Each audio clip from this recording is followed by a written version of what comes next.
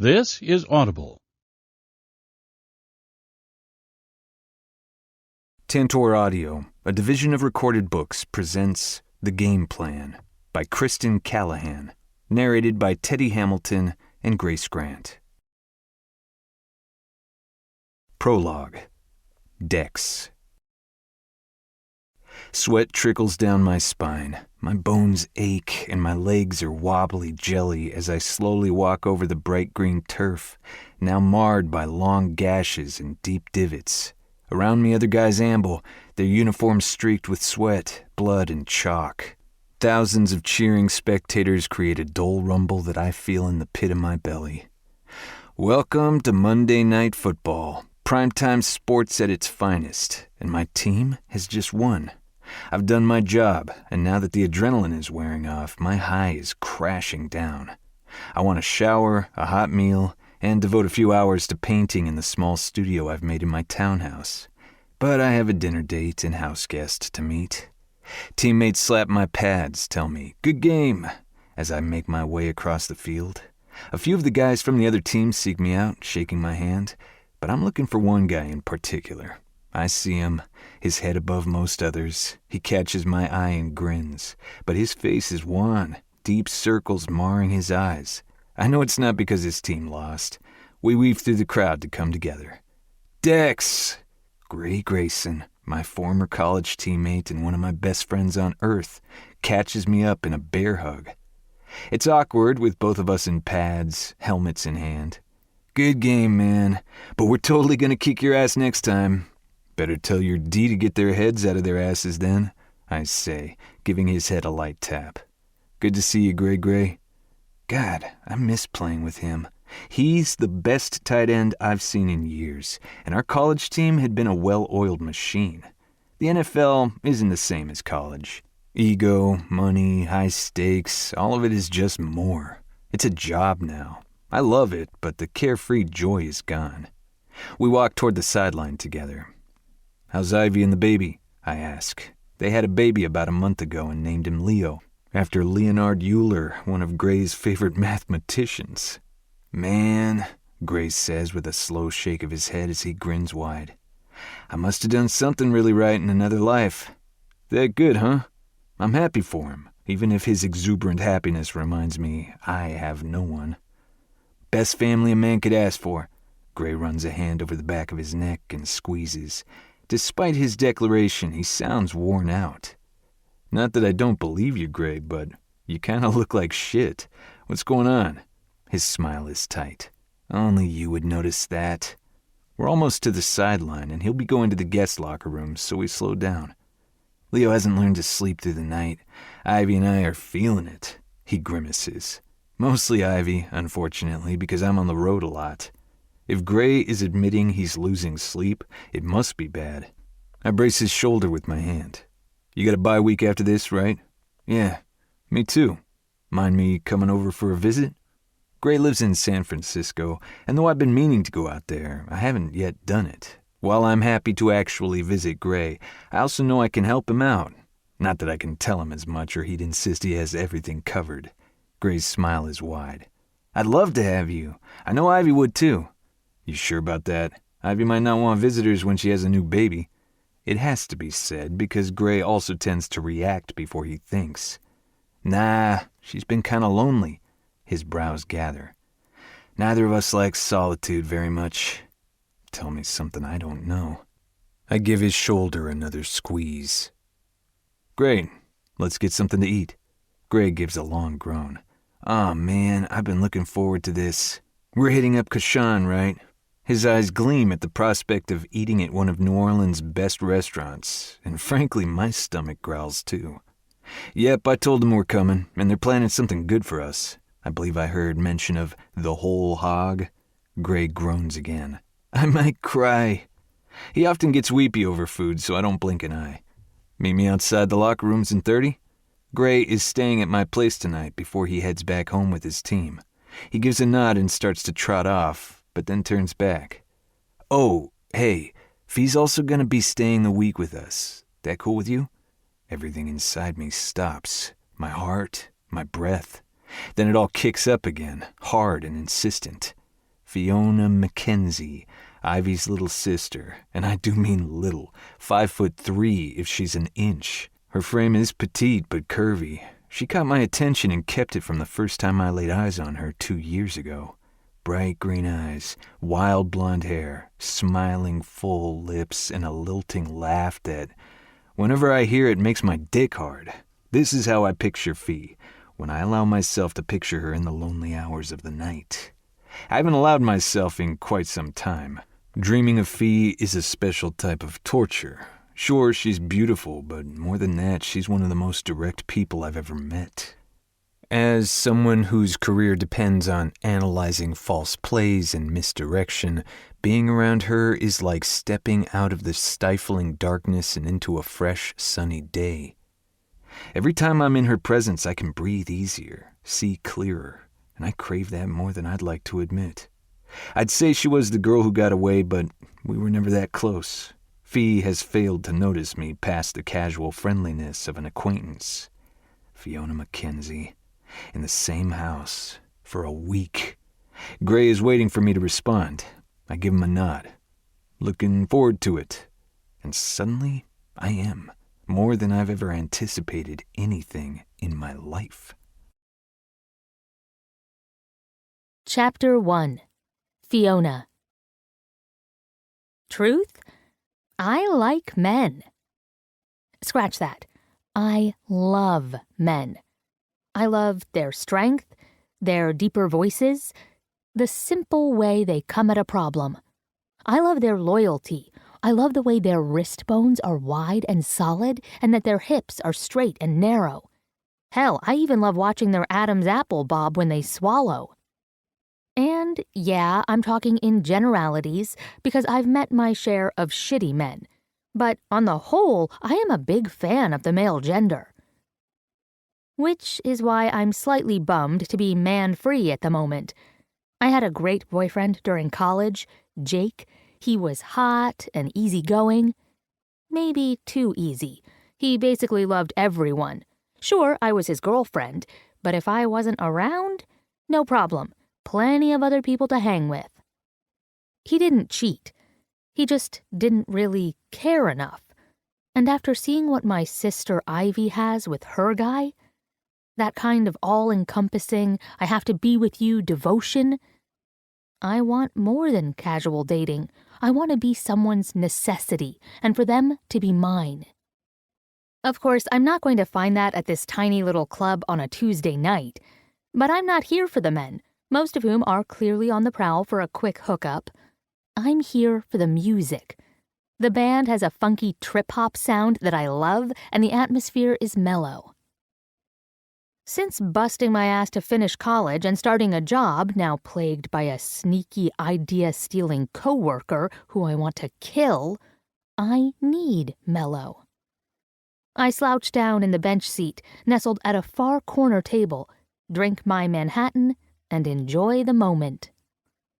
I've decided I also love San Francisco, which is where I am now, using my vacation time to visit my sister and her husband. Unfortunately, Ivy and Gray had no desire to come out with me tonight, because they have a new baby who wakes up every 2 hours. Yeah, not going to say I love the sleeping habits of babies, no matter how cute and awesome said baby is. I suppress a shudder. My life might be frustrating at the moment, and I might be a tinge lonely, but at least I'm not walking around sleep-deprived. Instead, I'm listening to a singer crooning about stars, her voice smooth as poured syrup. The cocktail is smoky sweet on my tongue and warm in my veins. I'm so relaxed at this point that I almost miss the man sitting to my right. I really don't know what prompts me to turn and look his way. Maybe it's because the set ends and my attention diverts from the stage. Or maybe I feel his gaze, because it's on me, steady and unblinking. Not one to shy away, I stare back and take him in. He's not my type. First off, he's huge, as in built like a brick house, with shoulders so wide I'm fairly certain I could perch on one of them and have room to spare. He's slouched in his chair, so I don't know how tall he is, but I'm thinking he's at least 6'4" or more, which would make him over a foot taller than me. I hate feeling tiny. I get that enough already without standing next to a super tall man. And he has a beard. Not a wild, bushy one, but thick and full, framing the square edge of his jaw. It's kind of hot. Even so, I am not into beards. I like smooth skin, dimples, a boyish look. Nothing is boyish about this dude. He's a strange mix of lumber-sexual and pure broody male. His hair is pulled into a knot at the back of his head, samurai style, which highlights the sharp crests of his cheeks and the blade of his nose. He might not be my type, but his eyes are gorgeous. I have no idea what color they are, but they're deep set beneath strong, dark brows. And even from here, his thick lashes are visible, almost feminine in their length. God, those eyes are beautiful and powerful. I feel his stare between my legs like a slow, hot stroke. He stares at me like he knows me, like I should know him too. Weirdly, he is familiar, but my mind is muzzy with one too many cocktails to figure out why. Apparently he gets this, because the corner of his wide, lush mouth twitches, as if I amuse him. Or maybe it's because I'm sitting here staring back at him. He's a cheeky one, isn't he? Just as blatant in his appraisal. So I decide to glare, raising one brow in the same way my dad does when he's displeased. Having been on the receiving end of that look, I know it's effective. On most people. This guy? His amusement grows, though he really only smiles with his eyes and lifts a brow as if to mock me. And then it hits me. That quietly amused, slightly contemplative expression, I've seen it before. I've seen him before. I do know him. He's Gray's friend and old college teammate. As if he reads my thoughts, he gives me a slow nod of hello. I find myself laughing at myself. He wasn't checking me out at all. He was waiting for me to recognize him. My fuzzy brain searches for a name. Dex. He's Dex. I give him a nod, inclining my chin, and he rises. Up, up, up. Yep, tall as a tree. I remember that he now plays center in the NFL, and though a lot of centers sport a big barrel belly, Dex doesn't. No, he's just pure hard muscle. All of it visible beneath the black tee and faded jeans he's wearing. All of it moving with the natural grace of a professional athlete as he strides toward me. Fiona Mackenzie. His voice is low, steady, and kind. I don't know why I think kind, but it sticks in my head and relaxes me in a way I ordinarily wouldn't if some guy I barely knew approached me when I was on my own in a club. Hi, Dex. Sorry it took me a minute. I'm usually quicker than that. I nod at the chair in front of me. Care to join me? He glances at my nearly empty glass. Want another drink first? Yeah. Thanks. If only to have something to do with my hands, because while he doesn't threaten me, he has a presence that's potent. My stomach tightens when he leans close, as if he might embrace me, his massive frame shadowing the small table.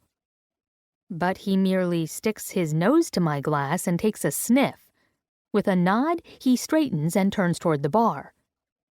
I do not admire his ass as he walks away.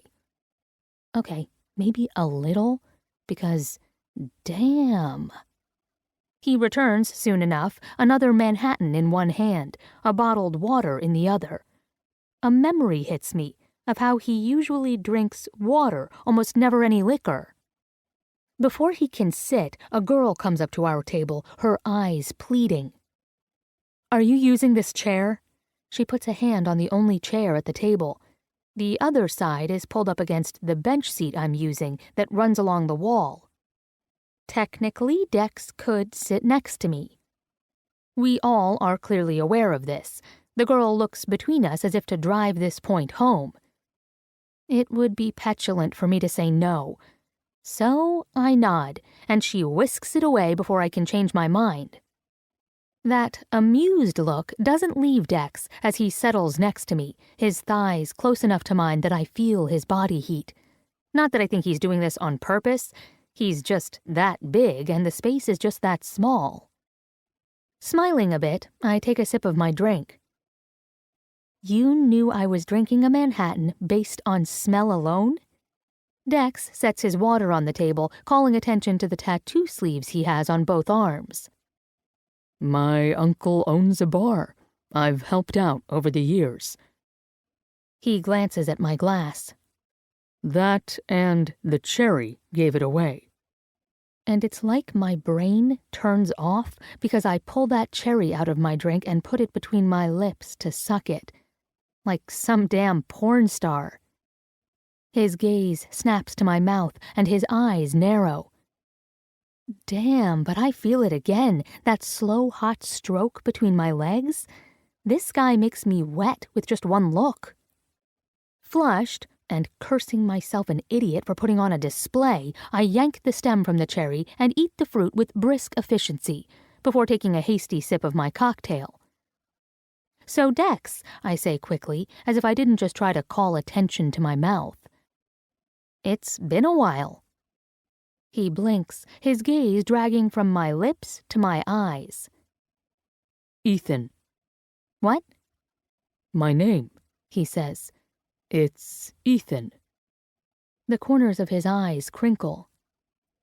Ethan Dexter. Ah, I take another sip. So I'm not allowed to call you Dex? That only apply to friends or something? He doesn't laugh or fidget, just keeps his gaze steady on my face. Didn't mean it as an insult. You can call me Dex, if you like. Before I can ask him why he'd insisted on Ethan if that's the case, he speaks again. I haven't seen you since the wedding. Gray and Ivy's wedding. Now that was a drunken blur. Good times. Truly, I don't drink often, but when I do, ahem. Which is why I try to avoid reaching the point of maximum craziness. Memories of the wedding are a strain, but hazy edges of them remind me that I danced with Gray's boys, Dex included. Ivy danced too, which is always a show. My sister, who I love more than anyone on earth, is a horrible, scary dancer. So mainly I'd concentrated on helping Gray run interference, making sure she didn't accidentally clock anyone on the head while she convulsed. Danced. I remember you mostly holding one of the walls up all night, I tell Dex now. He'd danced a few songs, sure, then had taken a bottled water and leaned against the wall to watch the rest of us. He grips his current bottled water. It's too dark to see what his tattoos are, but I can tell they're colorful, vintage-looking, and he has more of them than he did a year ago. Sometimes it's more fun to watch. His gaze doesn't move from my face, but it feels like it does. My breasts swell heavy against my bra, more so when he continues. You ripped your dress off and flung it in a tree. A flush works over my cheeks. It was a tropical resort, and I'd wanted to swim. Everyone did. I lean forward. Are you saying you liked watching me strip, Ethan Dexter? His chuckle is a gentle rumble. I'm saying it was memorable. He glances down, those long lashes hiding his eyes. And entertaining. I aim to please. Crossing one leg over the other, I study him. I'm enjoying myself, which is a surprise because I never pegged Dex as much of a talker. What are you doing in San Francisco? I don't recall you playing for Gray's team. I have a week off, and so does Gray. His broad shoulders lift in a shrug. I thought I'd visit him and Ivy. Wait, what? A bad thought rises in my head, and I find myself leaning toward him. You're staying with them too? He nods, wariness creeping over his features. Did they send you here to babysit me? I snap. I cannot believe he just happens to be at the same club. Not after both Gray and Ivy had complained about me going out on my own tonight. Yes and no. Dex takes a long pull of his water. Yes, they said you were here. Yes, they were worried. But I happen to like this band, so I thought I'd come listen and say hello in the process. Oh, how convenient, I drawl, sitting back against the wall. Isn't it? He agrees in a dry voice. I snort, the temptation to chuck my cherry stem at him riding high. I don't think he'll care if I do. Dex seems too unflappable to be offended by flying fruit bits. You don't have to stay, I tell him. You can inform the wardens that you saw me and I was fine and be on your way. He doesn't flinch.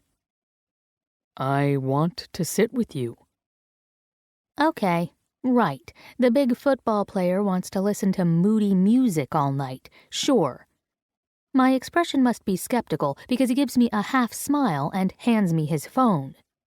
Check my music selection. He doesn't have a password. Not smart, so it's easy to look. Flunk, Goldfrapp, Massive Attack, Portishead, Groove Armada, even some more Chiba. He's got a veritable trip-hop library going. I grin up at him. You know, before this, I'd have taken you for a hard rock or maybe even a bluegrass fan. It's the beard, isn't it? He asks. And the man bun. He laughs, a short rumble of sound. Want me to let it down? Yes, maybe. Not necessary. Man buns are hot. I blame Jason Momoa. There was only so much watching him bang Khaleesi the female population could take before they wanted their own Khal Drogo. Shit, I really don't know what the hell I'm doing, because it sounds a lot like flirting to me. Instinct tells me flirting with Ethan Dexter isn't something to do lightly. And there's the fact that I don't go for athletes. At all. I don't care how fit they are, or how confident. I don't like sports. Football bores me. Oh, I know tons about the sport. Kind of impossible not to in my family. But I don't want to pretend that I care when I'd rather talk about other things. Dex's eyes crinkle again, and he turns toward me, leaning an elbow on the table. Doesn't Momoa have a beard? I wave my hand. Who has time to look at his beard when his muscles are on display? I most certainly do not look at Dex's phenomenal arms. So, your stance on beards is... His gaze so strong I feel it in my toes. My breathing picks up. Don't particularly like them. It's the truth, and yet I can't help but look at his. It's dark, framing his mouth, which should be a turn-off for me. Only it draws all my attention there, to the shape of his mouth, the upper lip a gentle curve, the lower lip fuller, almost a pout. There's something slightly illicit about the whole effect. I clear my throat, glance up, and find him watching me through lowered lids. He doesn't seem particularly put out by my frankness. What don't you like about them? Is he serious? He stares at me. I guess he is. Taking a quick sip of my drink, I search for an answer. They're just so fuzzy, prickly. He moves in, not crowding me, but putting himself at arm's reach. He smells faintly of cloves and oranges. It must be his aftershave or cologne, but it works for me. I'm distracted by it and almost jump when he speaks again. Do you know this based on experience, or are you making an assumption? My gaze narrows. Aren't you the philosopher? You didn't answer the question. Fine, assumption. His lips quirk. You should find out if your assumption is true before you condemn the beard. Is this some sort of creepy way to get me to touch your beard? A challenge flashes in his eyes. There are a few guys at the bar sporting beards. You could go ask them. But I figure since we know each other... Not that well. You'd rather ask a stranger? You're assuming I care enough to ask, Slick. His teeth shine white in the shadows of the club. I know you're curious. You're fairly twitching with wanting to know. I flatten my hands against the table and glare. Is it just me, or is he closer? Close enough that I can see his eyes are hazel, lighter around his cornea with a starburst pattern. I wish I could see the colors, but he's painted in shades of blue and gray right now. And he's watching me, patient, calculating, tempting. It's always the quiet ones, I mutter before taking a breath. Okay, I'll pet your fuzzy face. Hold up. Without hesitation, he reaches for my drink and takes a sip. Liquid courage. A strangled laugh leaves me. Because I'm so scary? You have no idea, Cherry. I think I growl at him. I definitely want to give his precious beard a good hard tug. But he simply lifts his brows at me. Get on with it, then. This cheeky bastard is totally playing me, and here I am falling into his trap, because I cannot look away from his beard now. More specifically, his lips, which are parted just slightly. An invitation. A dare. Shit, I've never been very good at ignoring a dare. I hate that my hand trembles as I reach up to touch him.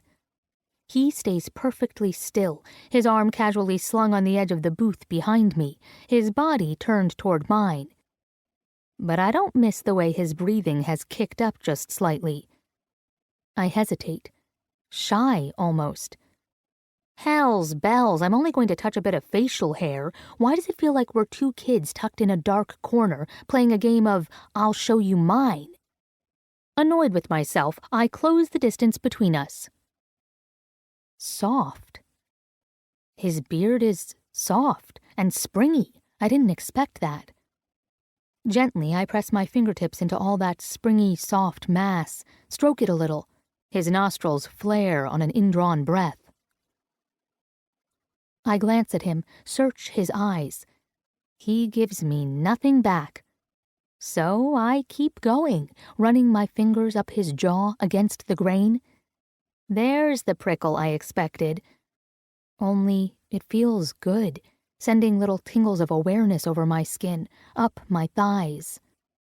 I swallow hard, press my legs together. Can he tell? I'm too chicken to check. I keep my focus on his face, on his lips, which look so smooth in comparison to his beard. My own lips part, suddenly sensitive. Somehow I've moved closer. I can't help myself. I trace the bottom edge of his lower lip with my thumb. Sweet Mary Jane Watson, that was a mistake. The contrast between his soft yet firm mouth and the thick crinkly beard sends a bolt of sheer shocking want straight to my clit. In a daze, I stroke his lips again, following the gentle upper curve, keeping contact with his beard while I do. Fuck, I can't stop imagining his mouth moving over my skin. Would I feel his beard when he sucked my nipples? I'm throbbing now, said nipples aching for relief. Dex's warmth is a wall against my chest. I've moved onto my knees before him without realizing it, my free hand clutching his shoulder as if I'm afraid he'll back away. But he won't, not when his big heavy hand has landed on my hip, bracing me, his fingers clutching in a way that's a little possessive and a little protective. I should stop. I tell myself this even as I keep tracing his mouth, the corners of it, his chin. Dex breathes lightly through his parted lips, and each exhale sends a little gust of soft warmth over me. I need to feel more, and that need has a mind of its own.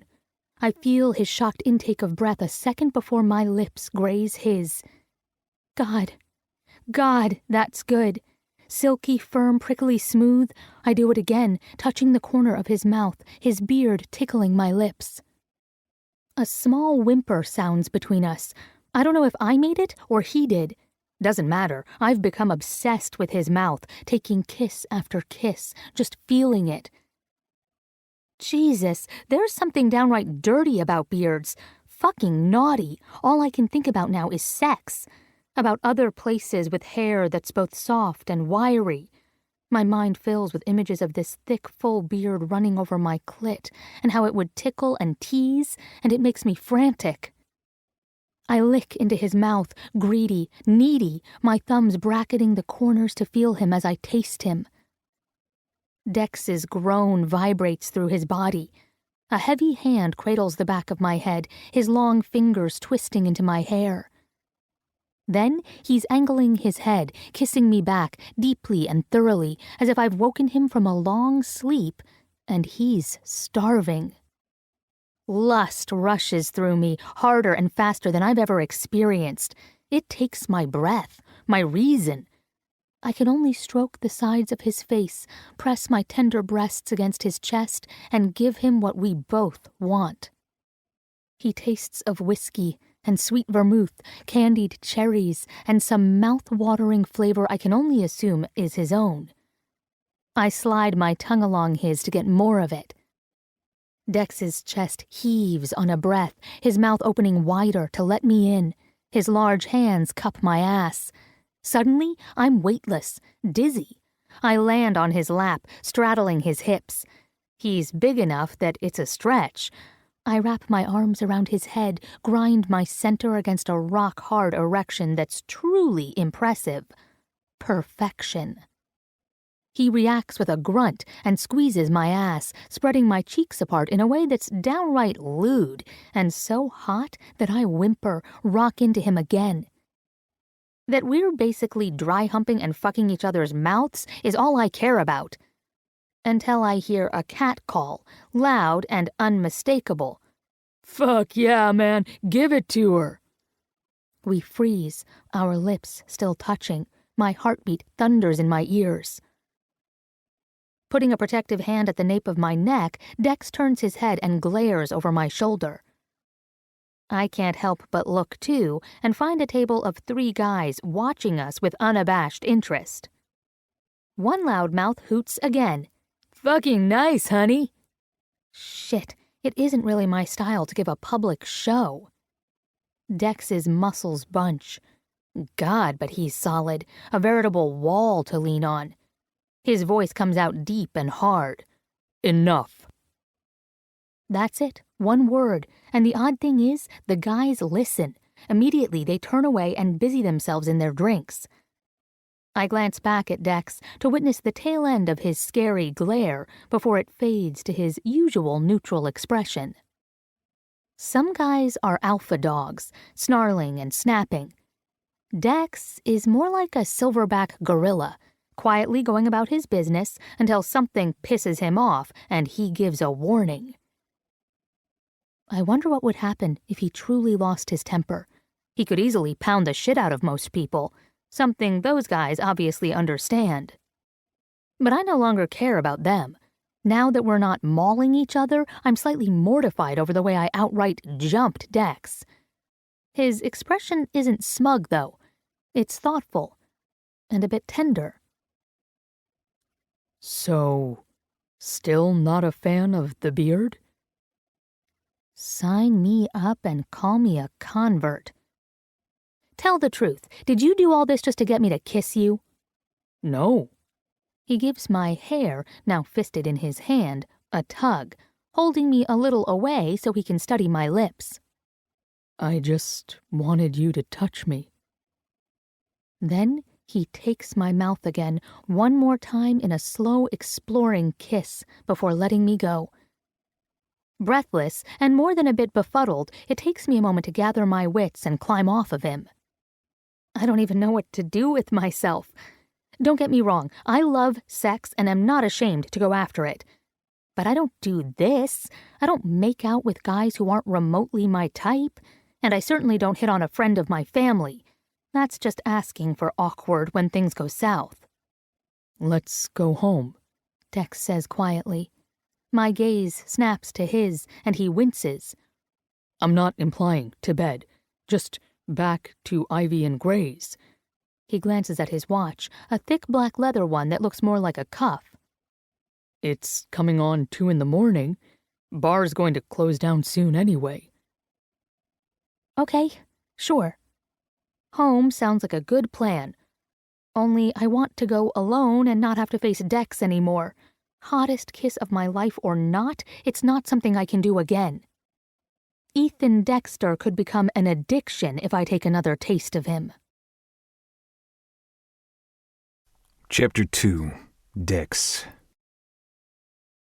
In the course of my life, I've done stupid things. Who hasn't? But kissing Fiona Mackenzie comes close to the top of the list. Ironically, it is definitely one of the best things I've done in my life as well. Painfully good. Painful now. I have a hard-on that won't go away and is bent awkwardly down the leg of my jeans. I'd adjust, but I know Fiona would notice. Not much gets by her. Then again, she's making a valiant effort to ignore me now, her gaze set on the window at her side as we drive Gray's old pickup back to his house. I love Grayson. The man is worth over $25 million and he still drives his high school truck. But now, I'm thinking about the fact that I had my tongue in his baby sister-in-law's mouth and I have to resist the urge to wince. I shouldn't have done it. But my brain took a vacation.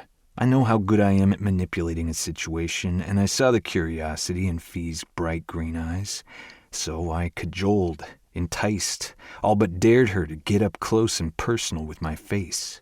Had I expected her to kiss me? Hell no. But I'd taken one look at her in that club and wanted her to touch me. To fucking see me more than my next breath. I've wanted that from the moment I laid eyes on her 2 years ago at her sister's Christmas party. Even then I knew Fiona wasn't for me. I'm quiet, like to keep to myself. Fiona is life. Bouncy, bubbly, snarky life. All wrapped up in a tiny, perfect package. I've often heard Ivy compare Fee to Tinkerbell. I suppose that's accurate, only I've always found the little cartoon fairy annoying, and I could watch Fee all day. Just the lilting sound of her voice entrances me. And when her nose wrinkles and she glares, hard as a fucking pike. Yeah, I've got it bad, which is not good.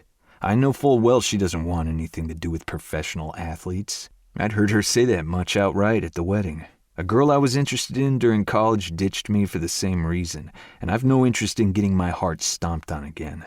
Which is why I shouldn't have touched, much less kissed, Fee. Because I can't stop replaying it in my mind. I know what she tastes like now, and she tastes like addiction.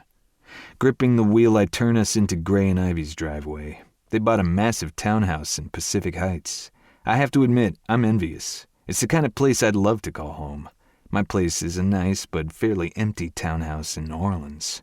I love its high ceilings, old wood floors, and natural light, but it doesn't feel like a home.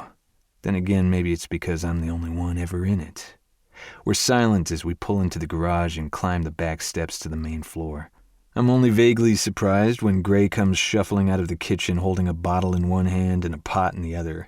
He's a mess, his blonde hair flattened on the side, his sweats inside out and backwards. Deep circles shadow his eyes. "Hey," he mutters, "have fun?" He doesn't look as though he cares much about anything other than sleep at the moment. "What's the pot for, Man Mountain?" Fee asks him before gently taking it from his hand. He blinks down at it. "Right, I was going to put that in the sink." From a flight above comes the irate squall of a baby. "The tiny overlord demands his due," Gray says, but he stops to kiss Fee on the cheek. His expression lightens a bit as he pulls back. "You smell like cologne, Fifi." Hot pink washes over Fiona's cheeks. "I smell like a nightclub." "Cologne," Gray counters as he trudges toward the stairs. His gaze lands on me. "Dex's cologne, and don't bother denying it. I roomed with the guy for years." So much for keeping things from Gray.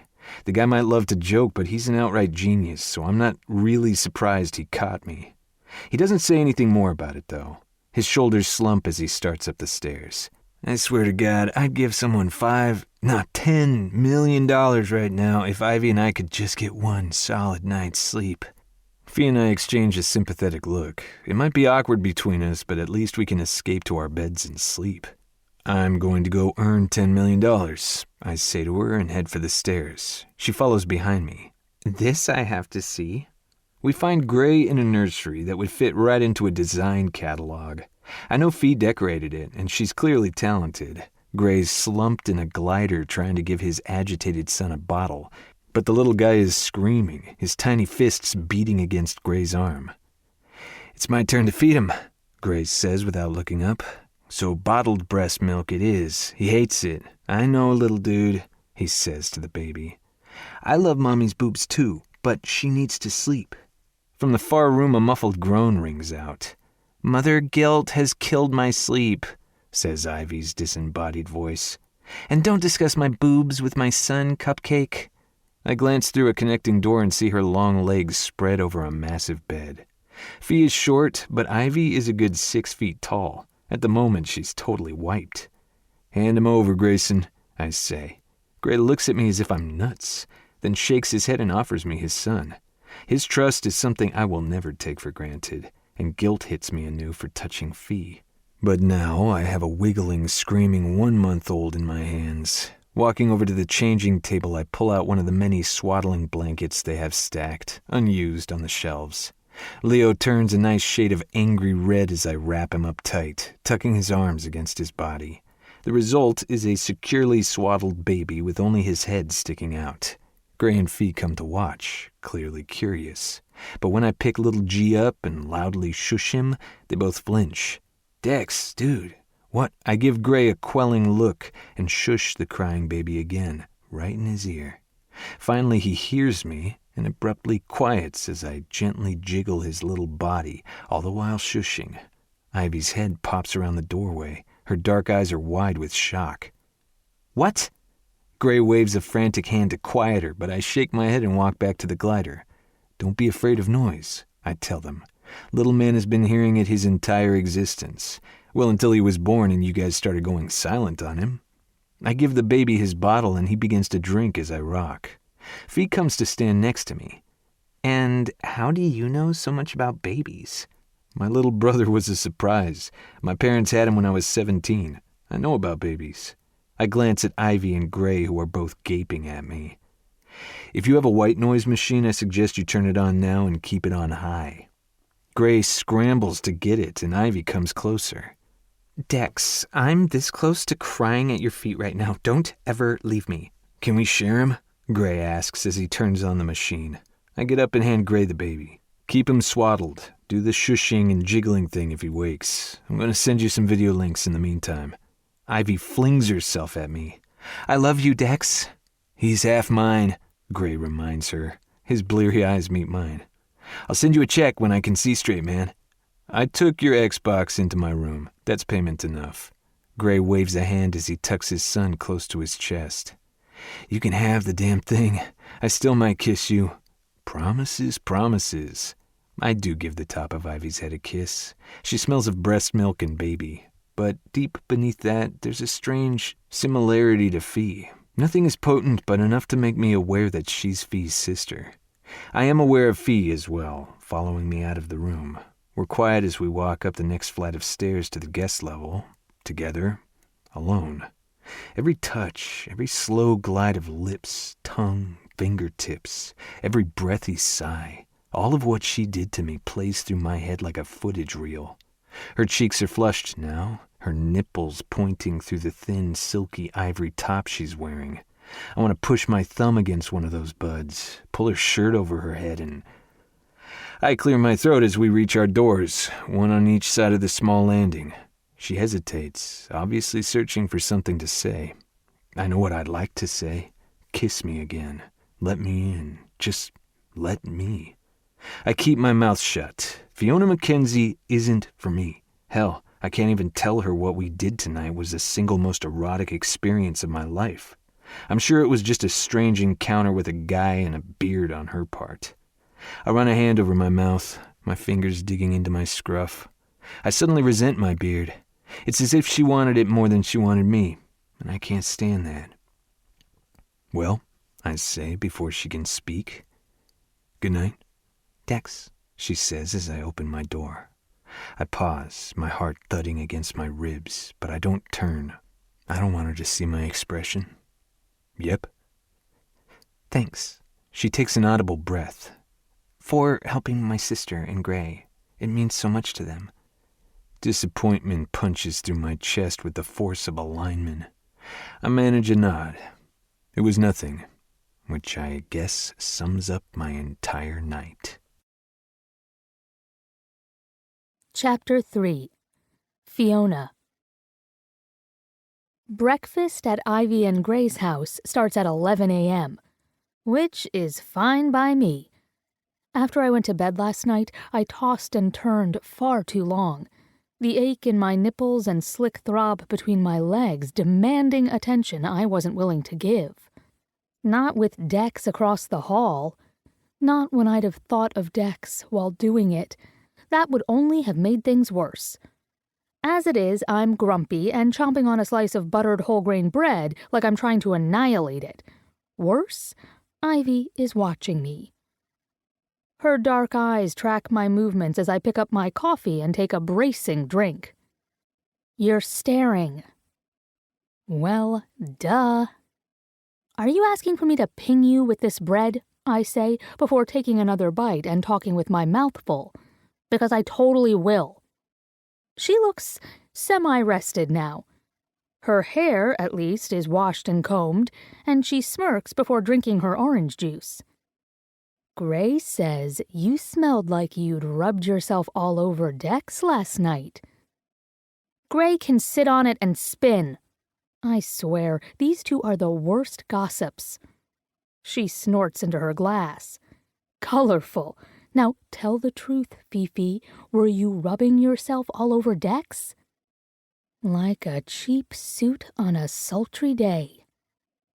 As if reading my thoughts, she leans her elbows on the table and gives me a sly smile.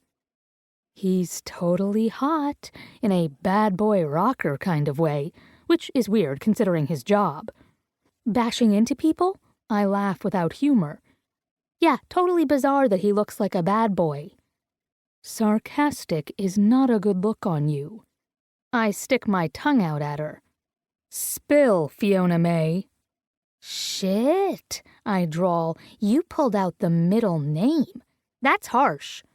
She crosses her arms over her chest and waits. There's nothing to tell.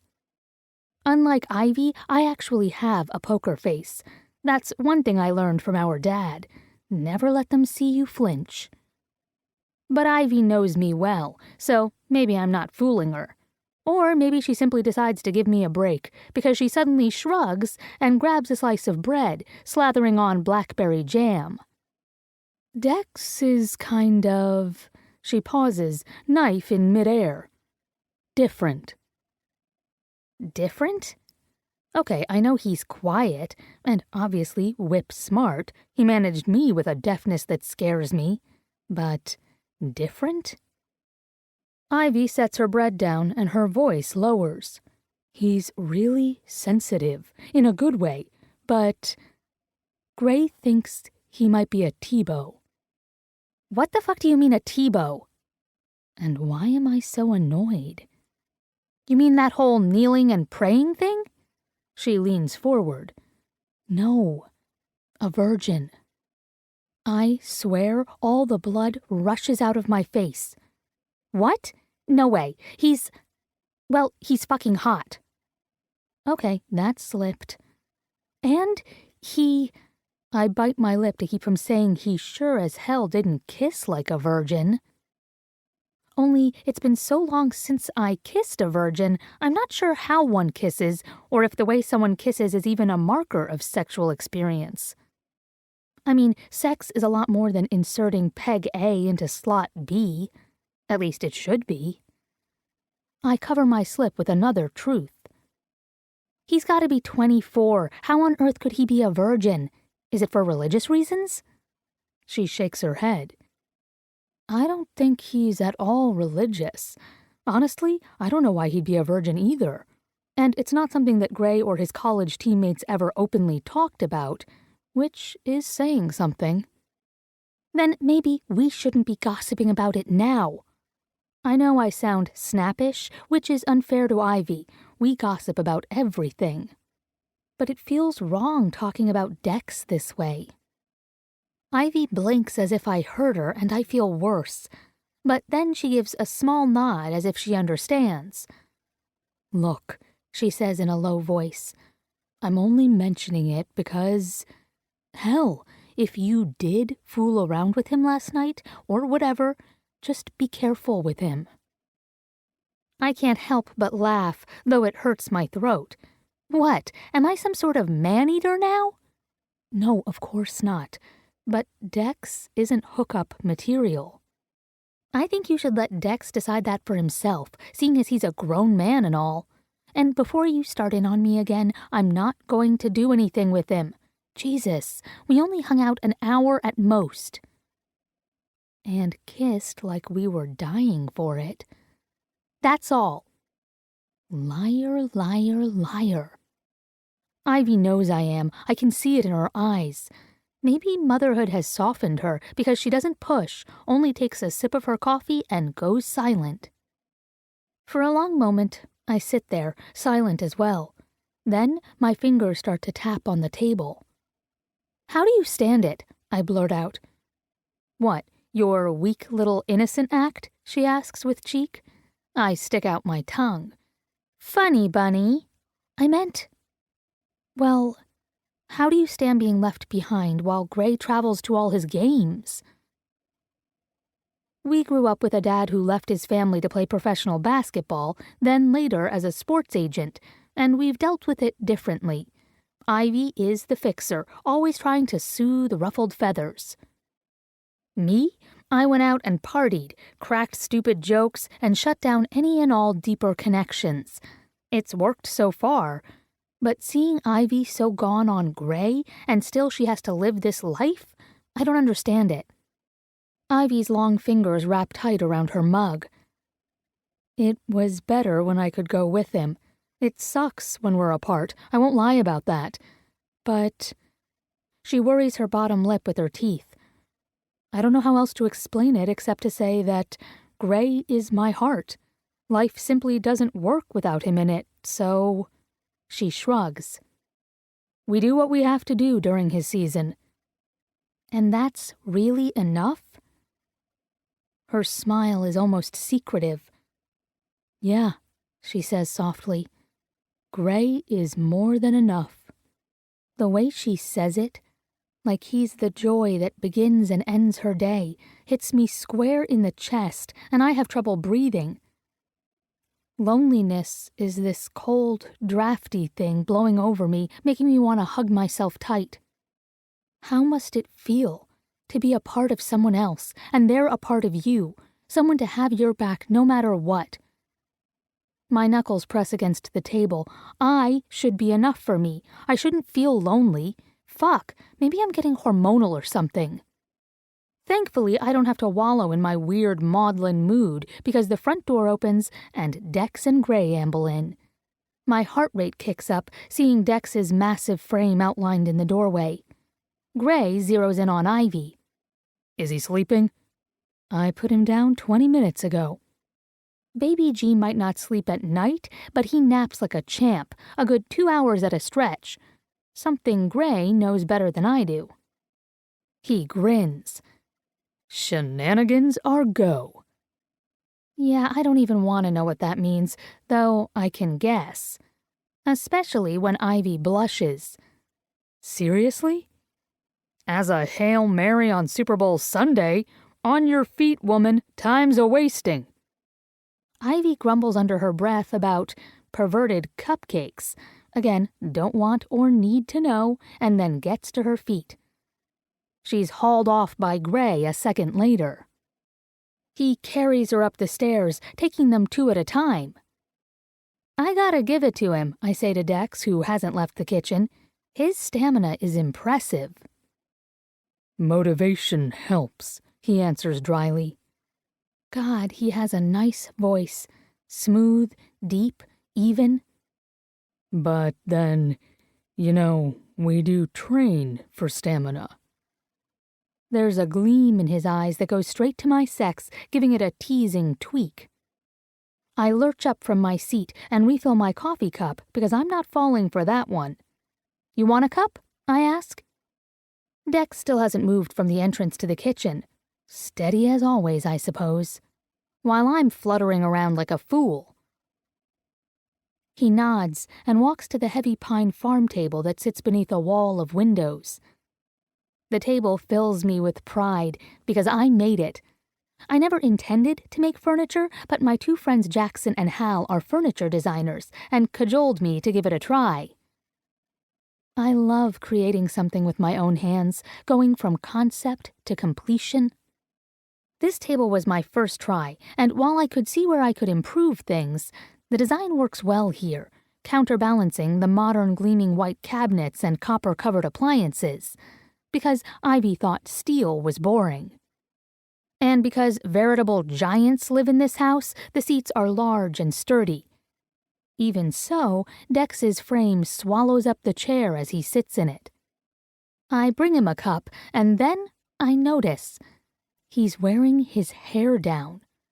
Holy hell! It falls in thick brown waves to the top of his collar. The sun has left streaks of gold running through it, and while the combination of full beard and flowing hair should be too much, call to mind an iconic Jesus or something, it isn't. It just looks hot, wild, touchable. I sit and curl my fingers around my mug. He does the same, and the late morning sun shines through the window, illuminating his tattoos. Black and red roses, a clock, a sugar skull, an indigo dragon, a 1940s battleship. There's a lot to look at. They run up his arms and under his sleeves, making me wonder if his chest and torso are covered too. Do they have meaning? I ask, because I'm clearly looking. Some do. His rich voice is almost a shock to my system, as if by speaking he's flicked my senses into overload. But he doesn't notice. Some of them just came to me while I was drawing. You drew these? He nods, takes a sip of his coffee. It relaxes me. I like to draw too, mostly room designs nowadays. You did a great job with the house, he says, not bothering to look around. I have no doubt he's already made a study of the entire place. Thanks. I'd like to think we're just making chit-chat, that we're just like any other casual acquaintances who happen to be house guests at the same time and place. But that's not what's happening, because Dex's gaze never leaves mine. It's unnerving, hot, as if behind his light conversation what he's really saying is, "You loved it, didn't you? Sucking on my tongue, grinding on my cock. You want it again, don't you?" Heat washes over me, and I struggle not to shift in my seat. I realize we've stopped talking and are simply staring at each other. Every place he didn't touch last night, every place I want him to touch, is hot and achy. I take a deep breath, watch him do the same. I'm about to bolt when he leans forward, his muscled forearms sliding a bit closer. Go out with me. On a date. What? I push back from the table, but I can't make my legs lift me. I thought last night was... A mistake? He slowly shakes his head. Not for me. I know I'm gaping. I can't seem to stop. But... His eyes crinkle. In the full sun, I see that they're a striking blend of colors, blue, green, gold, and brown, like polished agate. Speechless, he says. I like it. My mouth snaps shut, then promptly opens. You like me speechless? Well, that's a great motivator for going out with you. Like that I made you speechless, that I flustered you. He tilts his head as he looks me over. You do the same to me, get me all worked up. Only it seems to make me talk more than usual, not less. A fresh wave of heat washes through me. Dex, Ethan, he interjects softly. will you call me Ethan? At least some of the time? Ethan, I say quietly, and it feels intimate. Especially when his lids lower as though I've stroked his skin just by saying his name. I swallow hard. Don't take this the wrong way, but you don't seem like the hookup type. I'm not. He clenches his mug again. I don't think you really are either. No, I admit with a small smile. Not really. I'm looking for more now. Dex, Ethan, nods. Thing is, we're both here for the week. Ivy and Gray are in no condition to entertain. I like you. A lot. Why don't we go out together? That's not what your proposition sounded like to me. You said on a date. His lush lips curl. No, do not look at his mouth. I watch his lips move. I did. I want to kiss you again, Fiona. I couldn't sleep last night because I wanted that so badly. Shit. In between each chapter lies a quiet space. Take this moment to settle in and enjoy the music gently holding you. This audiobook is shared freely for you. Breaking rules under starry skies, whispers echo through our cries. Breathe in the chaos, let it show. Feel the rush, let the rhythm flow. Unleash the wild, let it all grow. We're alive in the undertow. Shadows dance in the flashing beams. Electric pulse fuels our wildest dreams. Every heartbeat a silent scream. We're the kings and queens of extreme. Painted streets with storylines. In between, beneath the signs. Every corner a new climb. Shit. So yeah, I said date. Because if you let me, I'm going to kiss you again as much as I can. It's a struggle to find my voice. Neither of us is looking for casual. We don't even live in the same city. I don't date athletes, or friends of my sister, or... Why don't we start with what you do? He cuts in, his gaze direct, firm. It lowers to my mouth before sliding back up to my eyes. Do you want to kiss me again, Fiona? Why does he have to say my name that way, as if it's a dare? And why is he so damn perceptive? His eyes bore into me. Did you think about me last night? In your bed? No one has ever been so blunt with me, ever. It does my head in, giving me no place to hide. All I'm asking is for the truth, he says, his big, strong body rock solid in his chair. Licking my lips, I try to breathe. Truth? I can do truth. It's not so hard, right? Yes. One of his dark brows rises. Yes, to what? If I have to elaborate, I might expire on the spot. Does it matter when the answer is yes? He smiles, and it's like the dawn cresting over the sea. When it comes to you, Fiona, the answer always matters. But I'll take that as a yes to all of the above. The chair scrapes as he rises, and my heart threatens to pound right out of my chest. But he doesn't approach me. No, the smug bastard just finishes off his coffee in one gulp and puts the mug in the dishwasher. He glances at me over his shoulder before he goes. Can you be ready in an hour? Hello? What about everything that I said? He doesn't blink. Those are all fears. I respect that. But let's take things as they come and see what happens, okay? Okay. That's all I manage. This guy makes my head spin. He's just so Reasonable. I don't have any defense against it. Against him and his damn sexy self. Damn it. Good. He gives me that smile once again. Dress warmly. It's cold out today. You're kind of bossy, I call after him. You know that? He stops and looks back at me. Apparently only with you, Cherry. I don't say another word, just watch his tight ass move beneath his jeans as he walks away. Well, fuck me, I mutter. I've been played. Again. Dex. It's official. I've lost my fucking mind. After spending the night basically staring up at the ceiling, I decided to leave Fiona alone. Be polite, retreat into my shell. A safe and solid plan.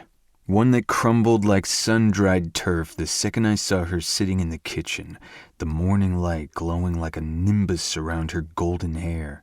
She was so beautiful she made my heart hurt. Sharing a cup of coffee with her, watching those lovely full lips of hers move as she made idle small talk with me, was more than I could take. I want Fiona. Badly. Enough to ignore certain fears and go after her. But I'm so out of my element that a tremor goes through my fingers as I run them through my hair and gather it up in a knot. Frowning, I comb my beard and stare into the mirror. My beard is a part of me now. How everyone sees me. Hell, it's why Fiona kissed me.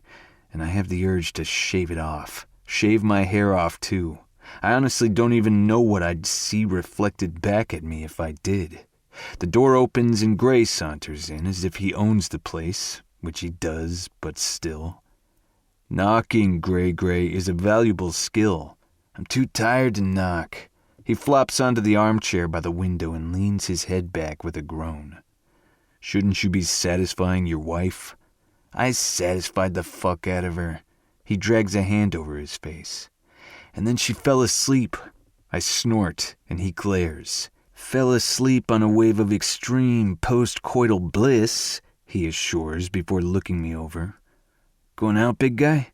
In truth, Gray is 2 inches taller than me, but he's built for speed while I'm built for blocking, which means I carry more bulk muscle. I'm taking Fiona to the Japanese garden. Silence follows. So, Fiona, huh? Gray sounds thoughtful. Setting my hands on the dresser, I brace for a fight. I want her. More silence. I turn. He studies me with a blank look. Are you pissed? I ask. I won't blame him. Hell, I expect it. If you were Johnson, or Thompson, or Marshall, or any of those sharks, I'd punch your throat. But you think I wouldn't trust you with Fee? I'd take a bullet for you, man. Damn. My throat closes and I have to clear it to talk. You should get some sleep. You look like shit. He lets his head roll back on the chair. What's the point? Little man will be up any second now. I'm taking him with us, I say, putting my wallet in my back pocket. Gray makes a strangled noise. Seriously? My lips twitch. Why do you think I'm here? To hang out with us? That, and you sounded like you could use a break, so here I am. You came to help us out? His voice is creaky, raw. I told you I know babies, so let me give you a break today. I swear Grayson goes weepy. He blinks rapidly before taking a breath. I love you, man. I'm one step away from kissing you right now. You keep saying that, but I've yet to see any follow-through. Slowly he shakes his head. I love my kid, like seriously love him, but I confess I'm dreaming of some sort of sleep drug for babies right about now. I reach for my boots. He'll figure this sleep thing out soon. Then you will too. Go on and get his things ready. Gray kind of crawls out of the chair before writing. He really is dead on his feet. I feel for the guy. He's halfway out the door before he halts. Dex, man, just watch yourself with Fee. You said you didn't mind. Not you. He winces and pushes a fist against the doorframe. She's kinda capricious, and I've never seen you go after a girl, so... He doesn't want me getting hurt. Well, I don't either, but it's a risk I'll have to take. Besides, I think there's more solidity to Fee than you're giving her credit for. He nods, but it's clear he doesn't agree. Thankfully, an irate squawk sounds downstairs. Little Leo is awake. Gray inclines his head. You sure about this? I know he's asking about me more than babysitting, and I should be thinking about my sanity, but I can only think of Fiona and how her lips explored mine. Best feeling ever. As I am of anything. Chapter 4. Fiona. I wonder what it is that you're thinking, Dex says from his casual slouch on the bench across from me. He's taken me to the Japanese tea garden, a place so utterly beautiful and tranquil I blinked back tears as soon as we'd entered. Now we're sitting in the tea house, me at the railing, idly gazing at the glass-like reflecting pool that surrounds us. And Dex with sketchpad and pencil in hand. His expression is relaxed, a smile in his hazel eyes. I can't help but smile back. I was thinking, you're a brave man, Ethan Dexter. His chuckle is low and easy. Now, why would you say that? He doesn't look down at the tiny baby nestled in the carrier against his chest. I'm sure I don't know, I drawl. I admit, when he met me in the front hall earlier, carrying Leo in his car seat, I was shocked. I love my nephew, fiercely. But I don't know anything about babies. I've never done a babysitting gig, didn't have friends who did, so the idea of taking care of Leo is daunting. But Dex? I know he wouldn't have offered if he wasn't confident he could do the job. Not many men would be willing to give up an afternoon to look after a 1-month-old baby. It gave me the instant warm fuzzies. And my ovaries damn near burst into song when Dex pulled out one of those baby swaddlers and tucked my nephew into it to carry him against his massive chest. I wasn't the only one. We couldn't go more than a few steps through the garden without some woman commenting, "How sweet! Oh, such a lovely baby! Such a dear man!"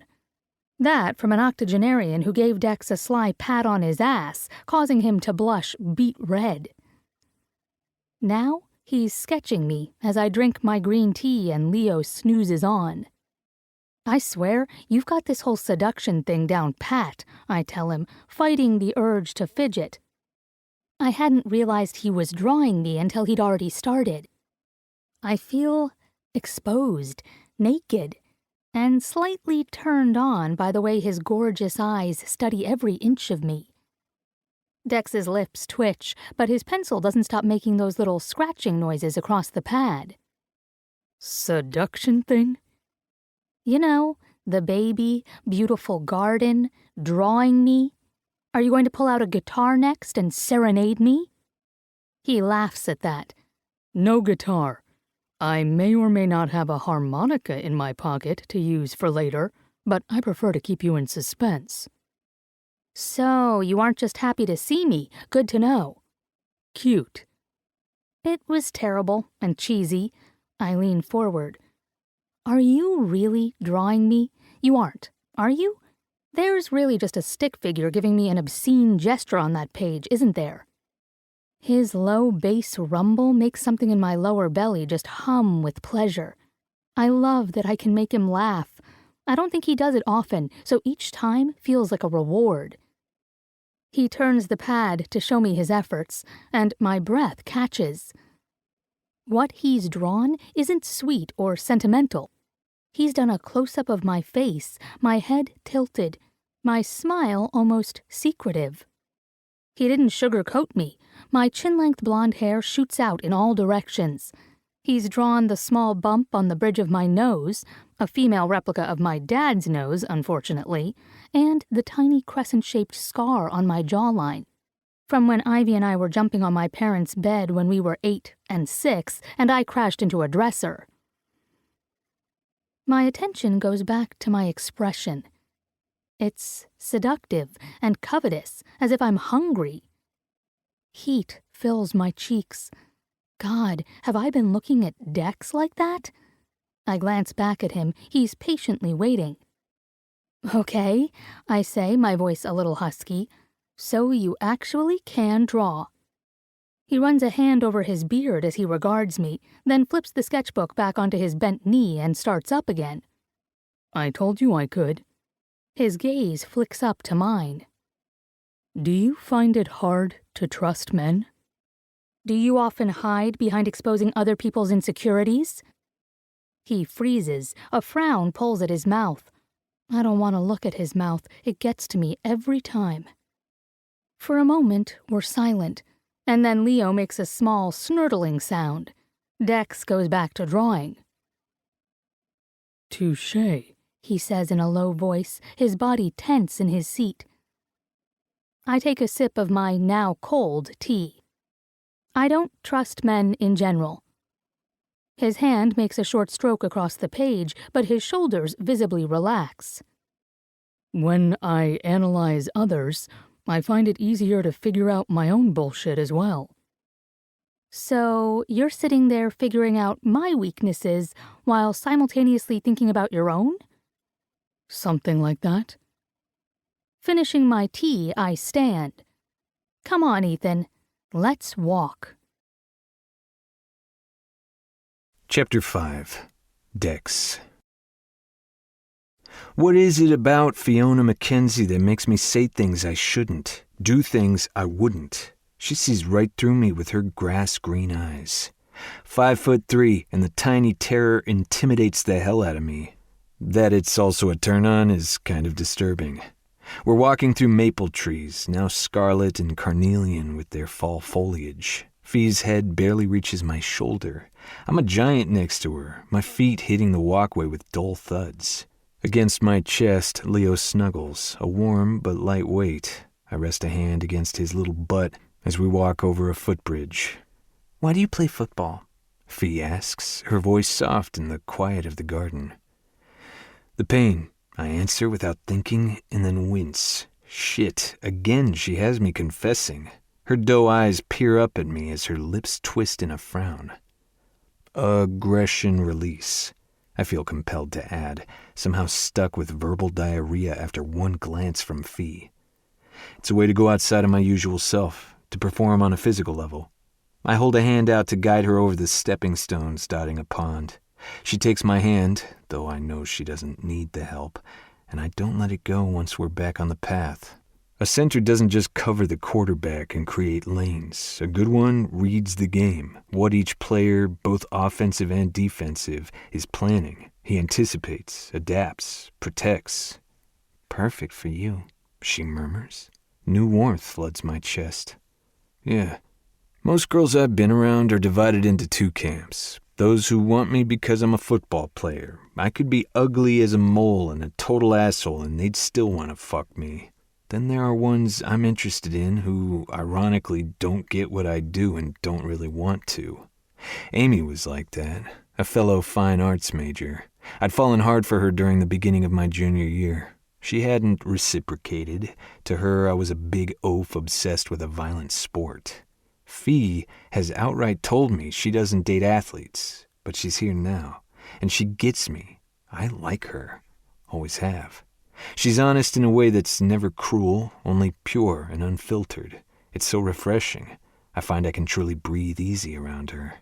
Her hand in mine is slim, the bones delicate and so easily breakable. I hold on to her carefully, let my thumb stroke her wrist, and though I'm the one stroking her, a shiver of awareness runs along my arm and straight down into my cock. Because I'm touching her, she's letting me. I want to run my fingers all over her small, curvy body. My gut tightens with that need, my heart pounding against my chest because I'm royally fucked up. I don't know what the fuck to do with women. I've avoided getting close to them for years, which flat out sucks for me now. Fee notices I've gone quiet and glances up at me. "Get out of your head, Ethan." "I live here," I say, trying for lightness. Not that easy to escape. She gets me enough to understand that about me, but I'm happy she doesn't know why I'm stuck in my head. "Last night," she says in a conversational tone, I went to sleep wondering how your beard would feel between my legs. I stumble over a paver. The baby snorts, but I write quickly. Fee isn't even looking. She's walking a few steps in front of me, her voice light and unaffected. I wondered, would I feel its tickle if you sucked on my nipples? Heat floods my lungs. I can't breathe. My cock is a throbbing shaft in my jeans. Maybe I make a sound because she turns, glances at me over her shoulder. Whatever she sees in my expression has her smile fading and pink washing over her cheeks. Her steps slow, but mine don't. I stalk forward, keeping my eyes pinned to hers. Still flushing, she backs up. I think I grin. I'm not sure. My goal is clear. I shepherd her toward the bench set beneath the curtain of a weeping willow. My hands easily span her waist, and it's nothing to lift her up. She stands before me on the seat. Her breath comes in soft, audible pants, her pert breasts at my eye level. She doesn't say a word as my hand slips beneath her sweater. Satin-smooth skin greets my palm. I slide it up over her flat belly, past her ribs, watching her eyes the whole time. I love the way those eyes grow wide, the shock and the heat that glow in them. She doesn't say a word when I run my fingers over the swell of her breasts and catch hold of her lace bra, tugging it down. A small sound escapes her, though, as I slowly lift one side of her top. The baby is asleep. Don't wake him. I'm so close that I can see the flutter of her pulse against her neck. Her warm scent floods my nostrils, woman and sweet green tea. The soft cashmere slips over her breast, freeing it with a little bounce, and my dick surges against my jeans. I swallow a groan. God, she's beautiful. Creamy, firm flesh, a rosy brown nipple the size of a quarter. Hold your top. My voice sounds guttural, but she does what I demand, her breast shaking a little with each quick breath. My hand shakes too as I cup her warm skin, plump her sweet tit for the taking. Then I kiss her nipple, grazing the tip, tickling it with my lips and beard. Ethan. Her hand lands on my shoulder, holding tight. I'm so hot, my skin burns. I kiss her breast like I would her mouth, licking and sucking, nipping the stiff bud, brushing my lips over it, and do it all over again. I get lost in the act, fucking worshipping her breast the way it ought to be. Small, needy whimpers leave her mouth as she clutches my shoulders with both hands now, her sweater sliding a little and falling onto the bridge of my nose. I don't care. I drag the flat of my tongue slowly over her nipple, savoring it, and she groans, long and loud. The sound is a hard tug on my cock. My free hand finds her hip, pulls her forward, and Leo wakes with a squeak and a little cry of protest. Instant boner kill. I yank my hand out from under her sweater and take a step back, careful to keep my hands on her hips so she doesn't fall. Closing my eyes, I take a breath, then another. Jesus, I've never done anything like that. Never let myself not think and just take what I want. And I want to do it again and again, lose my fucking mind on pleasuring Fiona Mackenzie. I'm almost breathing normally as I turn to sit on the bench so I can see what little man wants. Next to me, Fiona rights her clothes and jumps down. Keeping her back to me, she runs a hand through her hair. When she finally turns, she doesn't look embarrassed or regretful. She simply helps me change the baby's diaper as if nothing happened. I don't know if I should be grateful or disappointed. Right now, I'm going with disappointment. Chapter 6. Fiona. Is it wrong that I'm thinking of hiring a mother's helper?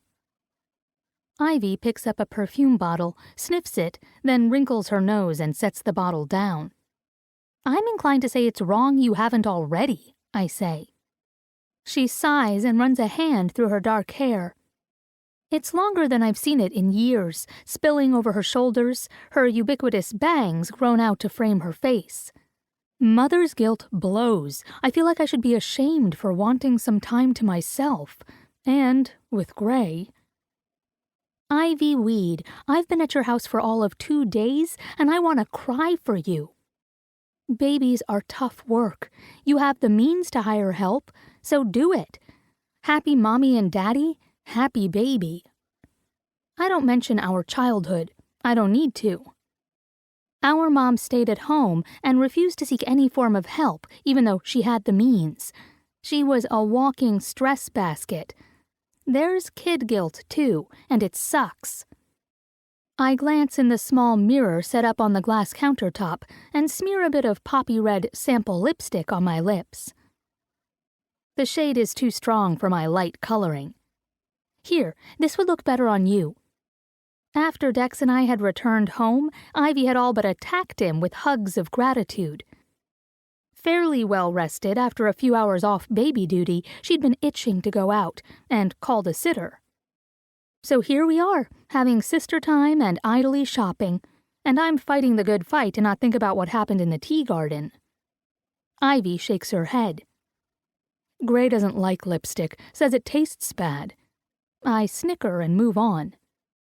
Speaking of jobs, she says as we leave the store, how's yours going? Bob Sugar still giving you grief?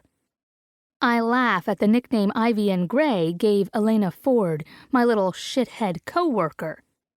At least Bob Sugar was upfront about stealing Jerry Maguire's clients. Elena is far more insidious. About 2 months ago, she started at the design firm where I work in NYC. At first, I thought I'd made a friend.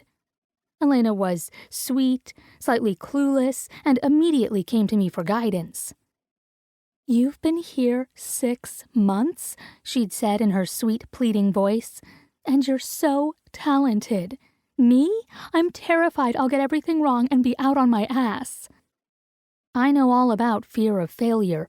I am the family fuck-up, always flitting from this thing to that. So I helped Elena, showing her my designs, talking about what inspired me, what I thought the client was looking for. How was I to know she'd waltz into our Monday mock-up meeting with designs for the Greenberg condo that looked almost exactly like mine? Sure, there were differences, just enough that it didn't look like a complete copy, but the overall style and themes were exactly the same. I'd felt sick. But hey, it could have been a coincidence, and Elena was still so nice, thanking me for all my help, cracking jokes in the staff lounge. Except our boss, Felix, chose Elena to assist him with the condo. She'd won, and I'd been okay with that. Only it happened again. Ivy's arm links through mine, pulling me back to the present. "You've gone quiet." I sigh and lean into her shoulder as we head for the Embarcadero. I don't want to dislike anyone, but I'm beginning to actively hate this woman. "What did she do now?" Ivy asks darkly. "It's my fault," I mutter, my stomach twisting. "I told her what I had planned for 44 Park. "Fee," Ivy cries, "you didn't." Give me a break. It was before I realized that she was, thieving scum. "A creative leech," Ivy puts in helpfully. We have another name for her, too. It rhymes with Hunt. "Arg, that bitch is totally gaslighting you." "Yeah," I sigh. I feel so stupid. And sick. Heartsick. She did it again. This time it was worse.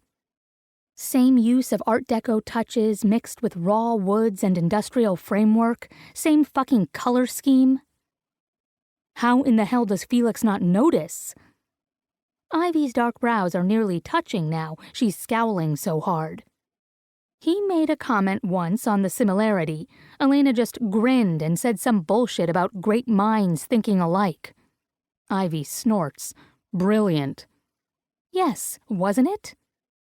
Her mother is a creative editor for Elle Decor. She has numerous and powerful contacts. Why should Felix care when it's good business?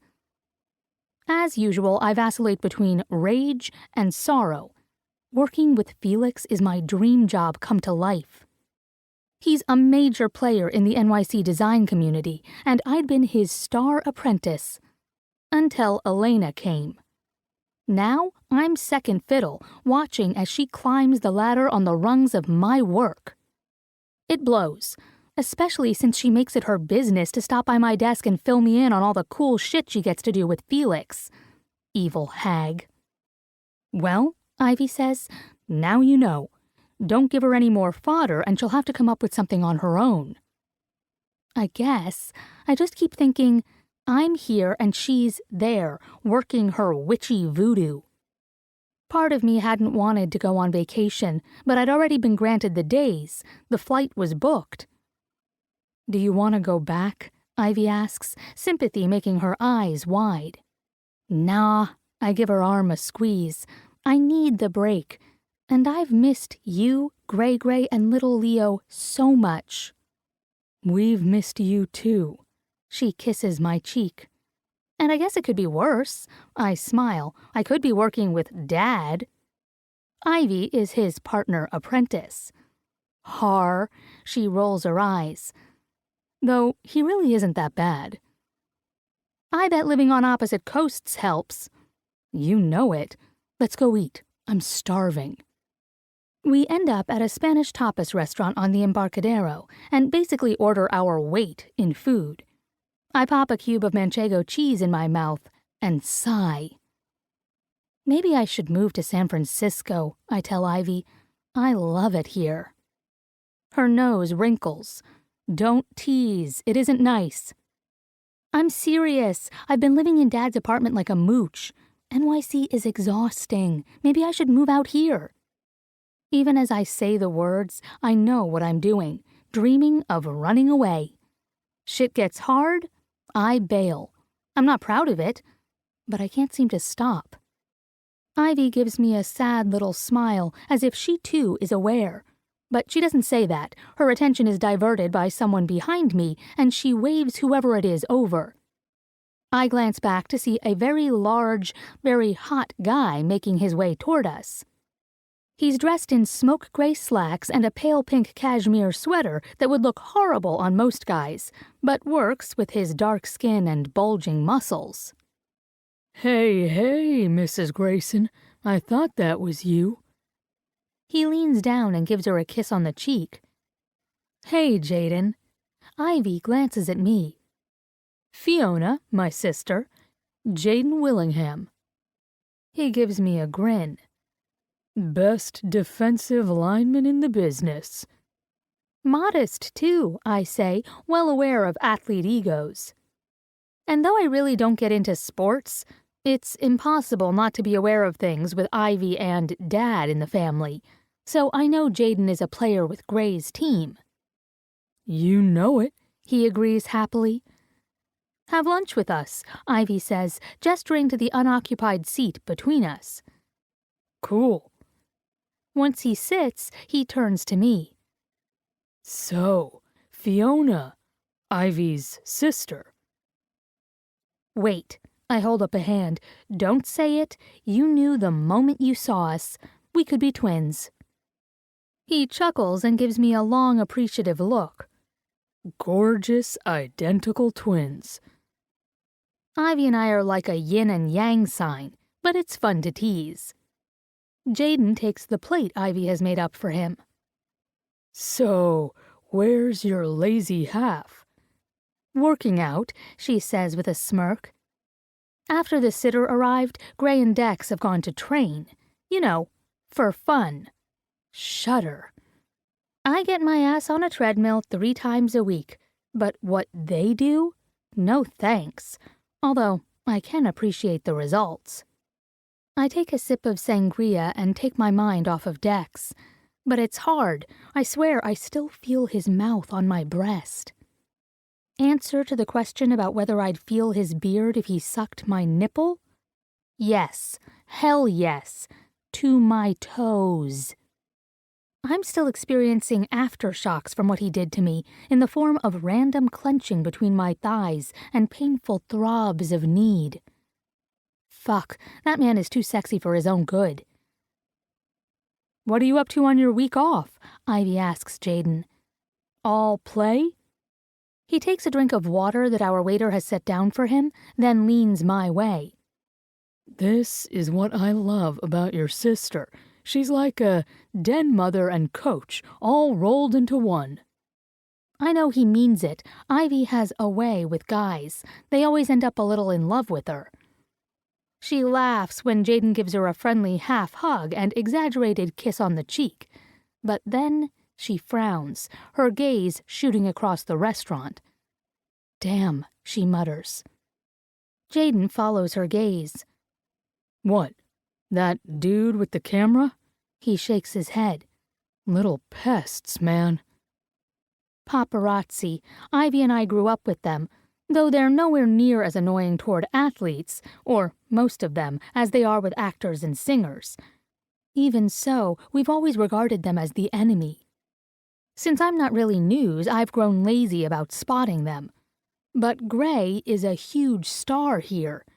Already one of the best tight ends in the NFL and ridiculously hot to boot. He has his fair share of attention.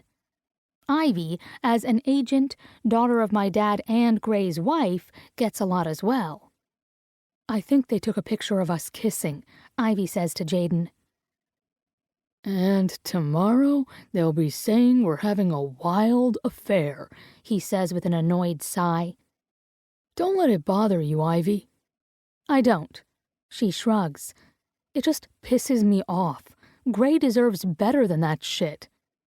Well, I toss down my napkin and turn to Jaden. Let's give them something else to talk about. Smack one on me, lineman. A glint lights his eyes. I like your style, Fiona. I know Jaden can tell we're just messing around to help Ivy. I've always been a flirt. Pretending to kiss a guy is nothing to me. But some small part of me wonders why I offered to do this, because it suddenly feels very wrong. It's too late to back out. Jaden cups a hand at the back of my neck and leans in. His kiss is brief. Hell, he's practically laughing as he does it, but it's just long enough to make certain the photographer will see and take a picture. And though Jaden is good-looking, I don't feel anything other than mild satisfaction that we're taking attention away from Ivy and Gray's relationship. Jaden pulls back and smiles wide. Ivy is laughing and shaking her head, but her smile fractures, turning in dismay as she glances over my shoulder. And I feel cold to the pit of my stomach, because I know. I turn and Dex's gaze clashes with mine. The cold within me turns to hot, painful lead. His expression is unreadable. Gray's isn't. He's pissed. Together they make their way to us. Ivy Mac, Gray says softly as he bends to kiss his wife. He snags a chair from an empty table behind him and sits closer to her. Dex takes the empty seat at my side. Shit, fuck, shit. My throat clenches tight, but some sullen childish part of me wants to rebel. We've only exchanged one kiss, and, okay, some seriously hot boob action, but we aren't in a relationship. We don't even live in the same city. Then I think of how I'd react if I saw Dex kissing someone else. I'd want to punch him in the junk. Guilt and embarrassment grow painful as I feel Dex beside me, his arm resting on the table near enough to touch. Gray, my man. Jaden and Gray exchange a dude shake, and then Jaden looks at Dex. Dexter, last time I saw you, I took your QB down at the 30. Dex's mouth twitches in a shadow of a smile. Yeah. That 2-point conversion we made on the next play for the win must have chafed. Gray starts laughing. That loss fucking sucked. Way to bring it up, Jay. He gives Jaden's back a hearty slap. The guys laugh. Forgot about that part, Jaden admits with a head shake. Happens to defensive linemen all the time, Dex says as if in sympathy. They're easily confused. Annoyance rises within me. Here I am feeling guilty as hell for exchanging a fake kiss with a stranger, and Dex is acting as if nothing happened. Well, it didn't, but he doesn't know that. He's ignoring me. As if he hears my thoughts, his hazel eyes meet mine. Still, Nothing. No emotion other than casual friendliness. So you're lunching with my girl, Gray says to Jaden. Nah, Jaden answers easily before slinging an arm over my shoulders to give me a friendly squeeze. I'm lunching with my girl, Fiona. Great. Lovely. Perfect. If looks could kill, I'd be dead, speared through the heart by Gray's glare. I force a laugh and give Jaden a light shove. Then you can pick up the check. He sets his attention back on Gray and Dex, both of whom I'm ignoring in favor of Patatas Bravas. I got a poker game going tonight, Jaden tells Gray. Dean, Jamal, and Monroe will be there. Even pretty boy James is in. You coming? Gray doesn't even blink. No way. I'm staying at home and sleeping if I can. That's right. I forgot you're on baby duty. How's the little man? I drift away from the conversation and glance at Dex. He's focused on Jaden and Gray, his profile to me. The slant of his nose and the jut of his chin are like the stamp of a Roman coin. There's no rush. The story will wait. For now, let the music ease your mind and bring you into a calm rhythm. Thank you for being here with us. A whisper in the dark, a voice echoes beneath, leading me to you, leading me to you.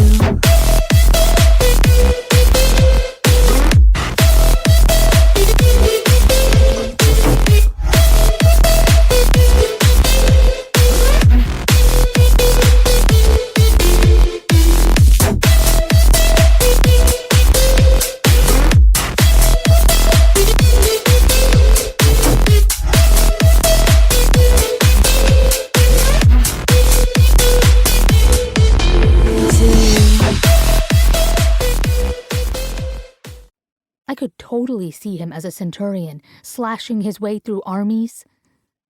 I really have to stop crushing on him. I know myself. I'm not good at flings. One-night hookups I can walk away from without a problem, but if I start to like the guy, I need more. I'm not going to get more with Dex. His deep voice breaks me out of my fog. Yeah, sure, I'll go, he says to Jaden. I'm guessing he's in for poker. Cool. Jaden makes as if to rise. It starts up in an hour. Why don't you come with me now? Sure. So Dex is leaving, never once having said a word to me. He stands, his chair legs scraping over the floorboards, and a sense of loss plummets to my stomach. I want to apologize. I want to yell at him for ignoring me. I say nothing. Dex and Jaden exchange goodbyes with Ivy and Gray. I get a kiss on the cheek from Jaden. Good to meet you, Fiona. His dark eyes twinkle. If you want to hang, give me a call. Gray's got my number. I give him a tight smile, but my attention is on Dex.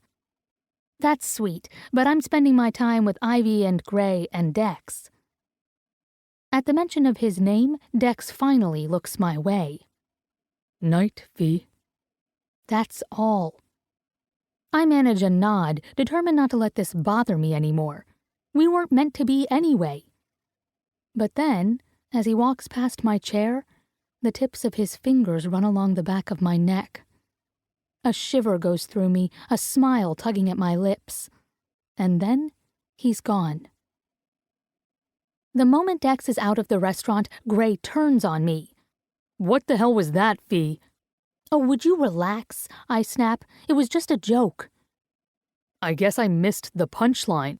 Gray scowls at me before stealing my water and taking a drink, while glaring over the rim of the glass. A pap took a picture of Jaden kissing my cheek, Ivy explains. Fee and Jaden were just giving him something else to gossip about. I guess. Gray shrugs, but then gives me another hard look. Still, Fee, that was not cool. Dex likes you, and... He flinches, rearing back as an olive bounces off his forehead. Did you just ping me with that? Did you miss the part where I threw it at your big head? I ask sweetly before frowning. Do not lecture me like I'm an idiot, Gray. I had no idea you guys were coming here. I give Ivy a pointed look because she could have warned me. And I feel shitty enough as it is. Well, Gray starts. I cut him off. That said, Dex and I aren't... I wave a hand. I don't know what the hell we are. We went on one date. I'm leaving in a week. He pouts, crossing his arms over his massive chest. Then maybe you should stay away from him. Hurt caves in on my chest. Wow. Thanks. It means so much to me that you feel the need to rush me off Dex's front porch. Gray's tight mouth eases a little. I didn't mean it like that. Okay, maybe a little. Shit. No, I hold up a hand. I get it, and maybe you're right, but that's my call, not yours. Tense silence falls over the table. Ivy sets a hand on Gray's arm. We have 1 hour before the sitter needs us to return. Let's not waste it arguing, Cupcake. He looks at her for a long moment, then nods. His blue eyes are wide and serious as they seek me out. Sorry, Fee. I shouldn't have gone off on you. Sorry about the olive. That shit can stain, I say grudgingly. Next time, I'll throw a nut. I get a napkin to the face in return, and we both laugh, but my insides are heavy, restless. As annoyed as I am with Gray, I know he's right. And doesn't that just suck the big one? Chapter 7. Fiona. Dex doesn't come home. Not when Ivy and Gray head up to bed, not after I've read in bed for a few hours. It's nearly 2 a.m. when I give up the ghost and turn off my e-reader. In the silence of my cozy guest room, tucked under the eaves, I stare at the window, now blocked by heavy pink silk curtains. I decorated this room, my first project. I'd gone for white walls, a gold leaf rococo dresser, a white Louis XVI style bed trimmed in lime green satin, and a set of vibrant Warhol Queen Elizabeth prints hanging on one wall. I call it Shabby Brit Chic. It's in honor of my mom, who's British and uses this room when she visits. The room across the hall, where Dex is staying, I decorated for Dad, the color scheme dark and masculine. Gray flannel on the walls, ebony wood bed, bold photo prints, and pinstriped gray curtains. It's empty now, something I'm painfully aware of. Is Dex avoiding me? Is he angry? Hurt? I replay the brush of his fingers against my skin when he'd left me. It had felt like a conversation. A promise, maybe. But what the hell do I know? Why does it matter so much, and so fast? Just last night I'd told myself he wasn't my type. Then I had to go and kiss the hell out of him. Huffing, I kick the covers free, my skin hot and itchy, as though I have ants crawling over it. Maybe I should listen to Gray and nip this thing, whatever the hell it is, in the bud. Dex is out for the night? Good. I'll avoid him in the morning, and that will be that. We'll politely go our own ways, and I'll leave next week. An hour later, I am still wide fucking awake. Damn it. Dex. One thing about living alone, you don't have to sneak into your house. Being a guest, however, I try my best to get up the stairs without waking anyone. A certain baby, to be specific. I'm bone-tired and smell like cigar smoke. Some of the guys insisted on lighting up.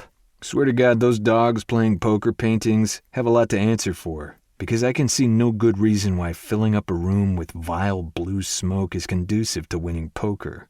I certainly didn't need any aid to win. Defensive linemen are shit at keeping neutral face. I could read them like a book, and I'm a few grand richer for it. A smile pulls at my mouth at the memory of Jaden cursing as he lost again and again. My smile fades, I took sick pleasure in beating his ass. I tell myself it didn't have anything to do with that little scene I witnessed at the restaurant, that it was all about being a good sinner and not letting a lineman get one over on me. But I'm only lying to myself. Suppressing a sigh, I creep into my room and halt. The small bronze bedside lamp is on, casting a soft, warm glow over the room. Not much light, but enough to see perfectly clear. Curled up under the covers, an e-reader still in hand, is Fee. She's fast asleep, her golden hair spread out over my pillow. For a second I look back at the door. Did I go into Fee's room by accident? No, I've seen her room. It's light and colorful and feminine. Besides, my boots are in one corner, a pair of my jeans hanging off the back of the leather armchair next to the window. My gaze wanders back to Fee, who looks tiny in the big bed. And I'm having a Goldilocks moment here because I definitely feel like the bear who's found his bed invaded. Hell. I tried to avoid thinking of her all night. She kissed Jaden. I don't know why. It hadn't looked involved. They'd been laughing, clearly goofing around. Still didn't stop me from feeling as though a pole had been punched through my chest. But her big green eyes had held guilt and regret when she looked at me. So what could I say? I don't own Fee. I want her, I fear wanting her, but I don't have a claim. A soft snore leaves Fee's lips, and she snuggles down farther in the bed. Fee, in my bed. Maybe I do have a claim. I unbuckle my belt and slide my jeans off as quietly as possible. I'd wanted to take a shower. Now I'm not risking leaving, only to find her gone when I return. I keep my shirt and underwear on, not trusting myself to be naked in a bed with Fee. Turning off the light, I approach the empty side of the bed and slip beneath the covers. Fee doesn't wake up, but she turns my way, as if seeking me. Fuck it. I pull her against me, tucking her back to my front, and she settles in with a sleepy sigh. I let myself soak in her warm body, breathe the scent of her skin. She feels so damn good, my heart hurts. I hold her closer, my arm around her narrow waist, my hand cupping her soft breast. It feels so right. Everything in me relaxes. Yeah, I'm now horny, but exhaustion and relief that Fee sought me out have the greater claim. I fall asleep before I even know it. Chapter 8. Fiona. It's an awkward thing, waking up in a man's bed when you don't remember falling asleep, much less sleeping with the man. It's even more awkward when you wake up alone. Sunlight streams across my face, and I stretch my arms over my head. There's a crick in my neck from reading too long in bed. I don't know what crazy impulse pushed me to sneak into Dex's room to wait for him. Clearly, that didn't go well. Glancing at the rumpled spot beside me, I can tell he slept next to me. Damn if I can remember it, though. It stings that he isn't here now. But that's probably a good thing. I have morning breath, and my hair feels matted on one side. Skulking back to my room is like the walk of shame without the benefits of having enjoyed the night before. Yay, hey. A hot shower and a cup of coffee don't relieve my pissy mood. The house is utterly silent and empty, which kind of freaks me out. You'd think somebody would leave a note. I'm back in my room, scrolling through social media on my phone and having visions of being stuck in some bad Twilight Zone episode where I find out every person I know has disappeared from the face of the earth when Dex appears at my door. Just the sight of him has my skin tightening and my heart beating faster.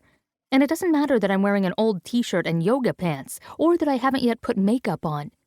He looks at me, and I feel beautiful. Hey. He leans against the doorway, his arms crossed over his broad chest. He offers me nothing more. I slap my phone down on the bed. Where the hell have you been? Where the hell is everyone else? And what the general hell? His wide mouth quirks, making his beard twitch. Yet those golden green-blue eyes of his remain steady as ever, as if he can look straight into me.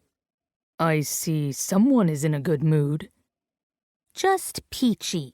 I'd like to see how happy you'd be to wake up alone and wondering. I snap my mouth shut. Stinking Dex, always making me say more than I want to say. His smile grows, a slow curl of smoky heat. He pushes off from the door. His stride is measured, stalking, and it sets off a reaction in me, clenching my lower belly, igniting heat, and an insistent throb between my legs. The mattress creaks as he places a knee on it, crawling toward me, and though I've been annoyed, I start to smile, even as my breathing goes light and fast. He smiles too, his eyes crinkling at the corners. He doesn't pause, just kisses me. Soft, melting, and thorough. My hands touch his cheeks, the springy hairs of his beard brushing my palms. God, he tastes good, feels good. I slide my tongue over his and shiver. Dex grunts deep in his throat and nips my lower lip, suckling it a little as if he's hungry. Then he pulls back to look me in the eyes. I left you alone this morning so I wouldn't do that. My thumb glides over his lower lip, now slightly swollen from my kiss. Do you honestly think I'd have minded? His lids lower a fraction as he studies my mouth, and the soft brush of his fingertips along my jaw follows. I brought you bagels. Probably not as good as New York bagels, but they're fresh. Ethan, I say softly, you're avoiding the question. He eases down next to me, resting his head on his hand. Gray told me you kissed Jaden to help Ivy out. My shoulders tense. I swear, Gray gossips more than a flock of old ladies at a cotillion. Where are he and Ivy anyway? Took the baby and drove to Muir Woods to walk around the redwoods. Those shits. I wanted to go there. I'll take you. His expression is calm, but his gaze is sharp on my face. I snuggle into my pillow. Gray was right. It was just a peck, a stupid joke, really. I didn't like it. A wrinkle forms between his brows. Seeing that, I mean. I know. My fingers curl into the covers to keep from reaching for him. I don't feel like I have the right to now. I'm sorry. I wouldn't want to see you kissing another woman. I don't want to kiss another woman. We stare at each other, nearly nose to nose now, and it feels comfortable, tentative, new, strange. I don't know what to make of this, I whisper. I didn't expect you, Ethan. His eyes search my face. I've been waiting 2 years for you to see me. He says the words clearly, without hesitation, and still I can't believe them. A lump rises in my throat. We've only interacted twice before in all that time. 4 times, not counting the wedding. You were there when Gray and I graduated, and at draft day. You went high in the first round, I say, remembering now. That's rare for a center. You wore a white sundress with cherries on it for graduation, and a gray knit dress with black knee-high boots for draft day. My chest feels too tight, and I have to clear my throat to speak. Why didn't I notice you before? Because he was right in front of me the whole time. This big, beautiful man who doesn't shy away from honesty. With a caress of his thumb, he eases a lock of hair behind my ear. I didn't exactly make myself known. Why not? And why now? He frowns, watching his thumb glide over the edge of my jaw toward my lips. Couldn't stay away from you this time. Before I can ask what he means, Dex slides his large hand to my nape and hauls me close. His mouth claims mine, needy, demanding, a complete counterpoint to the careful way he holds me. Hot mouth, gentle hands. It drives me crazy, and I press up against his solid frame, thread my fingers through his hair as I meet him kiss for kiss. A grunt of contentment rumbles in his chest as he rolls me back and rises over me. He's huge, his shoulders so wide they blot out the light. Flowing hair and full beard, he also looks a bit wild, pure man, when I've only ever been with boys. On the outside, Dex comes off as reserved, maybe even shy, but he doesn't act that way when he's with me. Right now, he's in total control. He angles his head and kisses me deeper, exploring with a steady thoroughness that leaves me restless and desperate for more. Dex is too perceptive not to notice.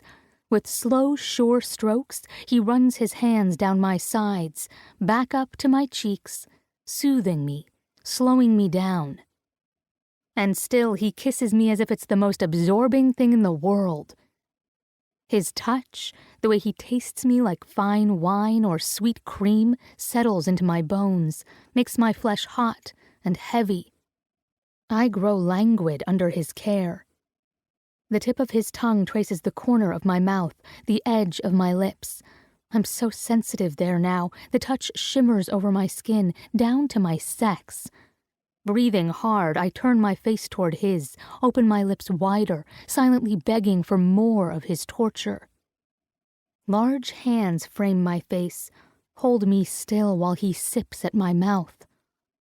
The ruff of his beard tickles my throat as he moves downward, stopping to suck the spot where my neck meets my shoulders. You taste so good, Cherry. He licks me again. Like wet dreams.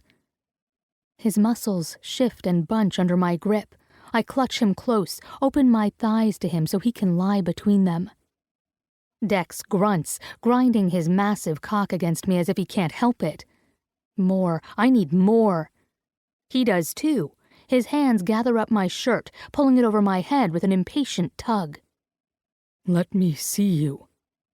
His finger flicks open the front clasp of my bra before he smooths his rough palm under the cup and along my breast. Let me touch you. I groan, arching up, desperate to wiggle out of the bra. He helps pull it free. Dex kisses me once, almost distracted. Then his gaze moves to my chest, a lock of hair falling over his brow as he looks down. He hums, rubbing the flat of his palm in a circle over my chest. There they are. He captures the stiff tip of my nipple between his fingers and gives it a tweak, tugging a little, and I moan, the action sending heat punching straight to my clit. You like that? He does it again, lingering longer before swooping down to suck my abused nipple deep into his warm mouth. God! My hands grip his hair, holding him there as he sucks and tugs, his wet tongue flickering over me. He plumps my breast with his fingers, sucks me again. The way he goes at me is almost single-minded, as if the world could fall apart around us and he wouldn't stop. It is so fucking hot I can barely breathe. Big hands cup my breasts, kneading and playing with them, and all the while he licks my nipples, sucks and nips at them until I'm writhing beneath him, desperate for some relief, for him to sink his cock into me. I make a sound of impatience, but he simply lifts his head and stares, rapt, at my chest. God, you're so fucking gorgeous, he rasps. Look at you, all pretty and flushed and panting. He presses the tip of his thumb against my nipple, making me whimper. Will you come like this, from me playing with your tits? I just might. Dex, Ethan, he says. When I have my mouth on you, it's Ethan. Then he puts his mouth on mine, claims it like he already owns it. I shiver, lick my way across his upper lip before kissing him long, deep. He shivers then, too. Ethan, I say, just to give him what he wants. Ethan.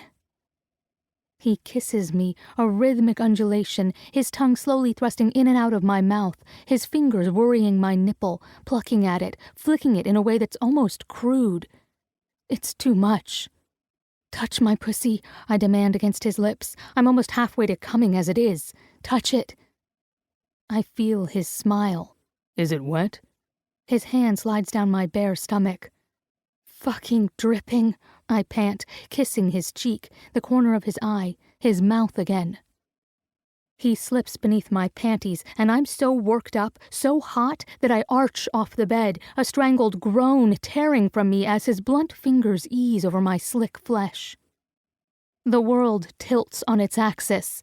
Dizzy, I grab onto his rock-hard shoulders. His breath fans my face, his lips just grazing mine as he watches me. I stare back, unable to move, to fucking breathe, as his fingers slip-slide and circle my sex. His touch is messy, no finesse, just pure methodical greed. I think you're a closet sadist, I say through gritted teeth, my hips jerking against his hand. Though he's shaking, sweat dotting his brow, his eyes smile at me. Why? You're enjoying this, driving me crazy. A strangled moan tears out of me, and his thick, long finger plunges in deep. Oh, fuck! With an answering groan, he drags that finger out, pushes in again. I strain into his palm, my arms stretching overhead to claw at the pillows. Ethan! I want to fuck him. I need to. My teeth grind with impatience. He pushes another finger into me, so thick, so good. Cherry, he whispers, licking my breast. Give it to me, Cherry. My orgasm rides through me so hard I come back to myself in stages. The warmth of his hard body, the sheets wrinkled beneath my sweaty skin, my breath slowly leveling out. Slightly dazed, I blink up at him. He looks slightly dazed as well, his eyes wide, his lips parted. You're beautiful, he says. So are you. I mean it. I want to strip him bare, lick my way over every inch of his big body. But he's moving away, pressing a soft kiss on my belly before standing. He's fully dressed, and here I am, shirt off, nipples wet and tight, my pants halfway down my ass. I'm not one to be shy about my body, but I sit up and tug my shirt on. Because he's clearly not getting undressed, even though the bulge in jeans is enough to stretch them tight. I'll go toast the bagels, he says, right before he bolts. Chapter 9. Dex. There's a slight tremor in my hand as I saw the knife through a sesame bagel. I grip the handle tighter when really I want to chuck it, bagel and all, across the kitchen, because I left Fee, gorgeous, delicious Fee, alone in the bedroom. Jesus Christ, I'm an idiot. She'd been lying there, flushed and panting, the rosy tips of her nipples glistening from my mouth, and I left her like that. The sweet sounds of her coming, those breathy whimpers ring through my head. The bagel splits in two and I set the knife down, take a slow breath. I made Fiona Mackenzie come. Hard. She doesn't know hers is the first pussy I've fingered. I had no idea she'd be so slick and warm, so tight. My teeth grind at the memory. I want to fuck her so bad it hurts. My dick fucking aches. And though I'm familiar with repressed need, this is a new level. I'm so jacked up right now my hips push against the edge of the counter like they have a mind of their own. Fuck. But that's the problem, isn't it? She was ready for me to fuck her, practically panting for it, and so was I. Only I can't do it, so I left her like a coward. I don't expect Fee to come down. She's probably pissed, maybe even disgusted with me, and for good reason. My eyes squeeze shut and I draw another slow breath through my clenched teeth. Such a fuck-up. So what kind of bagels did you get? I nearly jump out of my skin at the sound of her cheerful voice. She breezes into the kitchen, her hips swaying. She's dressed in tight black jeans and a fitted gray sweater that reaches mid-thigh and looks soft, touchable. It's all I can do not to stare at her pink, kiss-swollen lips, because I've completely lost my voice. Fee stops at my side and picks up the halved bagel before moving away to pop it into the toaster. You get any good cream cheese? She looks up at me with wide eyes the color of new leaves. No judgment, no anger. Waiting, it seems, for me to hand her cream cheese. Fee, my voice cracks and I swallow hard. The front door opens. Gray and Ivy are home. Hey, Ivy calls as she sets the baby car seat down on the kitchen table. Did you get bagels? Thank God, I'm starving. She leans down to unhook Leo. A certain evil husband thinks it's cool to hike at freaking 7 a.m. Gray ambles in looking better rested than I've seen him since before the baby. We were up anyway, and I was going stir-crazy in this house. Ooh, is that poppy seed? I try to catch Fee's eye over Gray's head, but she's already taking her nephew from Ivy's hands and kissing the top of his fuzzy little head. A weight settles on my chest. I feel like I've lost my chance, like she's slipping away. But then her head lifts, bright eyes look straight at me. Let's go for a ride after we eat. I take her to Point Reyes, find a spot where we can park, and we walk along the cliffs. The mountainside, covered in a blanket of browns, greens, and soft purples, rolls toward the Pacific. Sunlight glints off the deep blue ocean. Yet all I can focus on is the girl at my side. She's taking it all in with wide eyes, the sea breeze whipping at her hair. The top of her head reaches my shoulder, and even though we're nowhere near the edge of the cliffs, I have the overwhelming urge to haul her close and hold on tight, to protect her from any potential harm. Shit, didn't a hiker die in a landslide a few years ago? Has it been raining? I'm ready to tell her we should go when she gives a happy little sigh. God, it's beautiful here. Yep, I keep a sharp eye on the path. She turns and the soft California sunlight sets her skin aglow. You've been to San Francisco many times before? I snap a sage leaf off a nearby patch, rubbing the velvety leaf between my fingers. Grew up in Santa Cruz. Really? She smiles. California, huh? So you were one of those dudes who hung out under the boardwalk and surfed all day? She's grinning as if the idea amuses her. Well, not all day. Mostly before practice, or when I had some free time. Her green eyes go round with surprise. I'm guessing I don't really look like a surfer. I secretly laugh at what she'd think of my dread-wearing phase. I tap the tip of her little nose. It's great for balance, strength, focus, and stamina. Kind of like football training, only more fun. Athletes, she mutters, shaking her head, then looks me over again. I did not have you pegged for a California boy. I laugh at that. Where did you think I was from? I don't know, she shrugs. Somewhere rugged, where dudes rope steers? Montana, or Wyoming, or Texas maybe? I laugh again. The only bullshit I'm familiar with is trash talking on the field. Fee grins wide and picks a sage leaf as well, bringing it up to her nose to draw in its scent. Somehow I can't imagine you talking shit. No, but I'm well versed in it from defensive linemen trying to get into my head. And you just let it roll off, like oil on a duck's back, don't you? Pisses dudes off more than any words can. I love the sound of Fiona's laugh. It's loud, free, and unashamed. Her entire face lights up when she laughs, and I have to clench my hands not to grab hold of her, capture that sound with my lips, and swallow it down. I imagine that laugh might fill me up, warm all the cold places in my chest. She comes to stand beside me, and her slim hand finds mine. Instantly, I thread my fingers with hers. So your parents live pretty nearby then? Her fingers tighten just a bit. Or are they divorced? They're still together. The house is about an hour's drive down the coast, but they're in Europe right now with my little brother doing a group tour. But he's got to be, 8? Yep. They homeschool him so they can all travel the world. The corners of my mouth twitch. They're probably sampling bratwurst in Germany about now. Dylan, my brother, is probably whining for an American hot dog. I think that's lovely. There's a sigh in her voice.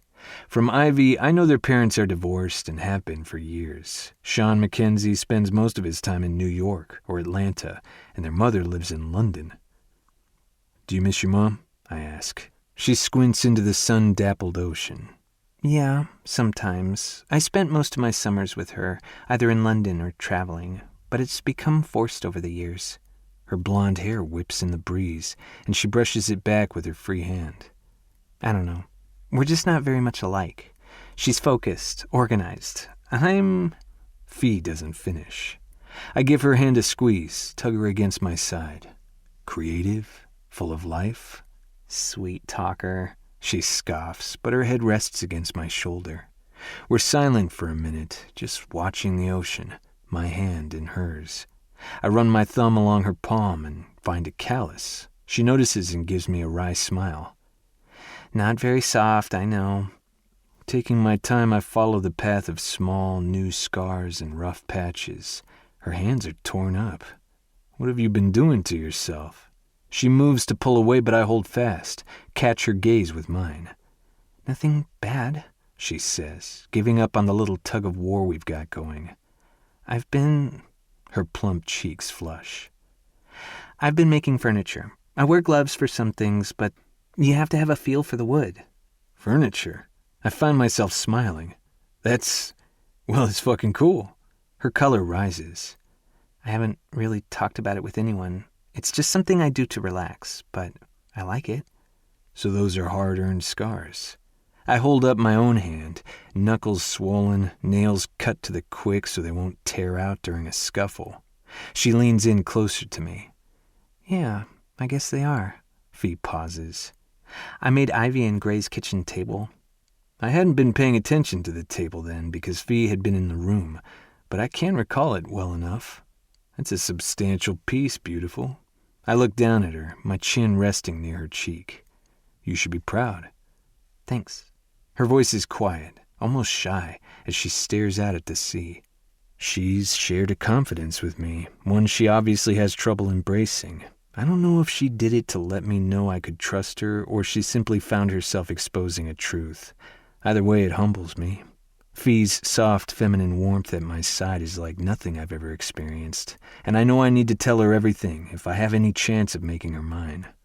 I take a breath, smell the sweet mix of sage, eucalyptus, salt, and sun. Fee. But she cuts me off. I've heard there's a creamery around here that sells cheese. I frown, my eyes staying on the scene before us. People are easy for me to read. Fee is no exception. I get her on a bone-deep level. The problem is, she reads me easily as well. I'm not used to that. No one ever really bothered before. All day I've been expecting her to demand an explanation, but never once has she made mention of my cut and run. At first I didn't know what to make of it. Now I'm thinking she's purposely avoiding it because she knows I'm struggling. She moves to go, but I tug her back. I know I fucked up, leaving you this morning. A cold sweat breaks out over my skin, and I swallow hard, run a hand through my hair, only to have my fingers snag because I have it all bound tight. Cursing, I look out over the ocean. Hey, she touches my arm, and I feel it at the base of my spine. You don't have to say anything. Yeah, I do. I force myself to face her. Is it the virgin thing? My breath halts, but she doesn't notice and keeps talking. Because I don't mind that at all. Fuck if my cheeks aren't burning. You're right. Gray does gossip more than a flock of old ladies. I squeeze the back of my neck. Yeah, technically, I guess I am. It's not like I'm going around hiding it. I just don't really mention it either. Well, why should you? Your sex life isn't anyone's business. I look down at her. I'd like it to be your business. She blushes at that. Sweet Fee, who, by all accounts, doesn't fluster easily. I love that I can make her blush, can leave her tongue-tied. Look, I say, I don't want to make this a big deal, but I thought I should tell you because I know there are guys who freak out when a girl doesn't have experience, and they weren't informed, and Fee's mouth shuts me up. Her kiss is firm, as if she's trying to tell me it's okay, yet it's also tender, which makes my entire body clench with some weird, uncomfortable emotion. She lowers from her tiptoes and looks up at me with solemn eyes. Her slim, warm hand takes mine again. I meant what I said. You don't have to talk about it if you don't want to, but I can see that it bothers you. So if you want to tell me, Ethan, I'll listen. The last thing I want to do is talk, but I'd take a deep breath and try. For her. Chapter 10. Fiona. Babbling, blushing Dex is new. It's almost cute, the way this big burly guy who could easily lift me over his head and spin me with one hand becomes all flustered. Except I don't like that he's obviously upset. So I don't smile, I simply hold his hand and wait for him to talk. Because I know he will. Though he's a virgin, which, holy hell, I cannot believe this gorgeous giant is untouched, and he might be quiet, Ethan Dexter is the most forthright man I've ever known. I'm used to guys who fake their way through life with false bravado and grand boasts, ones that, when cornered, lash out, or guys who lie about uncomfortable truths. But Dex? No. He just takes a breath and admits that he's a 24-year-old virgin. Again, the thought ripples over me, and I find myself more than a little turned on over the prospect of being the only girl to have him, to see him come. Hot damn, I want to witness strong, silent Ethan break apart and lose his mind. Suppressing a shiver of lust, I lean in closer under the pretense of letting his big body block the wind, when, really, I just want to surround myself in his warmth and delicious scent. Dex tugs my hand, and we sit on a wide, flat boulder that's tucked a little crook on the hillside. Tall, fragrant grasses buffet some of the wind, and the sunlight grows warm on my skin. The corners of Dex's eyes crease in a frown as he stares at his hands on his massive thighs. Then he reaches into his back pocket and pulls out his wallet to remove an old laminated photo. He doesn't look at the picture he hands to me. I met Drew and Gray at a football summer camp during my junior year in high school. He clears his throat.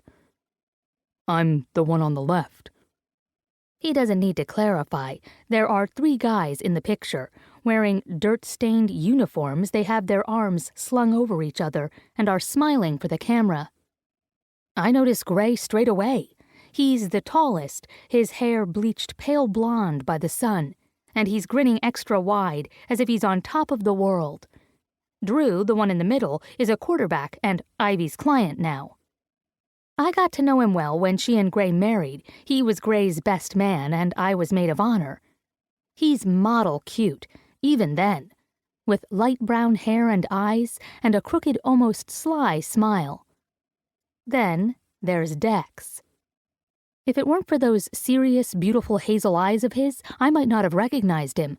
He isn't wearing a beard, not surprising given that this is high school, and his smooth cheeks are plump and round. Dex is plump and round. Oh, you can see the beginnings of the massive muscles he has now, but high school Dex had yet to shed his baby fat. His smile is more reserved than his 2 friends, cautious almost. But I see the joy in his eyes. He loved being at this camp, clearly loved his 2 friends as well. I was always a chubby kid, he says in a low voice. You know, the big guy who looked like he'd been held back a couple of grades when he stood next to the rest of the class. Lump in my throat, I nod. Girls never noticed me. Dex takes back the photo when I offer it to him and puts it away. Not until junior high when I started to play football, and then only in a, "Hey, good game, Dexter," sort of way. He stares out at the ocean. They noticed me in high school, though. Made the varsity team freshman year, went All-American senior year. He shrugs. I was still more fat than muscle, but the cheerleaders were all about giving players the love, and that included me. Well, why wouldn't they? Dex is awesome, and I seriously doubt he's changed much since his childhood. I fooled around some. Thing is, I knew they were only into me because I was on the team. Why would you think that? I can't help asking. He gives me a look that says, get real. Outside of my high school circle, not one girl gave me the time of day, ever. And He scratches his beard. one of them admitted it. Lisa Unger told me, "Don't worry, Dexter. We'll take care of you. You're on the team after all." Bitch. His mouth quirks. Just honest, I guess. Anyway, after that I didn't want to mess around. I kept to myself. Hell, if I was going to be with a girl who wanted me just because I played football. Okay, but what about college? There are lots of girls in college who aren't shitty little shits. Dex snorts at that, and his eyes crinkle, but it quickly fades, and he grows pale beneath his tan. By the second year of college, I'd lost the fat and felt a bit more confident.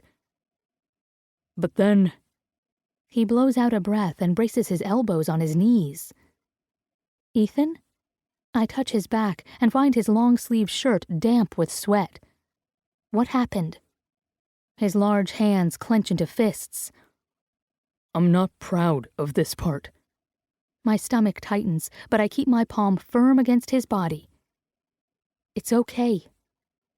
I really don't know if it is, but don't know what else to say to reassure him. So spring break, sophomore year. A bunch of us from the team headed down to Mexico. It was wild. Girls everywhere, sex everywhere. I'd never seen anything like it. Our season was over, we'd won our first national championship, and we were treated like gods. His shoulders go so tense, his body is like granite beneath my hand. A fine shiver works over him, and I rub his back, desperate to calm him down. When he speaks, his voice is rough and rusty. First night out, we all got completely drunk, smoked some pot. I'd never tried it before, and it hit me hard. We're at this party, and two girls come up to me. They're wearing nothing but these tiny little bikinis and are so fucking eager to please me. That's not even it. These girls, it's like they want to outdo each other by being as wild and willing as they can. Yeah, I know the type well. Growing up around athletes, I knew those women even when I was too young to understand what sex was. My dad, who was an NBA star before he was an agent, fucked those types of women and ruined his marriage. The feminist in me wants to say it's the men taking advantage and using women like disposable sex toys. But the truth is far more muddy, because some women are more than willing to play that role. In fact, they compete for the chance to be used. I was drunk and high enough not to care, Dex says slowly, as if every word is being dragged out of him. Next thing I know, all three of us are in a back room. One of them is sucking on my cock, though I'm so far gone I can barely feel it, and the other has her tits in my face. And I'm thinking, finally. But it also feels kind of off. Then one of them starts begging me to get down and dirty with her, says she loves it dirty. Fuck if I know what that means, but then she's on all fours telling me to fuck her in the ass. Dex pauses, runs a hand over his face. He looks so ravaged, I don't want him to go on. And yet I do, because if he trusts me enough to tell me his secrets, I'm going to listen to them. I was a virgin. What the fuck did I know about doing that? But the other one is coaxing me. Do it to her. Let me see you fuck her. Oh, that would be so hot, baby. He shudders. We were all wasted, stupid. I remember trying to get inside her, and it chafed, wasn't comfortable. But the one chick watching was kind of chanting, "Give it to her good," and the other, the one I'm, trying to. She's shouting, "Come on, get it in already."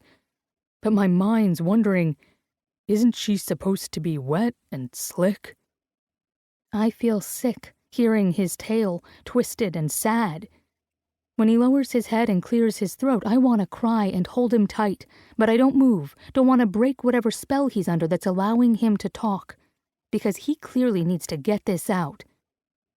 Then it was kind of slick. I looked down and there was blood on my... A ragged breath tears out of him. I saw that, and everything just kind of began to spin. I threw up. They left, shouting names at me, saying I was a bad fuck even for a football player, shit like that. But the girl Wide eyes the colors of earth and sea look up at me. She acted as though she liked it, wanted me to do that to her. Why? I made her bleed. Why would she want that? Because she wanted to claim a football player did that with her? Ethan. I don't hesitate now to pull him close. He's stiff with resistance, but his head rests on my shoulder, his breath coming out in agitated puffs.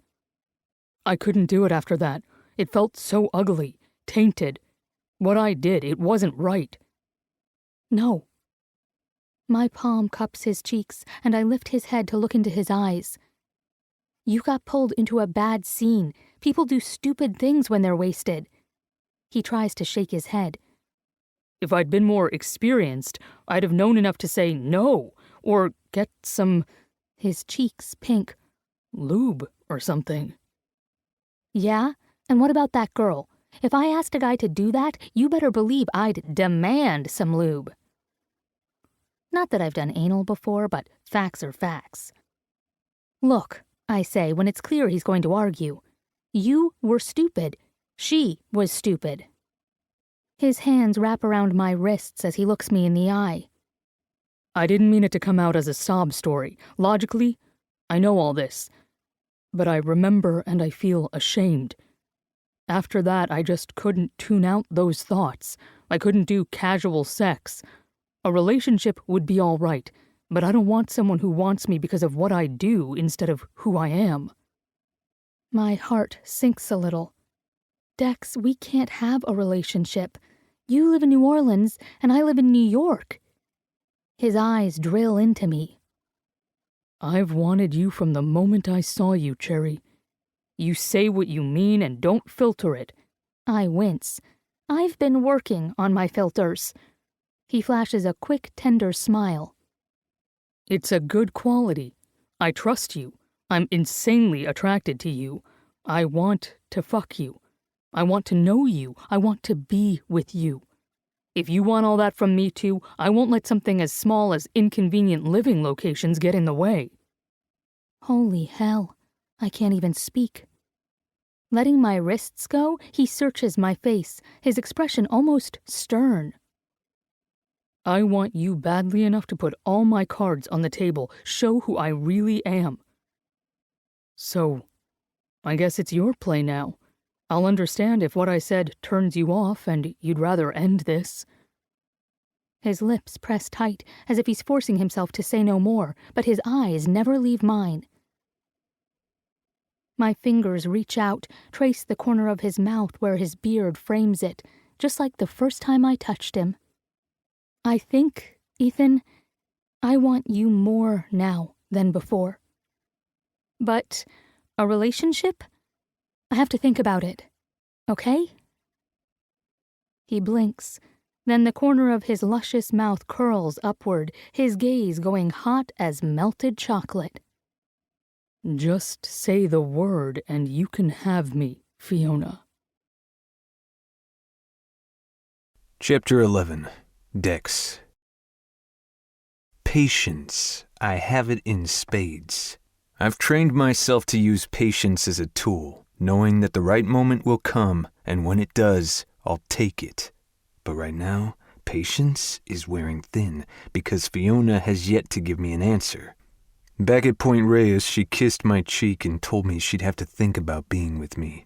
Not because of my past, she was quick to reassure, but because she's afraid to start something that has a clear expiration date.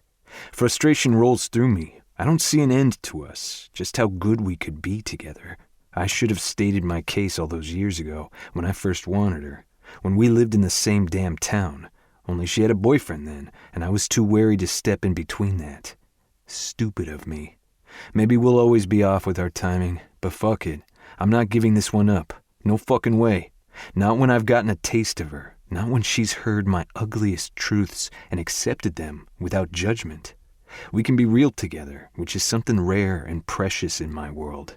So I'm regrouping. First step, We go out with Ivy and Gray. If I can't get a date, a double date will do for now. One of Gray's teammates' nanny is watching Leo. We go out for dinner first. Ivy and Fee entertain us with stories of their childhood and how their dad brought home athletes who are now our heroes. Tell them how you won a bet with Jordan when you were 6, Ivy says to Fee. My girl's green eyes sparkle as she laughs. Oh, God. She takes a drink of her cocktail. I bet him I could jump higher than he could. No way did you beat Jordan, Gray insists, shaking his head. I did so. Her cheeks flush a pretty soft pink.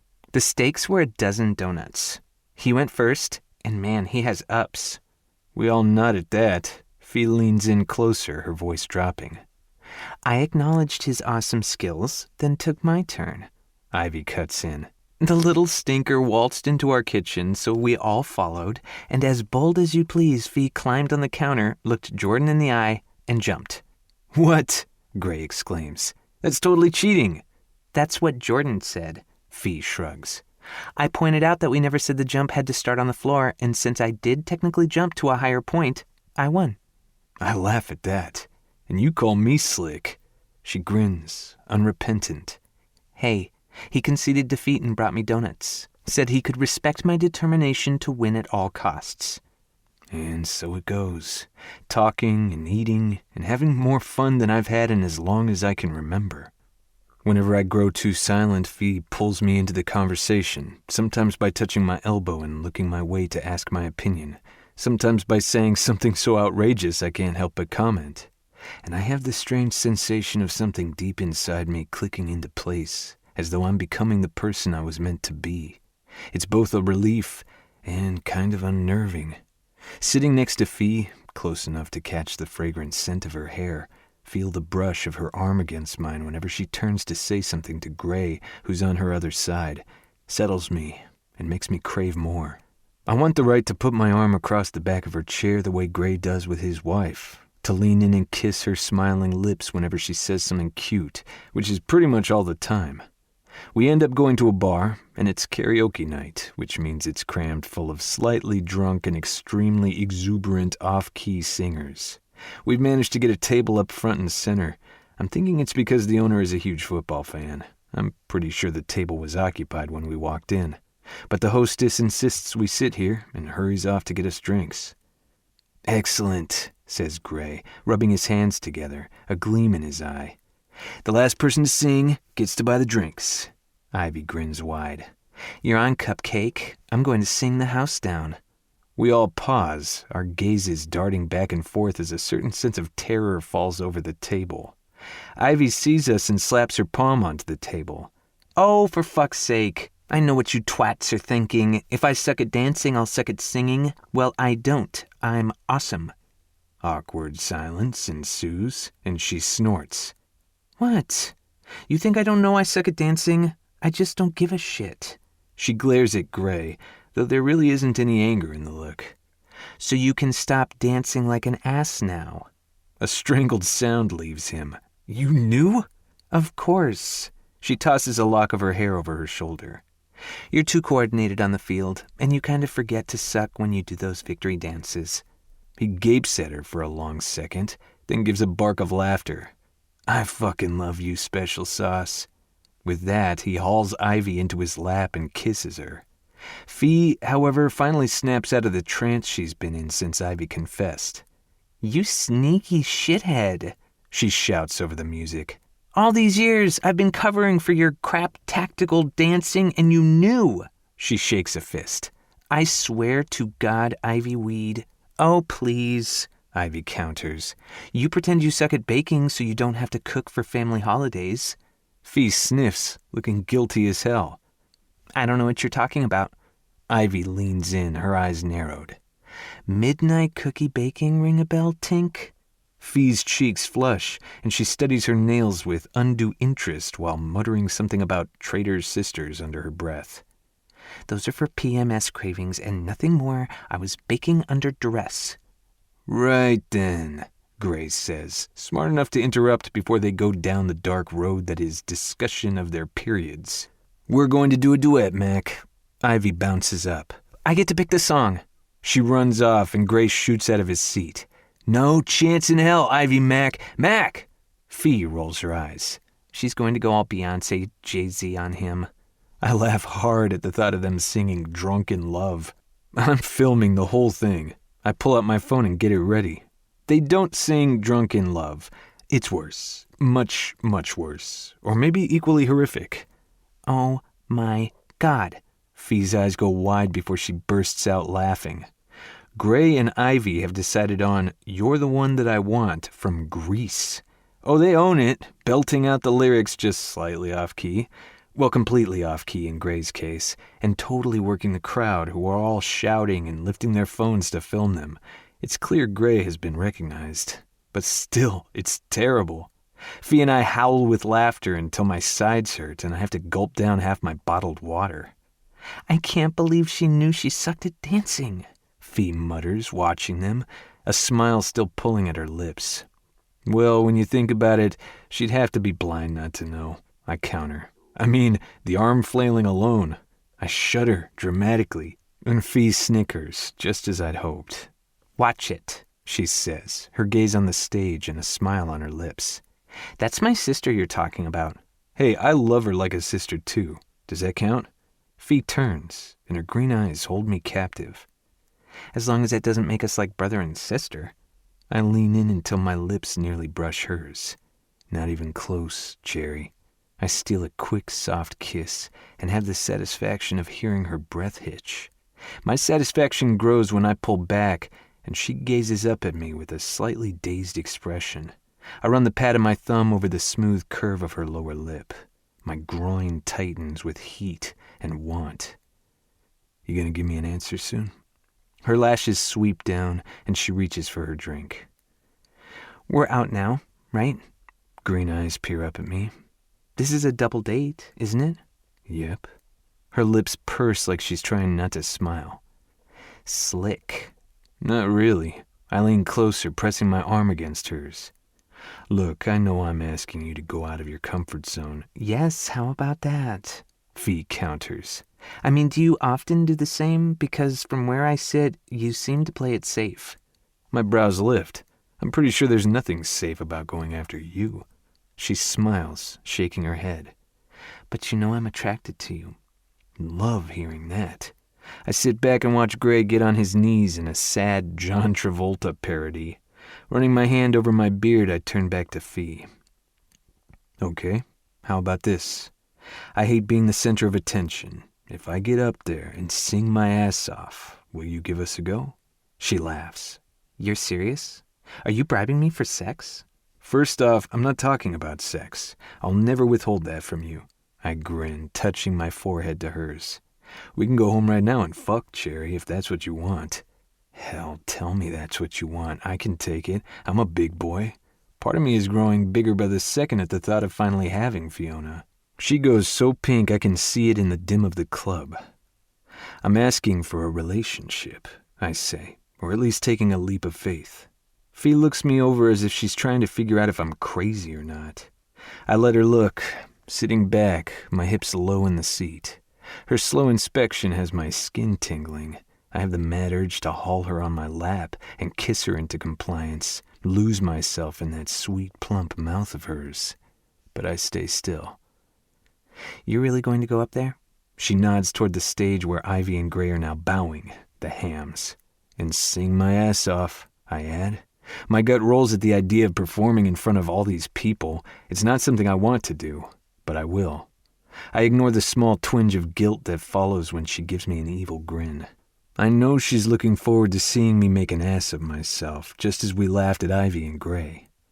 Before you answer, I say above the applause that follows our friend's performance, I'll warn you now, I will never lie to you, Fiona, but I don't intend to fight fair either.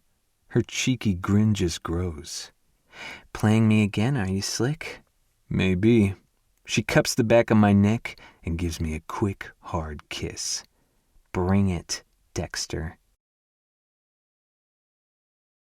Chapter 12. Fiona.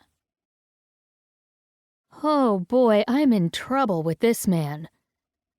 He gives me a quick, impish grin as he rises from his seat, That big, bold body flexing and stretching beneath his worn jeans and tight gray t-shirt. He's completely unaware of how sexy he is, which only makes him hotter. But he isn't stupid.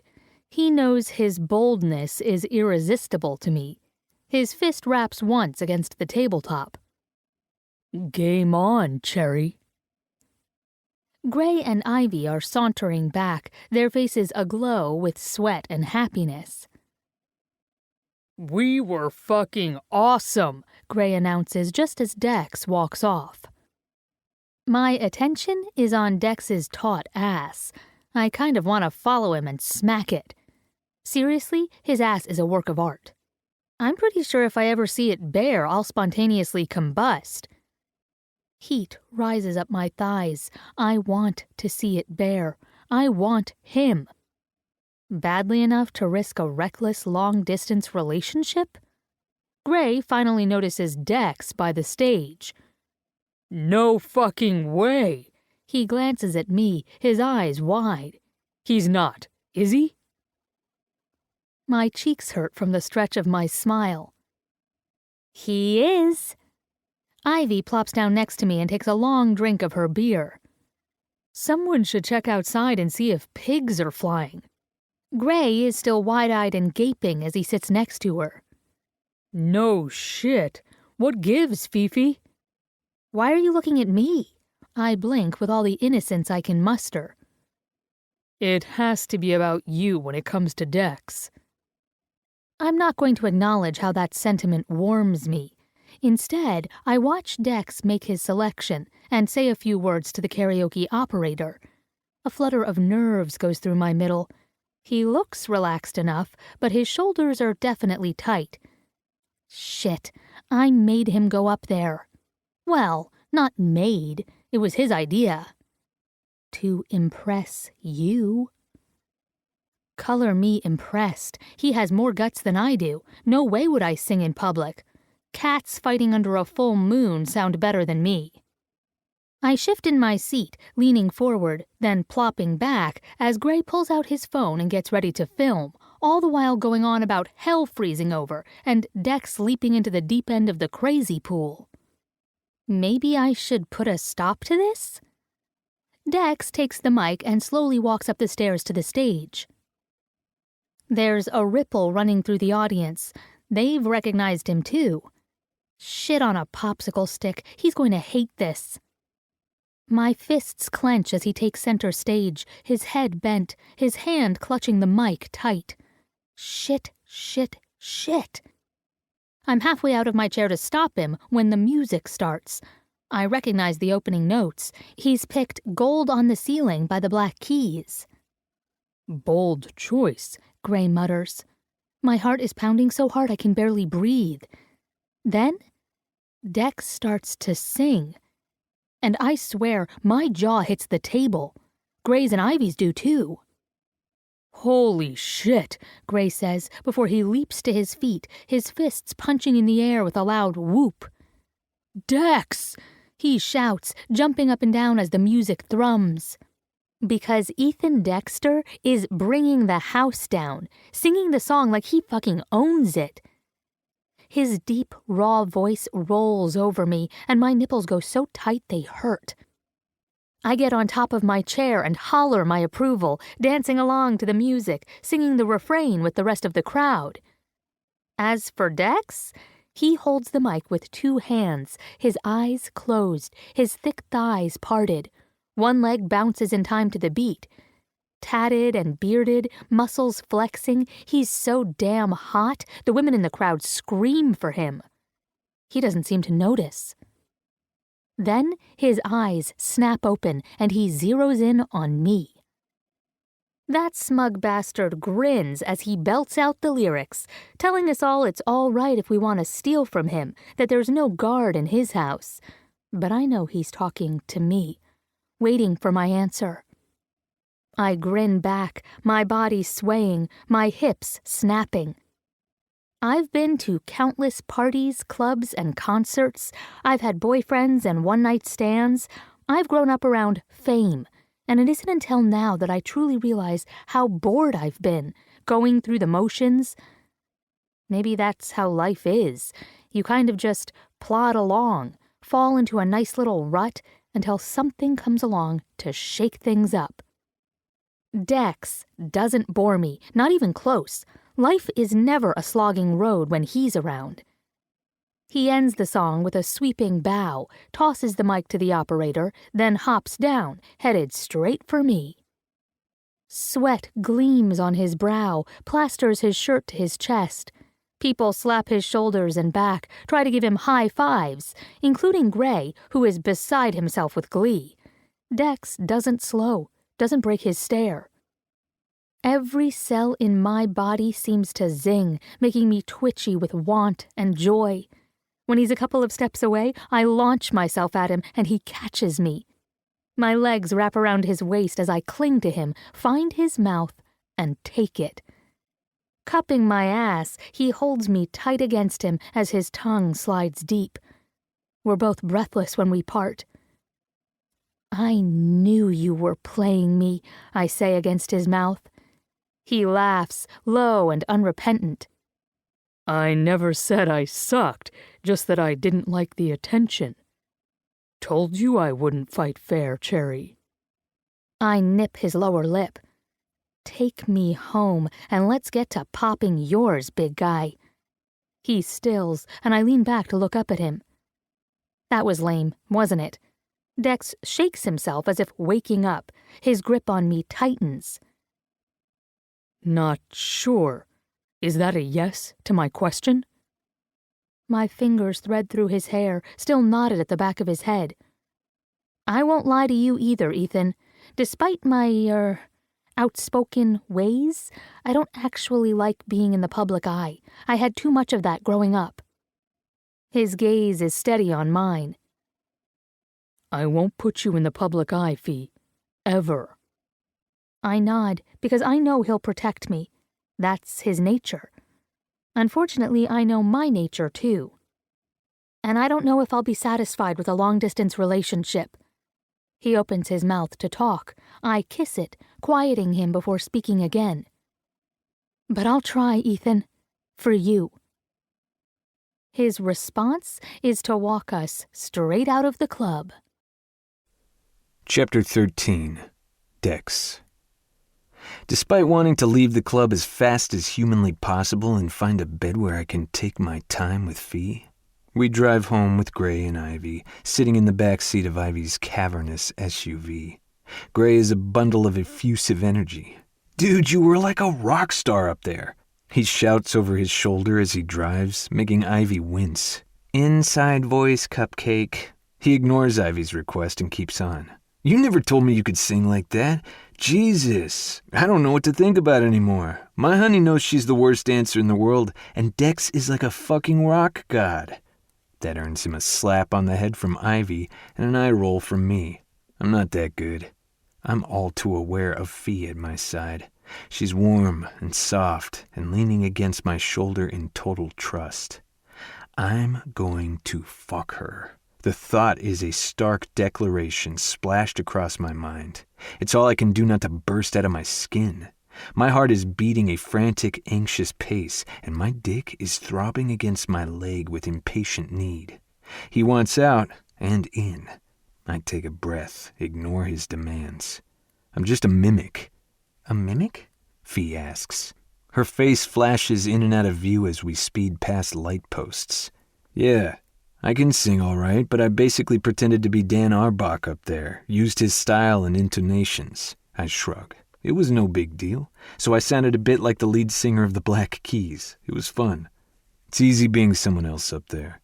Fee looks me over, her gaze penetrating. And yet you loved it, didn't you? I find myself grinning, remembering the power surge of energy and joy that had gone through me, knowing I was entertaining her. Yeah, I say quietly. I did. And because I suddenly feel exposed, the car too quiet, I call up to Ivy.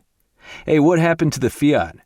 Ivy and Gray met when Gray borrowed her tiny pink Fiat. The guys had gotten a lot of laughs and given him endless shit when he squeezed his ass into that car. Ivy's nose wrinkles with her grin. Still have her. I don't think I'll ever let her go. You'd better not, Gray says. That's our car of love. Beside me, Fee makes a gagging face, sticking her finger in her mouth as if she wants to vomit. I chuckle and settle down closer to her, taking her slim hand in mine. Anyway, Ivy drawls, her smile still in place. When Leo was born, I thought it better to have a family car. And I told her it would be over my left nut that we'd get a minivan. Gray makes a face. Ivy pats his knee. And because I like his nuts, and we're done. Fee cuts in. Thank God. The word nuts calls attention to my own. They're aching now. The car's gone quiet again. Gray turns up the stereo and drives, which leaves me cocooned in darkness next to Fee. The lazy tones of Flunk drift over us, and my awareness becomes the soft breaths she takes.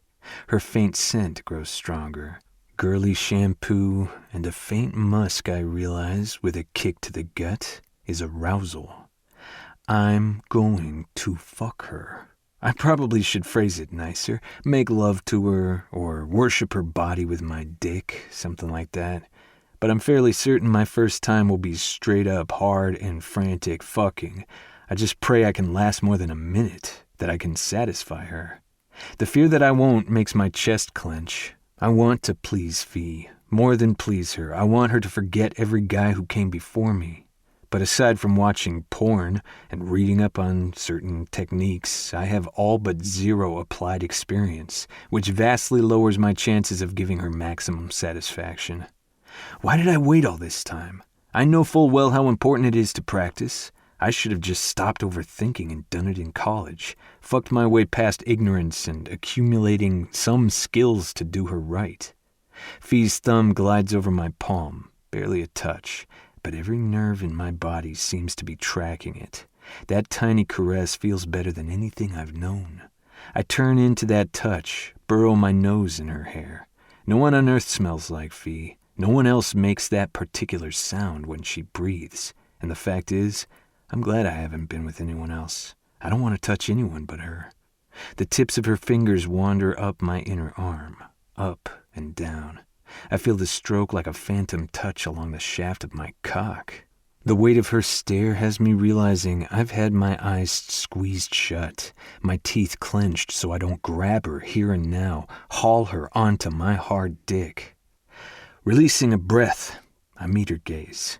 In the darkness of the car, her wide eyes gleam.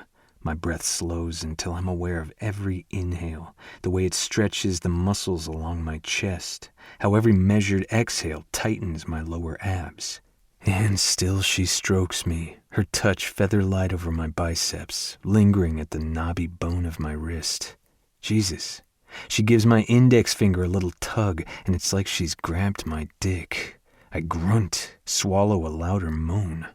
And Fee watches it all, her expression rapt. I'm so under her spell that when she speaks, a low murmur meant for my ears only, I nearly jump out of my skin.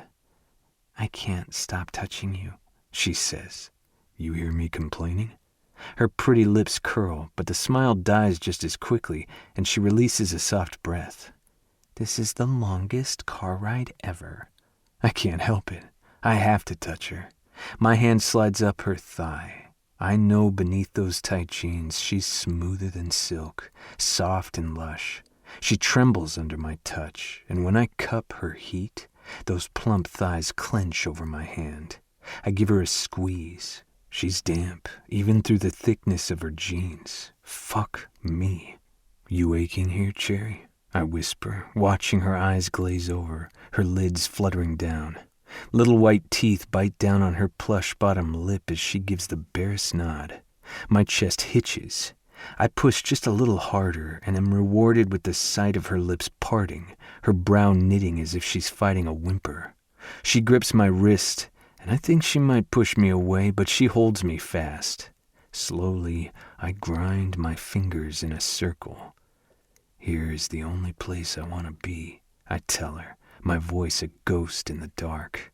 She slumps against me, her open lips on my shoulder, her breath humid and panting. Beneath her soft sweater, her nipples peek, hard buds that I want to test with my teeth, suck in my mouth. I'm drifting downward, intent on doing just that, when the car halts, snapping the spell. Gray throws the interior into harsh light when he opens his door. Fee catches my eye. Her cheeks flush pink. We're here, and it's going to happen. Fiona. I swear my heart is trying to pound its way out of my chest as I take Dex by the hand and silently head up the stairs, aware of my sister's and Gray's stare, but not caring. Dex follows me, his grip secure, his steps steady. Truth is, I might be the one walking up those stairs first, but he's the one leading me with that intense gaze of his, all hot and wanting. It prompts me to put one foot in front of the other, to rise higher and higher. I tremble climbing up the stairs. This is going to be Dex's first time, and he's giving that honor to me. What surprises me is how much that matters, how much he matters. When I'm with Dex, I'm not worrying if I'm good enough. Instead, I'm aware of my body, the way it feels, moves, and reacts to his. He puts me in a state of euphoria mixed with tight anticipation. He's addicting, and I want all of him. By the time we enter his room and close the door behind us, my knees are weak. I turn to face him, maybe to reassure him. I'm not even sure of what. And he's on me. His mouth is hot and open, assured and taking what he wants. My pulse leaps. I suck in a breath and kiss him back, jumping up into his arms when he grabs my ass and lifts me high. The room spins, and then I'm in Dex's bed, straddling his thick thighs as he leans against the headboard. As if being in the bed somehow grounds him, he slows us down, caressing my shoulders, murmuring a sound of contentment. "I love the way you kiss me," I say against Dex's lips. We exchange air, a gusty sigh, and he angles his head, flicks his tongue along my upper lip. "I love the way you taste," he murmurs, before taking a slow, languid taste of me again. I shudder, feeling it down my spine, up my legs. "You don't kiss like a virgin, Ethan." He kisses me again, a little deeper, nipping my lower lip. With a grunt, he grips my ass and tugs me closer. "And you sure don't act like one," I whisper breathlessly. "Guess I forgot to read the Virgin Handbook." His voice is husky against my skin. "I've had a lot of time to think about what I'd do with you once I got my chance. Vivid, detailed plans, Cherry." His hand cups the back of my head, completely engulfing it, and he kisses his way down my neck. I shiver in response, wrapping my arms around him, pulling myself a little closer, because there's no way I'm moving him. He's too big. Had I snubbed big guys before? A mistake. There's so much to explore.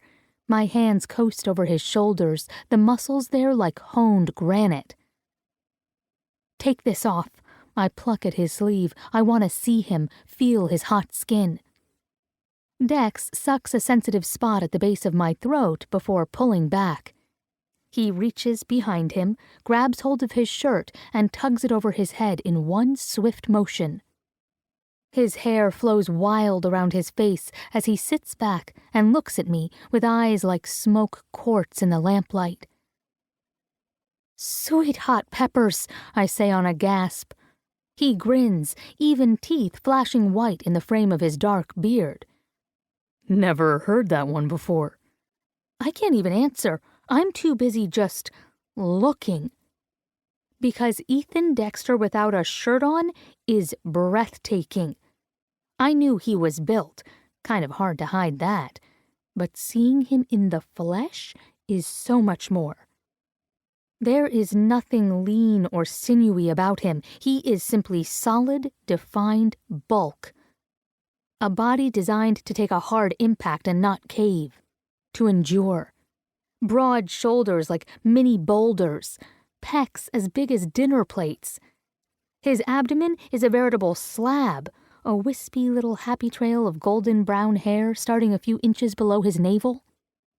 Tattoo sleeves run from his wrists to the caps of his shoulders. Elegant script the width of my palm spans his collarbones. "Here be dragons," I read out loud. "Are you the dragon?" The corner of his mouth quirks. His hands rest on my hips, holding on with just enough tension to tell me he isn't quite comfortable with the inspection, but is letting me look anyway.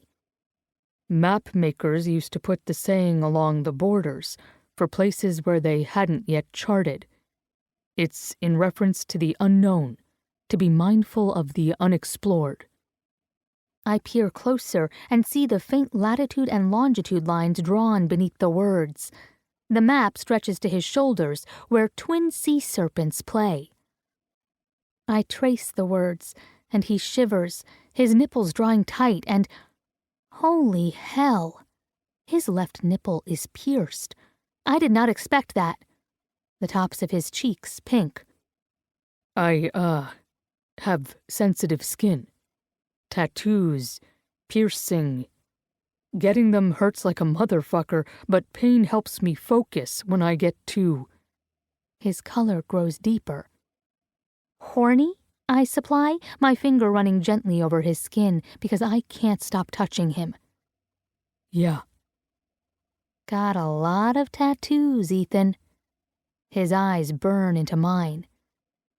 Yeah. It's almost too much, thinking about all that suppressed lust and need and how it's now focused on me.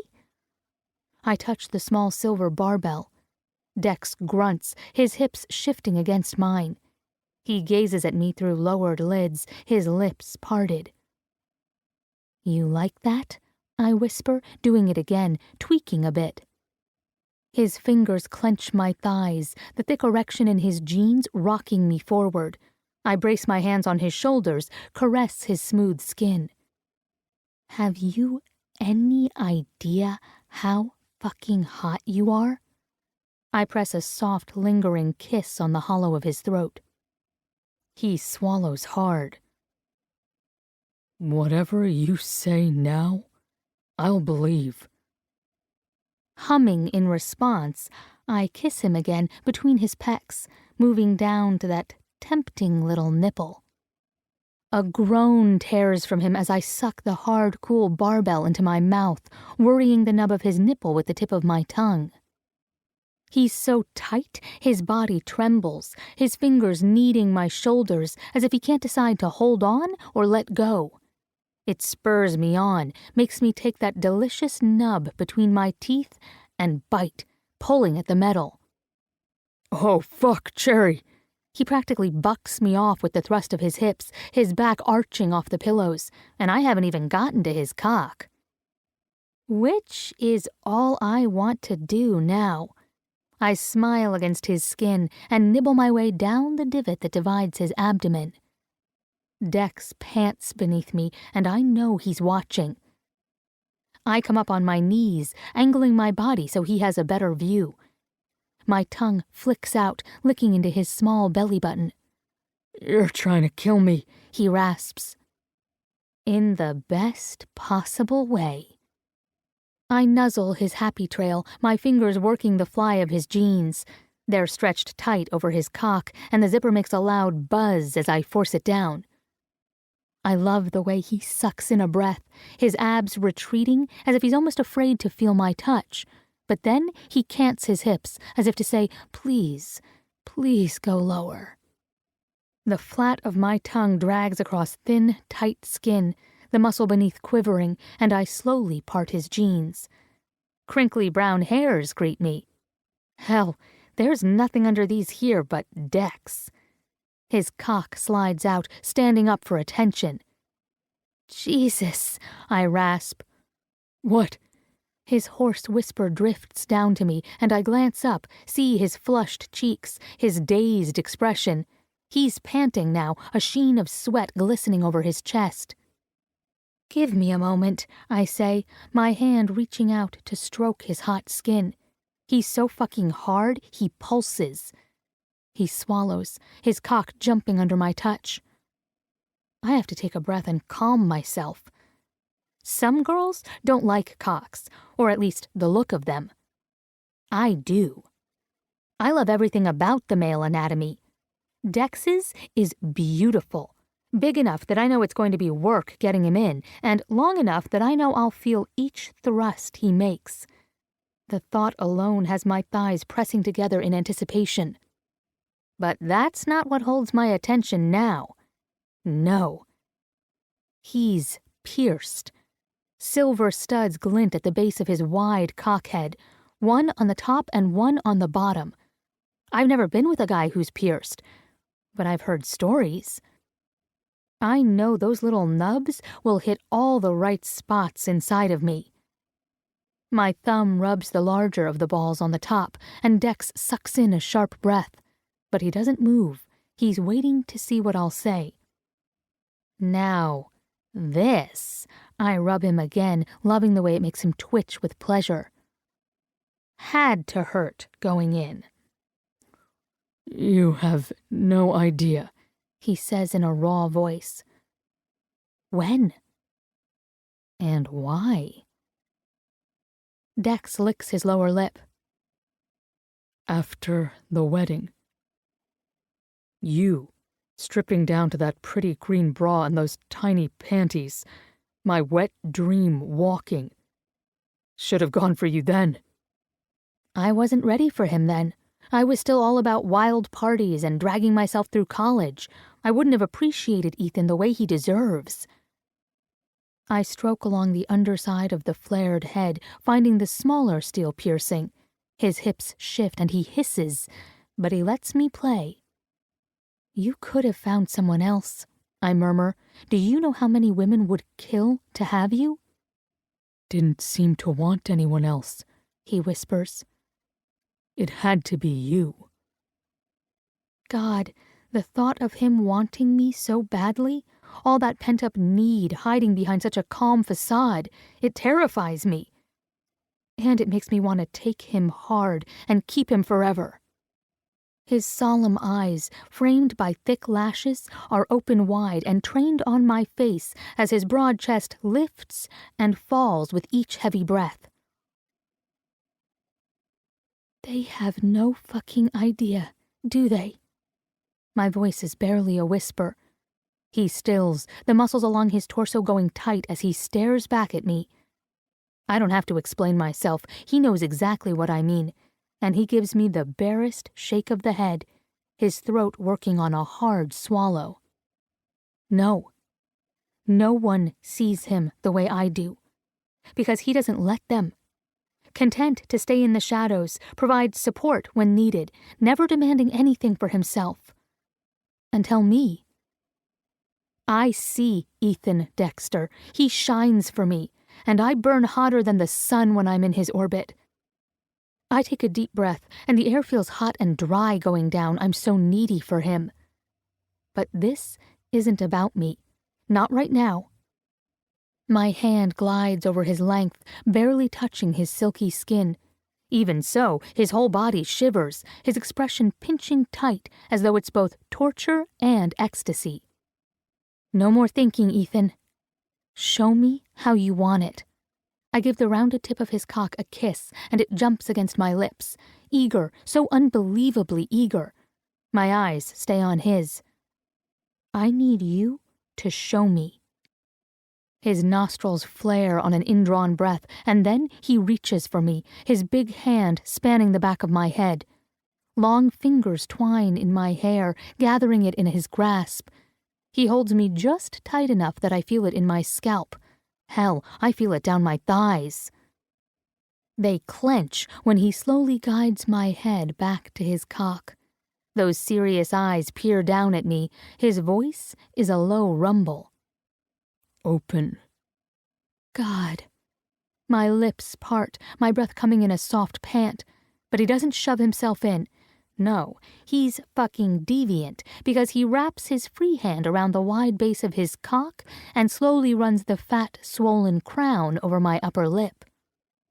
The cool metal ball runs along the seam of my lips, such a strong contrast to all that hot flesh. that a moan breaks from deep within me. Without bidding, I open wider, wanting him on my tongue.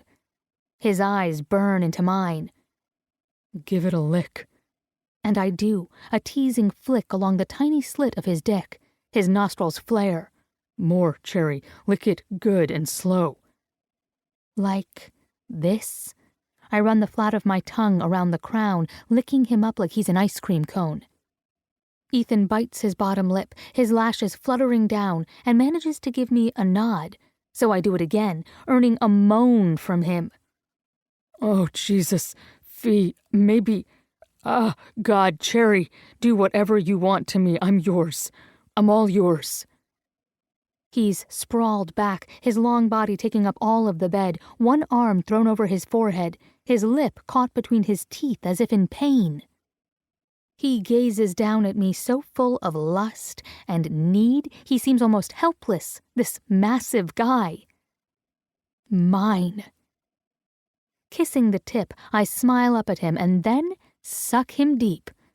He grunts loud and long, a garbled "ugh" that tears from his throat as his back leaves the bed, almost dislodging him from my mouth. I wrap my fingers around his base, my free hand smoothing up and down his thigh, soothing as I work my tongue over his piercing. Fuck, fuck, fuck. He fists the sheets, pulling them from the mattress as his hips shift and twitch. I smile around his cock. Soon. Torturing Ethan tortures me as well. I'm so hot my thighs quiver and my nipples ache. I curl over him, my palms braced on his thick thighs. He's so big and hard in my mouth my jaw hurts. I don't care, I could do this every day. I take my time, explore every substantial, glorious inch of him, cup his heavy balls and gently roll them in my palm. Oh, but he loves that. Give him a tug, he whispers, sounding desperate. When I do, his whole body shudders. Fee, I'm gonna... He licks his lips and gazes down at me as if he's lost the power of speech. Oh, but I know. I want him to come spectacularly.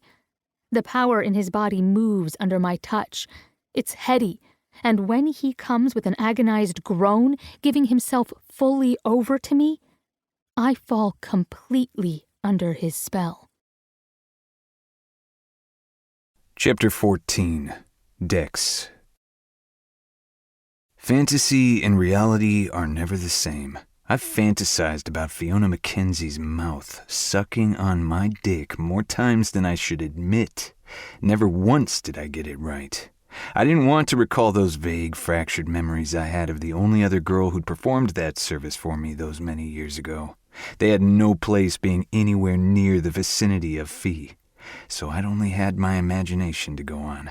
My imagination is a weak bitch compared to the reality of Fee's warm, silken mouth, the way her delicate hands glide over me, stroking and petting as if my pleasure, my need, is all that matters. It cuts me off at the knees. I want to fall at her feet and confess my undying devotion. If this is what a blowjob reduces me to, I can't even think of what finally sinking into her sweet body will do. I'll probably have a fucking aneurysm or something. As it is, I'm panting as if I've run 30 drills in a row. Sweat slicks my skin, makes my jeans damp and clingy around my thighs. I want them off, everything off, nothing between us now. Truth is, I'm a fucking mess. My hands are clumsy and shaking as I reach for Fee. Haul her up my chest so I can kiss her. She comes willingly, her lips parting, her tongue tangling with mine. She tastes of me, of herself, of us. That we've become an us has my fingers threading through her hair, holding on tight. My kiss has no skill now, just need. I need you, Bear. I need to touch you.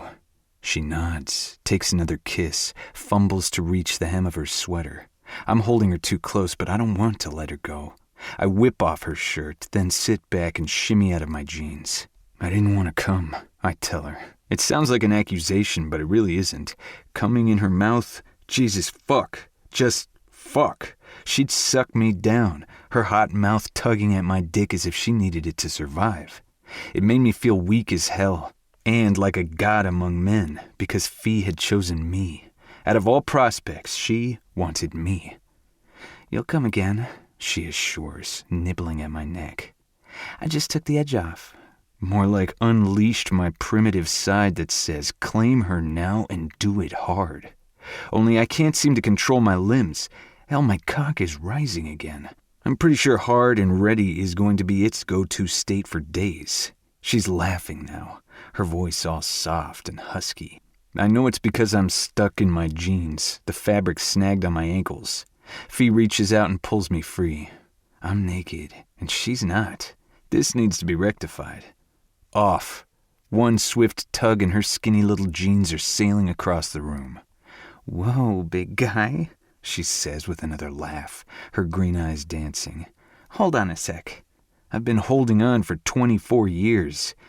But I take a breath, make myself calm. Whatever Fee wants, I'll give her. Swallowing with difficulty, I sit up, pressing my fists against my thighs so I don't reach for her. Because she's lovely, sitting there in her lacy pink bra and panties. She ducks her head, tucking a lock of hair behind her ear. "I have an IUD." "Really?" I probably shouldn't say it like that, all shocked and shit, but I'm distracted and it slips out. That sounds like something a girl in a committed relationship gets. I hate the idea of Fee having been in a heavy relationship before me. She gives me a look. "I know it sounds extreme, but after Ivy..." She bites her lip and shrugs. "I just wanted to be extra careful." I nod because now I get it. Ivy and Gray got pregnant their senior year of college. It wasn't planned, and then Ivy miscarried. It tore Gray up, and I spent many a night with him and Drew playing video games and basically distracting the guy. Later, when they were married and became pregnant again, Gray was a nervous wreck until Ivy reached her second trimester and he could actually see a sonogram of a live and healthy baby kicking around in her womb. I can imagine Fee witnessed a lot of Ivy's pain as well. Gently, I rest my hand on her bare thigh and rub it. "Okay." Fee puts her hand on mine. "I'm clean. Got tested after my last boyfriend. I had an email of my results." She moves to reach for her phone, but I stop her with a touch to her shoulder. "I believe you." Oddly, she frowns. "You shouldn't. Don't believe what any girl tells you out of hand. There are too many liars and cheats gunning for professional athletes. Hell, you should check to make sure I have an IUD. I kiss her. No tongue, just a pressing of my lips to hers to stop her word spew. She blinks up at me when I pull away. "Cherry, it's just you and me. So stop talking crazy about other girls. I trust you, and I don't really give a shit if you think I shouldn't." Her lips purse, but she's fighting a smile. "So touchy." "Yeah, well, it pisses me off when you imagine me with other women." "The thought pisses me off too, big guy." "Good." I caress the tight little corner of her mouth with my thumb. "Now, is all this your way of saying you don't want to use a condom?" The thought does funny things to my insides, makes me think about forever and exclusivity and finally being inside Fee. "You're grinning," she points out. "I am." I grin some more, kiss the fragrant curve of her neck. Fee tilts her head to give me room. "It's your first time, Ethan. You ought to get the full experience."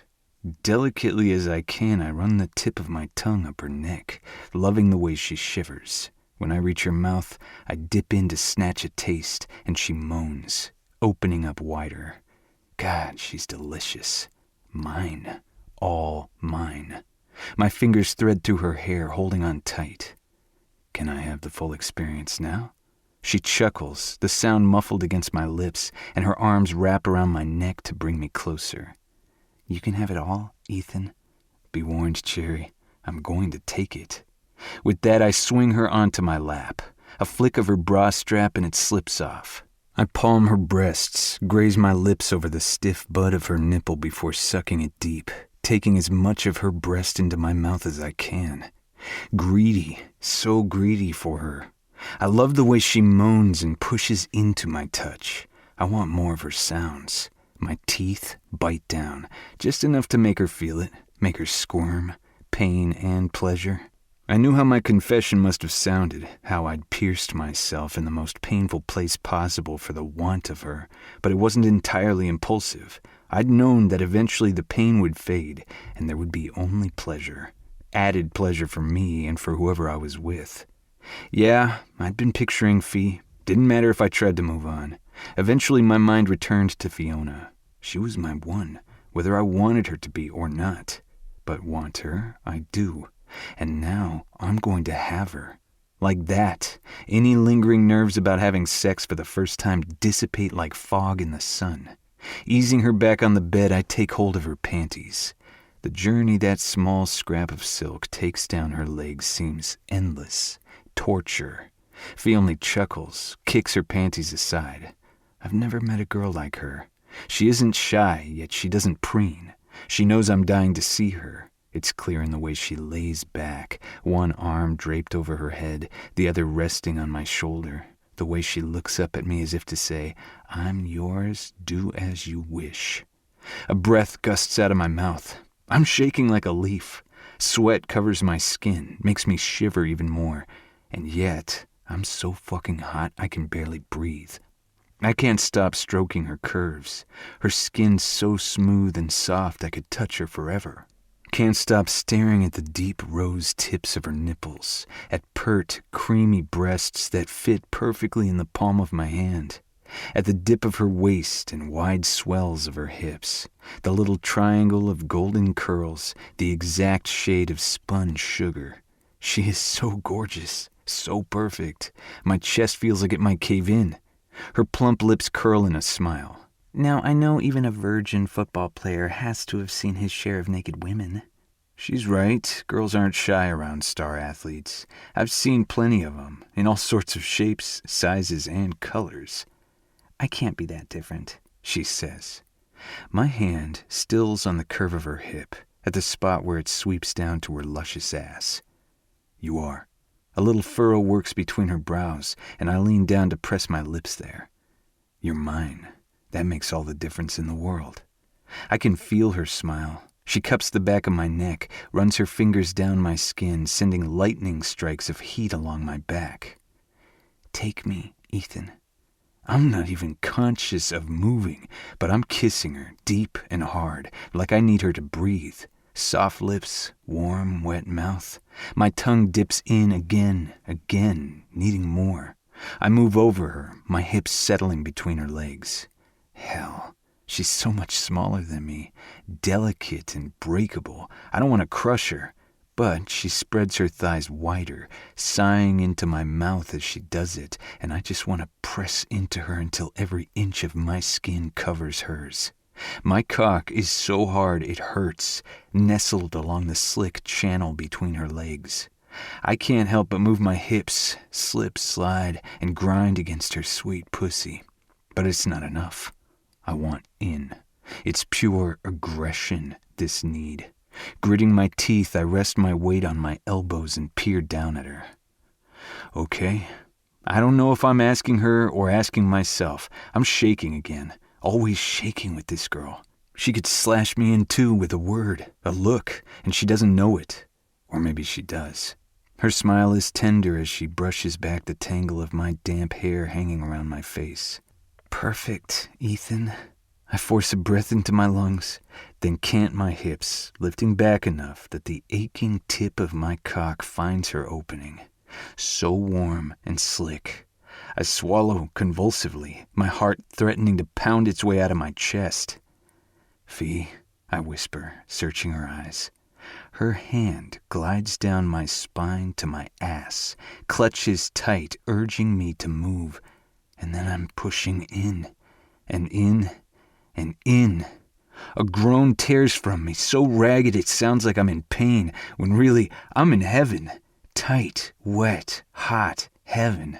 I think I sob, I don't know. My only thought is more and now. I push until she's too tight to get any farther, then pull back. Holy sweet hell, the glide out is almost as good.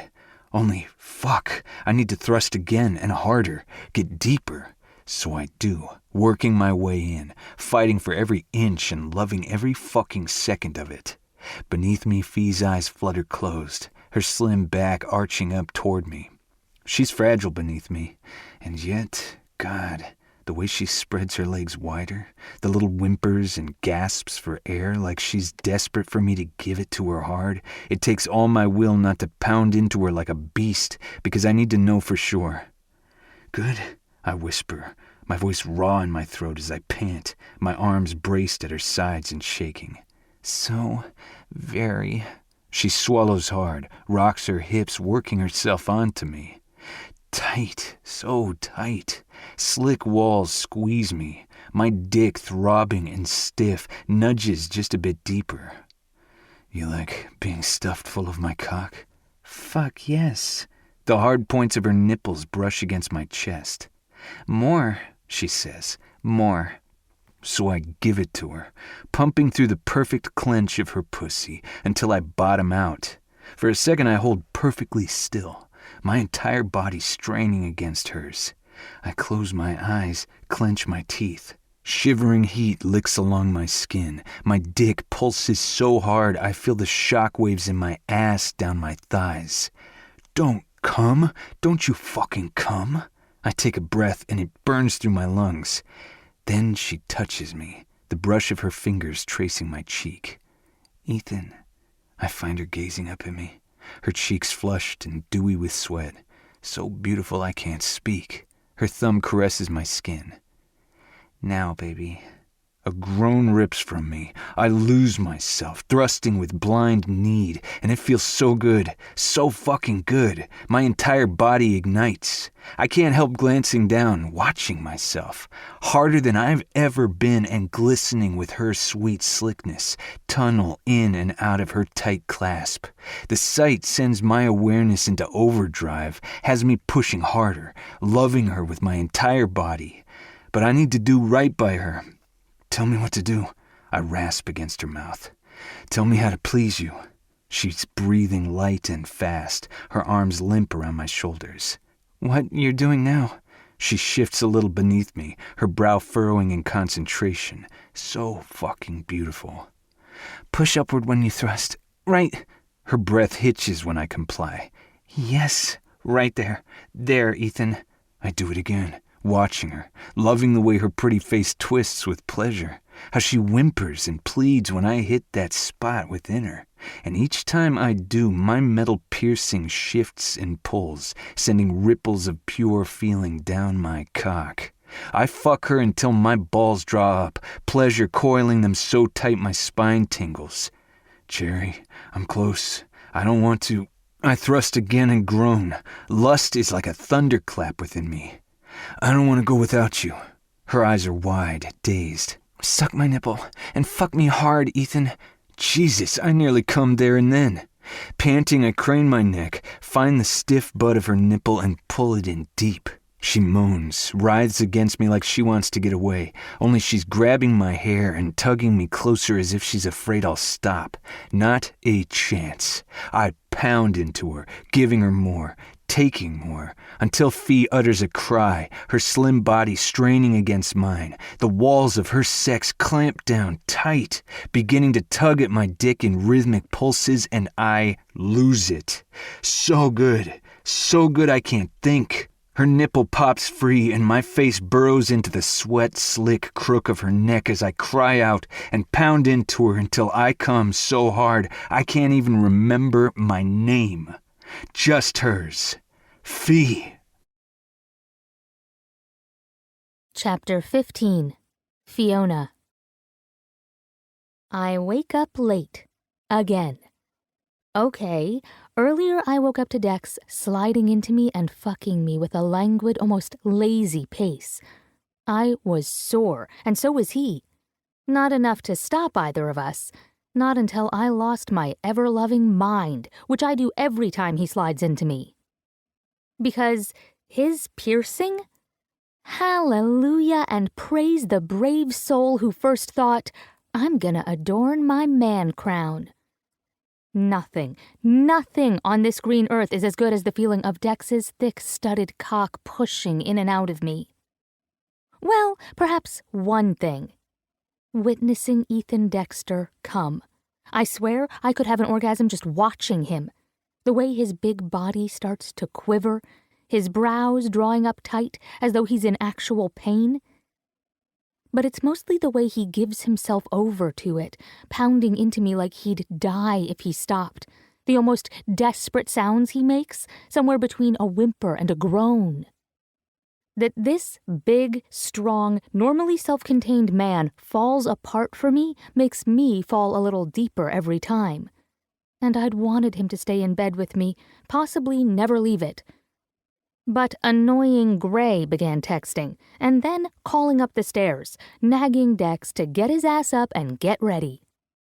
He's not going to let this go, Dex had muttered. This is some sort of sick payback, isn't it? I flopped onto my back. Guys are kind of assholes that way. He sat up with a groan.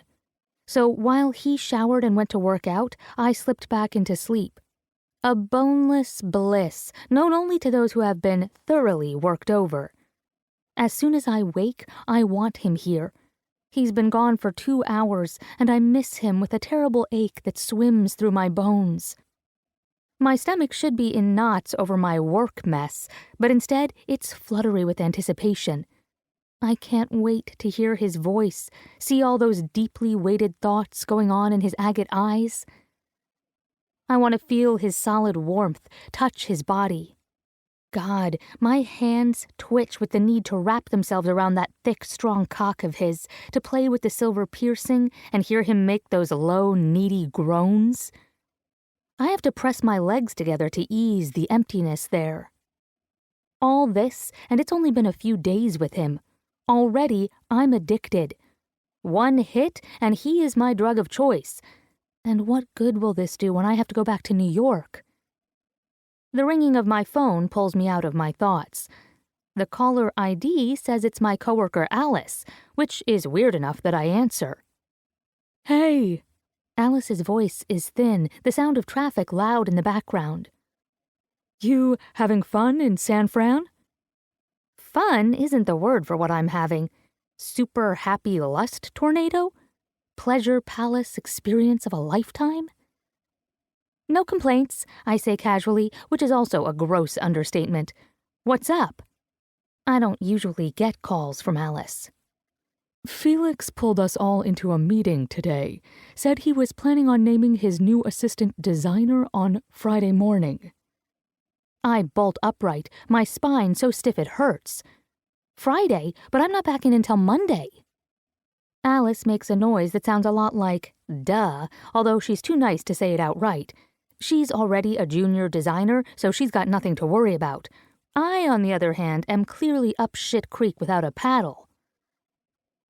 And since when did he plan on having a new assistant? I practically squeal. Probably after the millionth time Elena mentioned how good it would be for him to have one. She's been getting really cozy with him this week. Alice is one of the few people in the office who sees Elena for what she is and who vocally disapproves. At least to me, which makes us comrades of a sort. Of course she is, I say, my blood rising hot over my chest and face. I knew I shouldn't have gone on vacation. Shit. Look, normally I wouldn't say this, but you might want to consider cutting your vacay short. Get in here and show Felix what you've got. Something new and not tainted by Elena. I'm already up, hurrying to my room as fast as my short legs can carry me. I refuse to look back at the bed I've just left. But it doesn't matter. It haunts me still, like a cold fist grinding down my spine. Thanks for the heads up. She makes a noise of disgust. If that little bitch gets a promotion, there will be no living with her. I'm likely to take a walk into rush hour traffic. I'll join you. Besides, it's only a matter of time before she starts copying someone else, and I'm not going to be her next victim. That's the Alice I know. I laugh without much humor. Keep calm, I'm on it. But I have the horrible sinking feeling that it's already a done deal.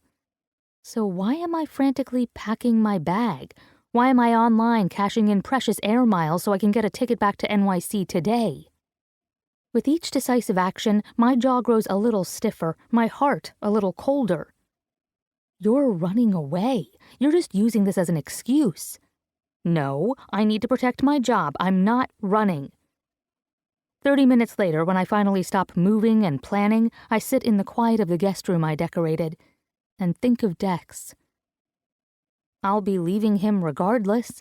If not today, then definitely on Sunday. A few days more will only make this worse.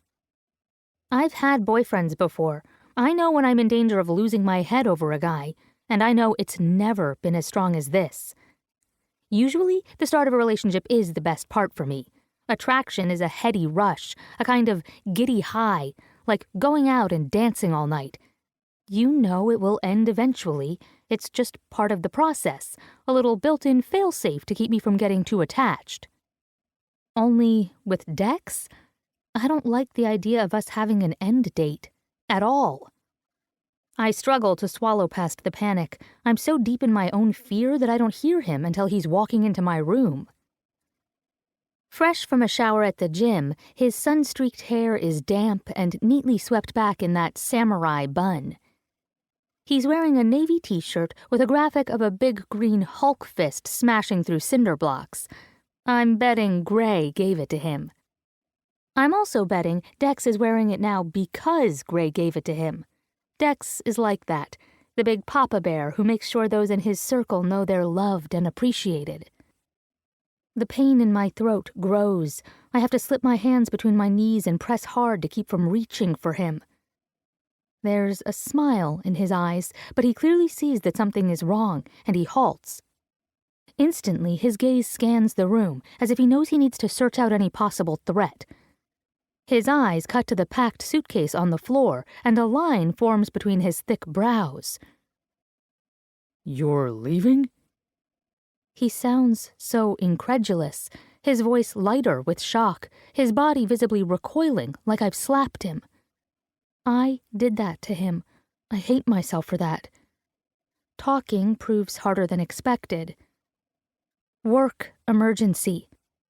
The line between his brows gets deeper, and he puts his hands low on his hips in the way guys do, his stance wide. His fists are clenched tight enough to make his knuckles white, and I get the feeling he's trying not to grab my bag and hurl it back into the closet. I want to do the same, but I'm cutting and running like a coward instead. Dex's eyes meet mine. Already he has such power over me. One look, and I want to walk into his embrace, beg him to fuck me, make me forget about everything and everyone. It would be so easy. I know he'd do it. His low voice slides over the distance between us. Why are you really leaving? Am I that obvious? Apparently so. Shit. Standing, I take a deep breath and blurt it out. I think we made a mistake. My voice is overloud and desperate. Why? His question is stark, as if ripped from him. It was good. I know it was better than good. Oh, God. I hold up my hand to stop him from saying more. It's not that. Ethan. I run a hand through my hair. I'm so clammy my skin snags along the strands. It was too good. He takes a step forward, his head tilting as he peers at me. I'm not sure I get why too good is a mistake. Because I'm going to want so fucking fantastic my knees are still weak every day. At this, his lips quirk, a gleam lighting his eyes, and I fight a smile. I'm kind of selfish like that.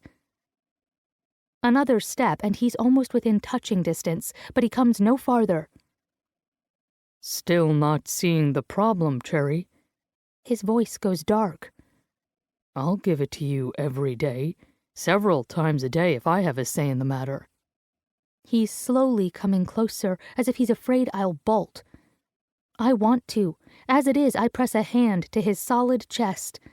The instant I touch him, all my happy parts clench tight and hot. But I hold his gaze, don't let him duck down to kiss me. That's the problem, big guy. You can't. You won't be where I am, and Dex's soft lips brush against mine, stealing the breath from me. And I say again, I'll miss it too much.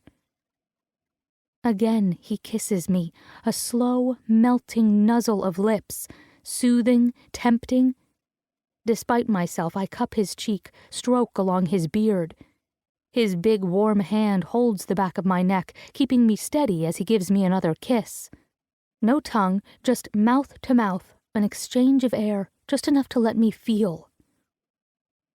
I'm kissing you, he whispers against my lips, and already I miss you.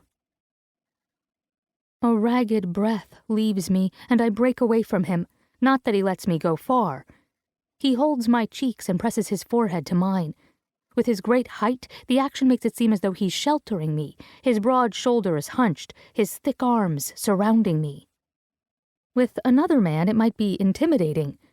I simply feel protected with Dex, which makes all of this so much harder. That's the point. I hate being left behind, Ethan. I hated it when my dad did it. I hated it when my mom decided to live in another country. I hate the idea of it now.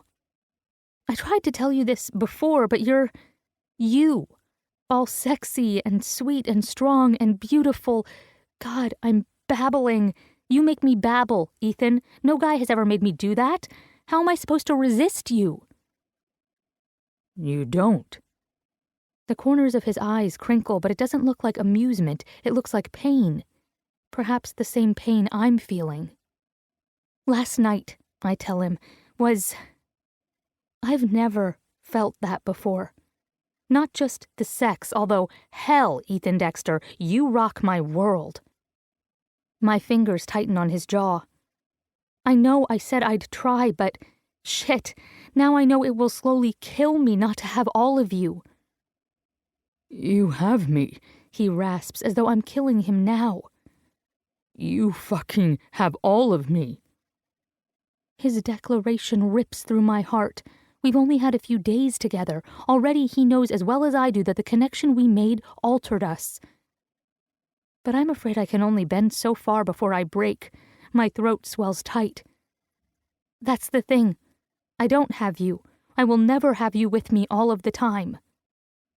His body jerks, and I'm the one holding tight, afraid he'll pull away. Ethan, I wouldn't change you for the world. Football is part of who you are. Take that away, and I take away an essential component of you. But it doesn't change the fact that if I don't pull back now, I'll regret it. He steps away, shoving his fisted hands deep in his jeans pockets. Massive muscles bunch along his shoulders and down his arms. His expression is like stone. But Dex was never very good with hiding emotion in his eyes. Maybe he doesn't want to be. So much pain there. Anger, too. I never want to be a regret to you, Fiona. His throat works on a swallow and he glances away, giving me his strong profile. I don't want to let you go.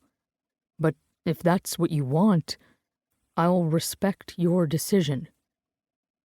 So fucking grown up. I don't feel like one. I'm the stupid kid who makes all the wrong choices. Is this one of them?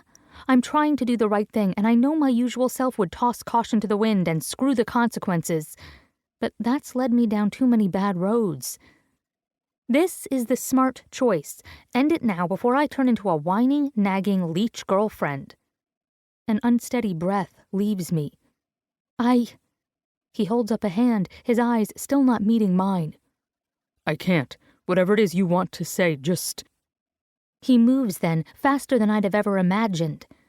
Before I can even blink, he has me, his hands fisting my hair, his mouth on mine. It's hard, his grip, his touch. He takes me, parting my lips with his, plunging his tongue in deep. My knees do that weak thing again as he kisses the ever-loving fuck out of me. I can't even hold on, I'm too dizzy with the feel of him just taking what he wants. When my air runs out, His lips leave mine on a soft gasp. Dex rests his forehead against my heated cheek. The tips of his thumbs run along my skin, and when he talks, his voice is so rough I almost don't recognize it. Goodbye, Fiona Mackenzie. You rock my world, too.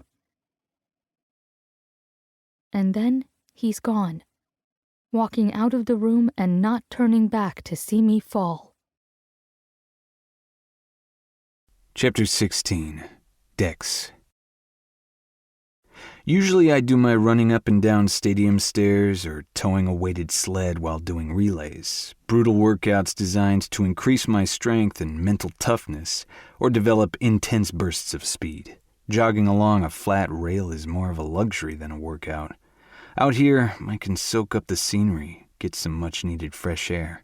Unfortunately, I'm not as fast as Gray, and the little shit catches up with me about a mile in. How he found me is some sort of Houdini magic because I sure as shit didn't tell him where I was going. "Hey," he says as he comes alongside me. I think I grunt. I'm not really in a talking mood. "I'm guessing you know Fee left?" he says carefully. I glance his way before facing forward again. "Say what you're going to say, Grayson, and let me get on with my run. Do you know how long I've waited to have a heart-to-heart with you? Shit, Drew's gonna be so jealous he wasn't here. So glad my pain is such an event." He must read this on my face because he winces. "Sorry, I suck at this. I'm not you." Yeah, usually I lead in with a thought-provoking question, then wander away to let you work it out on your own. I nod toward the path behind us. "Feel free to skip to the wandering part." "Nice try, Big D." At our side, the Golden Gate Bridge rises out of the morning fog. It's beautiful, almost peaceful. Only Gray won't let me have any peace. "You just gonna let her go?" For a hot second, I actually want to hit him. Did he think it didn't kill me to watch her walk away? I pull in a calming breath. Calm. I'm always calm. She threw down an argument I had no solution for. Short of quitting my job, there is nothing I can do to solve the problem of me always leaving Fee. The dull pain in my chest spreads down my arms. All I can do is run. Listen to the sound of my feet hitting the pavement, the rasp of my breath going in and out. "Man," Gray finally says. "I'm sorry. I thought she'd be different with you, that she wouldn't flake." "Grayson," I cut in, because I really can't handle pity right now. "There's nothing to be sorry about. You might be a parent, but you're not mine or Fee's. I knew what I was risking." He manages to keep quiet for a few beats, but Gray's a talker, incapable of prolonged silence. "Still," he mutters, "fucking sucks balls." I couldn't agree more. He gives me a sidelong look. "So what are you going to do about it?" He knows me too well. I fight to keep my face neutral. What I do best, assess the defense, find another angle. Because I've had a taste of Fiona, and I can't give her up without a fight. Unfortunately, until inspiration strikes, I have to retreat, give her space, or risk acting like a stalker, which no guy in his right mind should do. Gray gives my arm a nudge. "Hey, last one to Fisherman's Wharf buys breakfast." Little fucker. We both are good for quick bursts of speed, but Gray is better at longer distances. So I do what any self-respecting competitor would. I shove him into the grass and take off. Fiona. Airports suck. As soon as I step into one, I get tense. Someone is always watching you somewhere. You're treated as cattle, annoying cattle at that, and all you have to look forward to is a cramped seat and paying for a crap meal wrapped in plastic. Yay, hey. My eyes are gritty, and I have a sore throat. Maybe I'm coming down with something, because I'm finding it really hard to breathe, too. I've been this way pretty much since I left Ivy's house. Ivy, who looked at me with such disappointment, I felt lower than shit on a shoe. Gray didn't even bother to look my way. He shut down completely and muttered something about taking a run. The ticket agent informs me that I have a seat on the last row of the plane. Another bonus. All the people waiting to use the bathroom will stand there, shoving their asses in my face. If you weren't such a chicken shit, you'd still be in bed with Dex, which is now officially the best place in the entire world. I tell myself to shut up. Boarding pass in hand, I turn, pulling my carry-on bag behind me, and nearly smack into a couple kissing. Fuck a duck. They're going at it, not in a gross slobbering way, but, shit, in a romantic you're my air way. Dude holds his girl's cheeks with care as he tilts his head and goes in deeper. She clutches his back as if she'll never let him go. And here I am, staring like a perv. I can't help it. I now know how it feels to kiss like that. The consuming fire of it, the way your entire body sways into your lover's with the need to sink into his flesh and bones and become part of him. The pain in my throat swells outward, lodging hard in my chest. I stalk around the couple and blindly race for the TSA line. But it's no use. I can't stop my thoughts. Or the pain. Like a zombie, I wait at the gate. Like a zombie, I board the plane, find my seat. It isn't until yet another couple settles into the row in front of me, the guy helping his girl put her bag in the overhead before giving her cheek a kiss, that I break. Biting back a sob, I fumble for my bag and search for my phone. I call up the wrong number twice. My finger shakes so badly. Stupid. I was so stupid. The thought that I've ruined everything has my entire chest clenching tight. Around me, passengers are finding their seats. A toddler is whining for Cheerios. And the phone keeps ringing. Dex's gruff message starts up. I have to blink hard. Just hearing his voice gets to me. But is it a bad sign that I've gone straight to voicemail? Is he avoiding my call? I wouldn't blame him.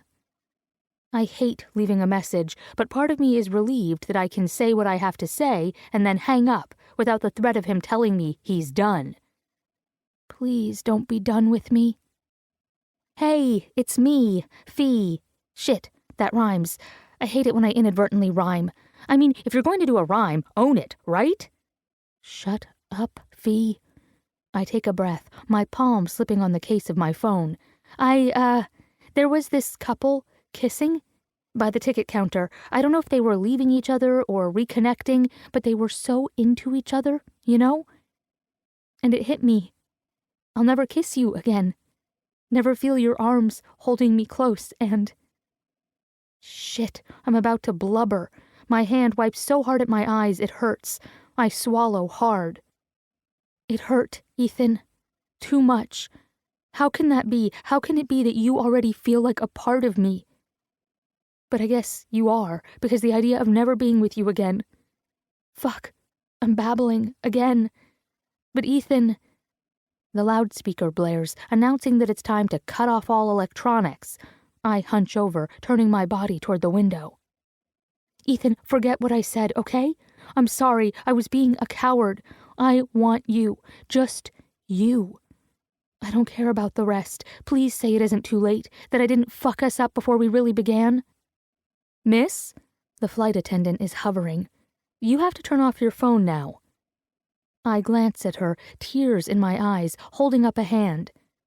I've got to go, I say into the phone. I'll be in New York tonight. I'm sorry, okay? Call me? I lick my dry lips. Okay then. Bye. Ending the call, I sit back and stare out the small window. And hope he still wants me too. Chapter 17, Dex. I don't see the message waiting for me until I'm out of the shower and scrubbing a towel over my dripping hair. I don't know how long I stand there, phone in my hand, deliberating over whether I want to hear what Fiona has to say now or later. The room is cool, prickling my bare skin. I should get dressed, go down to dinner with Ivy and Gray.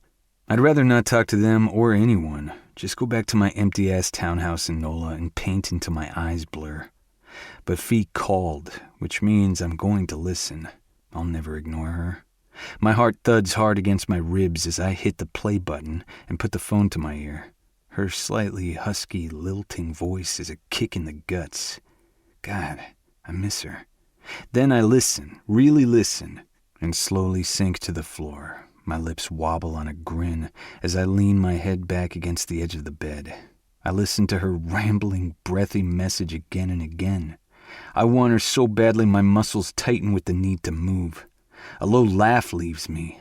I can't help it. I'm happy, truly happy. I still have no idea how to make this work, but I know one thing. I have a chance with Fiona Mackenzie. Protecting that has now become my #1 priority. Fiona. Hey, I got your message. Even though it's through the phone, Dex's voice sinks into my heart and warms it all up. Yeah? It's all I can think to say. I'm so nervous.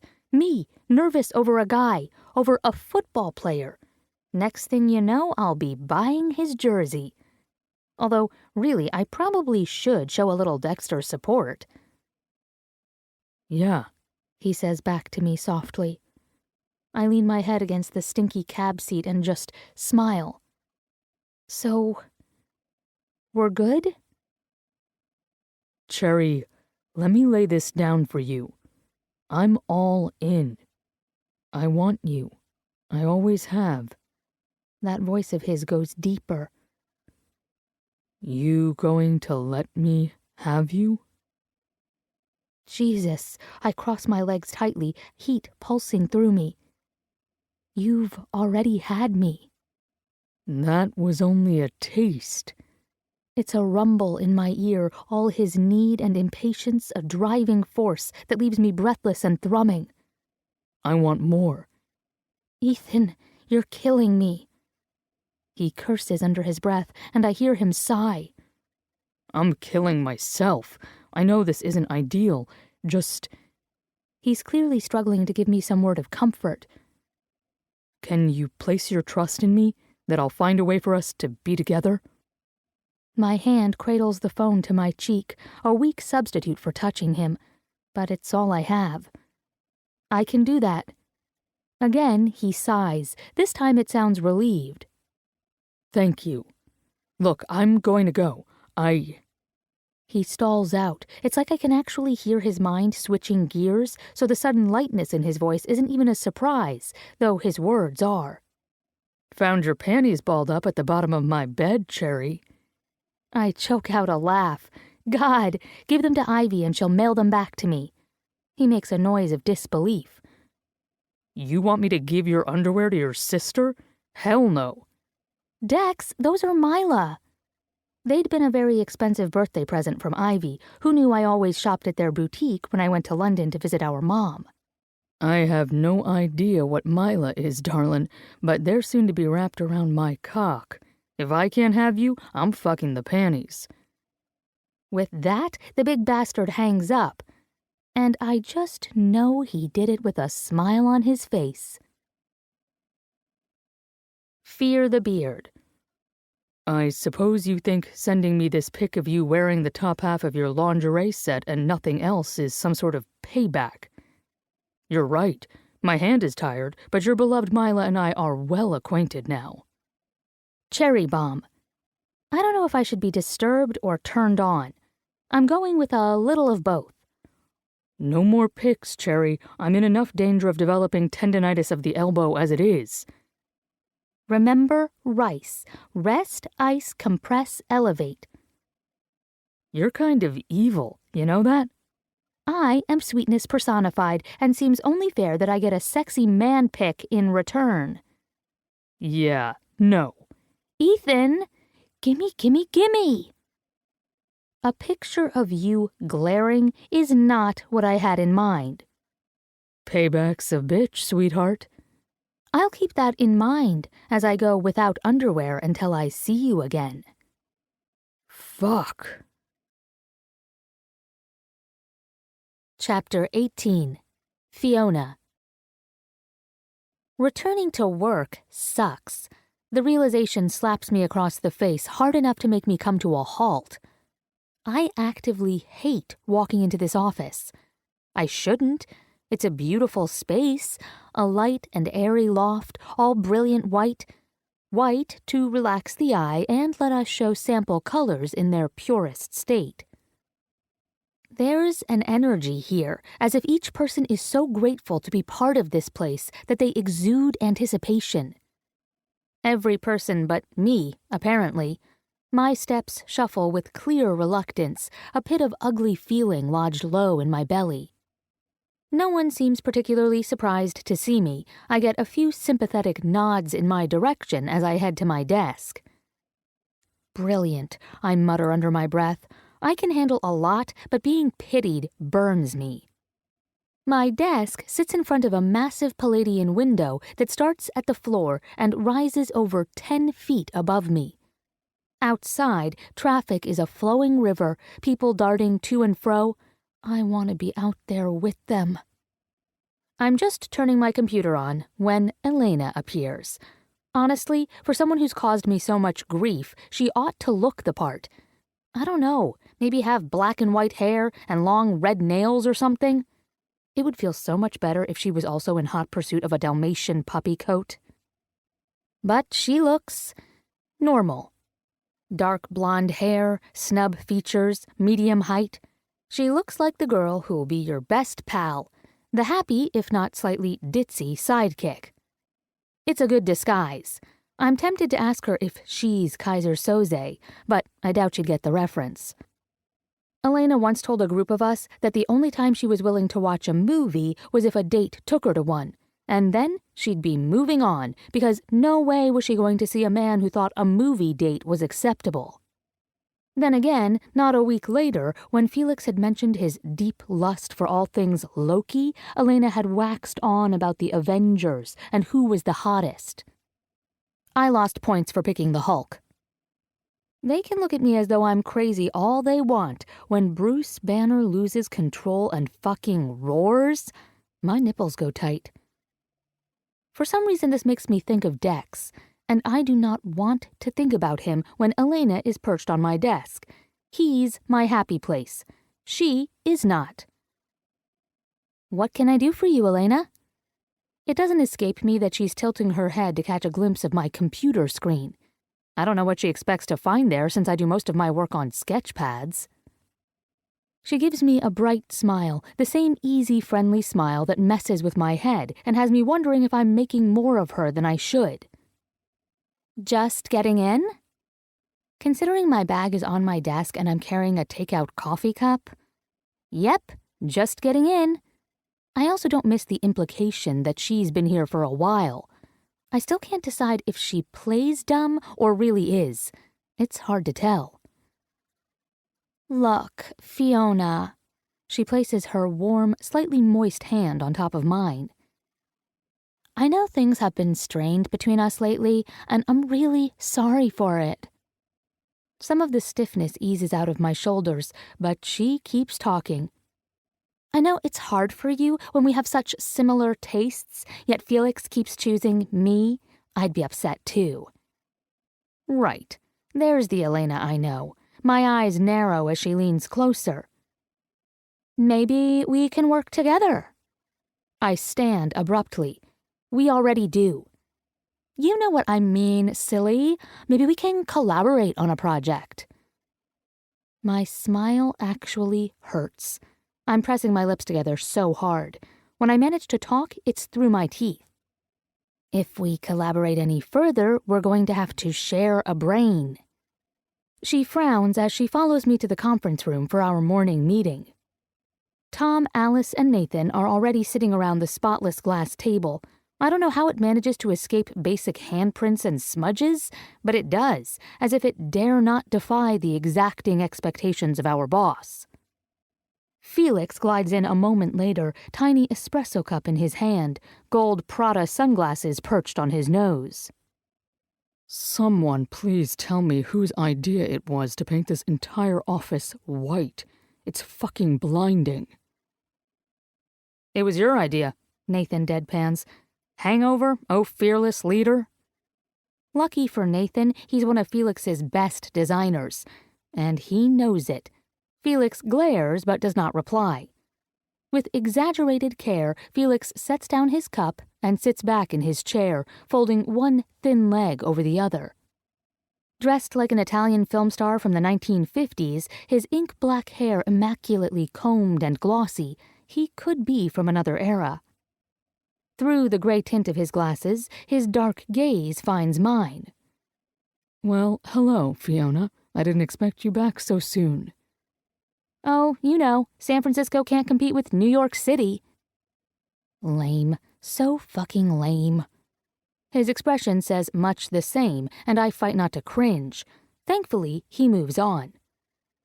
Now then, where are we with the Meyer project?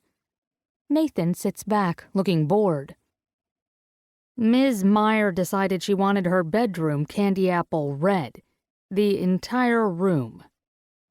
Then let her haul her ass down to Home Depot and paint it herself. Felix sighs and pinches the bridge of his nose. What did you tell her? That a glossy red powder room would have more impact, and all her friends would be able to see it. A sniff tells us Felix is pleased. His head turns my way. Or Elena's. I can't be sure because she's hovering at my side as usual. Mrs. Peyton has decided that cerulean blue silk drapes remind her of her first husband, Clyde. As she divorced him after finding him riding his hot little PA, Jonathan, that simply won't do. Go, Clyde, Nathan murmurs with a cheeky click of his tongue. Felix's nose wrinkles.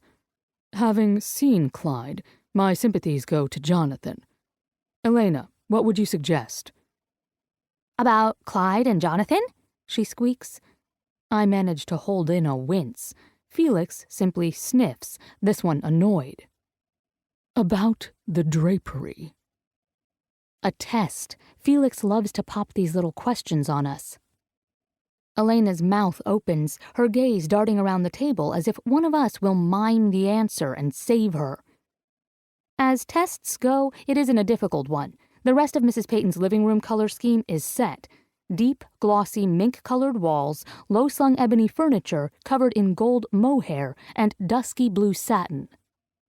The silence stretches as Elena starts sputtering.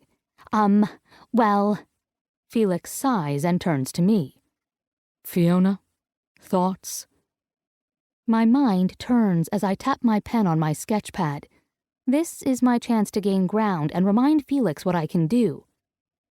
I'm thinking of that Jonathan Alder chain-link print you fell in love with. The gold and cream one! Elena cuts in. She has her phone out and is frantically tapping on it as she beams at Felix. Fiona and I were talking about it this morning, if you can believe it. I was saying how timeless that pattern was. My mouth is stuck open, frozen in shock. Inside my head, I scream at myself to snap out of it. Say something. She's already holding up her phone.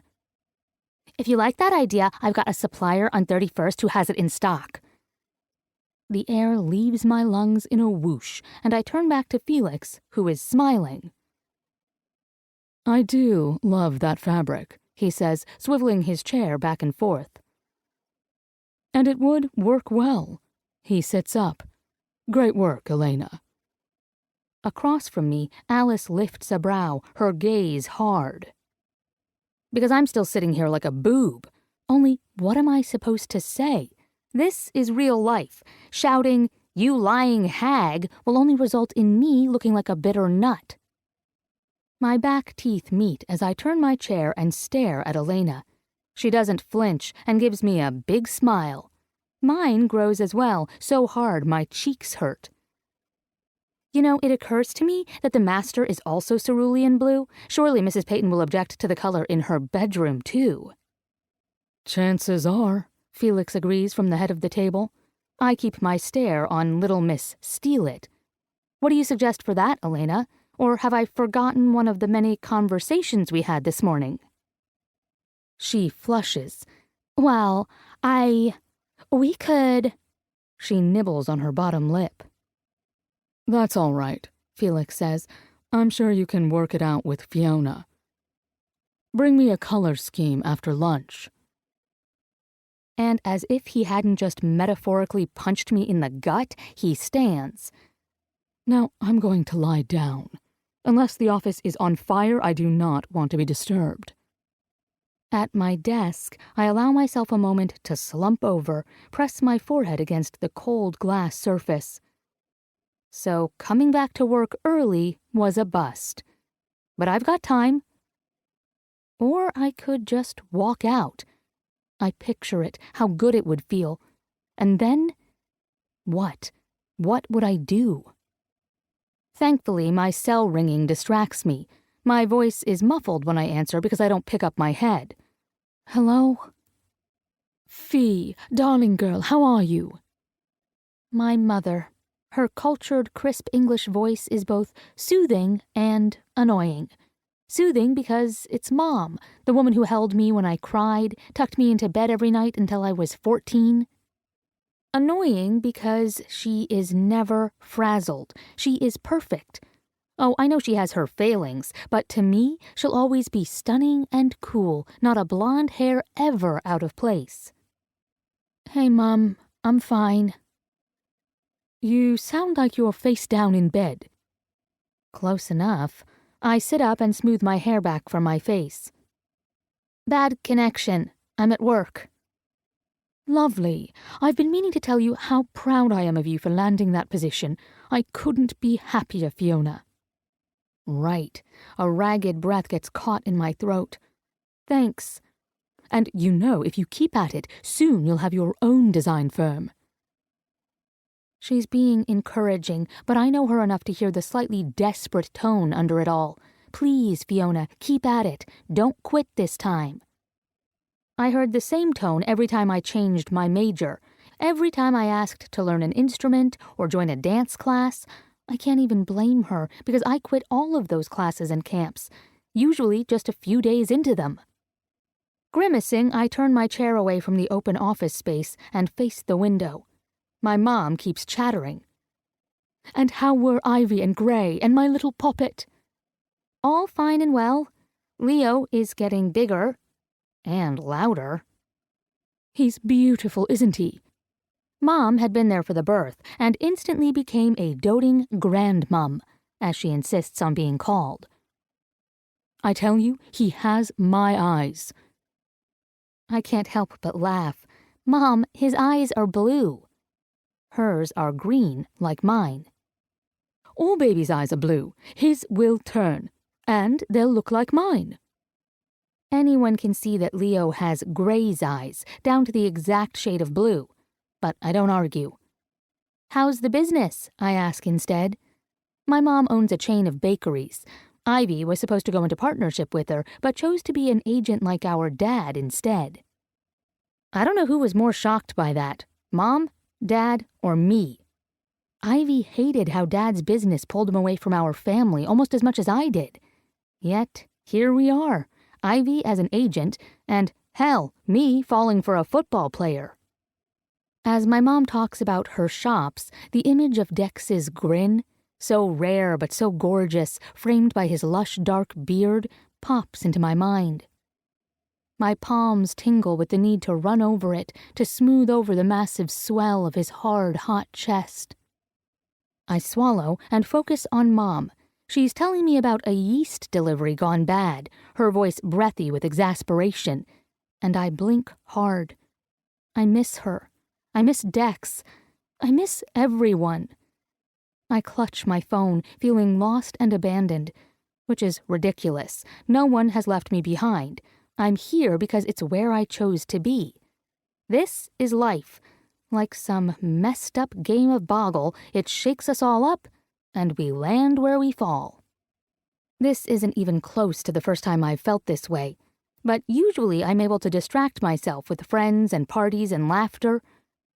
Only I can't find it in me to laugh anymore. And I wonder if this is the only way life can be. Because I want some fucking control back.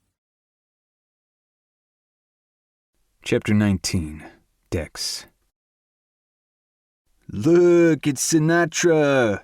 Delgado, my fellow lineman, shouts when I walk into the locker room. I'm greeted with a rousing chorus of gold on the ceiling, all of it off-key and loud. I'd been informed by a cackling Gray that video of my karaoke performance had gone viral. If that hadn't been enough, the ESPN highlight, complete with accompanying jokes, made it clear I'd get my fair share of shit come Monday morning. Yeah, I wave an idle hand. Laugh it up, fuzzballs. Samson, a nose tackle, makes an attempt to roar like Chewbacca but ends up choking, which cracks the guys up even more. Grinning, I sit down and kick off my shoes. Finn Manus, my QB, saunters over, a smile wide on his face. He gives my shoulder a hearty slap. So, Dexter, have a good week off? Say what you're gonna say, Manny, and fuck off, I tell him lightly. He's still grinning at me like a smug fuck. I must say, I enjoy seeing you hang your balls out, Dex. I didn't know you had it in you. Pretty sure there's a lot you don't know about me. I've stripped down to get in my gear when I catch his eye. He's no longer smug, but serious. That's kind of the point, he says. You're my center. His words give me pause. I like Finn. He's a rookie, which especially sucks for him because he has to carry the team without the freedom to ease into his job. But he's also a good quarterback, and it's my job to protect him. But I don't know him like I know Drew. I haven't taken the time. Guilt tilts in my belly. Come out for a beer with me later, I suggest, and I'll tell you all about my wild week. He looks at me with those famous baby blues that have women all over America sighing and throwing their panties in his direction. Doesn't do anything for me, but I'm comfortable enough in my manhood to see what chicks dig about him. I guess I'm doomed to always cover pretty boys. Yeah, he says. Sounds good. He moves to go but then halts. Hell, we've got that photo shoot at 4. A scowl works across his face, and now I'm the one who's laughing. Ah, the charity calendar. Thought that would be right up your alley, GQ. Apparently not, if his disgusted look is anything to go by. Charity, yes, I'd just rather do it talking to a bunch of kids or something, not offering my ass up like a side of beef. Oh, Manny, says Samson, walking past. But it's such a big ass, almost as big as your head. With that, he snaps a towel at said ass and takes off as Manus lunges for him. Keep running, dickhead, Manus calls. I suit up, more than happy for the attention to slide off me and back to Manus where it belongs. Only that isn't the case. For the rest of practice, guys serenade me. On the sidelines, when I'm gulping down Gatorade and stretching out my burning quads, Dean Calloway, the offensive line coach, stands beside me, his gaze on the other players but his mouth twitching. Guess I know who will be the lead in our annual team musical, Dexter. Didn't know we had a musical coach. I toss my empty bottle into the trash. He turns to me. Maybe we should start one now. Giving me a slap on the back, he ambles off with a, "Good work, Dex." I watch him go, and it occurs to me that although I've played for this team for going on 2 years, I haven't really engaged. It's too easy for me to hide away from the world. But laughing with my team, not taking shit too seriously, it feels good. I could be happy, genuinely happy. There's only one thing missing, and she's over 1,000 miles away. Fiona. I'm headed out for drinks when Dex calls, which has me grinning even before I answer the phone. Hey. Hey, Cherry. His deep voice gives me a little thrill every single time. What you up to? Going out for drinks with Anna. I dart across 5th and weave past a slow-strolling tourist family. Drew's, Anna? Dex asks in obvious surprise. Yep, we've gotten to know each other over the years. Gray always invites her and Drew to spend Christmas with us.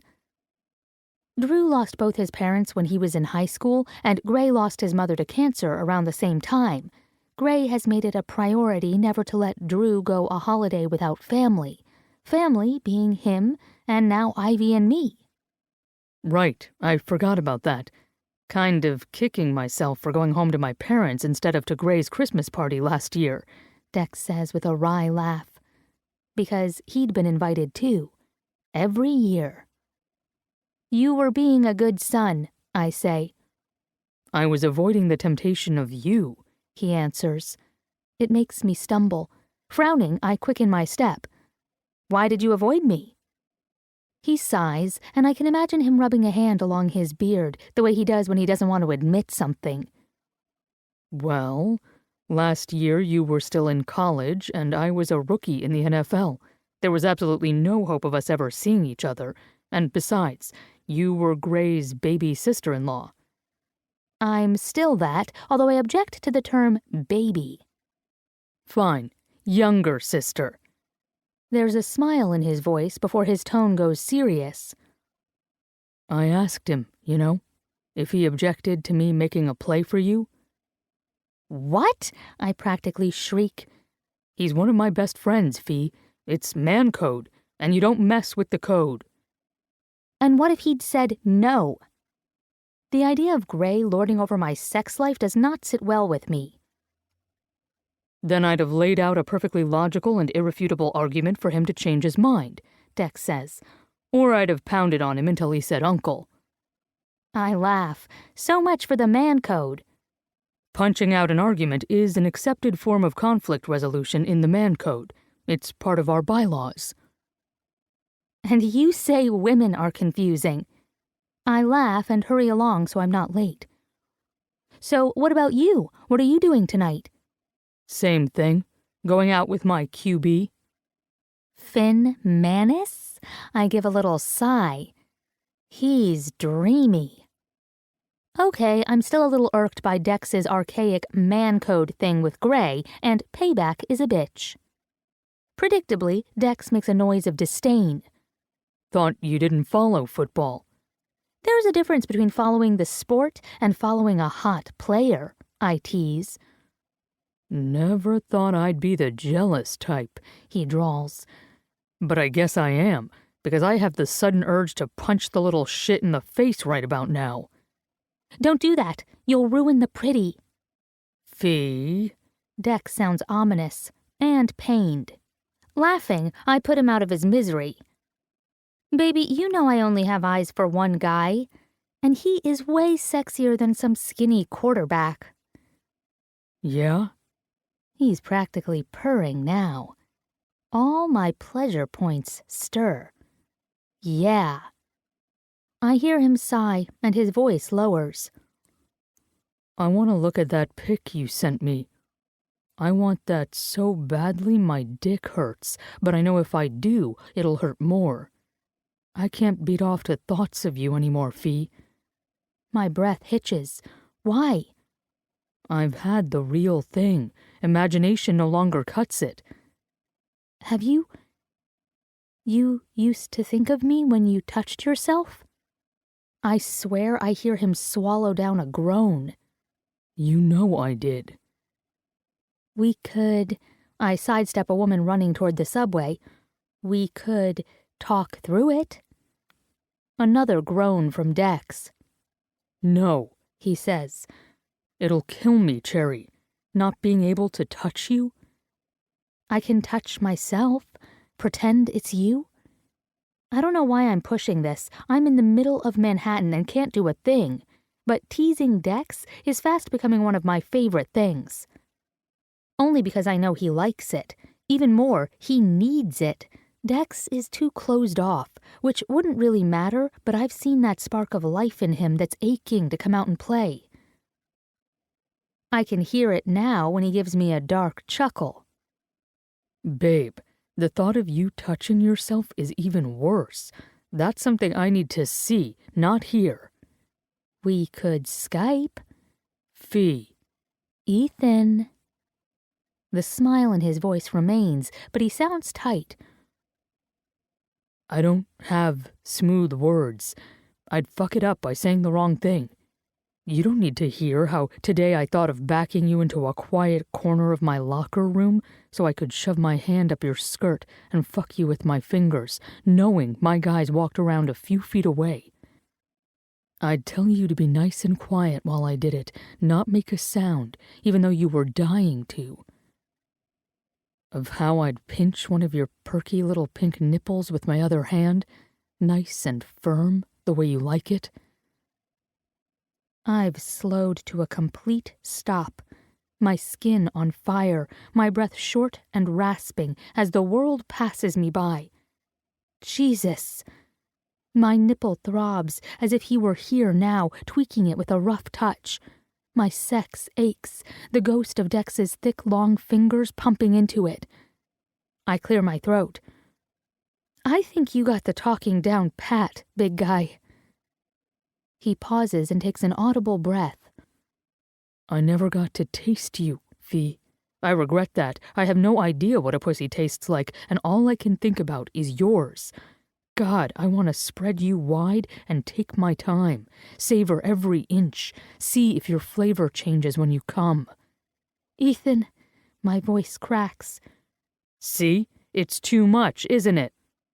Somehow I manage to laugh. Any more, and I'm going to spontaneously combust right here on Fifth Avenue. Yeah? He sounds surprised. Poor deluded, sexy center. I think you're right, I say, forcing myself to walk again. No more sex talk. It's killing me too. A sad sort of half chuckle rumbles through my phone. I know. So... His voice strains as if he's reaching for lightness. Tell me something else to take my mind out from under your skirt. How's work? Yeah, right there is an immediate buzzkill. Fuck, my throat hurts again. I want to tell him everything, right down to the bone-deep agony I feel in failing once again. But I don't want him to see that side of me. Flighty Fee who can't keep her shit together. I can't stand the thought of being diminished in his eyes. It's fine. He's silent for a moment, and for the first time I'm grateful for the physical distance between us. He can't see my face. I thought you had to leave because of a work issue, he says carefully. Great. Either I'm lying about work or I lied about why I left him. Silently cursing, I grind my teeth and search for an answer. It's all settled. Not as big a deal as I'd thought. Well, he says, that's good. He doesn't sound like he buys my story. God, I'm fucking up already, building this house of cards relationship on a shifty set of lies. But I can't tell him. I can't. I'll start crying here and now. I'm at the bar, I tell him with false levity. Call you later? Always, Cherry, he says softly. I hear him take a breath. Fee? My heart pounds as I grip the phone like a lifeline. Yeah? Just know I'm with you, even when I'm far away. I'm with you. It's all I can do not to sob. I stand on the corner of 5th and 25th, the world flowing by me like rippling water, and feel such loneliness I have to hug myself around my middle. Thank you, Ethan. I hang up then, because I can't say anything more without breaking my heart wide open. Chapter 20. Fiona. Anna and I end up not drinking, but buying sandwiches at Eataly and claiming a table in the Flatiron Plaza, the little pedestrian triangle of concrete between Broadway and 5th. The weather is gorgeous, in the way of New York in the fall, crisp breezes cutting through sun-warmed air. I don't talk about my job issues. I'd rather enjoy the evening than ruin my appetite. So, Dex. Anna grins before taking a sip of her latte. I don't know if she found out from Ivy or if Gray blabbed to Drew, though my money is on Gray. Regardless, I can't help but grin back. Yeah, Dex. I hold in a dreamy sigh, because that would be overkill. But Anna's too quick. My satisfaction doesn't escape her notice. That good, eh? Her cheeks plump, and the breeze sends her red curls spiraling around her head. Let's just say fogasms are unnecessary. Fogasms? Anna asks with a laugh. Fake orgasms. I give her a look. God, please don't tell me you've never had to fake it. I think I'll die of envy. My sex life hasn't been horrible or anything, but college boys, by and large, are pretty much pump and dump, lather, rinse, repeat. Dex had been a virgin, and yet he'd put his entire body and soul into the act. I'd felt cherished, and my body worshipped. Never mind that Dex is so freaking sexy, all he has to do is look at me and I'm a hot mess. Anna swallows a bite before shaking her head. Of course, I've faked it. Never with Drew, though. I roll my eyes at that, but laugh. I hope not, since you're marrying the guy. Oh, he leaves me quite satisfied. Quite.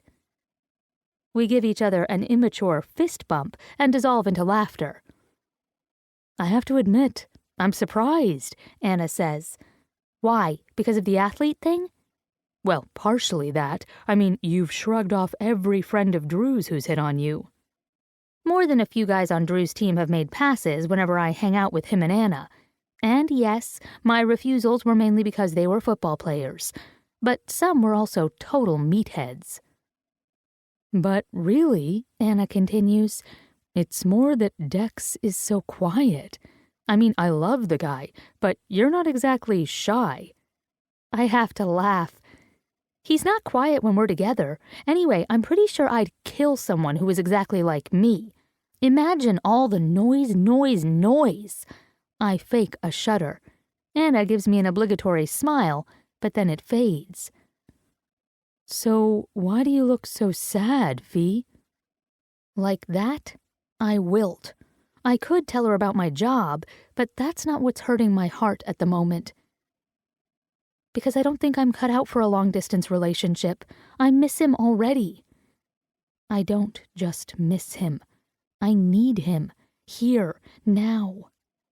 I've got all this fluttery anticipation and nowhere for it to go until we see each other again.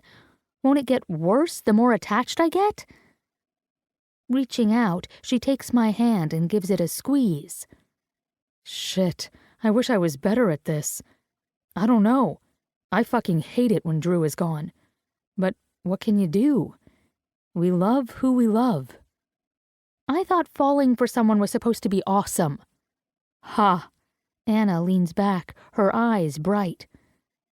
Best and worst time of your life, kid. Dex. The photographer's studio is in New Orleans' warehouse district. We've been scheduled in small groups. I'm here with Rolando, Finn, and Jake Ryder, our other wideout. Aside from Ryder, none of us are particularly comfortable with the idea of modeling for the next few hours. But it's for charity, so we'll make do. No one is here to greet us, which is odd. When ringing the bell fails to get a reply, Finn pounds on the metal door with the side of his fist. We get the time wrong? He asks over his shoulder. Nope. In fact, we're a few minutes late. The photographer had better not be having some sort of artistic huff. Finn is the one who appears to be 5 seconds away from a huff, but I shrug. Maybe he's on the can or something. Great, drawls Ryder. We've got to wait for a shit. That could be half an hour at least. Rolando bends his head back and looks at the ceiling. Lord, these boys keep leaving themselves wide open for a smackdown. It's almost too easy. Ryder smirks, then reaches past me and slams on the door as well. Dude, nip it off and open up. Jesus, I say, my ears ringing. Have some class. He just grins. The door whips open, ending the conversation. A tall young woman with long, straight hair, a saturated shade of magenta, gives us a dark scowl that takes our measure. I'm guessing we're found lacking. Nip what off? Do tell, she asks, her voice so husky I wonder if she's a smoker. We all kind of shuffle, then Finn steps forward. We're here for the calendar shoot? Well, I certainly didn't think you were here for the Little League group shot I have scheduled later. You're the photographer? Finn's eyes widen in obvious shock. Let's not be a cliché, eh, pretty boy? Ryder snickers. She's got your number, sweet cheeks. Finn is a pretty boy. We all love to tease him about it, but he doesn't seem to like it now. Hey now, we were told our photographer's name was Chester Copper. Excuse me if I assumed it was a man. Her lips pinch. I go by Chess. I've no idea how your PR manager got my full name. Probably because they do background checks to weed out the freaks. Finn's dubious expression clearly states the PR failed in this case. Chess gives a bored roll of her eyes. Chester Copper. That's kind of like Chester Copperpot from the Goonies, Ryder adds, helpfully.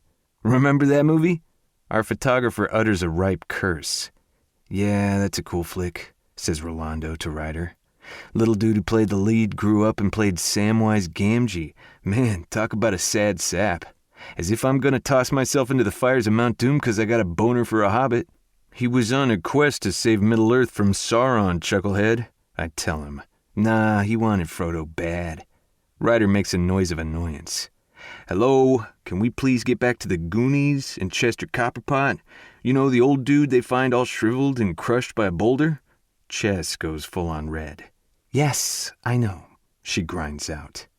My parents met at a draft house viewing of the movie. They expected a boy, and since my grandmama had already embroidered all my baby blankets, she shrugs as if to say, what can you do? And they actually named you after a Goonies character? I ask, kind of horrified. It's worse than Gray's mom naming him after a John Grisham character. Yes. Her voice is tight, and none of us say a word, though I hear Rolando murmur something about crazy white people under his breath. With that, she turns and walks briskly into the studio. After exchanging looks, we follow. Lights are set up around a large canvas. To the side, a long table holds football equipment, pads, footballs, our team helmets, even some shin guards and tape. A slim guy wearing a fedora and a lime green skinny pantsuit straight out of the 1960s appears. Like me, he has a beard, though his is red and scraggly.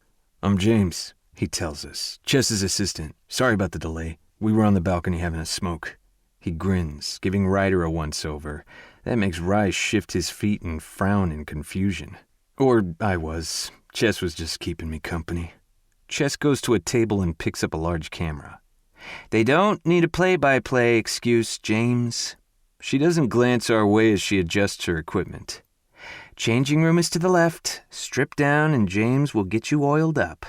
She might as well have dropped a stink bomb in the center of the room. I swear we all take a step back, our faces twisting with various levels of shock. Oiled up? Finn sounds like he sucked a lemon through his teeth. You fucking with us? When I fuck with someone, he knows it, Mr. Manus. Ryder laughs. I love this chick. I'm not a chick, Mr. Ryder. I am a woman. Rolando makes a faint mock crowd roar, and I elbow his side. Let me guess, Finn drawls. You're obsessed with finally finding One-Eyed Willie. Ryder chokes on a smothered laugh, and I have to run my hand over my beard to hold in mine. Man, Rolando mutters, you've gone and done it now. Chess has the stare of death, like scary, fierce. I'm pretty sure her closet is full of the skeletons of other smart-mouthed ball players who dared to cross her path. It's so bad we all stand there like recalcitrant boys who've been hauled up before the principal. But my lips are twitching. I know in about 10 minutes we're going to be bare, and Finn is going to hate every second of it. I itch to take out my phone and text Fee. My smile dies a swift death at the thought of her. Fee didn't sound right. She was hurting, and damn if I knew why. The distance between us is like a cold hand gripping my spine. I don't like the feeling, or the fact that she didn't tell me the truth. But I'm going to find out. The sooner I'm stripped and oiled, the faster I can.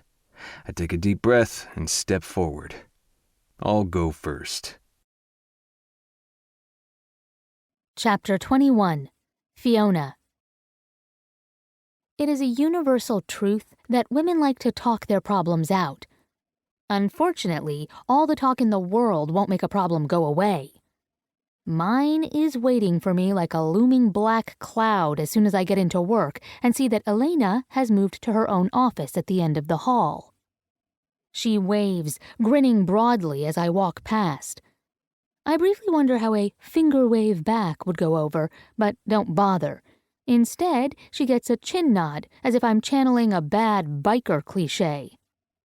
It feels stupid and ineffectual, and I'm in a piss-poor mood by the time I get to my desk and find that Felix's to-do list includes ordering fabrics that I picked out but are now considered Elena's design contribution. She comes to my desk just as I'm turning on my computer. I thought you'd want to hear it from me. Felix just called me into his office this morning. He gave me the associate designer job. She squeezes my hand.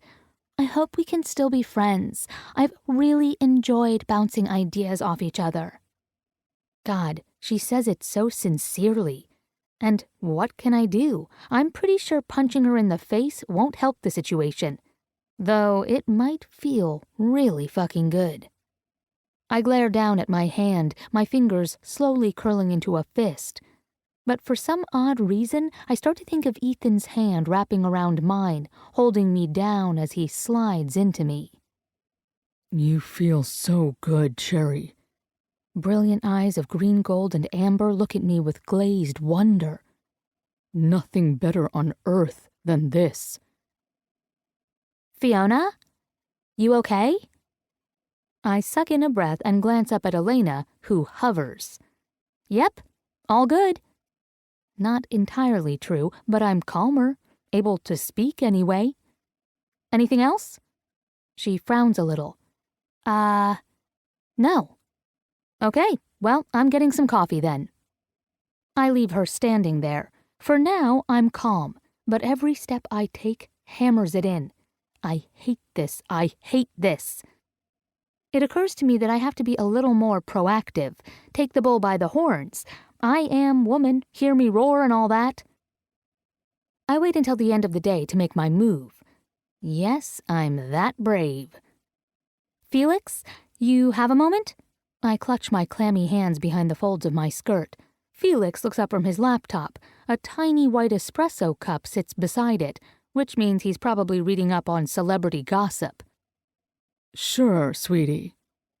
Sweetie? I want to gag. And now that I've worked up the nerve to approach him, I actually have to talk. Part of me really wants to laugh. I have absolutely no trouble talking to people. I don't think I could go a day without saying something to someone, even if it's just to tell a person they have on cute shoes. But now a golf ball-sized lump of panic is lodged in my throat, and it's all I can do just to get my ass in the chair opposite Felix. Want an espresso? He gives me an overly friendly smile, the one he uses on clients he fears might be difficult. So I know he isn't exactly unaware of why I'm here. No, I'm good. I focus on his eyes. Always look them in the eye. Reminds you that you're talking to another human. Nothing more. You, made Elena associate designer? Everything inside of me wants to scream. Maybe throw Felix's coffee onto his pristine white leather Corbusier lounge chair. With an expansive sigh, he sits back in his chair, crossing one leg over the other. Yes, I did, hun. I thought you weren't going to make that decision until next month. Fiona, I understand that you're disappointed. His tone is so patronizing I have to dig my nails into my palms to keep from twitching. But you and I both know it was coming to this. He takes a dainty sip of his macchiato. I simply sped up the process. Is it... I suck back a sobbing breath. Is it because I went on vacation?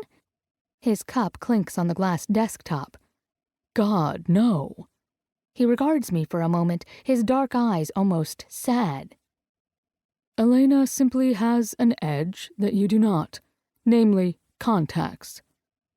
This time a sob does escape me, only it sounds kind of like a laugh. You promoted her because of her mother? No, because of her mother's friends. She has lots and lots of friends with lots and lots of cash. He smiles slyly. Her designs aren't bad either. Fresh and lovely without being too daring. Just what the bored, rich Manhattanite wants. I swear to God, my entire body wants to dry heave. Somehow I manage not to. Her designs are... Copies of yours, he supplies. Yes, I know. I think I gape. I don't know anymore because I've gone numb. You know? Felix shrugs, takes another sip of his drink. You'd have to be blind not to notice, honey. Yours are a bit more risky, however. You push yourself where she plays it safe. Okay, now I know I'm gaping. I can't believe this. Mine are more daring and you're rewarding her? Honey, safe sells more, and you've really got to applaud her ingenuity. He sighs again, resting his elbows on the desk. First client I scored was done using Jose, my lover's designs. I lost a good lay, but gained a business. That's horrible. That's business. Calculated risks. Use what you know will work. He gives me a reproachful look. You should understand this. Don't remember taking that course in college, I snap. I'm talking about your dad, sweetie. Sports agents aren't exactly known for being above board. Frankly, I assumed you'd be more hardened, more cutthroat. My dad, I grind out, never stabbed his colleagues in the back. Felix gives me a disbelieving look. I ignore it and stand. I want to quit, to tell him he can go fuck himself with one of his precious Ferragamo slippers. I want that so badly I can taste it. But just the mention of my dad has me holding my tongue. He thinks I quit at everything. Flighty fee, always running at the first sign of trouble. And maybe Felix will fire me now, but I'm not going to stomp off in a dramatic rage first. Straightening my skirt, I manage to collect my temper. I'll be in late tomorrow. I'm picking up those fabric samples on my way, I tell him. All right. He turns his attention back to his online gossip mag. Take your time. Oh, that lovely little sandwich shop is next door to them. See if anyone wants sandwiches. Not me. I'm skipping lunch this week. The faint hum of the city seeps in through the windows. Somewhere down the hall, a telephone rings. It's nothing compared to the ringing in my ears. Sandwiches? I'm expected to go to Elena and ask if she wants a fucking sandwich for lunch tomorrow? Yeah, I croak. Sure. Except I'm not asking anyone a damn thing. My hands shake by the time I've pulled my purse from my desk drawer and grabbed my coat off the hook. It's a struggle not to cry. With every step I take, the spike of my heel connects with the raw wood floorboard and thuds in my heart. My throat is closing, a lump rising. Get it together, Mackenzie. Deep breaths. I want to scream so badly my stomach clenches. I swear to all that's holy, if I see Elena's fuckity-fuck face, I will fucking lose my shit. Keeping my head down so I don't accidentally make eye contact with anyone, I move toward the lobby. The elevator dings before I'm close enough. I lift my head, ready to run for it, because I need out. But my steps stutter to a halt, shock buzzing along my skin. Don't cry. Don't cry. Dex stands 10 feet away, his big hands stuffed into his jeans pockets, his broad shoulders covered by a dark blue Henley. That steady, powerful gaze of his meets mine. My lip wobbles, emotion pushing up past the lump in my throat. He must see my distress. The smile that had been blooming drops. My chest heaves as I struggle to keep my breathing normal. If I can just get to Dex, everything will be okay. I walk straight to him, not stopping until I wrap my arms around his waist and bury my face against his solid chest. The scent of cloves and oranges is stronger now that I haven't been near him in a while. He's warm, strong, safe. His arms surround me, hold me secure. I sag into his embrace. Hey, I say to his chest. Dex presses his lips to my crown. Cherry, you all right? No, not at all. My eyes burn and prickle. I hug him tighter, breathe him in.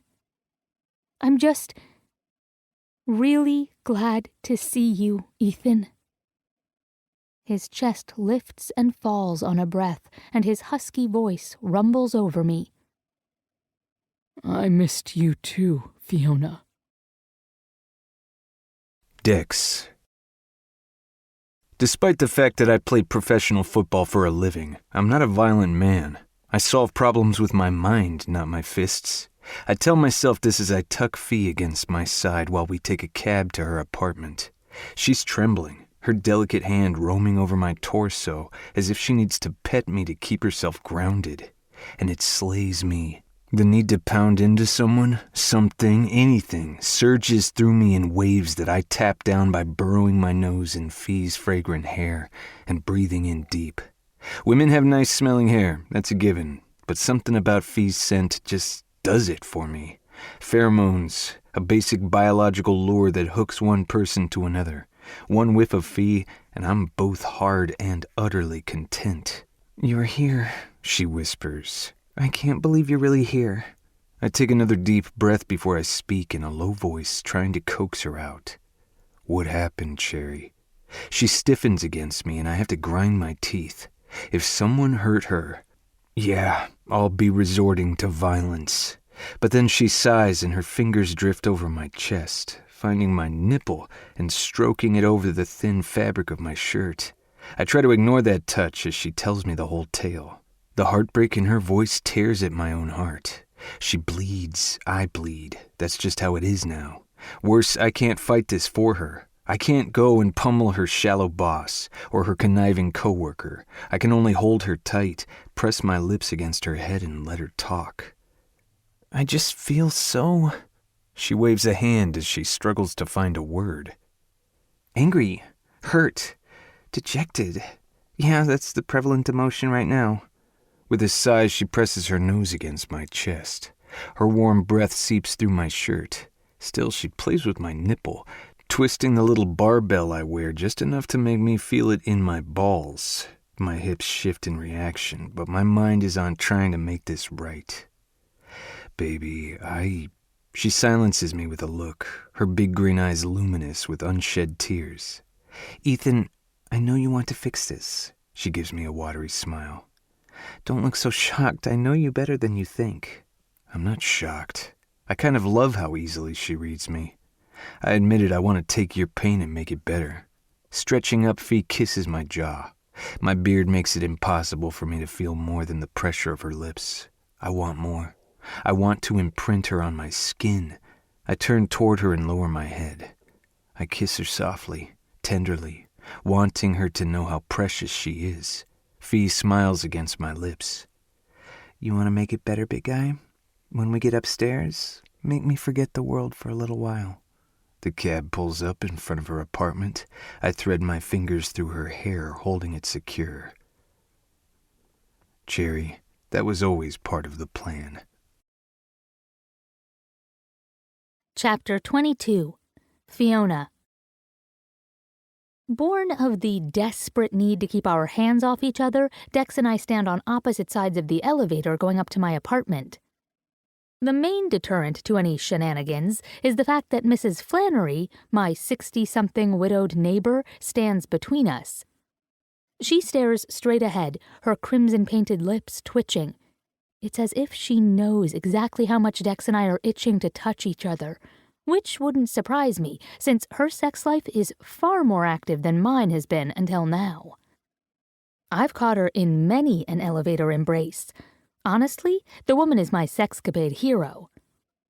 Over her head, Dex's eyes meet mine. The heated look he sends makes my breath quicken. But then he pushes it over the edge. He makes a total goofball, crossed eyes, pointed tongue face at me. It's gone in a flash, but so very un-Dex-like that I snort down a laugh. My eyes water as I try to contain it. Mrs. Flannery glances at me. "You coming down with a cold, dear?" Coughing over a snicker, I clear my throat and stand straight. "I might be." Her smile is serene. "I'm sure your young man here will take good care of you." Dex waggles his brows behind her back. "Ass." Mrs. Flannery leans toward me, her voice dropping into a pseudo-whisper. "It's always the big, quiet ones, isn't it?" "Huh?" Solemnly I nod. "Yes, ma'am, it is." The elevator reaches her floor. As soon as the doors close behind her, I launch myself at Dex, poking his ribs as he laughs and tries to get away from my marauding finger. She totally knows we're going to have sex, I tell him, laughing but trying to be outraged. His arms circle me, bands of steel that lean me onto his hard chest. Of course she does. He kisses my temple. Considering that she groped my ass right before we got on the elevator, I'd say she approves of your choice. What? That little sneak. He grins wide. You actually look pissed. Of course I am. I'm not really, but still. My hand drifts down to his awesome ass. Seriously, his butt is like warm granite. Your ass is mine, Ethan Dexter. I promise you can play with it later. Because I want later to happen sooner, I all but push him down the hall when the elevator doors open on my floor. When we reach my apartment door, Dex presses against me from behind, his forearms braced on either side of my head. Tell me you live alone. A smile tugs at my lips. I live alone. He lets out a gusty breath, and his lips trail along the sensitive skin of my neck, his beard tickling. Good. The hard length of his cock nudges my ass. Open the door, Cherry. My hands fumble with the key, and then I'm stumbling into my apartment. Oh, so graceful of me. Laughing a bit, I turn, expecting Dex to grab me, give me the kiss I know we both want. But he doesn't. He stalks me instead, his steps steady, his gaze hot, and it sets my pulse racing as I walk backwards, keeping my eyes on him. A slow, evil smile spreads across his lips. Keep going. The low, drawling command works like a band around my middle, constricting my breath, clenching my belly. I edge away until my butt hits the dining table. Trapped. My inner thighs draw up in anticipation. My clit is so swollen I feel it there, this hot button of need that craves his touch. He stops in front of me, so tall it's almost overwhelming, and yet comforting, because I know he'll use his size and strength to protect me. Without saying a word, he sinks to his knees, then sits back on his heels. But his gaze never leaves mine. His voice turns deep. Show me where it hurts, Cherry. A breath puffs out of me, my nipples going tight. Oh, holy hell. His words make the aching emptiness between my legs clench with sweet pain. Never looking away from him, I find the flaring edge of my wool skirt and raise it high, bunching it around my hips. His attention flicks to my panties, and his entire body seems to sway. With utter care, he grasps the sides and slowly lowers them. I watch them go, watch his rapt expression as he exposes me, his nostrils flare, as if he's breathing me in. It should unnerve me, but the strong flush that rises over his cheeks and the way his chest moves with every panting breath sends a wave of heat through me. I spread my legs, wanting more of his all-consuming attention. He swallows hard, his gaze growing fierce. The heat of his hands covers my thighs, his fingers curling around them, pressing gently as he parts my legs further. Most beautiful fucking thing I've ever seen, he rasps. I can only stand there, my sweaty palms clutching my skirt, my thighs trembling beneath his grasp. I'm so wet now, the air on my sex feels cool, makes me shiver. Then he lifts one hand, and those big brutish fingers delicately part my folds. My knees go weak. I think I whimper. I can't tell because my attention is all on Ethan, on the way he slowly leans forward. His lush lips parted and his brows knitted in utter concentration. God, he looks gorgeous, all the bold lines of his face taut and flushed. His lips press against my clit, and a groan tears from him, his whole body trembling. My breath leaves in a whoosh, but I don't get to recover because he's licking my sex with long, lingering strokes, his lips sucking and nuzzling. Oh, fucking hell, Cherry. He licks deeper, slower, so intent, but never frantic. He's savoring me. That, more than anything, has me so hot I break out in a sweat, struggle to find my breath. The low, almost helpless moans he makes, the soft gasps when he has to take a breath before coming at me again, eating me out like I'm the best thing he's ever tasted. It's almost better than what he's doing to me. Almost, because, damn, he might be a novice at this, but he's making up for lost time. Strong lips, warm tongue, and that beard. Holy fuck, that beard. Soft, prickly, it adds another level of sensation. So good, so naughty good, that I circle my hips, chasing the feel of it brushing my clit, tickling my inner thighs. It's too much. I lean against my dining room table, afraid I'll fall, or maybe pass out. I don't know, I can't think straight. And then I see his arm moving. Oh God, somewhere along the way, he's undone his jeans and pulled his cock free. His erection is enormous, ruddy and angry. He palms his dick, tugging at it with rough, rude jerks. When he runs his thumb over the glistening crown of his cock, toying with the silver piercing, the sight is so illicit, I come without warning, my knees giving out. A little wail leaves my lips as I sink into the sensation. Ethan. He's rising, gathering me up. I wrap my legs around his waist, rub my aching sex against the crinkly hairs at the base of his cock. Ethan. My lips find his. He tastes of sex. My kiss is frantic, little gasps still leaving me. Now, Ethan, now. Big hands palm my ass. He lifts me high and then thrusts, going in deep. He groans into my mouth. Oh, fuck yes. I can only hold, my arms wrapped around his thick neck as he pumps hard and fast, bouncing me on his cock. Every time his hips impact with mine, I feel a shock wave through my body. A flare of pleasure pain in my clit. Every stroke of that little metal ball on his cock sends a rush of bliss through me. More, I tell him. Give me more. Give me everything. And he does, driving into me until I scream his name, my body arching tight against his as I come again, so hard my vision dims. He comes with me, his teeth clamping on my shoulder as he gushes, hot and wet within my body. The aftermath leaves us both shaking and panting.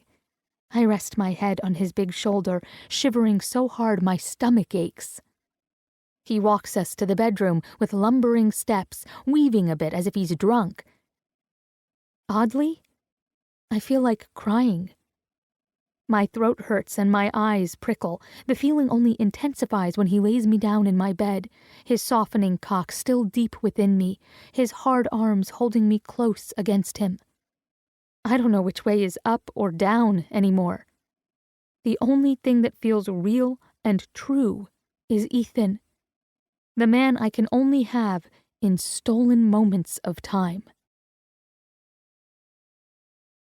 Chapter 23. Fiona. Smile for the camera. My grin is goofy and wide. Dex makes a laughing noise of protest and tries to wave me off. Get away from me with that thing. I'm all pictured out. We're lying in bed, having a well-earned rest, and I've been amusing myself taking multiple shots of Dex. He pretends to be annoyed, but I know better. He can't hide the smile in his eyes or the curve of his lips. If you don't want me messing with the phone, put a password on this sucker, babe. I take yet another photo. The image of his big wide hand fills the screen.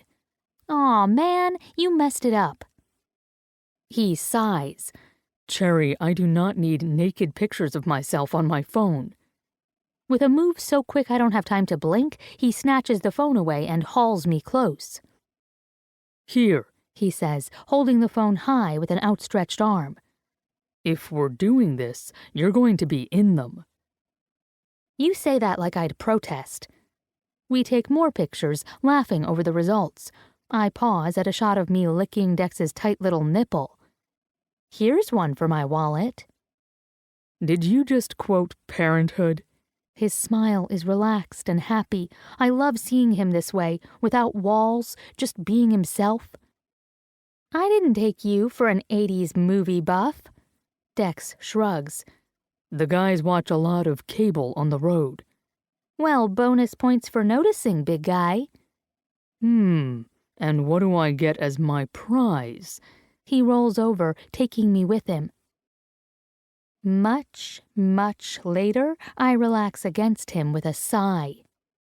Do you think we ever truly figure out who we are? My voice is soft. At my side, he moves, lifting his head to rest it in the cradle of his palm. Well, now, he drawls. Let me see if I can help you out. I'm Ethan, and you are Fiona. Har. I give his chest a lazy smack. You know what I mean. Or maybe you don't. I stroke the edge of his collarbone. I don't think I've met anyone who knows their own mind as well as you do. He rolls his eyes, but sets his hand on my hip, caressing and edging me closer. Babe, I hate every fucking second of getting tatted. I hate needles with a passion, yet I get a cortisone shot after nearly every practice and game. The ones in the hands skeeve me out so badly I have to look away or risk fainting. At this, I take his hand in mine. It isn't pretty. Battered, swollen knuckles, scrapes and calluses, the middle finger crooking inward as if it's been broken one too many times. A warrior's hand. Those long, scarred fingers wrap over my smaller ones with a gentle hold, and I lift his hand to my lips to kiss his reddened knuckles. Behind the veil of his lashes, he watches me do it. I hate those things, and yet look at me, tatted, pierced, and a pro football player. Fact is, I run to the pain. Part of me gets off on it. So while I might know my mind, I've clearly got my own issues. He doesn't look embarrassed by this. No, his eyes shine in good humor, which makes all the difference and only proves my point. He knows himself in a way I don't know myself. I envy that. The blunt tip of his thumb, the one with a bruised nail, brushes the crest of my cheek. Why do you ask about knowing yourself, Fee? With a sigh, I fall back against the pillows and stare up at my ceiling. I don't want to go back to work. So don't. A loud snort blows through my lips. It isn't that simple. Course it is. You're miserable there, so leave. A glance his way reveals that he's absolutely serious. This, from a football player? I thought you guys were always about never giving up. Mental and physical endurance is key, blah, blah, blah. He flashes a quick smile. Blah, blah, blah. Nice to know we players are so eloquent. His smile falls. You also forgot, don't play the game unless you're 100% committed. Which really just means if you don't love it, get out. It isn't worth the pain otherwise. If I leave, she wins. Dex looks at me for a moment with that stare of his that I always feel down to my bones. When he speaks, his voice is steady, thoughtful. Winning is a subjective thing, Fee. Again, I can't believe a professional football player would say that. He chuckles. If anyone is an expert on the subject of winning and losing, it's an athlete. Last year, we lost out on the NFC Championship based on one loss, on a fucked up foul that the refs got wrong, made a bad call. That shit burned, Fee. His expression stays calm, but his eyes fill with ire. Even now, when I think about it, I want to punch something. And you better believe those fuckers on the other team taunted us without shame. Didn't matter that they won on a technicality.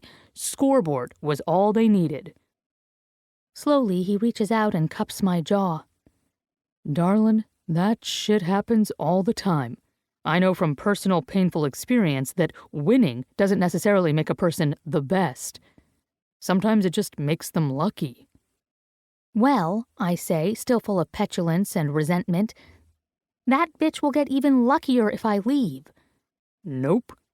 Hell, one day she might become the most successful designer in New York. Not helping. But it will be based on nothing but her own insecurity. While you, he leans in and gives me a soft, lingering kiss, have true talent, and will be happily serviced by yours truly. I have to laugh at that, but it dies quickly, and I flop an arm over my hot forehead. You don't understand. So, educate me. I'm a fuck-up. Fee. It's true. Almost every plan I start, and believe me, I always have a plan, goes off the rails at some point. You're describing the majority of the population, Cherry. Do your plans fail? Dex's wide mouth goes tight, as if he's annoyed at me, but the look he gives me is tender.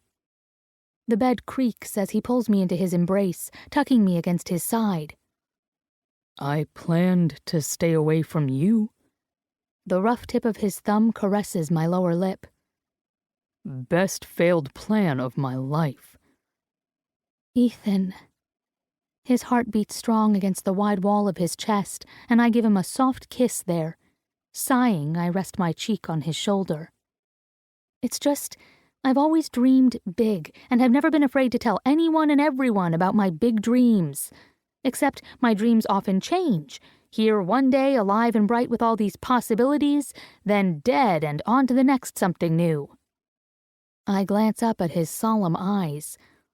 Unfortunately, my exuberance has made me into the girl who cried dreams, and my friends and family no longer believe me when I latch onto a new passion. I don't blame them, but I'm tired of seeing people give me that tight, slightly patronizing, slightly irritated smile. I don't want to be viewed as a quitter anymore. Fuck what other people believe. Do you think you're a quitter? I told you, I never stick to anything. My fingertip traces a longitude line on his collarbone. I love the way his skin pebbles under my touch. I changed my major 3 times before I settled on art and design, and even then my eye was always roving.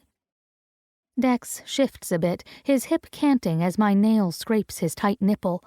His voice is gruff, a sure sign of him being turned on. But he runs his hand over my shoulder, stroking me. Why did you keep changing? For a second, I simply play with his nipple, worrying it this way and that, because it turns me on too, the way he reacts, his breath growing heavier, his cock getting thick again. I don't know. In a blink, I'm on my back, my wrists held overhead in Dex's massive hand.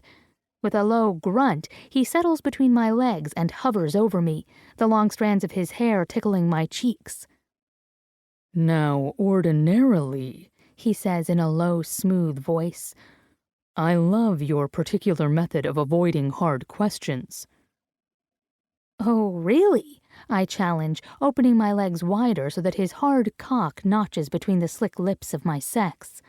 A low hum of pleasure runs through me. Really? He shifts his hip slightly, rubbing his hardness over my sensitive flesh just enough to tease. Thing is, I want an answer before I fuck you. God, he's a wall around me, unrelenting, hot. I want all that strength pounding into me. I think I whimper. I know I wiggle my hips, trying to seek him out. Why is it so important to you? His eyes are dark now, seeing more than he should. It's important to you. He rocks against me, sending little shivers of sweet lust rippling outward. Answer the question, Cherry. Why, he slides up, did you, a downstroke, keep changing majors? I lick my dry lips. They never felt right. He moves again, the rounded crown of his meaty cock stretching my opening. Slowly, with a smooth glide, he sinks in. And I lift my hips, my legs parting wider, as if this can somehow give him more room. He fills me so good I can barely focus. But Dex's eyes are on me, his lips hovering just over mine. You wanted to be happy. Uh-huh. I can't really concentrate, not when he's gently easing in and out of my swollen flesh, his lips taking mine with soft, slow kisses. He nuzzles me as he talks and fucks. You seek joy in your life, don't you, Cherry? I shudder, my fingers curling around his hand. He still has me pinned. Yes. He smiles against my mouth. You were never quitting. You were searching.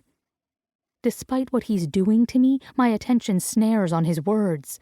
He pauses, his cock deep inside me, his brilliant eyes wide open, searching for joy. A laugh bubbles up within me, and I crane my neck to reach his mouth. I kiss him as deeply as I can while I'm still laughing, and he grins against my lips, our breath mingling. Fuck me, Ethan, I tell him, not letting him go, and give me some more of that joy. He nips my lower lip, his grin still wide. Yes, ma'am. And he does. He does it so well, I'm limp and breathless when we finish. I should move, get cleaned up, offer him dinner, something. But I can only lie against him, draped over his solid body like a sweaty girl blanket, and just drift. Aren't you scared? I whisper after a time. I flit from boyfriend to boyfriend, too. I don't know why I'm saying this. Maybe I want to test him. Maybe I just want to know he believes in me. All I know for sure is that trickles of ice-cold fear run down my spine at the thought of ever ending things with Dex. Rolling me to his side, he peers down, those eyes of his searching my face. His teeth flash, framed by his pirate's beard. Nope. That was just another search. He leans in, nips my ear. The search is over, Cherry Pie. Ugh, do not refer to me as pie. When he just chuckles darkly, I have to smile. You're kind of arrogant, you know that? The calloused pad of his thumb strokes my nipple. Think we covered that. I shiver. He does it again, slowly. Abuse my character all you like. You know I'm right. God, I love the way he touches me, love the dark rumbly quality of his voice. I even love his unfailing confidence in all things us. My palm slides down his back to the hard swell of his ass. I really love his ass. It's massive, rock hard, the ass of a titan. Laughing a little at that thought, I give it a squeeze, earning a deep grunt from him. Yeah, I say with a small smile as I feel him up. I think you just might be. Chapter 24. Fiona.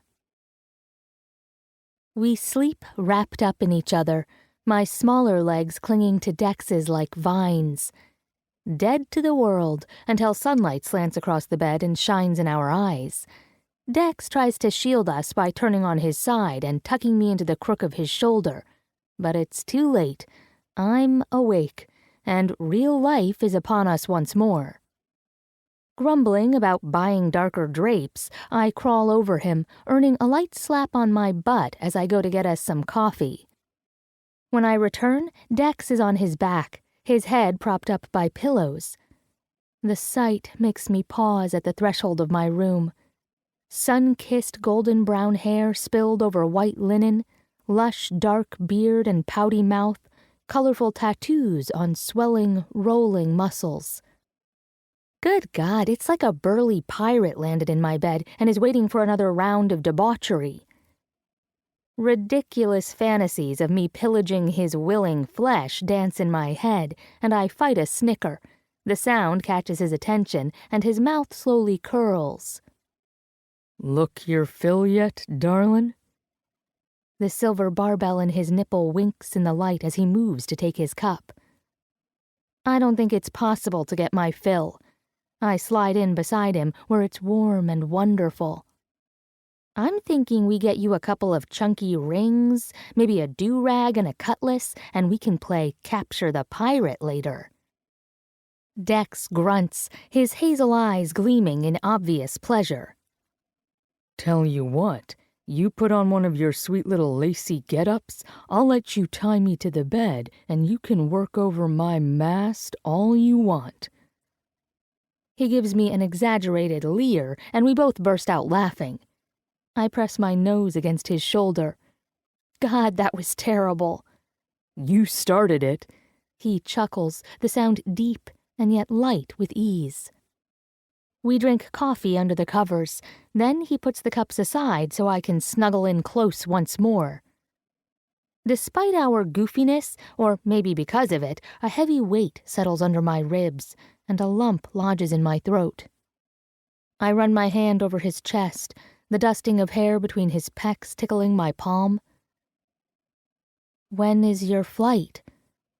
We didn't get to the particulars last night, but I know he isn't here for long. And as much as I hate it, I have to go to work soon. His chest lifts on a sigh. In a few hours.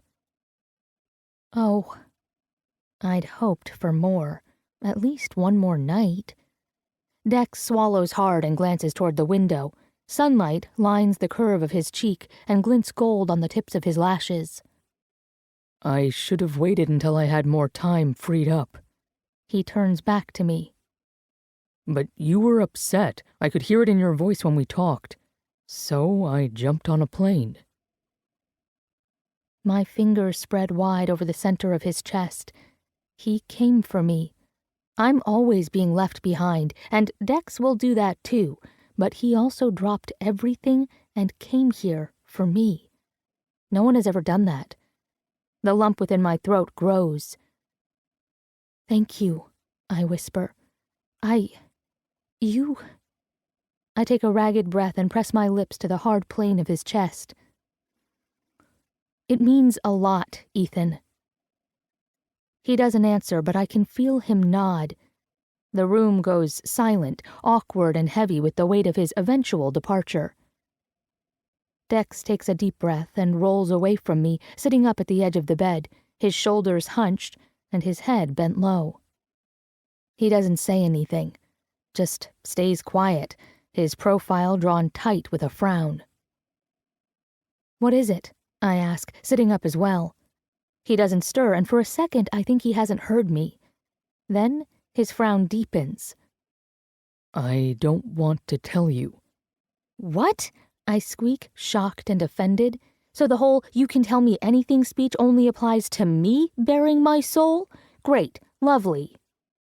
He winces, the thick muscles along his back bunch and flex as he runs his hands through his loose hair.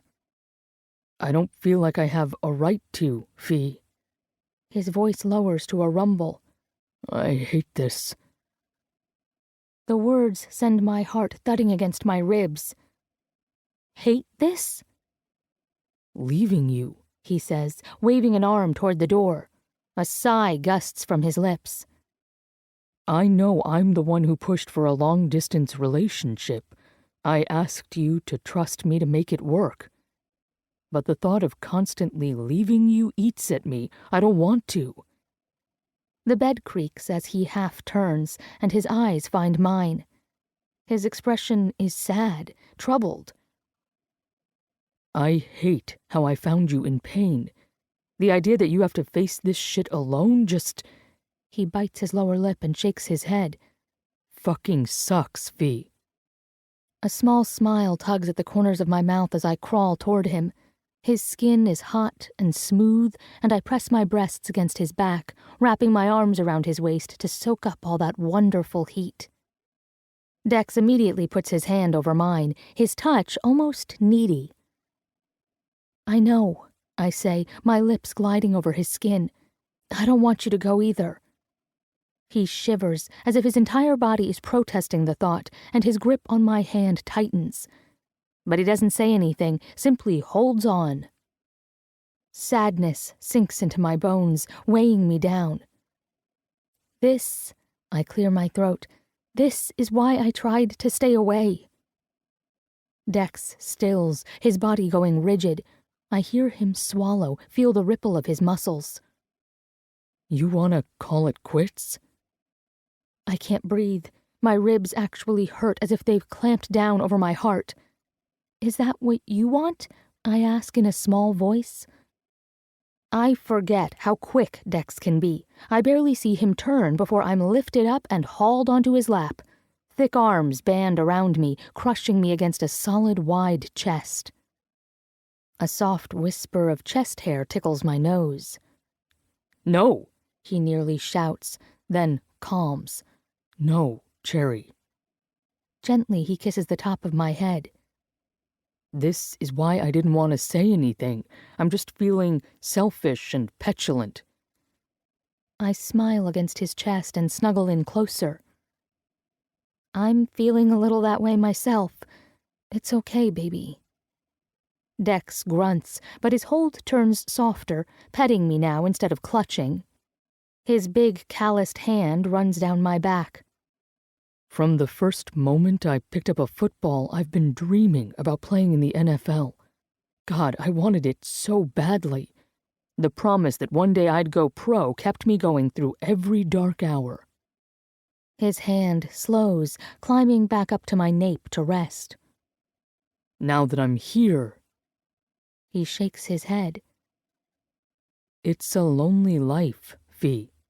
They never tell you that. What? I quip, my voice thick. It isn't all fast cars and willing women. Women I will punt if I catch them touching my man. I can almost feel him smile and wonder if he knows the direction of my thoughts. If you want only one woman, the rest is just noise. He gets a kiss on his big peck for that, and his little nipple draws tight in response. I'm tempted to play with it, torture him a bit. But his words give me pause. I thought I'd be happier at this point, He says. content, maybe. Lifting my head, I meet his troubled gaze. It would be so easy to encourage him to quit. I can feel it in my skin. Part of him wants that prompt, for me to give him a reason. The power I have over him hurts my heart. It might unnerve me, except that I suspect he has a similar power over me. I could do it, tell him to quit, to try something that doesn't put him at risk of concussions and spinal injuries, that doesn't send him away from me every week. I could have all of him without having to compete with football. Do you love the game? I ask him. Always. He says without hesitation. Then, as you said, it's worth it. I kiss the crook of his neck, where his skin is smooth as fine satin. He loves that spot, and shivers now, pressing his cheek to the top of my head. Fee, I promised you honesty. Truth is, my desire to have you blinded me to the hard fact that these short moments are all we can have during the season. When I'm not playing, I'm practicing, reviewing footage, working out, eating, sleeping. Free time is a myth. He looks down at me, and there's pain in his eyes. I wanted to give you more. But I can't, and I don't know what to do about that.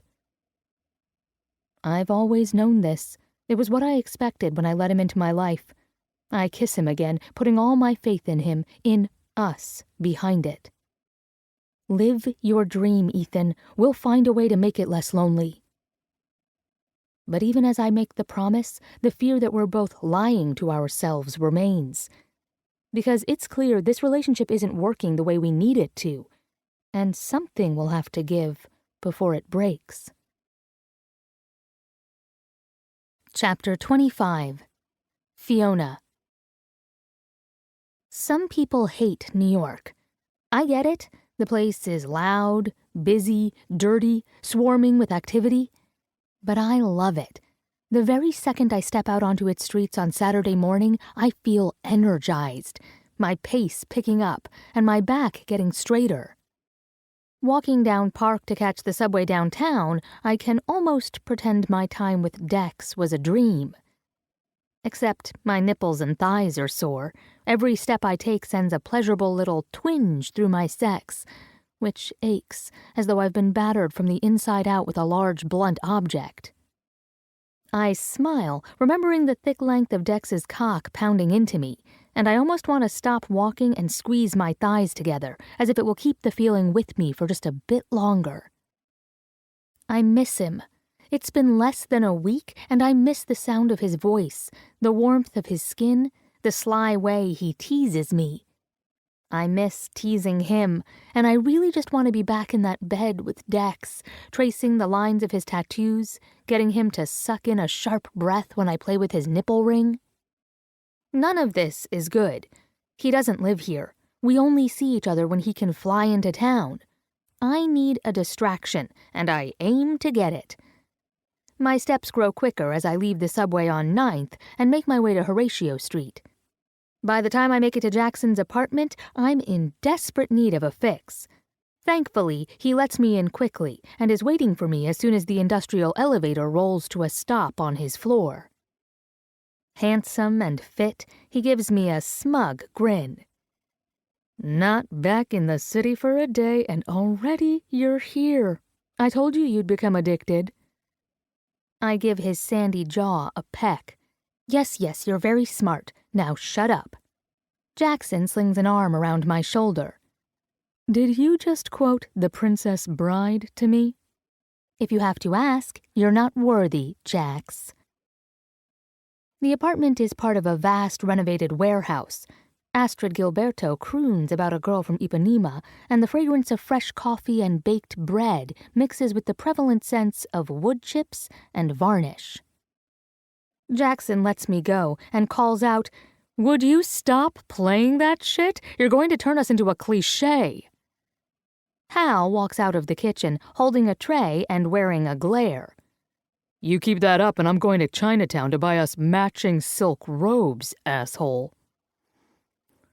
Then Hal grins at me, his blue eyes twinkling. Fee-de-lee, he drawls as I give him a hug. Jack's right. You're addicted. Maybe I just come here for the food. I grab a croissant and take a large, obnoxious bite.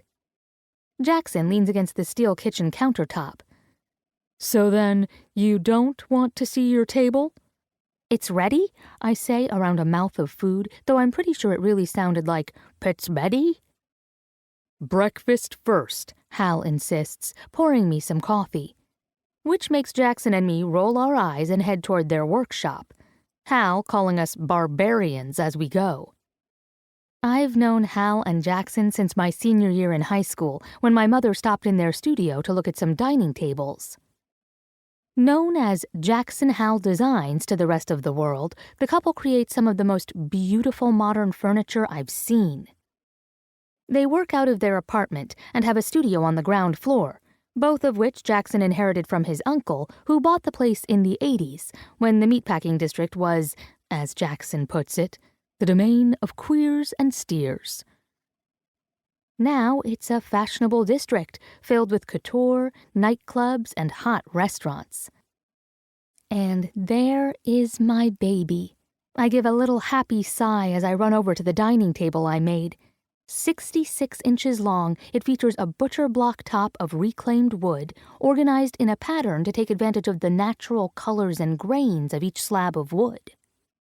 At the moment, it's all held together with massive clamps that have been in place while the glue dried. Want to do the honors? Jackson asks. I'm already unscrewing everything, eager to see the table unbound. For the past 5 summers, I've been apprenticing with Jack and Hal, learning everything I can about furniture making. It's helped me become a better designer, and I like that I get to work with my hands, instead of simply drawing out sketches of rooms. We all stand back and check out the table. It's rough and needs sanding. I don't want to use a slick varnish, but plan to rub on several coats of soft, subtle wax. I don't like that one dark piece, I say, pointing to a length of wood that catches my eye. It looks off. You need a bit of imbalance, Hal argues, otherwise the thing becomes bland. Hal's right. Jackson walks around the table with a critical eye. It works. We discuss the merits of the table and what I can do to improve it for a while, but eventually my friends drag my troubles out of me. Curled up in the corner of one of their massive couches, I palm my second cup of coffee and finish up my tale of professional woe. So quit. Hal waves a hand as if this piece of advice solves everything in one fell swoop. And do what? I need to work, and I can't just run away whenever things get hard. Felix is a talentless hag, Hal says with a sneer, and he knows how to manipulate. You want to stay in that toxic environment? For what? So you can lose your soul? Very dramatic, Jackson deadpans before looking at me. But he's right. Felix isn't going to teach you anything but how to succeed in business by being an ass. There are other ways. Do what you love. Love who you do. Don't you mean love what you do? I ask with a laugh. Jackson leers. That too. I'll keep that in mind, I say, taking a sip of coffee. I'll have lots to do while he and the thief who shall not be named have fun on the Robertson project. Robertson as in Cecilia? Hal asks. Yep. Cecilia Robertson and her $30 million penthouse. She bought a dining set from us last year. Hal crosses one leg over the other. That bitch better not be ditching it in her redesign. That bitch, Jackson drawls, looking at me, is in fierce competition with Janice Marks. I know, because that's all she could talk about during our consultation. How she had to have bigger and better than Janice. How her table could not look anything like something Janice would purchase. A slow, evil grin spreads over my face. You don't say. Janice is having a cocktail party at her house in 2 weeks. Wanna be my date, sweet thing? Hal glances between us and grins as well. You too. At that, I stand. Gentlemen, it's been a pleasure as always, but I'm suddenly feeling the need to go in search of a cocktail dress. I've got a revenge to plan. It is a sad truth that, yes, I do kill time on social media during work hours. A little looky-loo over a coffee break, a little web surf at lunch. It's a bad habit. I'm trying to nix it. But I don't feel too guilty since I've caught Felix doing the same many times now. Who are we kidding? Our world is one of online addicts. At lunch on the next Friday, I sit back with my chai tea and go to one of my favorite gossip sites. A total rag. My shame. My addiction. My hand pauses over my tracking pad when Dex's picture pops up in the headline. At first it doesn't compute. Dex is in profile. His mouth, so nicely framed by his lush beard, is stern. Why the hell is he on a gossip site? Leaning closer to my laptop, my heart pounding, I peer at the story. And the spiced tea I just sipped nearly chokes me. Motherfuck. The headline is large and ugly. Pippa Bloom offers $1 million for proof of taking NFL offensive lineman Ethan Dexter's virginity. Heat prickles my cheeks and tingles the tips of my fingers. I can't believe it. I read the article, a brief piece discussing how this private club called Pippa Bloom doesn't believe a prime bachelor such as Dex is still a virgin. They want to take him down.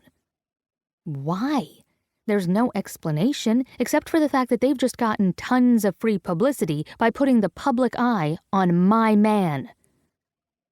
I'm so angry I can't move my eyes from the screen. My fingers shake as I hit link after link discussing the offer, discussing Dex as if he's some sort of sad case. My first instinct is to call him. But no, I'll be all screechy and that won't help the situation. I could call Ivy, but I'm guessing she'll be all screechy and I can't handle that right now. So I call my friend Violet. Violet and I were roommates freshman year, and though I quickly moved out to live in my dad's guest house from sophomore year on, because despite being social, I loved my privacy, we remained close friends. "What up, Fifi?" she answers in her best bro imitation. I roll my eyes, but smile. "Ms. Day?" Yes, her parents actually named her Violet Day. Then again, her mother's name is Sunny, so I'm thinking they were aiming for a theme. "What can I do for you, Fee?" "You know you really need to stop talking like your brother. It's getting uncomfortable." I laugh when she curses, but the ugly headline still on my screen sobers me. "So, I met a guy." "Ooh, tell me all." I can imagine her now, legs pulled up on her massive office chair, her gray eyes wide as she twists a strand of her honey brown hair around her finger. "His name is Ethan. He's a friend of Gray's. They used to play together in college. He's a center in the NFL now." "A football player? Get the fuck out." I know, I'm surprised too. Violet knows my "thou shalt not date an athlete" vow well. But he's kind of different, unexpected. I really like him. "I can tell by your voice," she says softly. "Yeah." Thing is, I turn and scroll through the hideous article. "Have you read the news today?" "Yeah." V sucks in an audible breath. "Holy shit, are you talking about Ethan Dexter?" I hate the scandal in her tone. I know she doesn't mean it, but my cheeks prickle in irritation. Not at her, but the whole ugly situation. "That's him." "You're dating a virgin?" she almost shrieks. So much for avoiding high-pitched conversations. "You know what?" I snap. "I'm going to hang up." "Sorry," Violet interrupts. "That was totally rude and not my business." "No." "But are you?" She rushes on as if she can't stop herself. I make a face at the ceiling as my head rests on my chair. Let's just say they're a little late in their hunt. She snickers, but it's a happy sound. "Go you, because I'm looking at his picture and holy Moses, he's hot. Not your usual type, but hot. Much hotter, actually." I can't help but smile.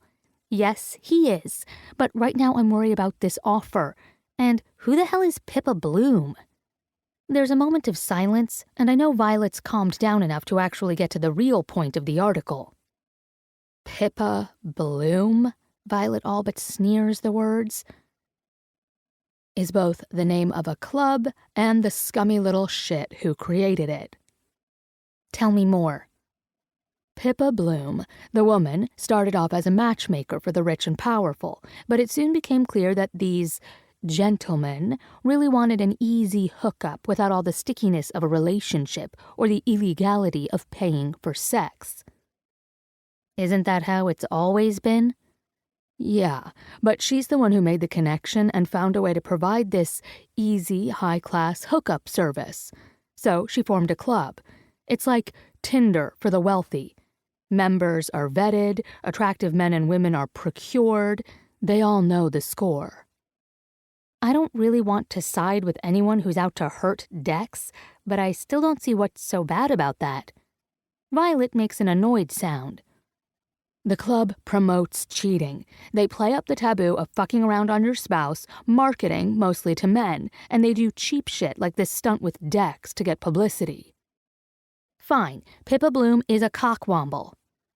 What? Violet laughs. My lips twitch. A very bad person, a twat. I love when you break out the Brit. I acquired quite the cursing education during my summers in London. It happens when I'm hella pissed, but to speak in good ol' American, she's a punk sleazoid, insert rage-filled adjective here. Name-calling is well and good, but I'm going to bring that bitch and her club down. Violet's tone is hard and determined. I don't see how. I tap my pen on my desk and stare off. It doesn't matter anyway. Dex matters. I need to talk to him. It matters to me. This shit tore my parents apart. Now your man is a target? Hell no. Enough is enough. She's going down. The thing with Violet is, I know she could do it. Behind her sunny smiles and foul mouth, V is a computer genius. From an early age, she's lived and breathed computers. Now, at age 21, she's a highly paid network securities consultant. Which means she also has the knowledge to go dark. Fine, go scorched earth on her. Just be careful. I don't want to see your ass wearing orange. I don't care if it's the new black. I'd find a way out. Her confidence is not comforting. I run a hand through my hair and sigh. I gotta go. Find your man and give him comfort, Fifi. Let me worry about damage control. I really don't want to imagine Violet's version of damage control. Better to remain ignorant in case of criminal proceedings. And right now, I have to concentrate on my own version of damage control. Chapter 26, Dex. Having never been in the limelight before, I can say that it flat out sucks to suddenly be thrust under its glare. At first, I don't know what's going on. Why are cameras aimed at me? I get the occasional picture taken, but I'm a center. I'm not news. I do my job and support the team. This fucking flash blitz that blinds me as I leave practice never happened before. And then come the shouts. Dexter! Dexter! This way! Dexter! What do you think about the virgin hunt? Dexter, are you really a virgin? For a long moment, I can only blink, try to get my sight back. One word hammers through all the ringing in my skull. Virgin. It's like a hit to the ribs. I can't breathe. They're talking about me being a virgin. Shame surges hot over my skin like I've been stripped of my clothes and placed in the desert. I duck my head and shoulder through the crowd, aware of my teammates at my back, looking at me. And then comes rage. I shouldn't be ashamed. My life is my own business. It actually takes me 5 steps to realize I'm not a virgin. I'm so fucking blindsided that for a second I forgot about Fee. Jesus, I'm not a virgin. But obviously the world thinks I am. And why? Dex. Someone touches my elbow. I flinch, ready to throw the guy off. But it's Rolando, his dark eyes serious. Come on, man. I'll drive to dinner. Dinner? People are still shouting, crowding, cameras still in my face. Londo grips my upper arm and gives me a nudge toward his SUV. Right, we're supposed to go out to dinner with Drew and Johnson. We play their team tomorrow. Dinner. I don't think I can eat. I kind of want to throw up instead. Numbly, I get in Rolando's ride. The thud of the door shutting is a relief. It muffles the sounds from outside. Londo hops in the driver's seat. We'll hang at my place until it's time to go. You don't need this shit. He turns the ignition and the car explodes into ear-ringing rap. His system's set so loud my ass vibrates. He gives me a toothy grin and swerves out of the parking lot, leaving the press behind. We drive a block before he turns the stereo down. Damn, I didn't roll over any of those punk-ass fuckers. I know he's only half kidding. His expression turns grim as he reaches into his jeans pocket and finds his phone. Google yourself and find out what the fuck's going on, D. Part of me doesn't want to, but knowledge is power and I can't fight what I don't understand. The headline immediately hits the top of the search page, and it's a punch to the gut all over again. Fuck, fuck, fuck. I'm a marked virgin with a fucking bounty on my dick. I could almost laugh, but my stomach turns instead. I have to choke out the story to Rolando, who just whistles long and low. Shit, man. That's some... He winces, rubs a hand over the short dreads he's wearing. That's some shit, Dex. Who the fuck is Pippa Bloom? He gives me a look. You never heard of it? It? Sounds like a woman to me. Pippa Bloom is one of those hookup sites. Only they cater to rich dudes. You know, specialize in eccentric shit. Truth, I think there's much more to them than just sex. Their slogan is, what's your pleasure? It means anything. And I do mean anything. How do you know about them? Rolando squirms in his seat. It isn't just guys looking for women. God, you're a member? Not after this, he snaps. Not after they mess with my boy. Thanks. I run a hand through my hair. No judgment, by the way. Right, man, I didn't hear any judgment in your tone. I can practically feel him rolling his eyes. I look over at him. When we graduated, Rolando told our inner circle he was gay. I'd suspected it, but never said a thing. It's been hard for him, but we have his back, always. He's yet to tell the media, which I know wears on him. I'm serious, I tell him. Live and let live. But yeah, okay, I'm judging the shit out of this site now. The fucking bounty on my ass kinda killed my goodwill. Rolando laughs. But hey, you're gonna be infamous after this. I know he's joking. It doesn't help, though. I can just hear the spew on ESPN now. The jokes. I'm stuck sitting here, feeling exposed, pissed, humiliated, then pissed again. Why the fuck did they decide to target me? I'm not even aware that I've spoken until Rolando shrugs. You got this whole man bun, tattooed, broody, big guy thing going on. You know how many chicks dig that shit? And being a virgin on top of that? Fuck, it's like catnip.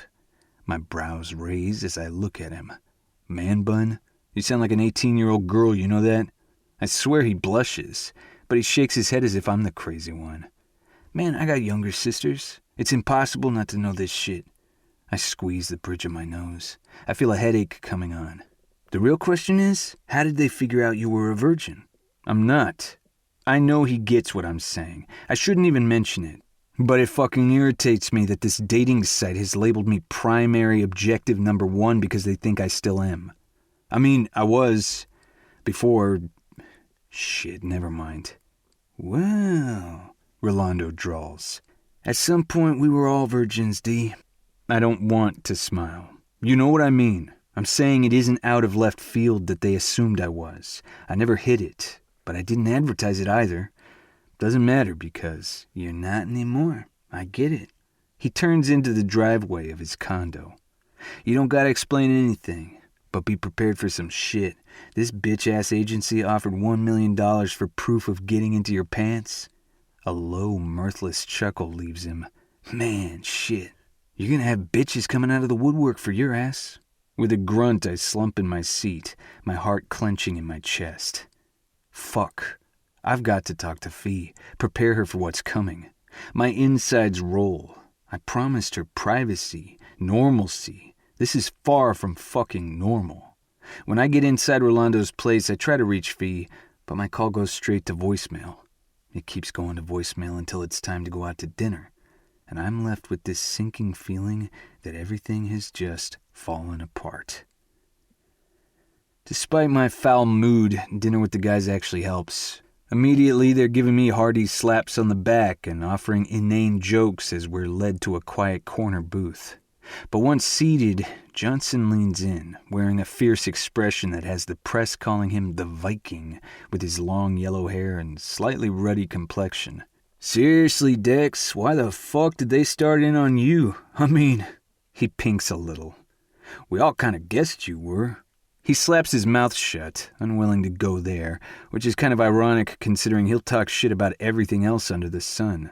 And I wonder if they pity me, thinking I'm some sad case. It pisses me off. The base part of me wants to tell them what I told Rolando, that I'm no longer a virgin, or that I don't give a shit about what I hadn't done before because being with Fee is the best feeling in the world. But what I do with Fee is private. And I'm not even going to think about it now, not when she's 1,000 miles away and I miss her to the point of pain. Yes, pain. It's lodged in my chest. I rub the spot, hating that it feels cold and empty. There's a pressure along my spine, like a hand pushing me toward wherever she might be. It's getting worse, this urge to just leave where I am and go to her. Why isn't she answering her phone? I have dozens of voicemails right now, from Ivy and Fiona Mackenzie asking if I'm all right and wanting to discuss a game plan. Calls from my team's PR rep wanting the same thing. Calls from nearly everyone I know, except Fee. Johnson is waiting for an answer. I honestly don't know. I rub the back of my neck where it's stiff and sore. I keep a low profile. Man, I don't think so, Rolando says with a shake of his head. Not with you singing in bars and shit. Johnson laughs, hunching over. Oh man, I nearly pissed myself when I saw that video. Fucking crazy, D. I cannot believe you did that. I can't either. But then Fee brings out parts of me I didn't know were there. I'd gone into it trying to win her, but ended up having fun. I'd let go in a way I've only ever done on the field. Thing is, that video has been out for a while. It had a run on social media, got a good laugh on ESPN, but that was it. It's your calendar. They've released the photos. Drew holds out his phone. There's a picture up on his browser, and we all make a swipe for the phone to see. I get there first, elbowing Johnson off as I look down at the screen. Shit, I forgot about this. Sexy Dexy, Rolando sings out with a laugh, earning a shove from my other elbow. My team's calendar photos. Nude photos. Yeah, I did it. Mainly because the photographer was a hot young woman who had a way of scaring the pants off all of us. Literally. Thing is, she clearly had talent, and she didn't treat it as some gratuitous man show. Not that most of the guys would have minded. The photos were tasteful, done in full, saturated colors so rich it appears as though you were looking at an oil painting. My photo was a side shot against a deep red background. I'm taking a knee, my helmet on the ground beside me, my head bent and my arm resting on my thigh.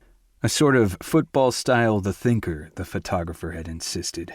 Aside from showing the side of my ass, none of my goods are on display, though I suspect there might be a little Photoshop at work. Things hang and all that. I look weary, yet undefeated, my expression thoughtful. It's a good pic, I say absently. Drew smirks, and I glare. What? It has artistic merit. It's man candy, Johnson says. Look at you, all thoughtful, flexing your muscles. Did you flex your ass too? Nothing to flex. That's just my natural form. I give him a look. Jealous? Rolando laughs. Yeah, he is. He gestures to the screen. I'm gonna have mine blown up and hung over my bed. Typical, Johnson says. How'd you pose for yours? Doing one of your showboating dances? Holding a football in front of his dick while he strikes one of his showboating poses. I deadpan. Fucking hot as hell, Rolando assures. I'm not letting Anna see these. Drew shakes his head. She'll be all over me to do one too. But yeah, man, there's an article here. He hits the screen and it goes back to another page. They're calling you the hot, tatted, sensitive centennial of football. Apparently your pick got the most hits. What? Sexy Dexy got more hits than me? Oh, hell no. Rolando scowls and pulls out his phone, apparently checking all the articles himself. I roll my eyes. Drew's mouth turns down at the corners as he reads. It was that fucker Randolph Norris who said you were a virgin. Norris was a nose tackle who played for the rival college team we beat in our last 2 conference championships. He and I faced off several times, and he always came away looking like a chump. To say we dislike each other is putting it mildly. And since he'd played for a college only 10 miles from ours, he was privy to the local gossip. Fucking ass stain, Johnson mutters. I hated that guy. He was drafted by New Orleans this year, I add. But coach cut him during the last round of training camp. Rumor was he didn't like Norris's attitude. Because it sucked, Rolando mutters. Nearly snapped Finn's head off during a light practice. Putting the health of the starting QB in danger because you're showing off in practice isn't a smart move. Thank Christ I don't have him on my team anymore. So he's bitter and clearly hates Dex, Drew says. He had loads to say about how Dex never went out with any women or dudes, how our college called him the patron saint of football, how people took bets on when he'd lose his V card. Did they? I ask. They all give me hesitant glances. I guess so. I'm not really pissed at them, but it fucking irks to realize people had been talking about me this whole time. And now the world is too. I sit back with a sigh. Put it away. I'm going to get indigestion before I even have a chance to eat. And we all know you do not come between Dex and his meals. Johnson wags a finger. No, that's you, I say. True that, Rolando grins wide. Man, you should star in The Bachelor, Johnson says. I can see it now. His voice drops. This season, on a very special NFL Bachelor. That's your favorite show, isn't it? Drew asks with a grin. I bet you watch it at night and just cry when he sends some poor girl home. We all laugh as Johnson turns red, his fair skin unable to hide his flush. Do not. Excellent comeback, I tell him. Anyway, Drew says. Dex can't go on that show. He's already got a girl. No shit? Johnson looks at me like I've grown 2 heads. Yep, Drew answers for me. Fiona Mackenzie, Ivy's little sister. The cute blonde who took her dress off at the wedding? Johnson's expression borders on a leer. Hey, I warn, just wipe that right the fuck out of your memory. Drew shakes his head. See? Gone on her already. I drink my water and endure a round of kissing noises. You kids done? Johnson wags his tongue in a lewd manner. Now I'm done. Bunch of juveniles, I mutter. But I'm not mad. I've missed this. I missed my guys. Rolando frowns. If you're with Fiona now, this whole virgin hunt thing goes out the door. No, I say with force. I don't want Fee anywhere near this. The press does not get a piece of her. I respect that, Rolando says. But you gotta know that what you want and what the public takes are 2 different things, my friend. Unfortunately, he's right. I hate the fear creeping over my shoulders. There are things I can't protect Fiona from, and it frustrates the hell out of me. We eat dinner and gossip. I'm not afraid to admit it's pure gossip. Who's done what knuckle-headed thing, which coaches suck, which don't. And of course, war stories. How we've manned up in the face of pain and adversity and made spectacular plays, which are always 10 times more impressive in the retelling, as if we don't all watch SportsCenter highlights and know when one of us is lying out of his ass. By the time the waiter slides a dessert that consists of chocolate in 5 different forms in front of me, I'm almost normal again. Johnson scowls at his plate. It's so tiny. Everything here is tiny. It's gourmet, Rolando says, picking up his spoon. Who picked this place anyway? Johnson complains. I did. I slide a spoonful of dark chocolate mousse into my mouth and almost groan. Damn, Fee needs to come here with me. And like that, I'm missing her again. I ignore the emotion and glare at my guys. It's delicious. Just order another one if you're still hungry. Rolando just laughs and eats while Johnson mutters about me being some sort of metrosexual. Lumbersexual, I counter, getting a look of horror from Johnson. I shrug. That's what Fee says anyway. Why would she say you like having sex with lumberjacks? Johnson says with a confused frown. Rolando throws a napkin at his head. Man, you don't know jack about Jack. Lumberjacks? We all groan. Except Drew, who doesn't say a word. He hasn't even noticed his dessert. He's way too fidgety and practically glued to his phone screen, which isn't like him. Why do you keep looking at your phone? I ask him. Shit, is there more bad press? Am I now up for grabs for both sexes? I do you, Rolando puts in with a grin. You're too high maintenance for me. This is true. Londo nods and looks me over. I'd most definitely make you shave that beard. I'm not into bears. I shrug. We were never meant to be. Johnson rolls his eyes. I don't care if I sound like a dick. This whole exchange is bizarre. You always sound like a dick, Rolando says, so we're used to it. He ducks a chunk of bread Johnson pings at him. The older couple across the way turns to stare. Ladies, I say mildly, mind your manners. This isn't a college bar. Yes, Mom. Johnson sits back and looks around. Why is it that we aren't in a bar? I mean, yeah, we got money now, but this place is making my shoulders itch. I'm checking the place out, I tell them. It's for sale, and Gray, Drew, and I are thinking about investing in restaurants. Seriously? Johnson looks surprised. We need something to fall back on. We aren't going to play forever.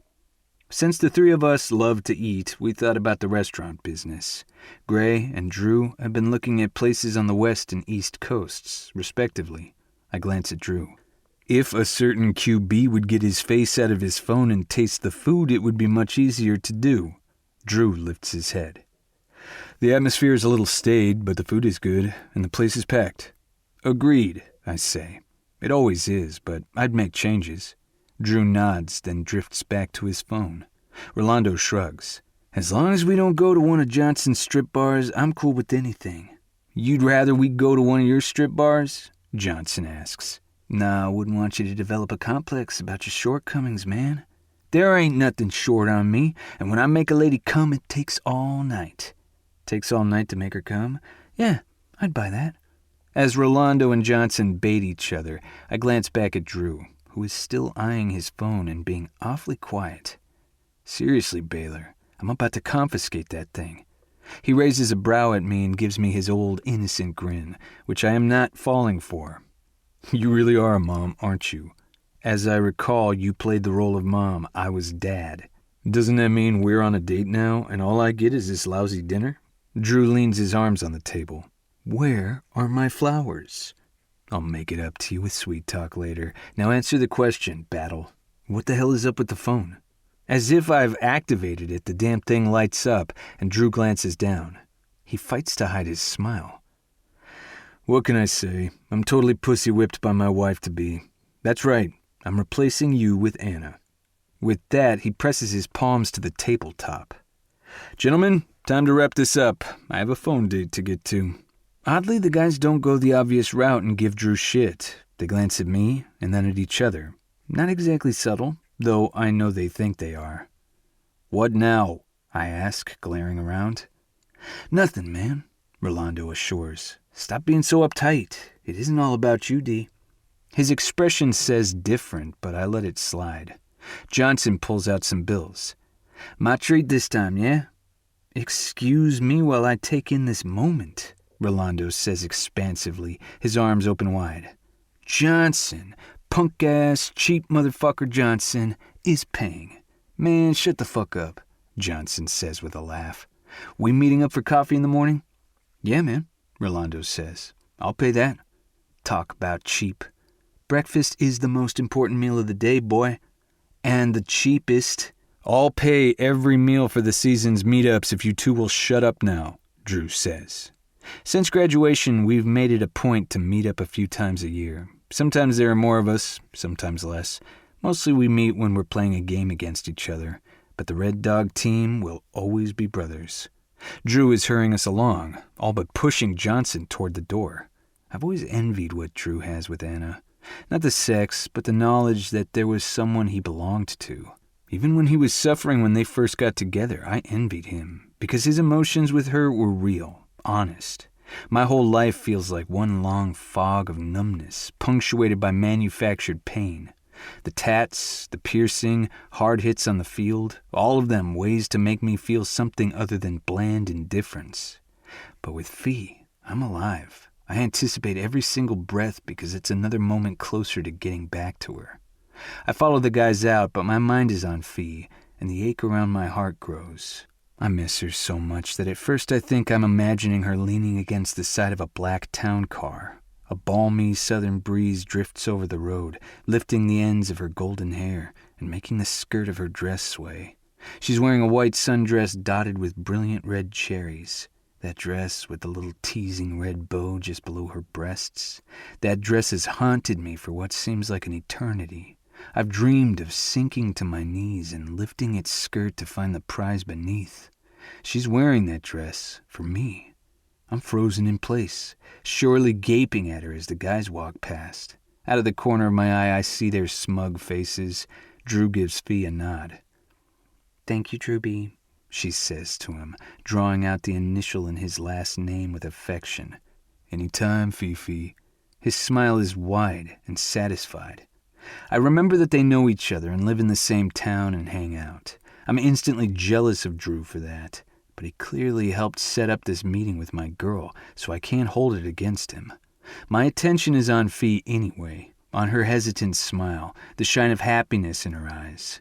She lifts her arm, holding up a plastic produce bag full of something lumpy.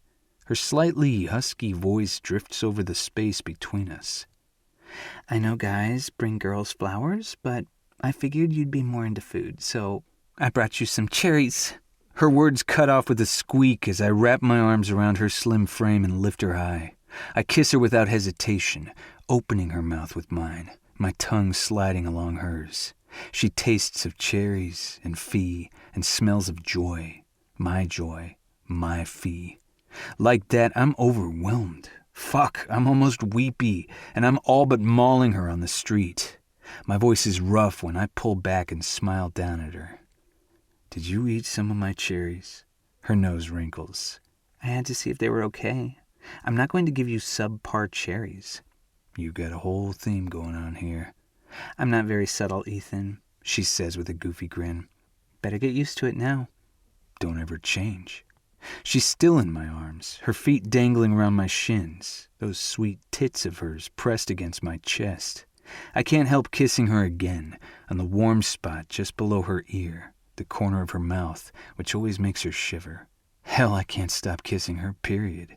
And she's running her fingers across my nape, massaging the tight muscles there as if she knows how badly I need it. Fee, I can't even talk. Show me your home, big guy. Problem is, I don't think I'll be able to let her go once she gets there. Chapter 27. Fiona. Ethan insists on walking. It's a nice night, the air almost balmy, and though it's November, it's in the 70s, warm enough to wear this silly cherry sundress and a cardigan. But it was worth it to see Dex's wide smile unfurl when his gaze slid over me. Yeah, he knew I wore the dress for him, and it lit him up with happiness. So totally worth it. Aren't you afraid of being spotted? I ask as we amble along, his arm around me, my head resting against the warmth of his chest. He stops and kisses me, soft, seeking, a smile on his lips as he pulls away. Not really. No one's around. I got my cap on. He gives the brim of his gray newsboy cap a tug as he winks. And I don't exactly look like myself. No, he's not in his standard jeans and tee, but wearing soft black slacks and a light knit dress sweater that covers his trademark tats. He looks more dapper New Orleans gentleman than football player now. Drew and his friends have driven off, making a lot of noise that I suspect was designed to bring attention to them and away from Ethan. They're good friends, loyal. I know they'll do anything to protect him. And yet, I sense there's a wall between Ethan and, well, everyone but me. Your friends never call you Ethan, always Dex or Dexter. Why? He shrugs. I've always been Dex to them. I'm not even sure some of them know my first name. It's who I am. The casual way he accepts that bothers me. I want to shout, wave my fist in the air, something. As it is, my voice comes out fierce and angry. You're more than that, so much more. Only for you. He touches my face, runs the blunt tips of his fingers along my temple. As he looks at me with such tenderness, my heart hurts. No one else gets all of me, Cherry. This man. I know he isn't trying to do it, but he always says the one thing guaranteed to turn my world on its head. My ire on his behalf dissipates, leaving behind the soft warmth of contentment. Smiling, I rest my cheek in the palm of his hand. Just so you know, no one else gets to call me silly fruit names. The white of his teeth flashes in the shadow of his beard. I know. His thumb caresses my cheek. I've missed your face. I've missed your everything. It has been 2 weeks, an eternity when it comes to my need for him. He kisses me again as we walk, and I grow lightheaded, giggling against his lips, drunk off Ethan. And he seems that way too, the both of us laughing at nothing but the joy of being together, stopping every few feet to kiss, touch each other's faces, because we can. It starts to rain, a gentle fall that brings out the scents of the city, the baking brick walkways, the warm scents of cooking, and underneath it all, a faint, murky odor of mildew and rot that gives the city a sense of age that New York refuses to acquire. Around us drift lilting strains of jazz, hard beats of rock, the twang of country, disjointed notes of pop.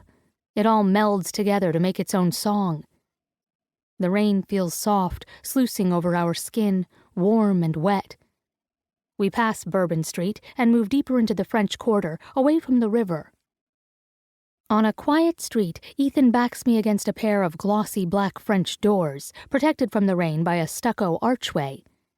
He cups my cheeks and kisses me like he aches for it, slow, fevered, deep. Soft licks of my upper lip, hard nips of my lower lip. It feels so good I shiver against him, my hands fisting his sweater.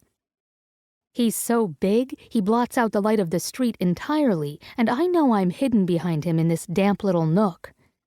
His hands span the sides of my neck, his thumbs on my jaw, holding me where he wants me. I can only whimper, cling to him, kiss him back for all I'm worth. One big hand slides down my chest, covering my breast and giving it a possessive squeeze before gliding lower, past my ribs, my hip. He leans further into me, his chest against mine as he reaches down and gathers my skirt. Did you know, He murmurs almost conversationally against my lips, that when you get all breathless and make those little whimpers, his fingers brush the crease of my hip, tracing the edge of my panties. I always find you, He slips under my panties, wet.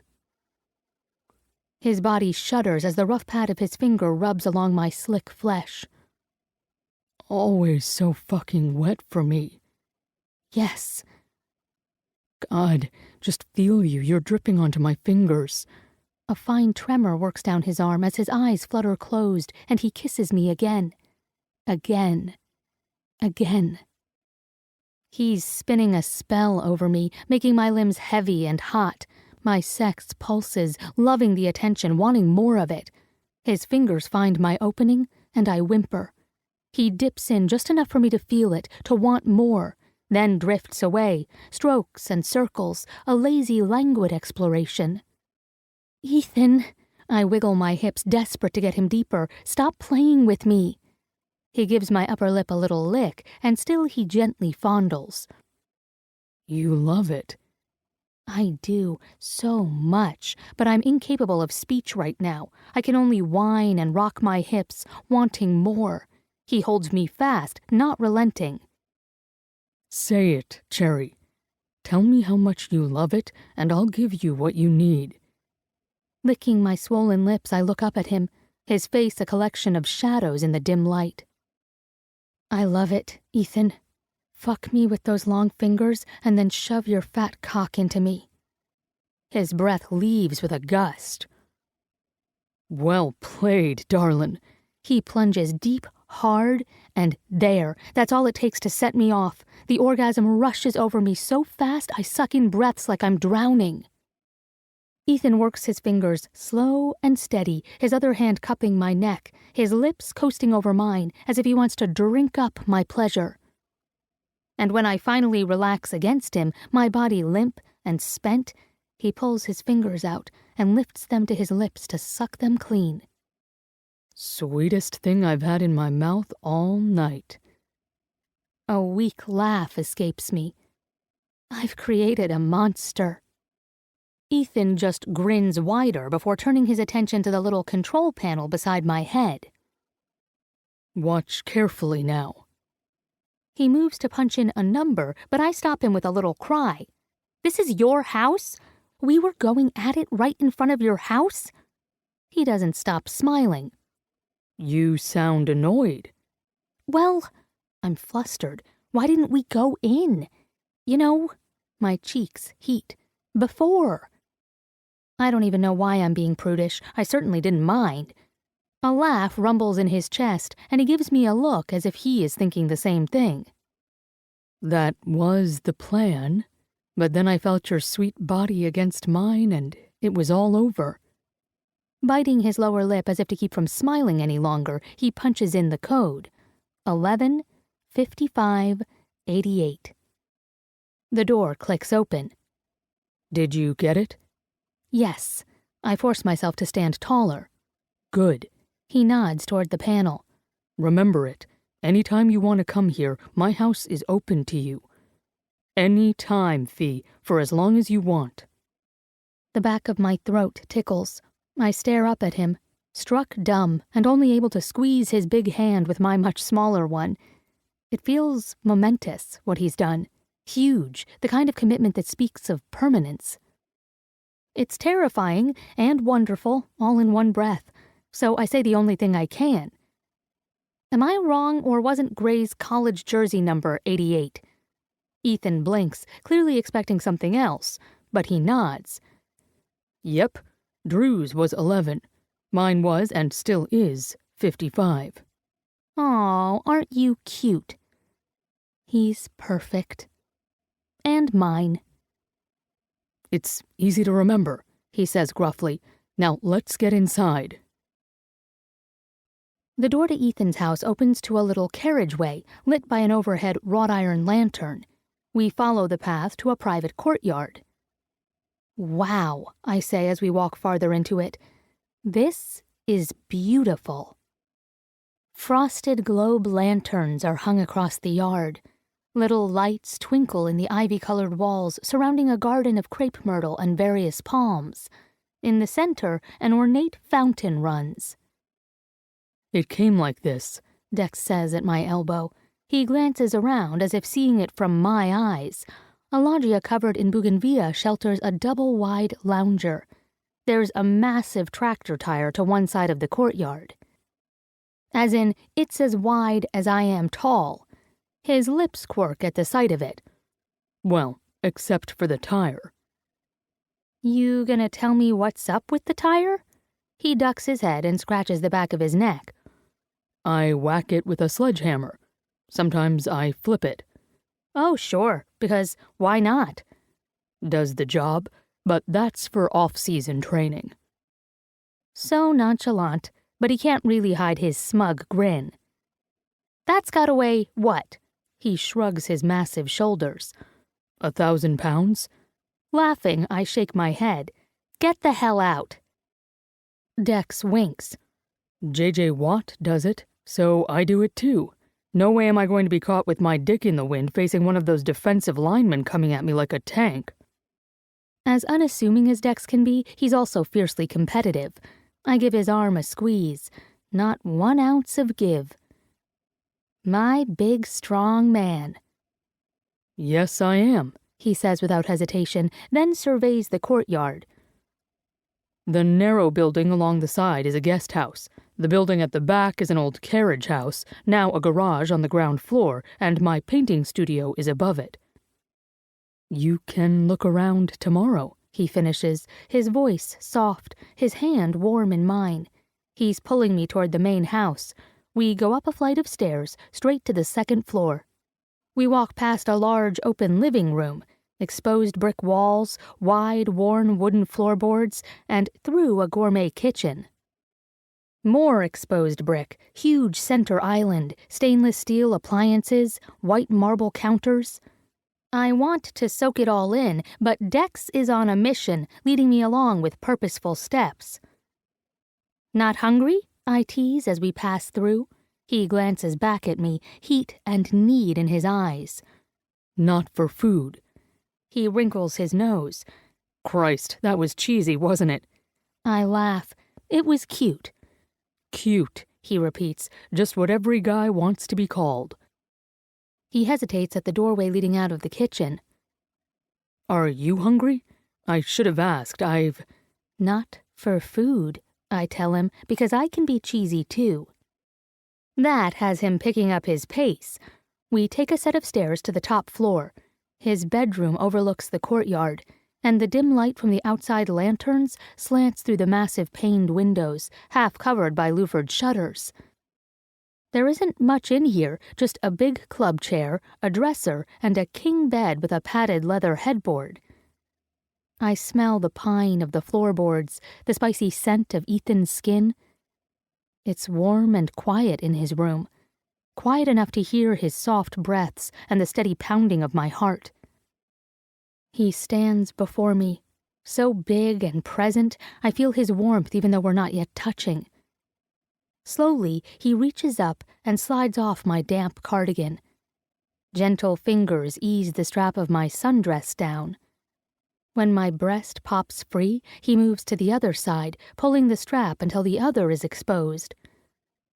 Ethan has seen me naked, licked and sucked every inch of me, but standing here now, on display for him, makes me so hot. I struggle to catch my breath.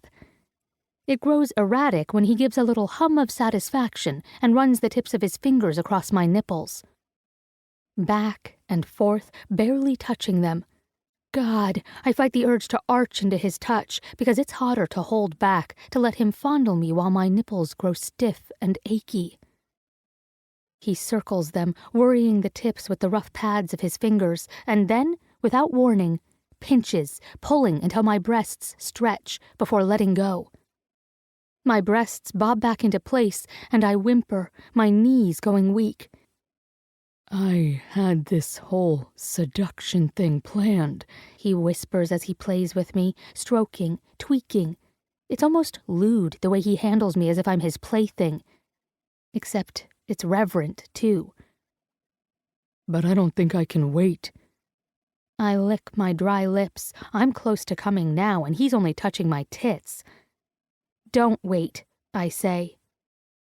His gaze catches mine.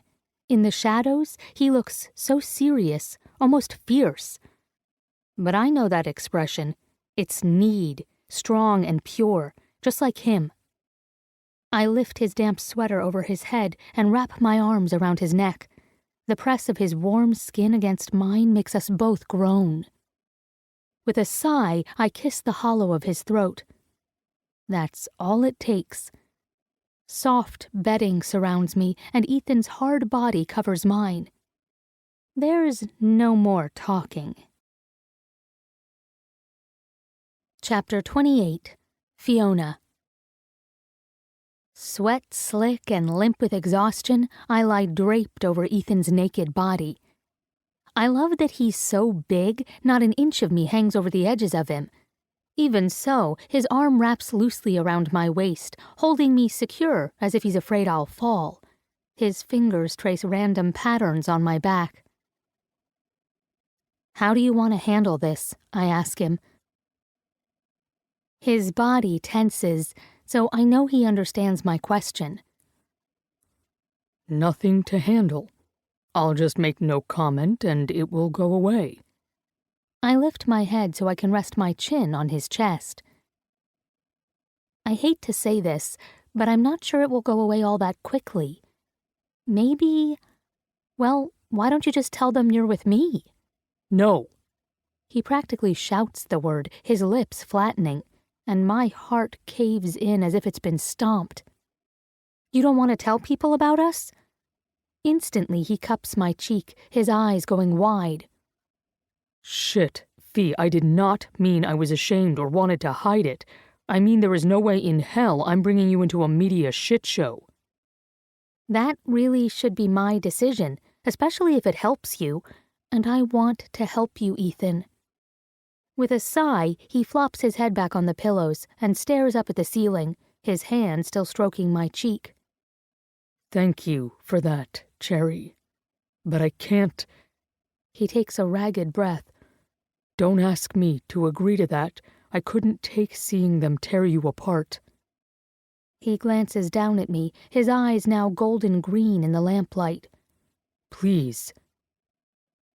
All right, I say with reluctance, for now, but I swear if a bunch of crazy women start stalking you, I'm stepping in.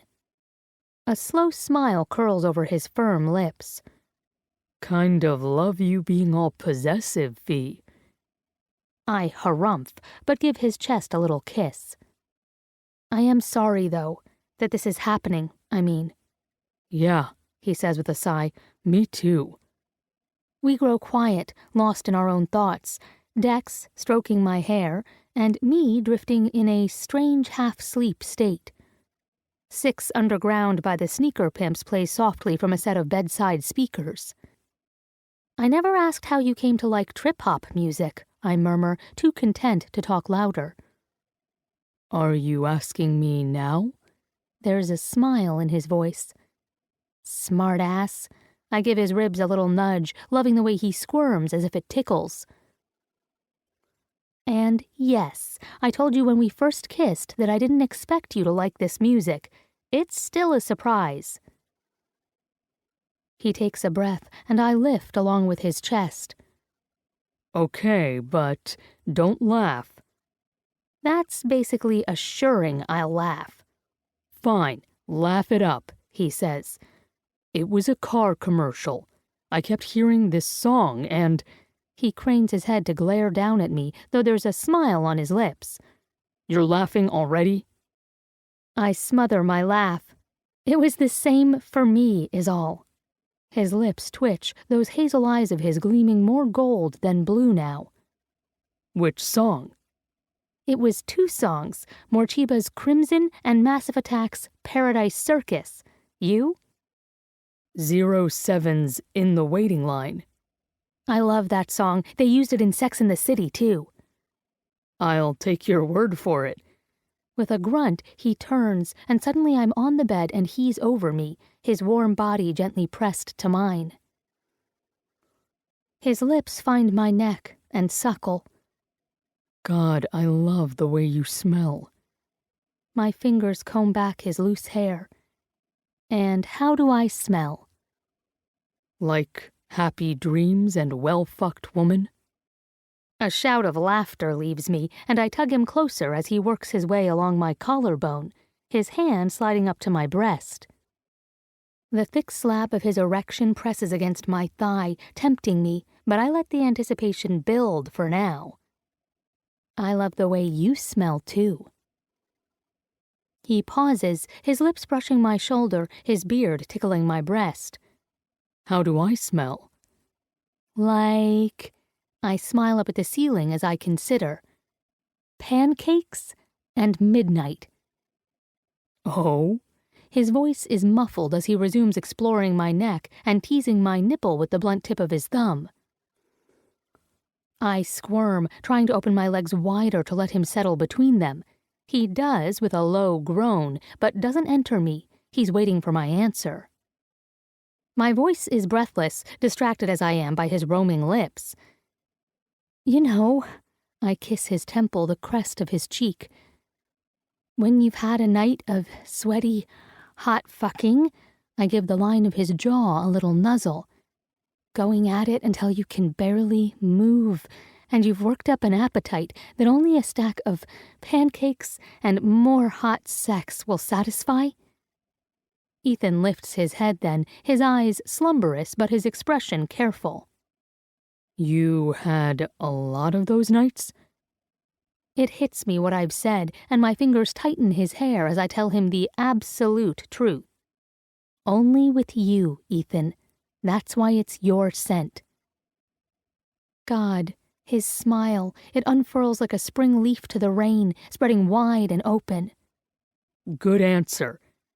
Unfortunately, my stomach also has an answer, and that's to make a god-awful growl, as if talk of food has released the hunger hounds. Ethan grins wide, and a laugh rolls out of him. What was that? I didn't quite catch that last bit there. Shut up! I slap his shoulder while blushing hot over my entire body. We've been at it for hours. And hours, he confirms with a solemn nod, though the smug satisfaction in his expression grows. Before I can say a word, he leaps up, hauling me with him. I squeal as he lifts me with one arm. Ethan, what the hell? He strides out of the bedroom. So much for being depleted. His stamina awes me. Where do you think? To go make you some pancakes. I need to keep up my girl's strength. Dex. Despite my good intentions, my plan to feed Fee pancakes goes south as soon as she tells me we need flour to make them.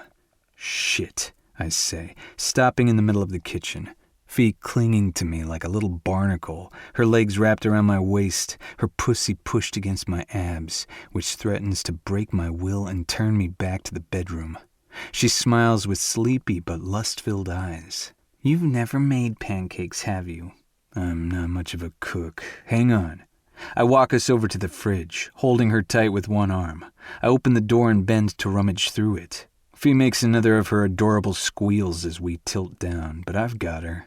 She isn't going to fall on my watch. She weighs next to nothing. Vague fantasies of doing drills while carrying Fee on my back drift through my head as I grab a box of takeout and sit her on the counter, earning another squeak.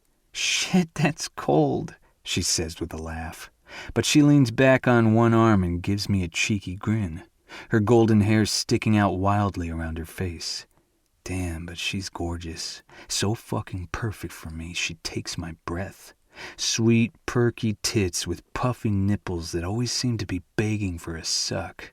Tiny waist and wide hips. A butt that's more than a handful. A true Tinkerbell body.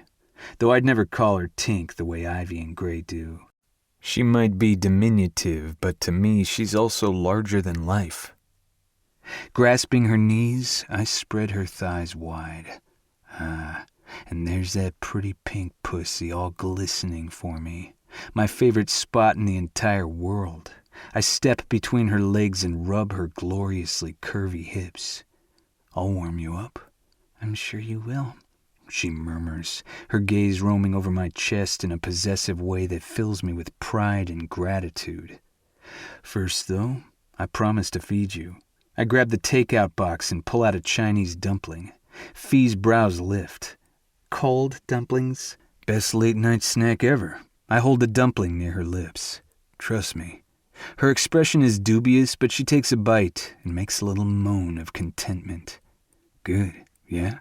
She swallows down her bite and opens her mouth for more. Carefully, I feed her dumplings until she tells me she's done. Then I hand her some water. All good? I ask, kissing the sensitive little corner of her mouth. Yes? Good. Licking my fingers to get the dumpling grease off, I step closer. Sorry I couldn't give you pancakes at midnight. I run my hands up her soft thighs. One tug and she's at the edge of the counter. Fee's eyes narrow, her plump lips curling in a sly smile. I smile back, not saying a word but letting her know she's mine all the same. The tip of my cock brushes her entrance. She's slick and warm and holds all my attention. A light shiver runs over her body. Dumplings are a pretty good alternative. I nudge her just slightly, taking hold of her hips to keep her steady. Dumplings and deep dicking. She laughs at that. Deep dick? Oh! I thrust without warning. Oh! Fee gasps again, her back arching as I push my way deeper inside. Her tits lift like an offering. Well then, I swoop forward and capture one rosy tip with my mouth. Oh shit! She whispers, her brows furrowed tight and her mouth open on a hot pant. Oh shit, Ethan. I don't stop, but pull her farther onto my dick, loving how she whimpers and wiggles as she struggles to accommodate me, but clearly wants every inch I can give her. It's a snug fit, the warm, wet clasp of her squeezing me so hard I feel it in my balls and down my thighs. When I bottom out, I pause because it's just too good. But Fee is grasping my hair, shoving her tit in my mouth like she'll die if I don't suck harder, and writhing as if she needs more.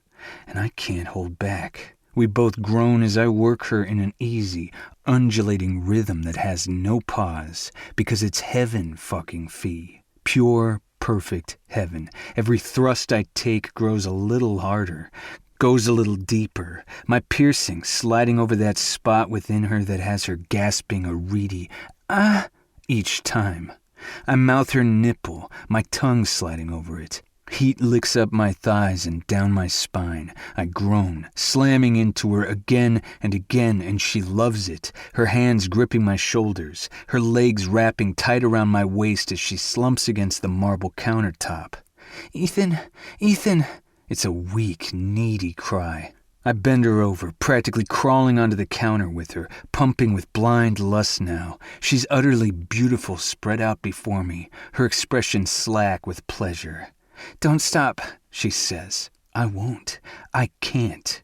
This is what I want, what I need, this connection with Fiona in whatever variation I can get for as long as I can.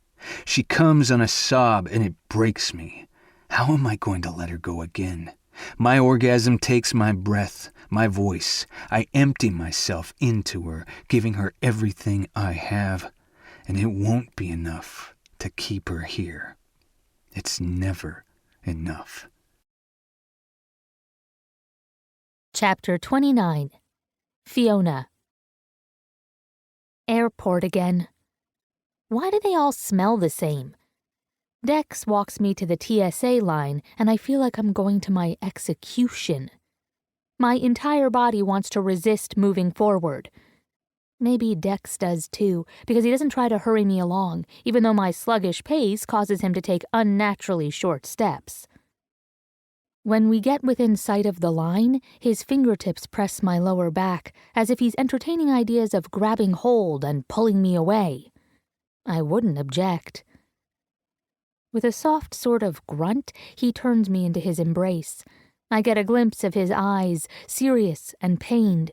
His warm hands cradle my cheeks, and then he's kissing me. It's deep, desperate, and savoring, as if he's putting his entire heart into each touch and taste, as if he's trying to memorize every second. And I'm lost, utterly lost.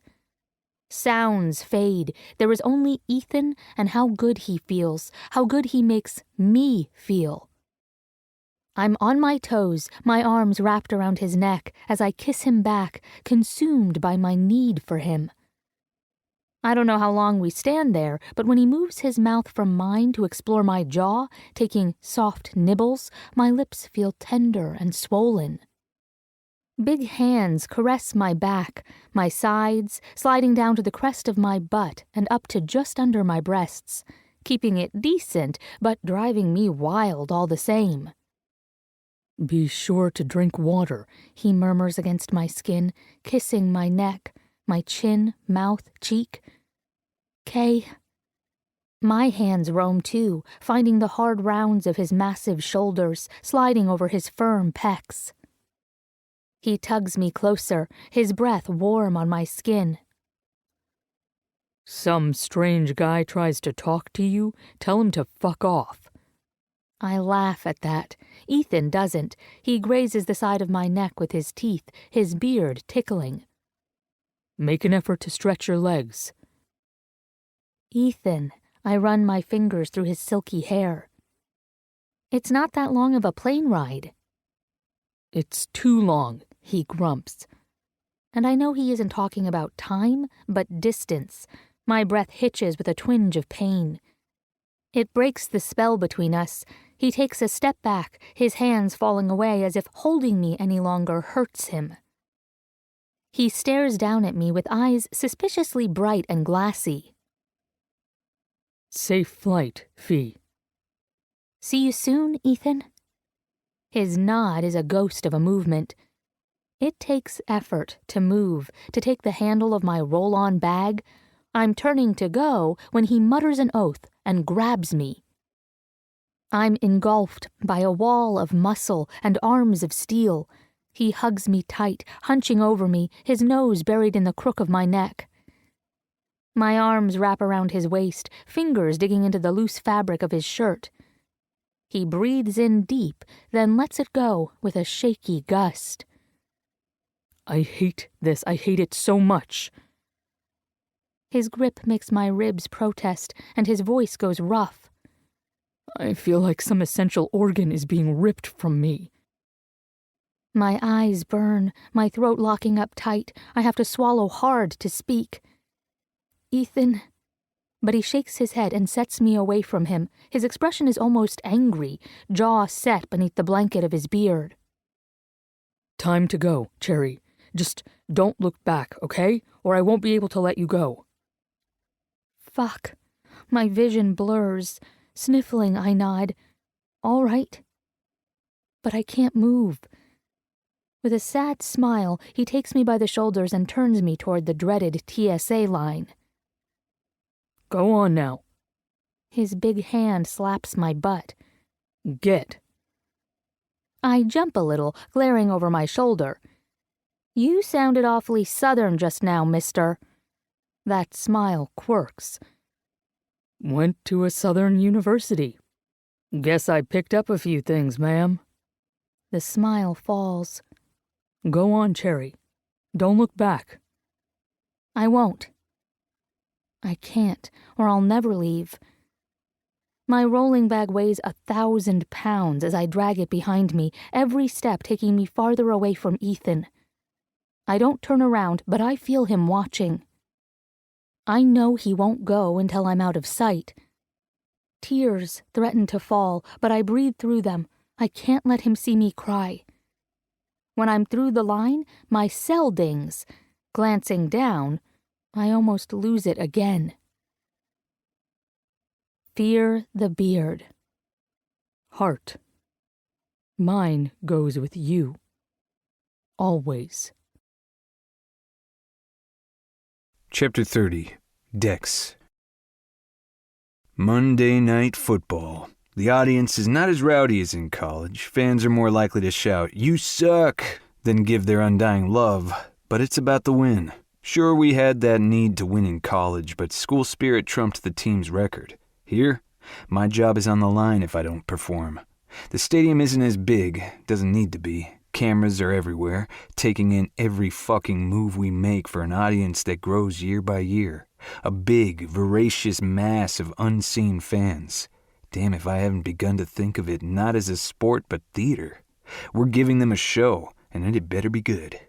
Right now I'm facing off against a big bastard of a nose tackle, Emmett Sampson. We played against each other in college, and I know his ways well. He loves to talk shit. Excels at it, actually. I'm pretty sure he makes a study of his opposition to find the worst dirt he can on them. Emmett can't stand me because I've never once blinked in the face of his bullshit. Not that he doesn't keep trying. "Looky here," he says as we take the field. "It's old Paul Bunyan. Where's your big blue ox, boy?" "At your mama's house having a smoke?" But I don't say it. Not speaking is much more effective. I hunker down, my quads giving a nice stretch that brings me right back into the physical. "So that shit true, Dexter?" he goes on. "You haven't busted your cherry? Damn, man." He shakes his head. "Some sorry-ass shit right there." I breathe in deep, pay attention to my team, his team, watch, wait, listen. "Nah, I don't believe it." "What's the matter, Dexter? Afraid of the pussy?" Emmett is meowing like a cat. The sound fades as I focus on the line. The pads of my gloved fingers rest on the ball, the shape grounding me. I draw in a breath, let my gaze open up until I see the whole picture. My guys, the defense, how they line up. I call out a play adjustment. My guys hustle, changing positions, and the defense scrambles to follow. The instant Finn makes his signal, I snap the ball and explode into action. Emmett and I meet like a thunderclap, helmets clanking, bones rattling. My thighs bunch as I push forward, the balls of my feet digging into soft earth as I drive him back. He's hammering his fists at my wrists, sending shards of pain up my arms, straight to my brain.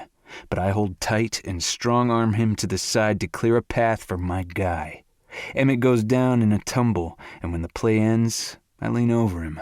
"If you ran your ass as half as good as you run your mouth, I just might be afraid, bitch." Trotting back to the huddle, I give Finn a slap on the helmet. "Let's light him up, Rook." He gives me a grin. "You know it." For the rest of the game, we do just that. We play smart, crafty, and light them up like fireworks on the 4th of July. My guys play like a well-oiled machine. Finn picking apart the defense with a football sense you can't learn. It's just innate and a beautiful fucking thing to witness. But the taunts don't stop. They grow. Doesn't matter if I play my best. It's no longer all about my performance. The world is pulling down the walls I've built to protect myself, exposing me without my consent. Fiona. I love parties. I love the noise and the chatter and the chance to talk to new people. I love free booze and sampling cute little appetizers. I love dressing up and looking at other women's dresses. I always find myself envying at least one outfit. But this party kind of blows. Oh, the food is stellar. Champagne flows and the decor is as impeccable as the view. Janice Mark's penthouse is incredible, with views of the entire city spread out beneath us like a sequined dress, glittering and twinkling in the night. By all accounts, I ought to be loving this. Dozens of top interior designers are here, giving me the chance to network. And the energy in the room is high. I just don't feel it. Because Ethan isn't here. The sad part is, I'm equally sure he'd hate this party. I can imagine him now, tugging at his collar and finding a nice corner to prop up. Now that he holds all my attention, memories of him before we were together come flooding back. He was always in the corner, nursing one of his water bottles, talking to a few guys, or listening, rather, and saying little. But what he said always seemed to count for more. Ethan chooses his words carefully, never giving up useless spares. I remember that now, and how it fascinated me then, because I usually have words enough for 2 people. I remember that he used to watch me with those deep-set hazel eyes. It hadn't made much of an impression then because I was loud, and people usually glanced my way when I was in a room. Never really bothered me. I'd assumed Ethan was doing the same, giving crazy Fiona Mackenzie a once-over before going back to his life. Now I know it had been more. Strangely, this makes me warm all over.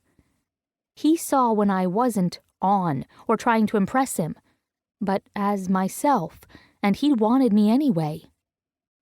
But now he's in New Orleans, and I'm stuck 50 stories over Manhattan, surrounded by the type of people I grew up around, and it all feels foreign and off. Nothing is right anymore. Fabulous party, isn't it? Jackson is resplendent in a shiny sapphire blue Zegna suit that would look ridiculous on most men, but he pulls off with aplomb.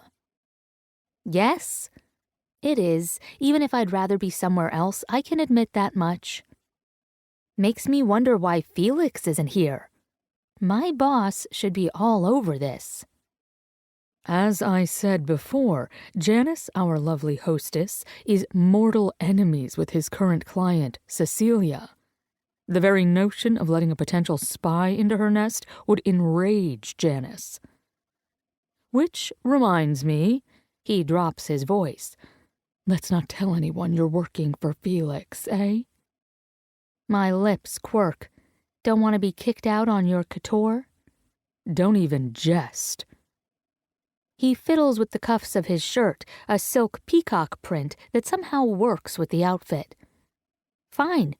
I set down the glass of champagne I've been holding for the past half hour. It's warm and flat now. I'll keep quiet. What's wrong? Jackson looks me over with a frown. Missing your big football player? I give him the side eye. How did you know that? Because Benedict Cumberbatch just walked by and you didn't even blink. What? I whip my head around, searching the room. Where? I'm kidding. He laughs when I glare at him. You should have seen your face. You dickweed. I give his side an elbow. That was beyond low. Jackson knows I have a thing for Cumberbatch. With that deep voice and quiet way of his that you just know hides a total perv in the bedroom. Jackson fends off my attempt to pull the perfectly folded aqua handkerchief from his coat pocket so I can bat him with it. Hey now, Pixie, easy with the outfit. I give. I was a dick. Damn right you were, I say with a sniff. I'd like to see how you'd handle it if I said I saw Fassie. He makes a look of mock horror. You wouldn't. My love of Fassie far exceeds your high school girl crush on Sherlock. Actually, I liked him better as Khan. Oh, me too. I think if I ever met him, I'd have to shout it a la Captain Kirk. Jackson makes a face as if he's silently screaming out, Khan, and I laugh. Smiling, I lean my head on his shoulder, and he wraps an arm around me, giving me a squeeze. So, you're missing your man? Seriously, Jax, how did you know? I'm fairly certain I had that look on my face when I first met Hal, and he decided he had to live in Milan for a summer to learn about textiles. The bastard. Jackson takes a sip of his white wine as he strolls me over to the wall of windows facing downtown. It was misery, but at least I had the comfort of knowing he was miserable too. Cold comfort. I don't want Dex to be unhappy. Jackson gives the top of my head a kiss. Sweet girl. It hurts, Jax. I actually hurt. I press my fist against my chest where the pain is centered. I don't like it. He stares down at me with solemn eyes. What are you going to do about it? With a ragged sigh, I stare out the window. The old me would have run, ditched the troublesome baggage, and moved on. It hits me that there is an old me, because I've changed. I don't think Dex has changed me, but being with him, caring about him, has. And the new me does not run.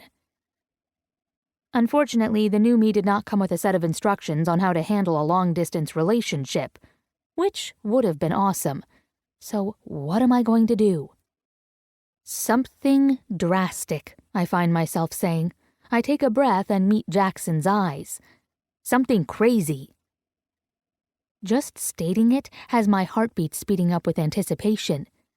Yes, something risky and daring and right. For the first time in days, I feel like I can breathe. My old friend starts to grin, as if he's been waiting for me to say as much. By the way, Jackson reaches into his inner suit pocket and pulls out a slip of paper.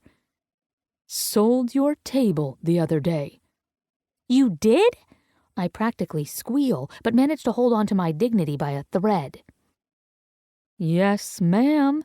He hands me the paper. Your check. My jaw falls as soon as I read it. Get the fudge sticks out! I gape at Jackson, then at the check. Is this for real? I'm going to assume that's rhetorical. Well, it is and it isn't, because I cannot believe what I'm looking at. I made $30,000 on a dining set?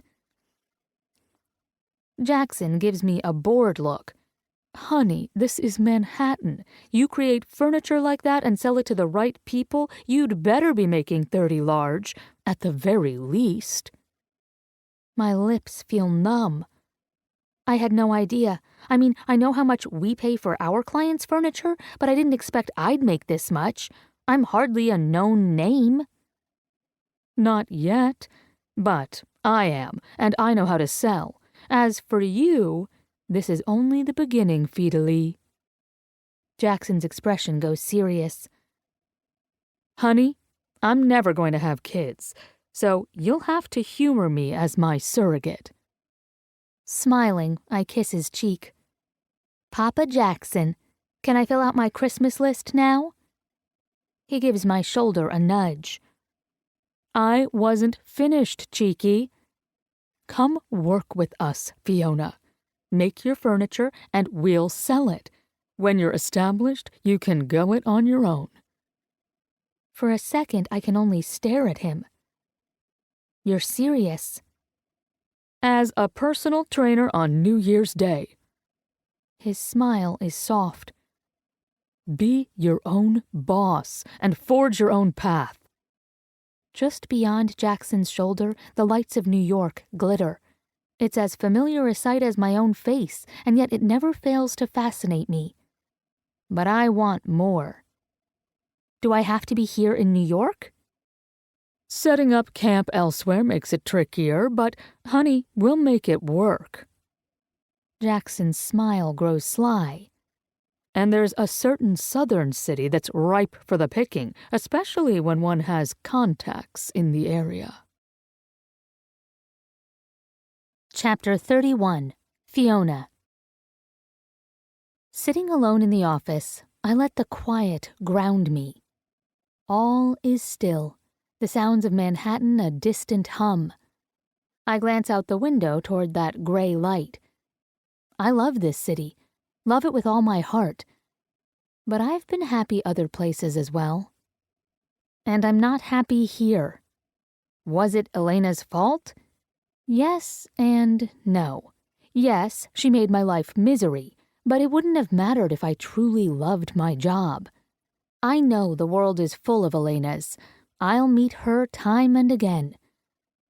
But the question is, what do I want to fight for? Felix's approval? No, I have no respect for him anymore. Turning in my seat, I slide my hand over my portfolio. the leather smooth under my palm. A small smile pulls at my mouth. It's bittersweet. Maybe I'm doing the wrong thing. I don't know. I thought I'd have a better sense of my life's path when I graduated college, that everything would be clear. I loved college, loved it. Life was one big party, peppered with frantic bits of studying in between. I didn't take anything too seriously, and that was just fine. I had time. Because, let's be honest, being in college is safe, a bit like high school but without parental supervision. But now? Nothing is safe. I'm swinging along without a net, and it feels surprisingly good. Exciting. Yeah, I might fuck up spectacularly. I might never find what I'm looking for in terms of a career. But I do have one thing. Ethan. He's mine, all mine. It's surprising how completely satisfying that is, and terrifying. If I slip and fall with him, down I'll crash, all broken and damaged. But at least I want to fight for him. I used to think maybe a guy would make me whole, but that's not really the truth. It's up to me to figure my shit out, but Ethan makes the struggles easier to bear. He's my reward when it's all said and done. And this place? I'm done with it. There's only one thing left to do. Fiona? As if summoned, Elena walks around the corner and notices me sitting at her desk. What are you doing here? Reflexively, my palm pushes against the cool leather of my portfolio. I was waiting for you. Her steps slow, and I wonder if she's on to me. I give her a bright smile, the same one she's given me for months. I wanted to ask your opinion on something. My hand is steady as I flip open the case and pull out a stack of drawings. She hesitates, her hand hovering and a frown on her brow. Oh? Yeah, I quit this morning and I'm thinking of using these for my resume. You quit? There's a weird touch of panic in her voice. But why? I don't know. I shrug. I'm not a good fit here. Felix has a certain vision. I shrug again. Oh, but you'll get there, she insists. I'll help you. I want to laugh at the irony. So help me now. Quitting is a done deal. And it is. My resignation letter is sitting on his desk, and I'm not about to give him 2 weeks' notice. Shitty? Yes, but he'll survive. Besides, I don't need his reference. I have other plans. I push the designs toward her. Finally, she picks them up, her eyes scanning the pages.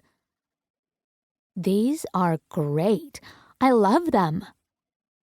So did half of Manhattan's elite when they admired Janice Mark's penthouse. Do I feel guilty about showing Elena what are essentially sketches of the apartment? Maybe I should, but I don't. I rise and snap my case shut. Can I leave them with you for the weekend? I don't want to be here when Felix gets in. I give an exaggerated pause. He hasn't seen these, and I don't want him to, okay? There. If she steals these designs, her fall is all on her. She doesn't even blink when she gives me a solemn nod, her hand already spreading over the pages. I'll guard them well.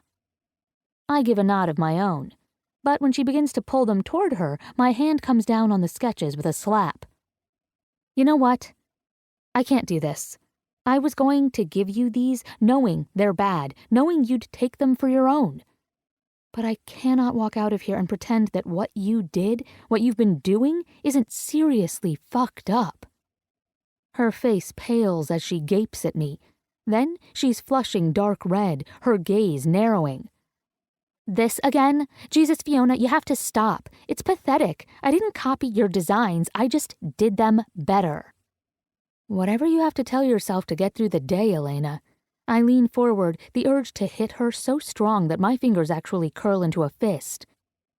That shit you pulled with the curtains, pretending we'd talked about them? That's not right. and it's just one of many lies you've told. So don't you dare act like what's gone down is all in my head.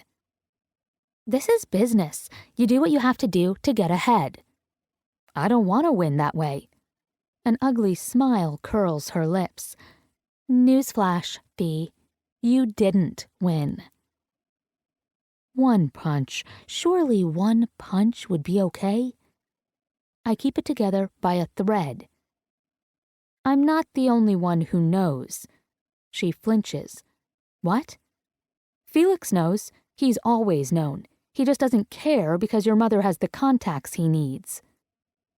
I take a breath, which is why I'm quitting. I can't work for a man who has no morals or alongside a woman who uses people as her personal creative well. Elena's hands fist as well. I have talent. That's the tragic thing. You do. Real honest-to-God talent. But instead of cultivating it, you waste your time stealing other people's ideas. Her face scrunches up, going bright red. I used to think you were nice. You're nothing but a bitter bitch. I have to laugh. If being a bitter bitch means I'm no longer your stepping stone, then I gladly accept the title. With that, I stand. Have a nice life, Elena. You don't know what it's like, she says suddenly. The pressure, my mom, everyone knows who she is. I don't know what that's like? I gape down at her. Are you kidding? My dad was a superstar before I was even born. My mom runs her own business. My sister is fast becoming a regular fixture on ESPN. Hell, I'm swimming in a pool of overachieving family members. That's not the same. You aren't in those industries. Her fist hits her chest. I have to make my mark in this business. I could understand. Hell, I could almost empathize. Almost. Our parents don't define us, Elena. Our actions do. And yours suck. She goes from flushed to bone white. Fuck you, Fiona. I shake my head, but I'm smiling now. You already have fucked me, and yet I'm the one walking out with my head up. And I do, leaving my sketches, Elena, and all her bullshit behind. There's a faint, fishy smell in the air. I don't want to be around when it grows stronger. Because I left a present for Felix, too. Operation Rotten Fish, as Ivy likes to call it. We did the same prank on our bitchy ex-camp counselor one summer, smearing fish oil under her bunk and on the inside lining of her trunk. Call it a little fuck you for ducking my head underwater when I couldn't swim, and for telling Ivy she looked like a flagpole when she clearly had worries about being the tallest, thinnest girl in the camp. By the end of the summer, the stench had gotten so bad they had to fumigate, but the trunk remained, and so did the smell. And though I'd like to believe I've grown up since then, the thought of all the fish oil I smeared under Felix's desk and the tables in Elena's office gives me a surge of satisfaction. Maybe part of us never grows up. I am surprisingly okay with that. Dex. Dexter, man, you're living the dream. Shocky, one of my linemen, gives me a hearty slap on the shoulder as we walk to our cars. Not my dream, I grouse. The dream Shocky refers to is the swarm of women currently dogging my every step. Panties in my locker, tweets offering blowjobs, handjobs, rim jobs, don't know what the fuck half of this shit is jobs. Women showing up outside my townhouse, waiting for me before practice. It isn't necessarily anything new. All players get this. It's the sheer volume and intensity that's driving me nuts. Dax! A pretty brunette saunters up. She's wearing my jersey, or what remains of it, because she's cut the sleeves off and tied it into a knot to bare her midriff. You look tired. I'd love to give you a massage. And they wait for me after practice. I shake my head, shrug off her grasping hands, and keep walking. Shocky, on the other hand, slows. Oh, honey, don't waste your time on him. Why don't you come and keep me company in my post-workout bath? The girl eyes me as if she's trying to figure out if I'll cave. I don't break stride. My keys are out and I'm in my car. Shockey leads the girl away, and I sit back and just breathe in the scent of fine leather. I don't care who you are. Every guy goes a little crazy when he signs and gets his first big check. You'd have to be inhuman not to. Some go too crazy, buying everything in sight and saving nothing for later. Others get a few big-ticket items and then manage to hold back. Me? I bought a townhouse and a car. My friends expected me to go in for a truck, maybe an SUV. They were wrong. I fell in love with a sweet little blue Aston Martin Vanquish. Drew instantly wanted one too, but Anna convinced him that he lives in New York City and doesn't need a car. Now he has to admire mine from afar. Sucker. I'm probably too big for this car, but I don't care. I love her. And right now she's my sanctuary. Okay, she will be as soon as I pluck the numerous perfume-scented notes and scraps of panties that are scattered like snow on the windshield. That people have pawed my car makes my eye twitch. Fucking hell. I take a breath, tossing all of the mess onto the passenger side of my car because I refuse to fucking litter, and slamming the door shut. This has to end. Soon. I'm not used to being hounded this badly. I don't like it at all. Worse, it's not going away. It's growing. I'm the butt of every damn sex joke in sports right now. Maybe I shouldn't be embarrassed, but I am. My skin feels too tight and my stomach leaden. Every time a woman approaches me seeking out her opportunity, it feels like high school all over again. Rubbing the back of my neck, I turn the car on and pull out. I revel in the act of driving, losing myself in the purr of the engine and the way the car responds to my slightest touch. I'm home too soon, only to find my street blocked by a few reporters and groups of desperate chicks, a few guys too, who assume maybe I'm just not yet out of the closet. I drive around to the back of my property and park in the small carriage garage. The engine ticks as I sit there, not wanting to get out. The team's PR department loves this mess. I'm getting attention, not for drugs or violence, but for being virtuous, which is like a hidden goldmine for them. More ticket sales, more press. Ivy tells me I should just come out and confess to being with Fee. Or she did until I asked point blank, and do you honestly believe they'll leave her alone? No, Ivy couldn't assure me of that. I think of Fee, the one perfect thing in my life. I want to keep her safe, shelter her from all this ugliness. Just keep her, forever. She's mine to protect. And I really don't give a shit if that makes me sound like a caveman, because frankly, Fee drags the caveman out of me and sets him front and center. But the truth of the matter hits me like a hammer to the chest. Right now, with all of this shit going on, Fee doesn't need protection from anything but me. Chapter 32, Fiona. I meet my dad at our favorite Chinese restaurant on Mott Street. He and I have almost nothing in common, but we do share a deep and abiding love for soup dumplings, and have thus hunted down the best of the best. Despite my fluttering nerves, I slide into the cracked red pleather booth with a hum of anticipation. What's doing, kid? Dad asks as he sets down his phone. He already has a bottle of Qingtao beside him and the menu filled out. I don't protest because he knows what I like here. Proof of that, the waitress sets down a Qingtao for me, too. She grabs our order and leaves without a word. Lots and lots, I answer before taking a long pull of the beer. It's bordering on lukewarm, but then we don't come here for service.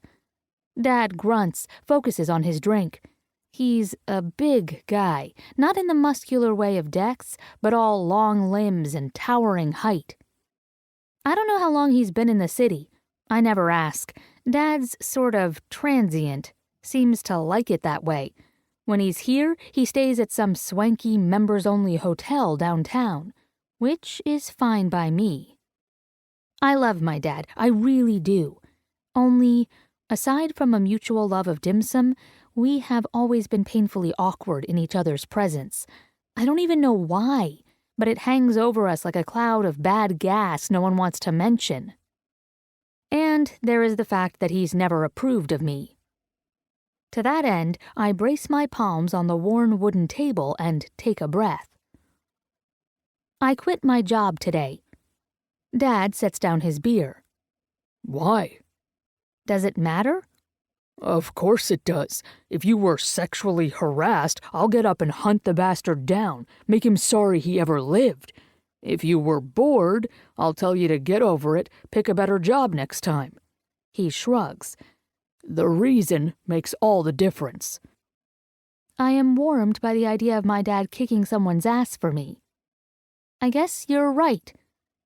I tell him why I quit, the whole time shaking deep within the pit of my stomach. I hate admitting failure, but I hated my situation more. While I talk, the waitress sets down a steaming basket of fresh soup dumplings. Dad picks up a delicate pale little rose of a dumpling. The fragrance of chicken broth and ginger fills the air as he bites and sucks down the soup hidden within. So, he says, lesson learned. Don't trust sudden friends who are after the same position as you. I have a mouthful of dumpling, so it takes me a moment to swallow and gape up at him. You're not going to give me shit? Why would I do that?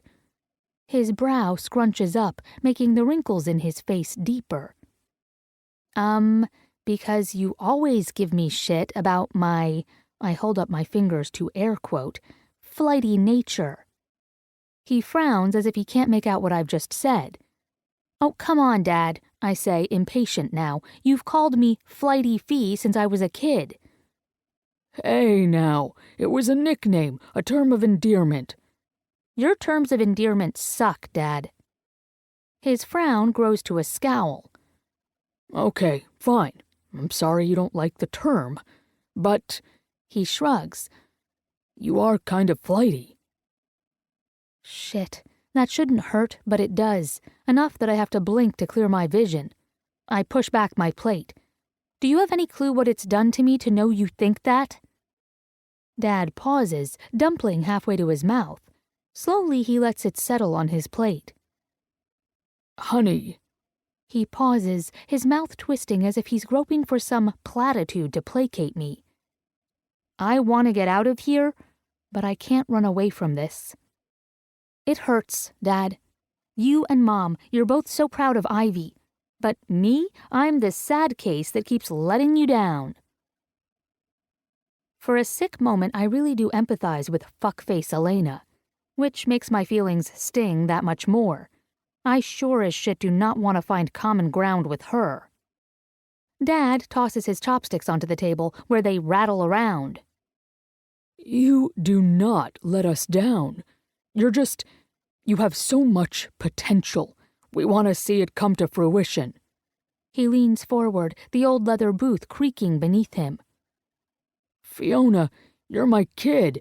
Every father wants to see his kid settled, or he ought to, anyway. A shaking breath gurgles in my throat.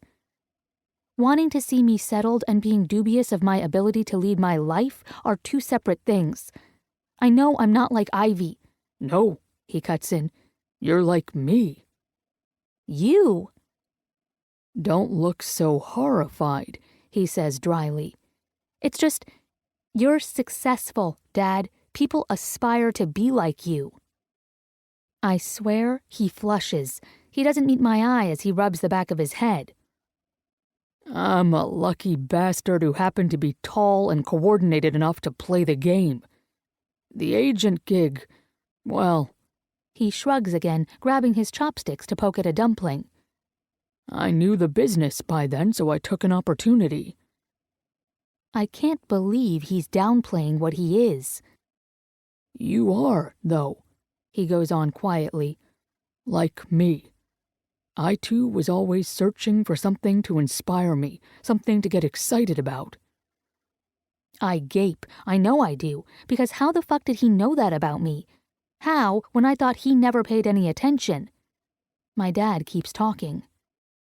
My problem is I did that by screwing around on your mom, by drinking and partying too much. You... He meets my eyes, though I can tell it's hard for him by the way he winces. You're more constructive. You're looking for meaning in life.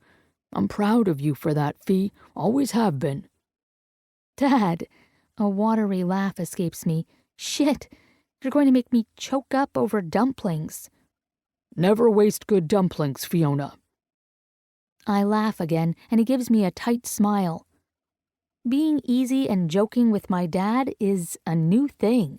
It occurs to me that maybe he's shy too. I reach over and nudge his bony wrist with my fist. I'm proud of you too, Dad. Remember the dumpling, he says, though he's flushed again. and never forget this. As much as I want your respect, you never ever live your life to make someone else happy. You got me?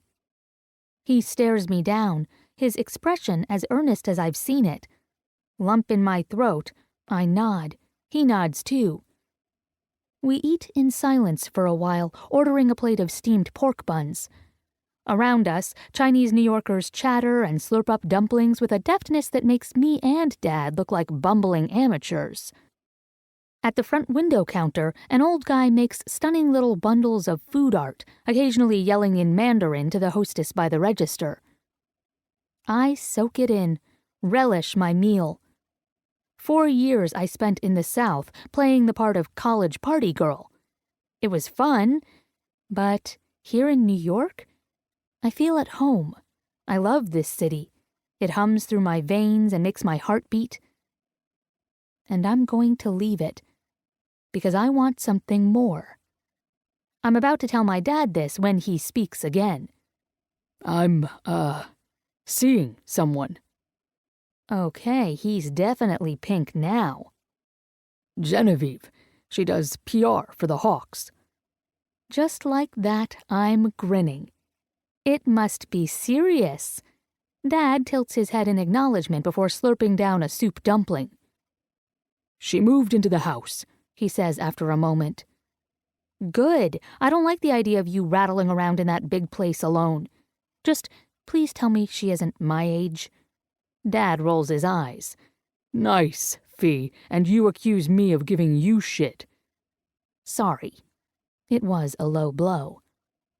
She's only 5 years younger than me. Is that acceptable? He's not smiling, but I can tell he wants to. Yeah, of course. I was being a shit. Wouldn't be my daughter if you weren't. It's my turn to duck my head in embarrassment. So, what are you going to do next? Dad asks. Dex. Dad rears back. What? Shit. No, I mean... I bite on my lower lip before getting it over with. I'm seeing someone too. Ethan Dexter. Worst segue ever, even if it was probably correct. I really can't wait to do him again. And again. Shit, I'm blushing now. Dad stares at me for a long moment, his nostrils slightly pinched, then grunts. Dexter, eh? I kind of thought you'd fall for a chef or some sort of arty type. Thanks, Dad, I say, not bothering to clarify that Dex actually is arty. Dad doesn't pause. But he's a good choice. I blink. Really? You think so? Why not? You like him, don't you? Of course. He's steady, quiet, honest. Dad rubs a hand over his face. Not too thrilled about the idea of you doing him, but we'll just pretend that was never mentioned. I bury my head in my hands. I know. God, I suck at basic conversation with you. Dad laughs. No shit. Can we move along now? I ask from the safety of my hands. Sure. He falls silent, and I lift my head to find him studying me. So, is he the real deal? I'm the one who feels shy now. Yeah, Dad, he really is, so much so that I'm going to claim him. I cringe again. I meant it figuratively, but it probably isn't something my dad wants to hear. I'm better off stuffing my mouth with dumplings and not talking again. Fortunately, Dad just nods. One less thing. I don't know if he's right, because the fact is, there are things I need to tell Dex, too. and I have no idea how he's going to take them. Chapter 33. Fear the beard. Can we Skype? Cherry bomb. On it like a bonnet. Gonna take that as a yes. Kissy face emoji. I confess, I fix my hair and put on some lip gloss and mascara before I Skype with Dex. Okay, I change my top too. No way am I wearing my frumpy knee-length t-shirt with Princess on the Streets, Ogre in the Sheets across the front. Thank you, Gray, for yet another Fiona-themed birthday gift. Instead, I wear a casual white tank and leave the bra off. If I can't see Dex every day, I have to make the times we do connect count. A flutter of anticipation goes through me as I settle down on my bed, my laptop propped on a pillow. Seeing him this way is a treat and a torture. No matter how good it is to talk to Dex, when it's all done, I close my laptop alone. Even so, I grin like a loon as soon as his face comes into view. Damn, he's fine. Tanned from practicing in the southern sun, gold highlights streaked through his brown hair. Dex will never be a pretty boy. His features are too strong, his body too big and built. His eyes, however, are devastating and beautiful, and as always they shine when he sees me. The way he looks at me is addicting. It's everything. My voice is breathless. Hey, big guy. The corner of his lush mouth lifts. Hey, Cherry. His voice is tired and strained, and it hurts not to be with him. How are things? I know full well he's been hounded by the press, stalked by women, the idea of which I hate enough to gnash my teeth. I ask because I want him to unload his problems on me. He swallows visibly, and his entire body seems to deflate. Not great, Fee. Slowly he lifts his head as if it weighs a ton. My privacy is nil at the moment. Baby. I can't help but reach out and touch the edge of my screen, wanting to stroke the soft, rough edge of his jaw instead. It'll get better. His nod is vague, his gaze sliding away. Hey, I lean in, I've got loads to tell you. Again he nods, but it's clear he isn't listening. Then he takes a breath, and his shoulders draw back. When he looks directly at the screen, his eyes are wide open and anguished. Fee, I don't... His breath hitches. I don't think we should see each other for a while. My ears begin to ring as the blood drains from my face, leaving it numb. What? Dex leans forward, his eyes rimmed in red. They're on me all the time. So let's just tell them. My voice is too high, too frantic. But then again, so is my heart. I can't breathe properly. Tell them about me and be done with it. No. His chin rises. No, Fee, I told you before that's not going to happen. Why? Because you're protecting me? That's bullshit, Ethan. A red flush washes over his cheeks. Look me in the eye and tell me they won't rip you apart. Tell me, Fee, because I know for a fact they will, and so do you.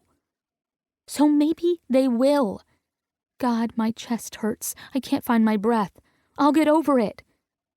But Dex is shaking his head. I won't. I promised you normalcy, or as close as I could make it. I won't pull you into this mess. So, I choke back a sob. So you'd rather dump me? He leans close enough that I see his eyes glaze over. No. Cherry, I just figure we let this settle down for a while, not visit each other until... We barely see each other as it is.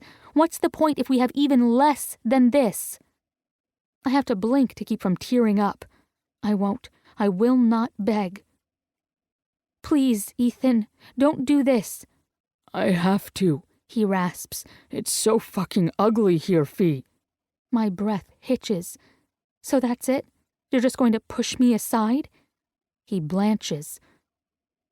Please, don't think of it like that. I'm trying to protect you, Cherry, even if that means from myself. I don't need you to protect me, Ethan. I need you to want me. I do want you. You're the most important person in my life.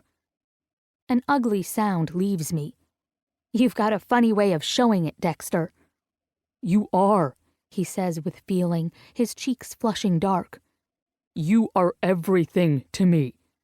Then don't push me away. He sits back in his chair with an audible thud. When his gaze comes back to me, it's filled with pain.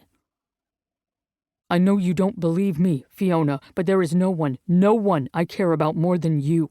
I cannot let these fucking vultures go at you. Do you get that? I can't do it.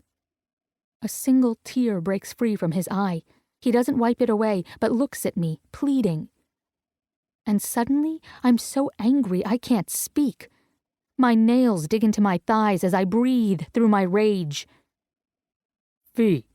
Dex's voice comes from a distance. Fee? My lips press together as I swallow down a scream. Finally, I look at him, but all I see is the red haze of my own frustration.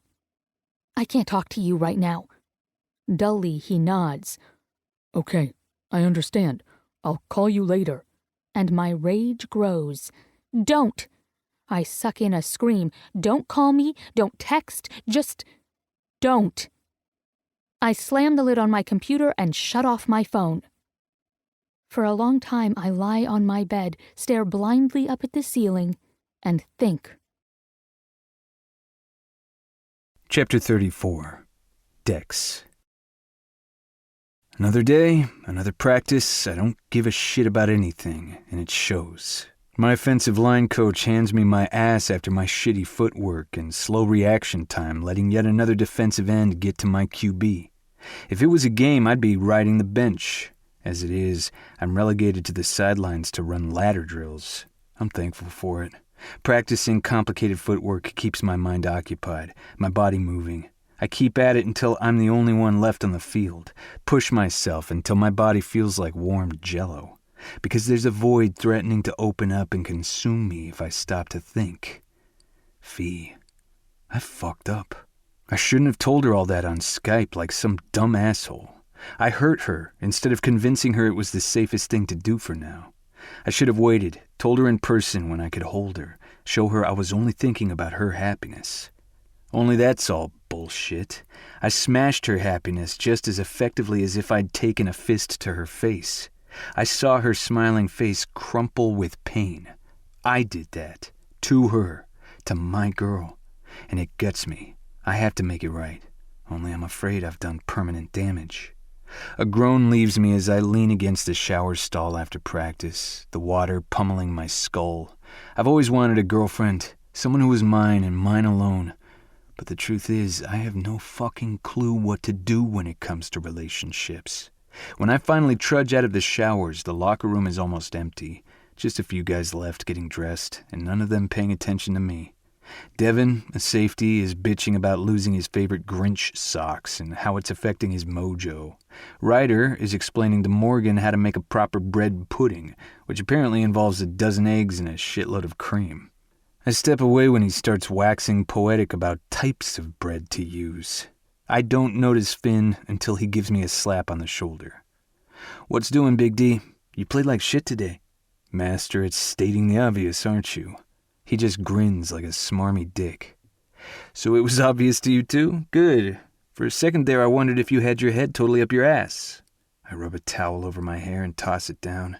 I'm tempted to tell him to fuck off, but he's stating the truth, and something worse comes out instead. Are all men clueless when it comes to handling women, or am I just gifted at being a spectacular fuck-up? Finn blinks, as if I've told him I have VD. I think I might be wincing too. I do not need the entire locker room knowing my business. Well, hell, he says finally. I don't know. Isn't it our job to fuck up? From across the way, Ryder snorts. First of all, you never handle a woman. She handles you. Your job, he points at the both of us, is to hold on tight, go along for the ride, and pray you don't fuck it up. What makes you an expert? Finn asks. Last time I checked, you haven't been with the same girl for more than one night for ever. 4 sisters, asshole, Ryder answers as he looks in the little mirror he has attached to his cubby. He runs his hand through his damp hair. And raised by my mom. I know women. He catches my eye in the mirror. What did you do? Running my fingers through my beard, I debate telling him, but I've already said too much to back out now. I told Fee we should keep things on the down low until all of this bullshit blows over. Every guy in the locker room groans as one. Fuck, I should have known they'd be eavesdropping, nosy bastards. Dude, says Ryder, were you aiming for the most bonehead thing to say? Because you fucking nailed it. Yeah, says Jones, a defensive end who's pulling on his sweats. The only thing worse would be if you pulled out the "it's not you" line. I told her it wasn't. Another round of groans, even more pain, rumbles through the locker room. Bad play, man. Way to go, knucklehead. Send her flowers. Hell no, that's fucking cliche. Stand outside her window and hold up one of those old-time boomboxes. As she calls the cops on your ass. I roll my eyes at them. Next thing you'll tell me is that you're all single by choice. I don't know if they get the movie reference, but someone chucks a sweaty sock at me. I think it's Ryder, but can't be sure. I glare around the room as the horrible sinking feeling within grows worse. Dex, Finn drawls with a shake of his head. You're the guy we expect to have all the answers. What the fuck, man? With a grunt, I let my forehead slam against the edge of my locker. The pain feels good. I don't know. He's right. I'm the one they come to for advice, not some moron who gets it all wrong. Life lesson that sucks? Giving advice is way easier than living your own life. Life lesson that sucks worse? Realizing this after you've severely fucked up. I just want to protect her. It comes out as feeble as it sounds, and I'm really not talking to the guys anyway. I was protecting Fee, but I was also protecting myself, because I'm embarrassed. This whole situation makes me feel like I'm the butt of a joke, something I've tried to avoid my whole life. And I don't want Fee to see that up close and personal. I don't want her to see me as something less than. But now I've gone and hurt her. A nudge at my shoulder has me lifting my head. Finn's expression is neutral. Ryan and I are going out for crawfish and oysters by the lakefront. Come on out with us. Have a beer and forget all this media shit for a while. Rubbing the back of my neck, I try to perk up, at least give the semblance of a guy who isn't losing it. Thanks. Maybe next time. Right now, I've got an airline ticket to buy and a shit ton of groveling to plan. It's dark by the time I get home. I haul my ass upstairs. My left knee throbs and my back feels like a hot iron rod has been shoved up my spine. That's just the top of my list of various aches and pains. I'm 24 years old and am hobbling like a senior citizen on his way to a 4 o'clock dinner. Old before my time, I think, as I open my front door, toss my keys on the side table, and step into an empty house. For one dark second, loneliness swamps me, and I can't breathe. It takes my air and weighs down my chest. I stare at the floor as my hand fumbles to find my phone in my pocket. I need to hear Fee's voice, now. God, I need to see and touch her so badly I grind my teeth with want. But her voice will have to do. Then it hits me, a certain warmth, the scent of coffee and the underlying fragrance of fresh flowers. I feel her, here. Fee is here. My bag hits the floor with a thud and I practically run into the main room. She's pouring herself a cup of coffee, her hair gleaming pale gold under the kitchen light. She looks up at my arrival, a nervous smile drawing tight over her delicate features. Hey. I stop on the other side of the massive marble-covered island, pressing my hands against the cold slab to ground me. Tell me you're really here. Her smile grows warmer, more real. You think you're hallucinating, big guy? Could be. I dream about this a lot. Every fucking day. She sets the cup down with a clink of porcelain and rounds the island. I watch her approach, her hips swaying beneath one of those flirty little skirts she favors. My chest contracts when her slim hands slide up, drawing little shivers in her wake. Her thumb runs over the edge of my beard, then along my lower lip. It's all I can do not to bite that thumb, suck it into my mouth. Feel real enough to you? Her voice is husky. I breathe in the scent of Fee, lean into her. Not sure. I think I need more. I need everything, all of her. She knows this. With a gentle tug, she pulls me down to her. I go willingly. Her sweet, soft mouth finds mine, and everything within me sighs with relief. I don't know how long I kiss her, but it isn't long enough. Too soon she's pulling back, but she keeps her arms around my neck, and I hold her close. It's only then that I realize her body is tense, her gaze hesitant. "I've decided," she says, "you don't get to choose our fate without consulting me." Agreed. My instant answer seems to give her pause, her head cocking back as if she doesn't understand. Her voice comes out unsteady, but strong. "Good. You pissed me off, Ethan." I know. I should be more contrite, but I'm so fucking happy she's here. I can't keep back my smile. Can't stop from touching her cheek. She bats my hand away. "I'm serious. You hurt me. If you don't want me, just say it now. Don't hide behind some ridiculous claim of trying to protect me, because—" I cup her smooth cheek and kiss her. Fee's mouth moves against mine, shaping words, probably trying to tell me off. I keep kissing her soft and slow until she relaxes with a sigh. My fingers thread through her hair as I look down at her. "You're right. I was a dumbass. I'm sorry." I nuzzle her cheek. "I was on my way to see you, to apologize, to beg for another chance." Her nose wrinkles in a dubious look. I kiss the tip of it, but she doesn't relent. "I mean, how could you do that? And over Skype, Ethan." I'm an asshole. I keep my eyes steady on hers. "I was embarrassed, Fee. I didn't want you to see me like this." Her voice is soft. "Like what?" My skin goes uncomfortably tight, and my insides roll like there's a lead weight falling through me. But I owe her the words. All these women coming after me for the money, with pity in their eyes and dollar signs dancing in their heads. She's quiet for a second. "I'm glad they don't know what they're missing," she says, low and fierce. "It means I have you all to myself." Closing my eyes, I press my forehead against the top of her head. No one else ever stood a chance against you, Cherry. Holding her close eases all the tight spaces inside me. I panicked, and it hurt you. You have no idea how sorry I am for that. Okay then. Her hand smooths down my shirt. "I'm glad we had this talk." I can't help giving her another quick kiss. It feels too good, even if I'm in the doghouse. "Can we get to the makeup sex now?" I ask, wanting to make her laugh.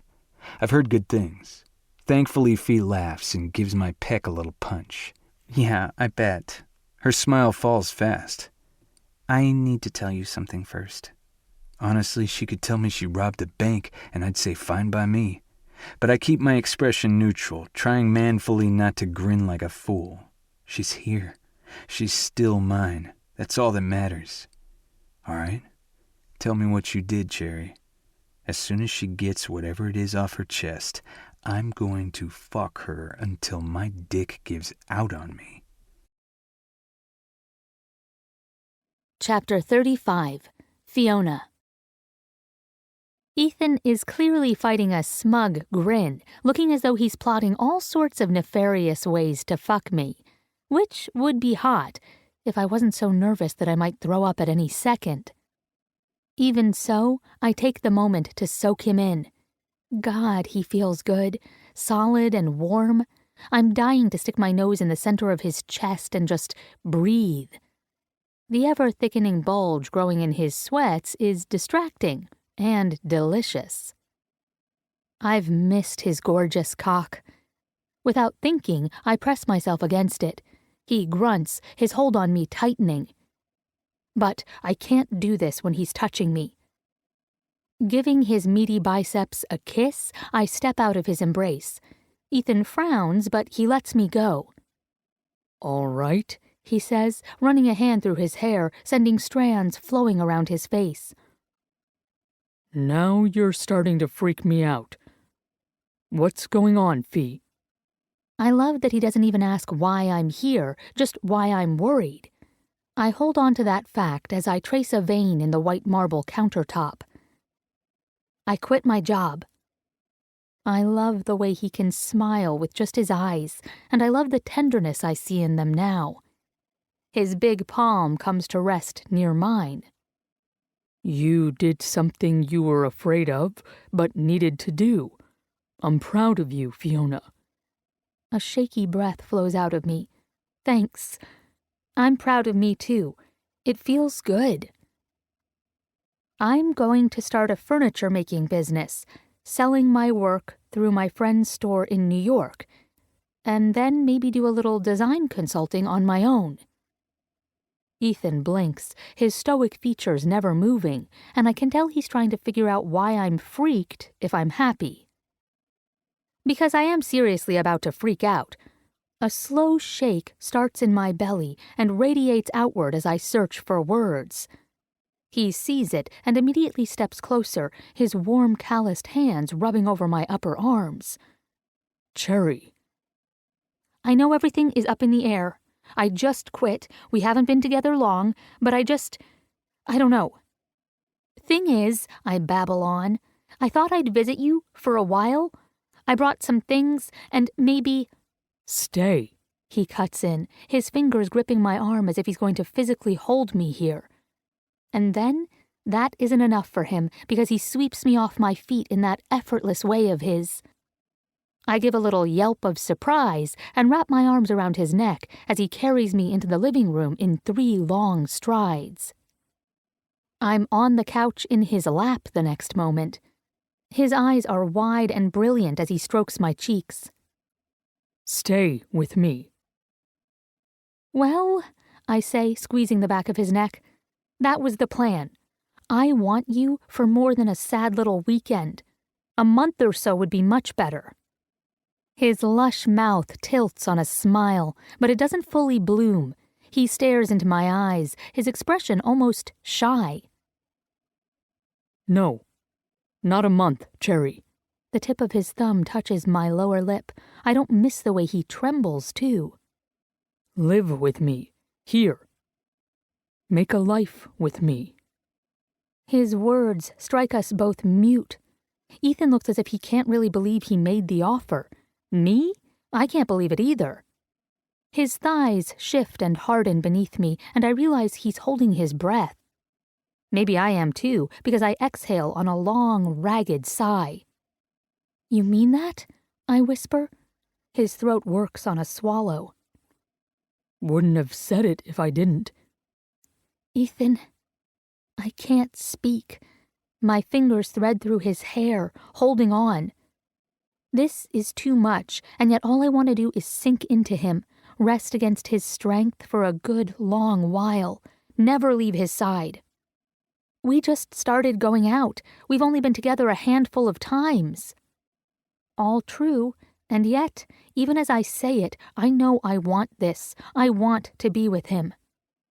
Doesn't change the way I feel, he says. I'm miserable without you. I need you, Fee. A little sob bubbles up, and my voice breaks. I need you too, Ethan. It feels like we're saying something else, but it doesn't matter because he's kissing me, deep and searching, a little bit frantic, as if he's trying to convince himself this is real. And I'm kissing him back, every bit as desperate. Ethan holds my head, angling his mouth so he can delve deeper, and God, he tastes good, feels good. Gently, he touches my cheek, his fingers tracing it. How is it, he whispers, that I was just fine being alone until you kissed me in that club? I swallow hard, my skin flushed with heat. A lump in my throat makes my voice thick. I don't know. But it's the same for me. One beard dare, and I was lost. His fingers run down the side of my throat, then up again. You've ruined me, Fiona. I'm not sure I know how to live without you anymore. Before I can answer, he pulls off my shirt.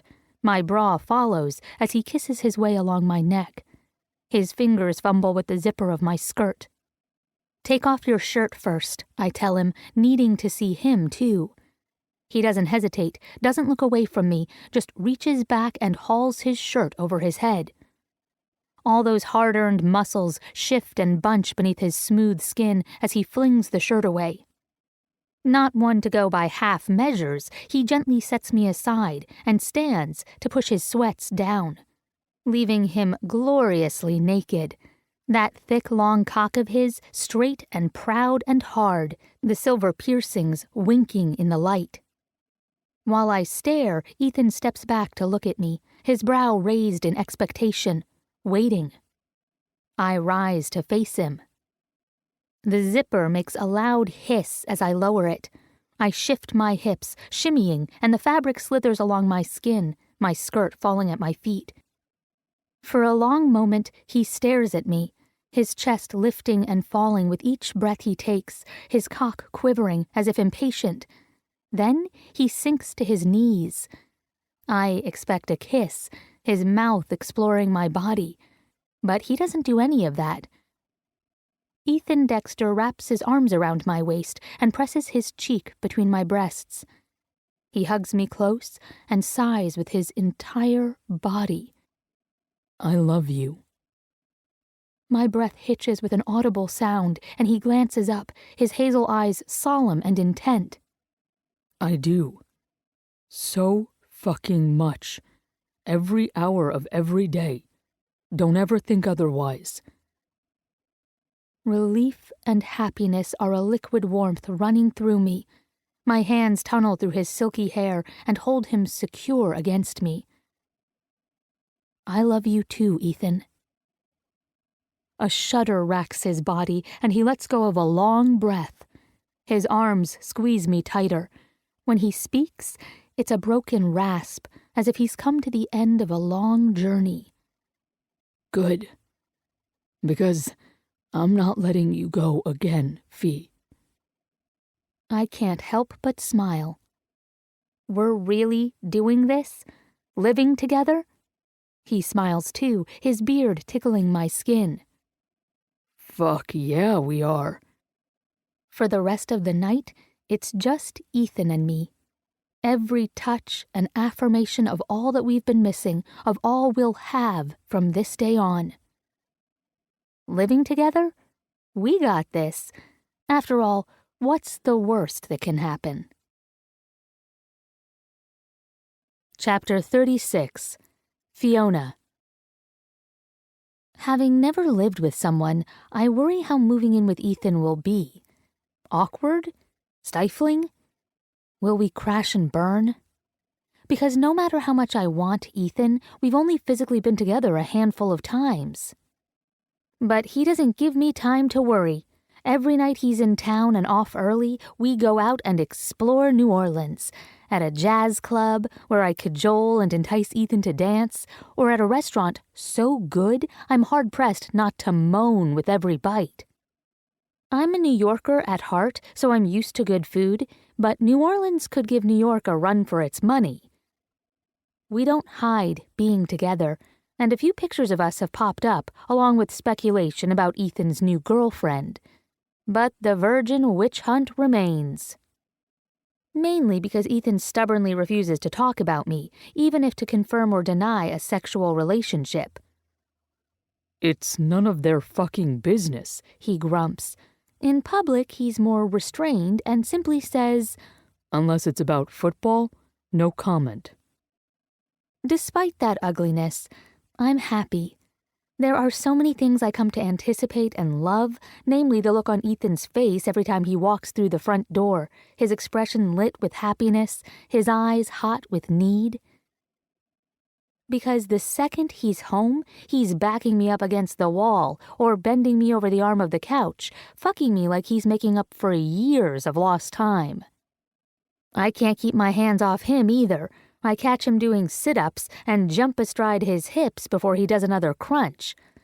His chuckle dies in a strangled groan when I kiss and lick my way over his hard body, tugging his shorts down to pull out that glorious thick cock I crave. Ethan's often away. It isn't great, but it doesn't hurt the way I thought it would. Because I know that on the nights he is home, we'll fall into his massive bed to cuddle under the covers and talk about anything and everything, until a touch or a look triggers the need we have for each other, and we come together like a conflagration, burning hot and bright. Only when we're completely worn out will we fall asleep. More importantly, I know I'm loved, and I love him. Having that security in my life is a joy I only now realize I'd been searching for all along. I grow inordinately giddy at the sight of Ethan's big shoes, which include a ridiculous amount of sneakers lumped together with mine, of my body washes and hair products crowding out his lone shampoo and soap. I get to talk to Ethan's parents, an experience I'd feared would be awkward as fuck, given the circumstances, but they're warm, nice, normal. Ethan's dad thanks me for making his son happy. Ethan's mom assures me her son has impeccable taste, so if he likes me, she will too. I'm left blushing and stammering that yes, I'd love to meet them when they return to California. Ethan's little brother is a slightly tougher judge. He asks me if I like Minecraft.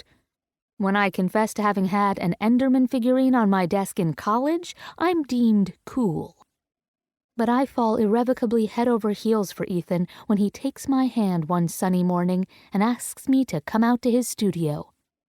I've been there before. It's a bright, airy space. His older work hangs on the walls or sits stacked in the corner. A few pieces are half done and on easels, waiting for completion. Ethan specializes in photorealism. He uses lush colors and goes for close-up studies. Most of his subjects are football-related, though he's done a few people as well. He's been working on one of Drew, dressed in his uniform, helmet on the ground, his hands low on his narrow hips, as he looks off in the distance. Anna asked me to do that one, Ethan told me. It's going to be a wedding present, though I seriously think she'll enjoy it more than Drew will. I think he's right. Today, he walks me out to the studio, a secretive smile on his lips. Have you finished your portrait? I ask, though I don't know when he'd have found the time. We've been in each other's pockets this past month. He shakes his head. Nope. Why do you look so smug? His grin grows. You'll see. Tell me, I tug on his hand. No. Tell me, tell me, tell me. I tug again, wiggling his arm as I smile up at him. He laughs and swings me up in his arms. Little pest, so impatient. He kisses my nose and carries me up the stairs. The sharp scents of paint and turpentine mix with the warmer scent of pine and fill my nose as he opens the door. Ethan sets me down, and I turn around only to gasp, my hand flying to my lips. The canvases and easels are gone. In their place is a woodworker's fantasy. Circular saws, band saws, table saws, routers and lathes, miters, drills, joiners, everything I need to make furniture.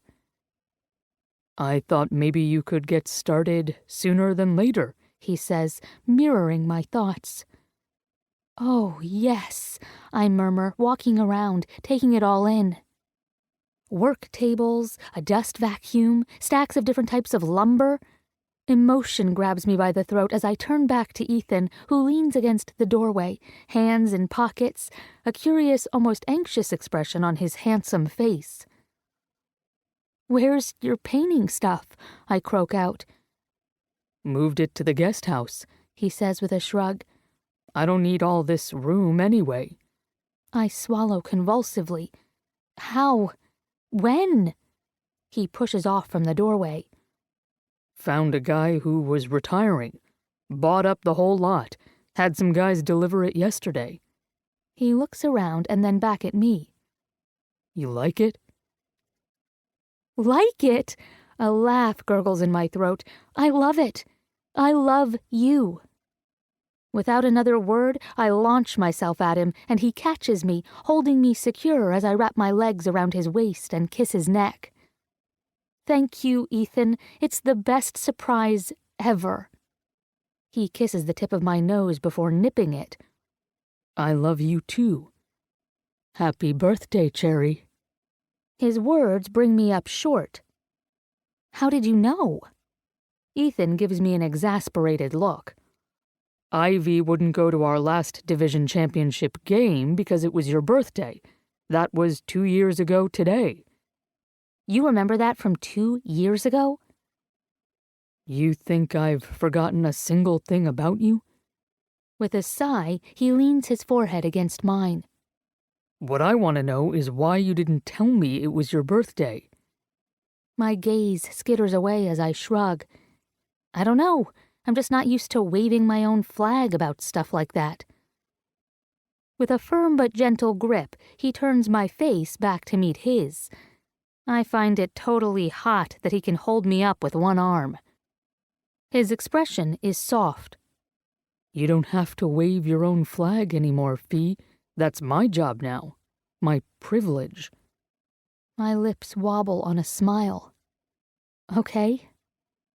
He kisses me, lips to lips, then pulls back.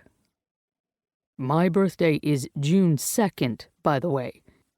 I laugh and wrap my arms around his neck, bringing myself closer.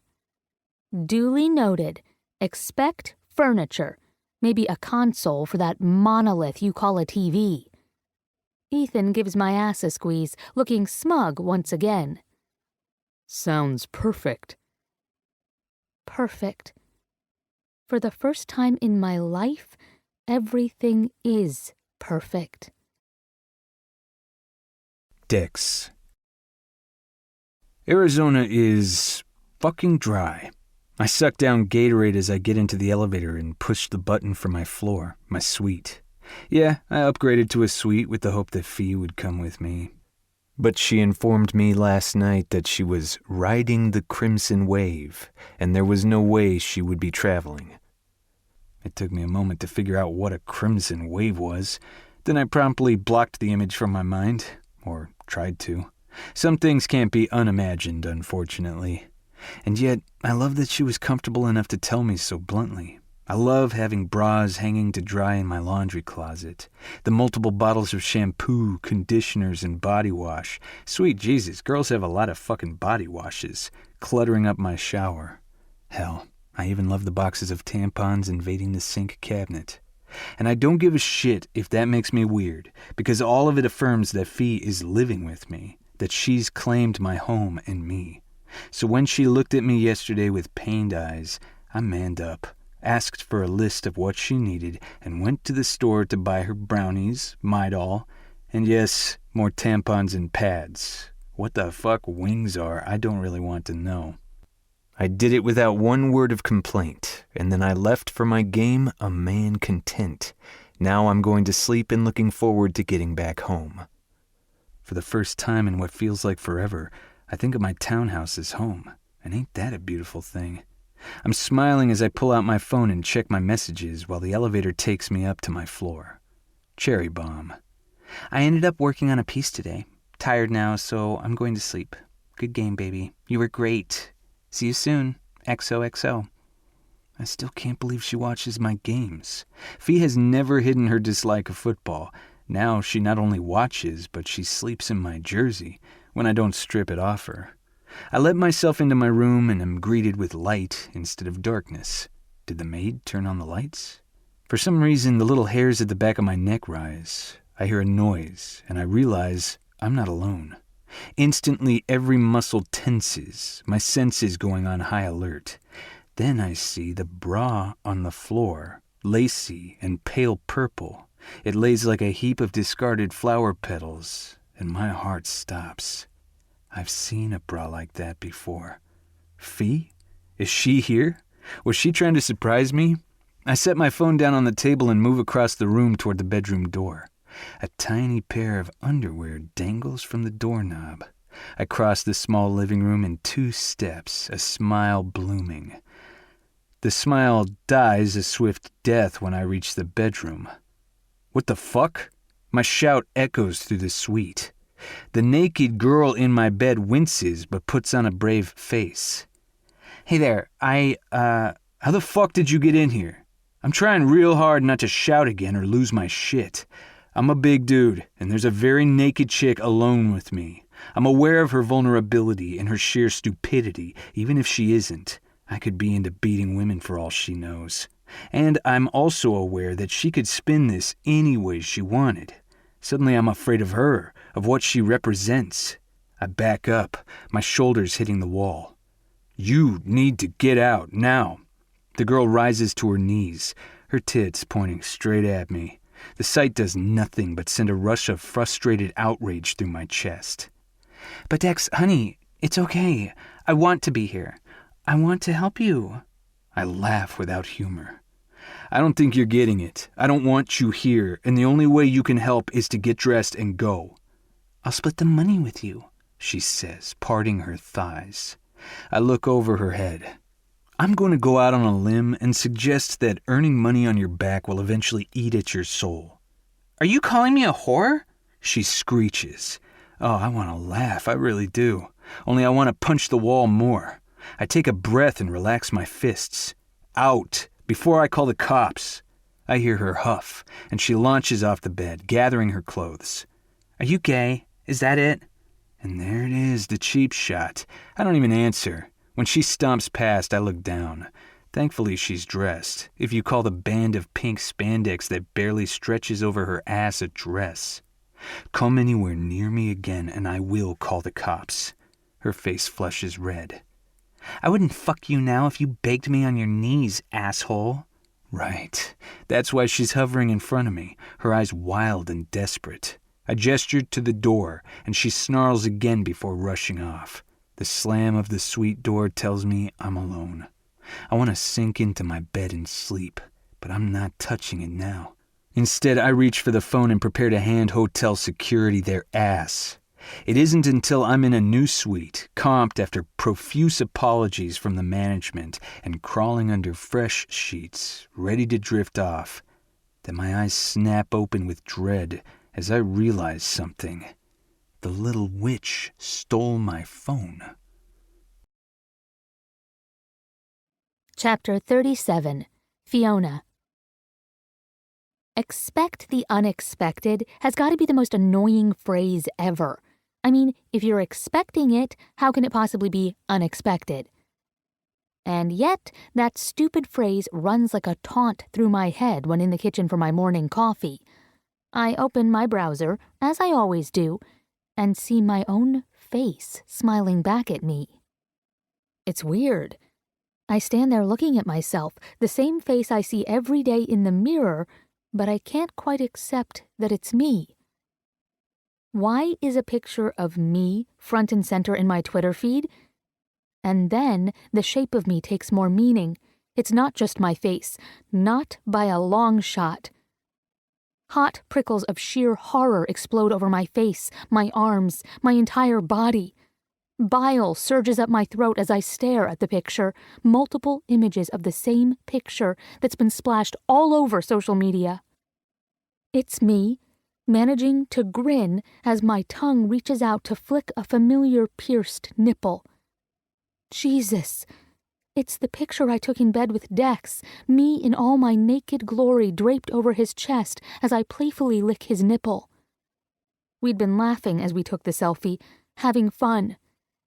Here's one for my wallet. Shit, I whisper now, though there's no one here to hear it. Shit! Because somehow that picture, complete with my bare tits pointing straight at the camera, is now out in the world. I don't want to exist anymore. Not die, just stop existing. Ugliness is a taint that seeps through my skin, as heavy and itchy as a hair blanket. It claws at my chest, digging deeper, tugging on the center of my sternum. Curling in on myself doesn't help. It doesn't matter how tight a ball I squeeze my body into, it still feels violated. On display. Another picture released. The one I sent to Ethan of me wearing nothing but a bra. I'd posed like a pinup girl, teased him about not giving me my undies back. I'd felt safe giving that pic to Ethan, felt sexy and wanted. Not so much now. So much ugliness. Endless tweets, Facebook messages, Instagram messages, telling me I'm a whore, asking if I'd like to fuck, picking apart my body, leering at it. I tried not to look, but it was nearly impossible to hide from, not when a tidal wave of disgusting hate and judgment washed over me in one swoop. I've turned off my phone and crawled into a corner in the bedroom. I know I should talk to Dex, at least, but I can't. I can't move. Vaguely, I hear the front door open. Everything in me tenses. Dex is in Arizona. Even if he managed to get the first plane out, I doubt he'd be here by now. Dex, I can handle, I think. I don't know for certain because the picture was definitely from his phone. How did it get out? I'm afraid if I ask him, I'll rage. I know he didn't do it, but still, how? Swift footsteps give a dull echo as someone strides across the living room downstairs. Don't let it be Dad, not him. Just the thought of my parents seeing those pictures makes me want to throw up, and I know Dad will see. It's as inevitable as the sun setting. Dad shouldn't have the code to Dex's house, but who knows with that man? For all I know, he might kick the door in. Fee? Fee, honey? Ivy's voice. I turn away, facing the wall. Maybe she won't notice me. But then the bedroom door opens, and her tall, slim form is silhouetted in the ambient light. That's all it takes for sobs to break free. Oh, Fee. Ivy is instantly by my side. Her strong arms pull me close as I cry, clinging to her like a raft. Honey. She pets me, murmuring nonsense words the way our mom did when we were little. I don't know how long I cry. I'm sick with it, my stomach aching and writhing. I feel someone else come into the room, and then a big hand strokes the back of my head. It's Gray. Fifi, we'll get you through this. He talks so low it's barely audible, but the anger under his words is fierce. I appreciate it, but he's wrong. No one can help me through this. The world has labeled me a grasping whore who fucked Ethan Dexter for a prize and took pictures of it. God, they've made what we are so ugly and foul. Ivy backs away, and Gray bends down to pick me up. For some reason, this makes me cry more. I love Gray for his care, but I want Ethan here to carry me. Gray sets me down on my bed, and Ivy pulls the covers high before climbing in with me. Their soft murmurs go over my head as I burrow down, but Gray soon leaves the room. I'm so embarrassed, I whisper. I know. We'll find out what happened. Then I'm going to kick some serious ass. There's a hard note of accusation in her voice I don't like. Ethan didn't do this. Her body tenses. I know. But it's out there now, and we have to think of damage control. That squirming feeling goes through my insides again.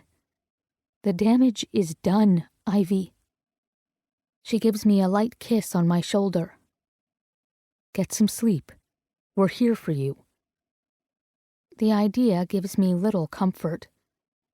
For the first time in my life, I feel truly helpless. Chapter 38. Dex. Has a flight ever been so fucking slow? By the time I land, I'm nearly out of my mind. Usually I'm careful of my size, wary of accidentally bumping into someone and sending them flying. Today, I use it in my favor, shouldering my way past slow-moving people. My insides are rolling so hard I have to swallow several times to avoid being sick. It didn't matter that I contacted my phone provider and reported my phone stolen. The damage was already done.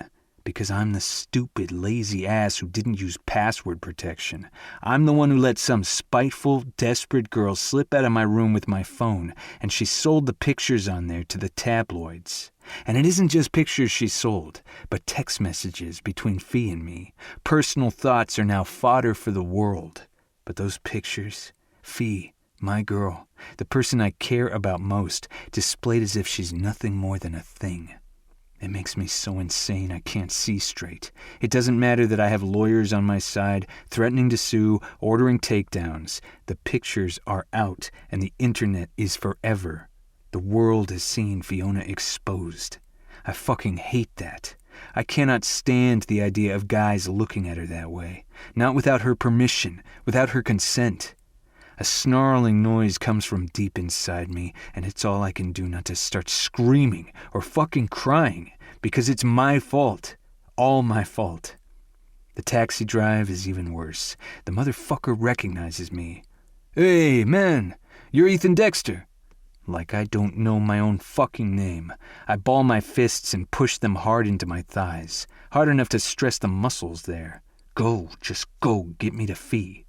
"You really a virgin, man?" Clueless fuck who's about to get pummeled chuckles. "Well, not anymore, eh? That's some sweet piece." "Say another word and you'll lose your tongue," I snap. The cabbie blanches, his eyes bugging out. Hell, he might throw me out of the cab, and I'll be stuck on the side of the fucking highway while Fee suffers. I force myself to breathe. "That's my lady you're talking about, all right?" The cabbie nods, his gaze darting between me and the road in front of him. "Yeah, man, that's cool. No disrespect, man." I grind my teeth trying to calm. "If you could just get me home as quickly as possible." "Sure, man, sure, no problem." With that, my talkative cabbie speeds up. I expected Ivy and Gray to be at my house. I gave Gray the passcode. They'd been closer to Fee.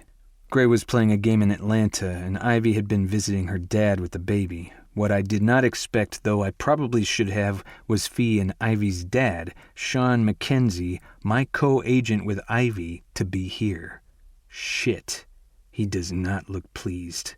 Sean, or Big Mac, as a lot of us call him, used to play point in the NBA. 6'7", if an inch. He's long-limbed and gaunt like some sort of modern-day Abe Lincoln. He also has a fierce glare that says he'll gladly tear me a new one. At this moment, I might not give a shit, but he's Fee's dad. If I have it my way, he'll be in my life for as long as we're alive, which means I'd rather be on his good side. He doesn't wait for me to set my bag down before launching an attack.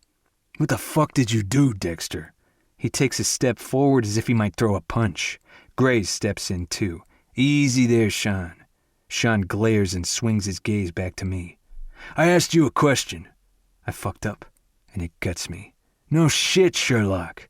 My gaze slides past him to Ivy, who is pale and unusually quiet. "Fee, she here? Is she?" Shit, I can't get the words out. Regret is an agony crushing my chest. She gives me a nod and gestures toward the stairs. She's sleeping. My bag hits the ground and I move. "Where the fuck do you think you're going?" Sean snaps. "Where I'm needed most. I don't look back. You can bawl me out later." Chapter 39. Fee. The bedroom is dim and cool, the covers heavy and warm. I love this bed.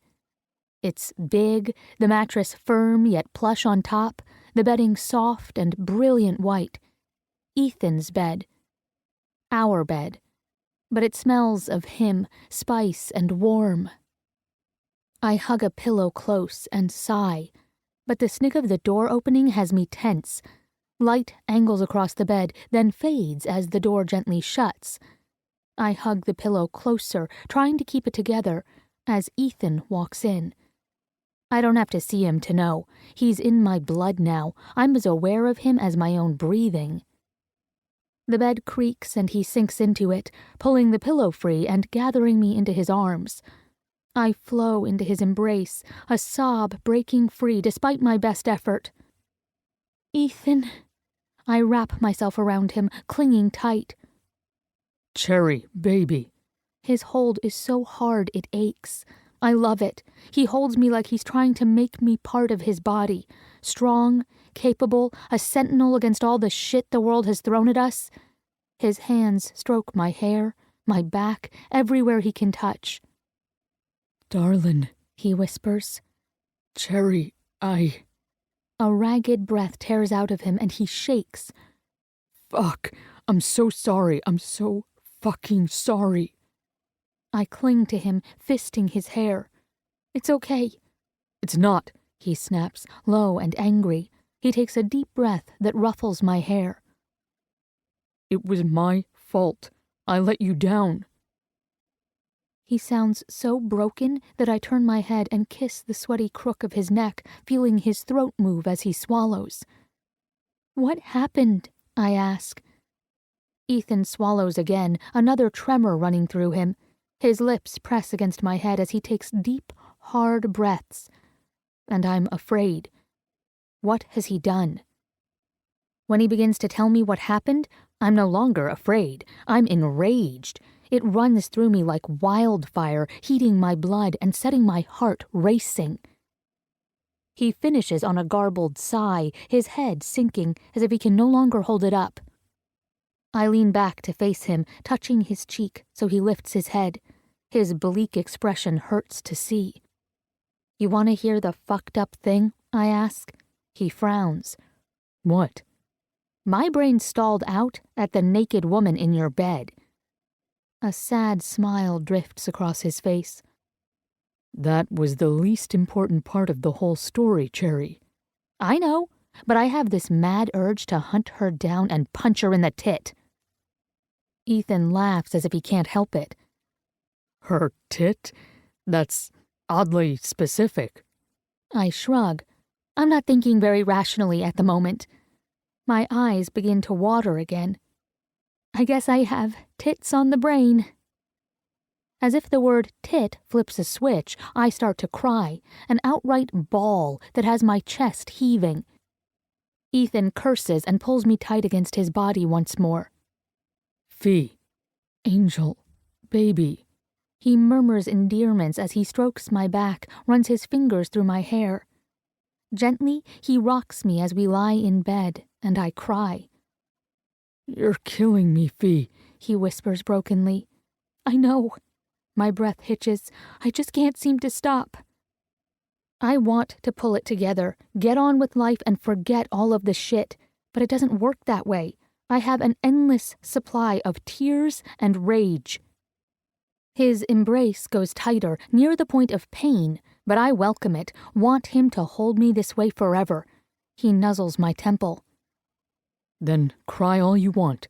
I'm not going anywhere. Strange thing is, the moment he gives me permission to let loose, I calm. After a while, my body stops shaking and feels heavy with fatigue. Ethan never stops caressing me. My nose is pressed into the center of his chest. I breathe in his scent and clutch his shirt. When he speaks again, his voice rough and cracked as if he too has been crying. Gray texted me a joke the other day. Want to hear it? Knowing Gray's terrible jokes, probably not. But okay. He rubs the back of his neck. What do you call a cow with no legs?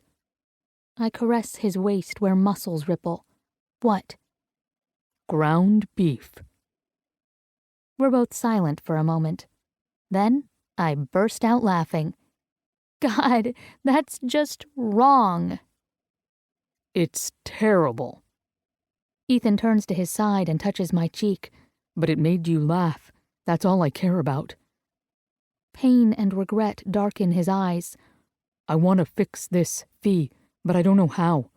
I don't know what to do. For a guy like Ethan, being helpless must burn. I can feel it in the way his muscles keep bunching and releasing, as if his entire body wants to act, lash out. My gaze drifts past him, focusing on a distant point, and my voice comes out hollow. Thing is, Ethan, you can't. I know it doesn't sit well with him. He's scowling like he wants to punch something. I empathize, but for the first time, I really don't care. I've lost the ability, it seems. Dex. As soon as I tell Fee her dad is here, she sits up like a shot, her eyes wide and her hair sticking up at odd angles. She looks heartbreakingly beautiful and completely freaked out. Motherfuck! Hauling her little ass out of bed, she pads to the bathroom and starts washing her face. Just fuck it all. I do not want to face Dad right now. I get up and follow as she starts to put makeup on with a deft hand. I have no idea how she doesn't poke herself in the eye with that mascara wand thing. Regardless of the situation, watching Fee make herself up is fascinating. It's such a private thing, and I get to witness it. Well, he's here, and I don't think he plans on going anywhere, I say as she dabs some sort of ivory cream under her eyes. Why are you putting on makeup anyway? You look perfect. She huffs. I'm a freaking mess. I'm not facing my dad looking like I've been crying. A heavy weight sits on my heart. But you have. There's no shame in that. Fuck, I want to cry too. And that's the truth. It took all I had not to sob right along with her. I feel so fucking helpless right now. I want to punch a hole in the wall. I cross my arms over my chest and clench my fists so I don't do just that. Fee flits past me, going to the dresser to pull out a clean shirt. Well, I am ashamed. Her face twists. He probably saw pictures of me naked, Ethan. I duck my head and follow her out. As expected, Sean is waiting in the living room. He bolts up as soon as we enter, his attention solely on his daughter. Fiona, honey. He takes 2 steps as if he wants to hug her, but Fee's body language is stiff, and she backs up, bumping into me. I let her rest against my chest, but I don't put a hand on her either. It's clear that physical comfort is the last thing she wants right now. Hey, Dad. Her pained gaze goes to Ivy and Gray, who are also standing, baby Leo secured in his sling against Gray's chest. Hey. Ivy glances around. I'm going to make some coffee. Gray's going to help. I made soup for later, Gray tells us, then clears his throat and abruptly turns to follow Ivy into the kitchen. More like runs out of the room. I can't blame him. Fee looks like she wants the floor to swallow her whole, and Sean has turned his attention to me. I'm pretty sure I'd be dead on the floor if he had his way. I want to know, what the fuck happened, Dexter? He demands. Why did some bimbo have your phone? From the kitchen I hear Gray say, Bimbo? And then grunt. I'm pretty sure Ivy elbowed him. Resisting the urge to run my hand over my beard, I tell Sean what happened. Even though she already heard the story, Fee's body grows stiffer and stiffer as I speak. I know I'm causing her more embarrassment, and I mentally curse the little gold digger who stole my phone and sold our privacy. Sean glances at Fee again. I'm sorry, baby girl. I've already sent out a cease and desist order. Which is utterly useless, she says in a dead voice. The damage is done. Damn right it is, Sean snaps, glaring at me. Of all the fucking moronic, idiotic, stupid, fucking brainless... Dad, stop! Fee cuts in with a hard tone. Yelling at Ethan won't change anything. It'll make me feel a hell of a lot better. He doesn't take his eyes off me. I trusted you to protect her. I know. I managed past the lump in my throat. You aren't saying anything I'm not saying to myself. It wasn't his fault, Fee says. She sounds remote, her gaze lackluster. It was that opportunistic bimbo's doing. Let it go. Sean runs a hand through his hair. Look, why don't you pack a bag? Come back to New York while this blows over. At that, my hands grasp Fee's shoulders. Like hell. You don't get a say anymore, Dexter. Not after you fucked up her life. The truth of his words is an ugly blow, but not enough to keep me quiet. I appreciate that you are upset, Sean, but there's no way I'm letting you take Fee out of here. I'm not letting her face this alone. He growls in disgust. Because you've done such a fine job of caring for her so far? Fee shrugs out of my grip, stepping away from me.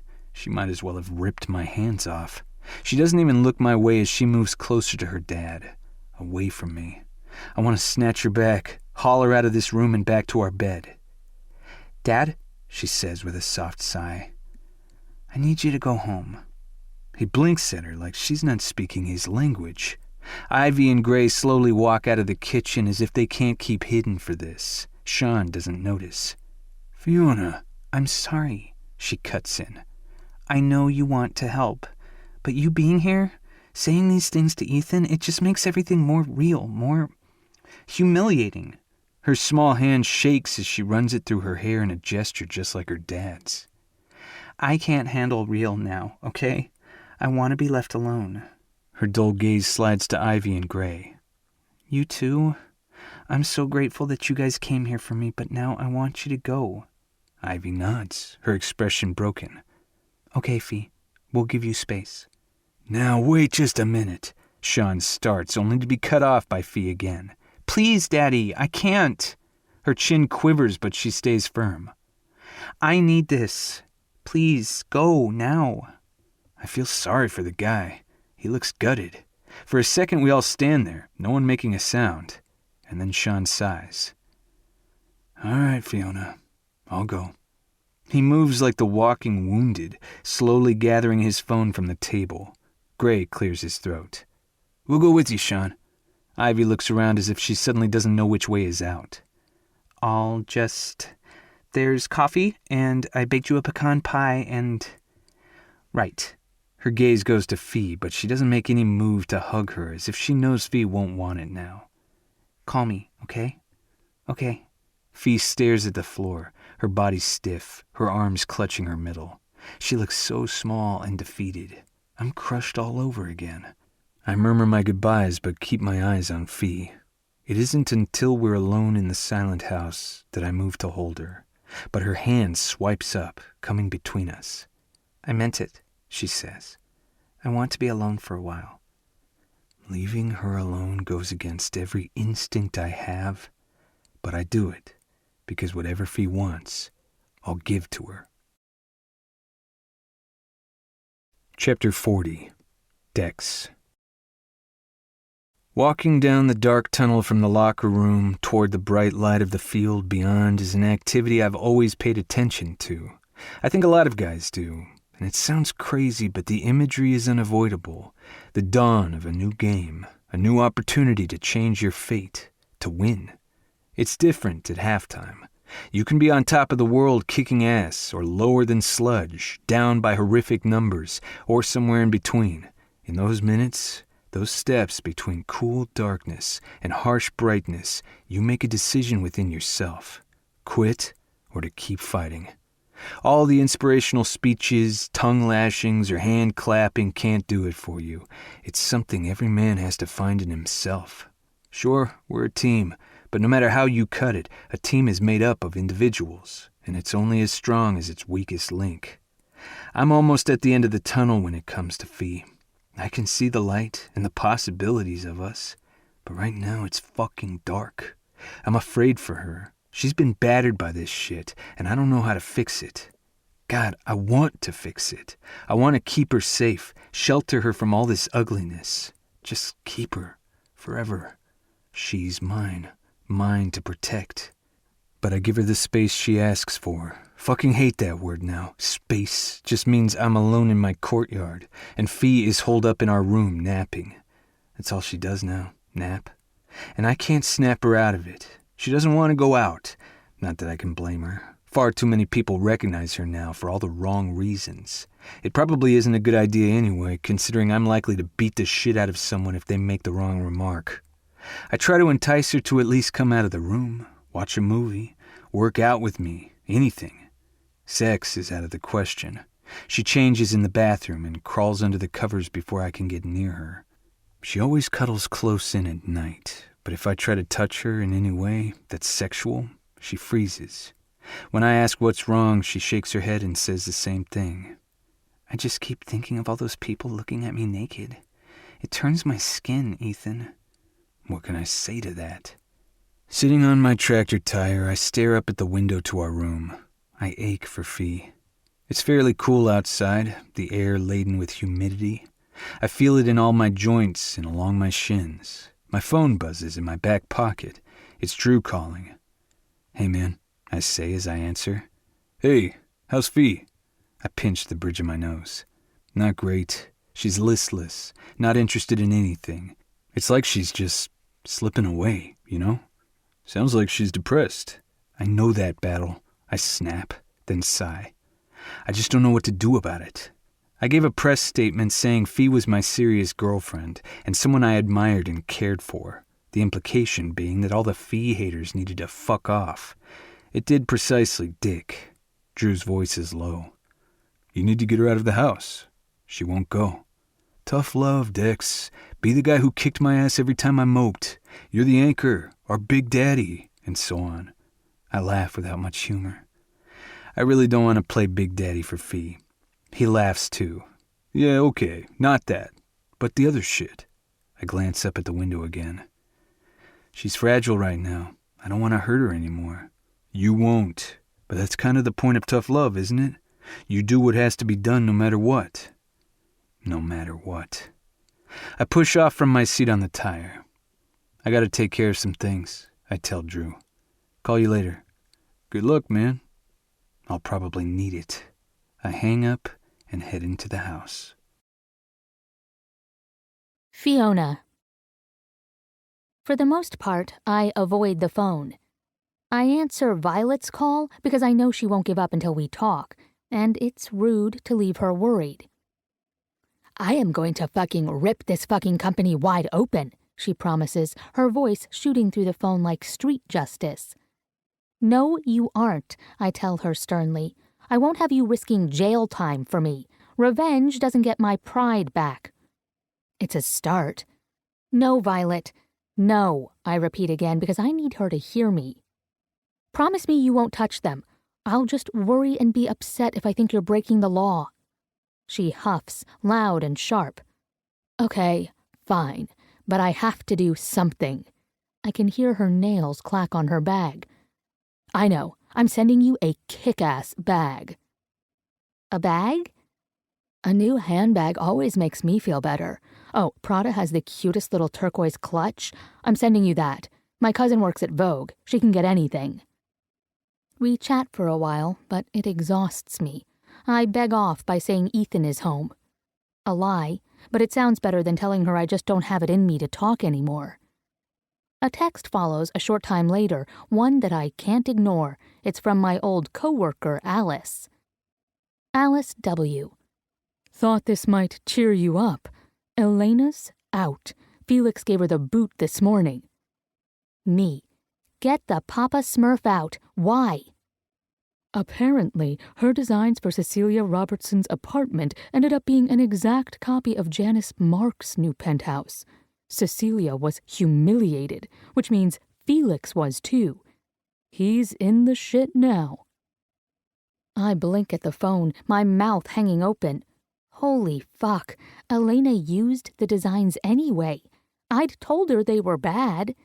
Then again, I hadn't exactly explained why they were bad. Maybe she took my words to mean bad quality. I wait for the guilt to hit, but it doesn't come. I can only shake my head. Part of me hopes she's learned her lesson. The other half of me doesn't give a good ripe grape what happens to her. Once a thief, always a thief, I guess. I answer Alice. Me. I am agog. Alice W. Take care of yourself, kid. We, and by that I mean all of us lowly workers, are giving Bloom the finger on your behalf. Me. Thanks. Give everyone, and by that I mean all of you lowly workers, a big hug. After that revelation, I drift off for a while.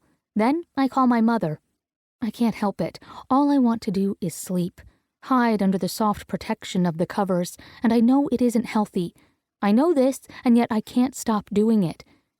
I've pushed Ethan away, ignoring the pain in his eyes, ignoring everything, even the thoughts in my head.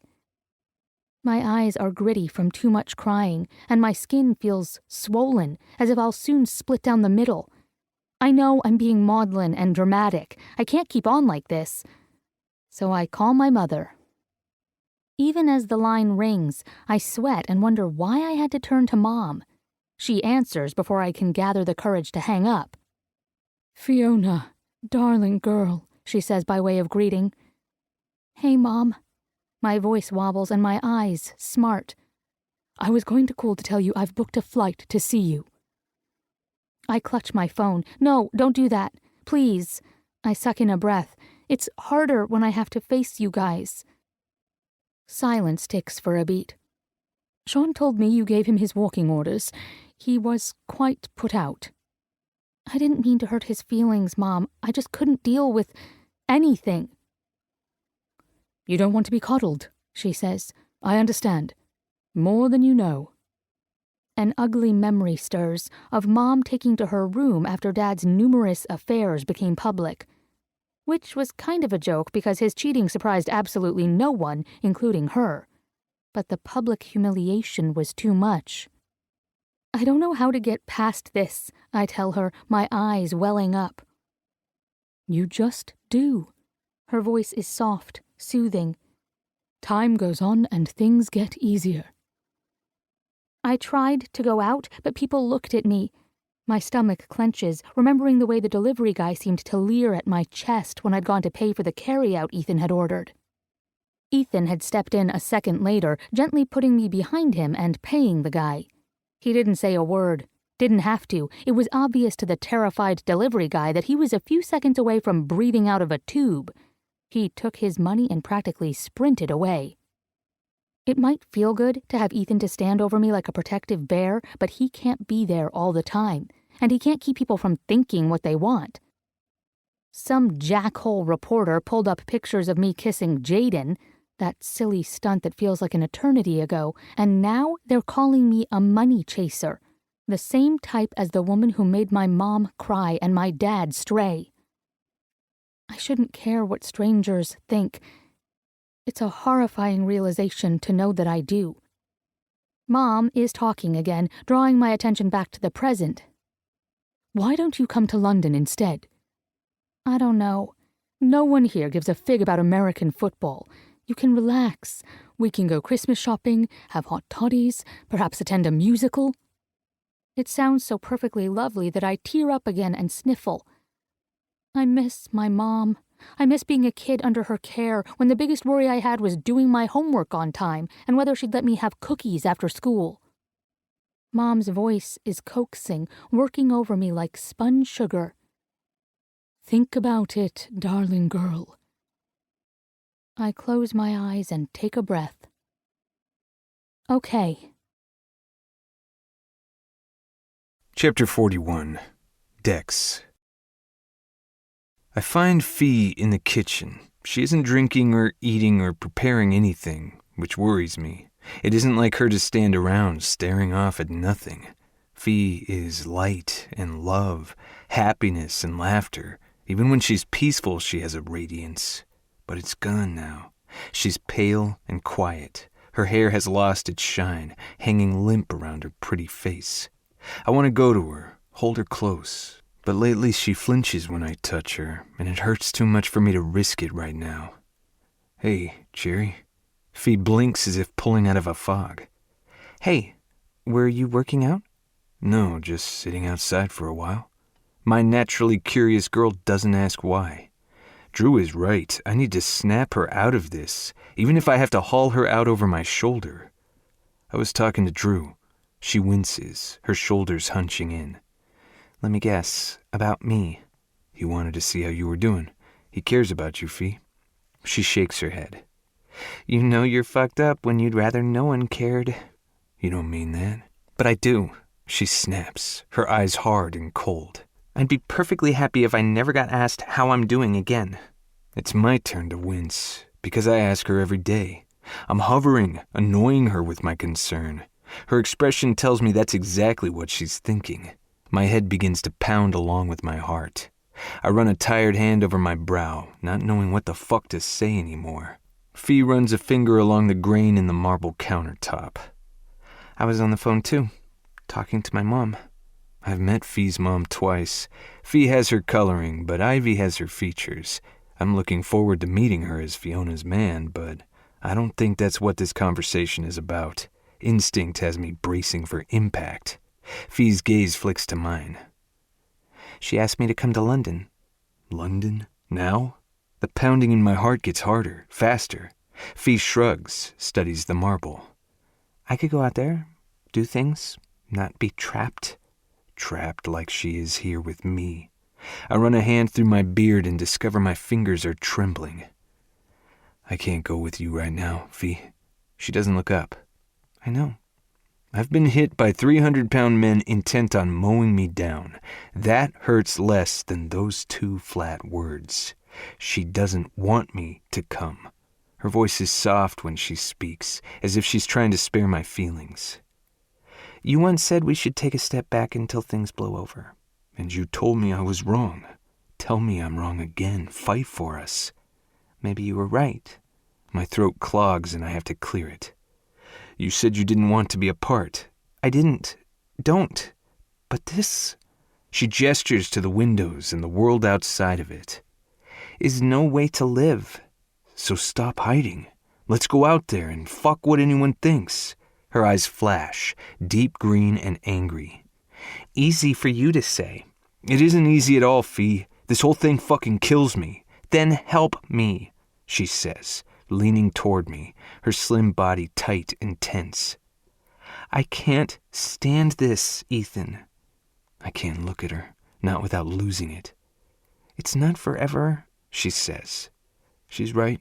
It's just a trip, not the end. But it feels like it. I have a sickening fear that the second she walks out my door, she'll be lost to me. I want to fight for her, insist that she be with me. But I can't be selfish. If I force her to stay, I'll lose her anyway. Fee isn't an object. She's the woman I love. And if she needs her mother right now, that's what she'll get. I swallow hard, and it feels like I'm drinking down chunks of glass. When I talk, my stomach turns over. Let me know when you want to go, and I'll book you a flight. Chapter 42, Dex. I go to bed first and wait in the dark for Fee to finish up in the bathroom. I used to sleep sprawled out, dead center in my bed. No more. I have a side now, the left, which is closest to the door. I chose it because of some deep, instinctual need to place myself between Fee and any possible harm that might come into the room.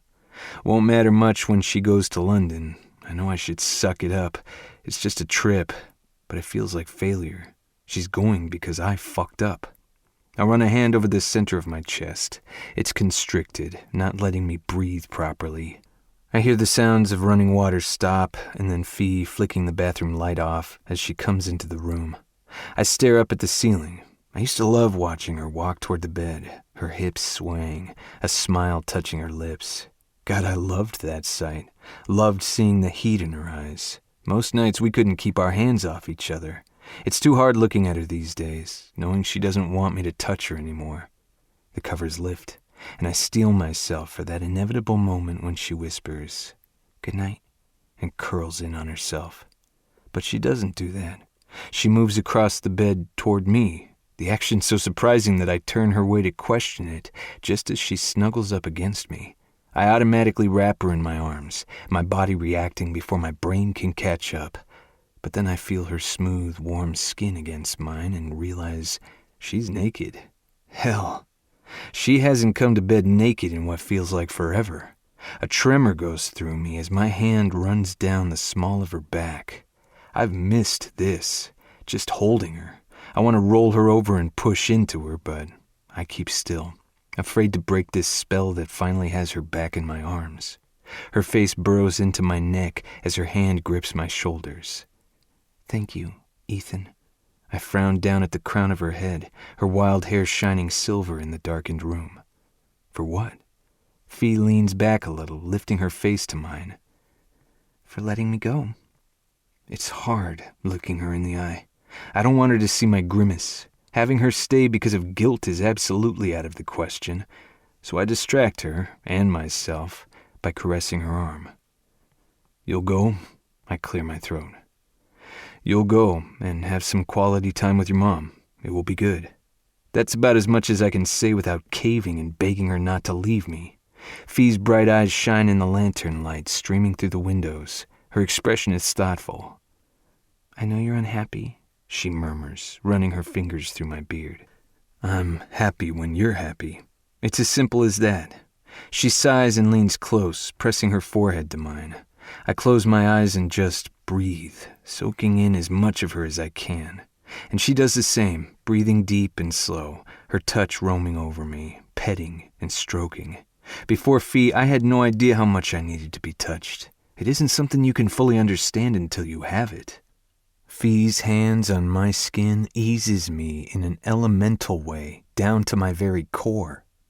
I crave it now, want it always. and she's leaving me. Maybe not tomorrow, but soon.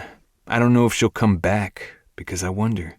She's told me she loves me. I've told her too, but is that enough? I want to tell her again now, but the words get stuck in my throat.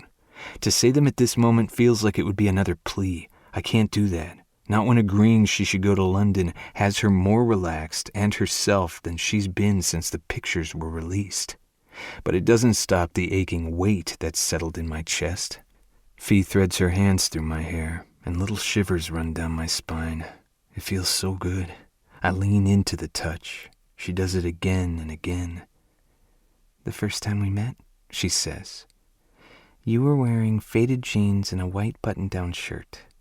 I exhale in a ragged rush. "You remember that?" Soft lips brush over my cheekbone. Scooting closer, she kisses my temple, the spot right before my ear. "Your hair was shorter then, but you had that thick beard and kind, knowing eyes. You sat next to me at dinner, staring at me." A half laugh lifts my chest, even as I stroke along the curve of her waist. Jesus, you must have thought I was a total creeper. I can feel her smile against my skin. "No, it turned me on." "It did?" Shit, did that sound like a squeak? No, I don't squeak. Her smile grows as she nuzzles my neck. "Of course it did. You were this big, solemn guy looking at me like you'd rather have me for dinner. How could it not make me hot?"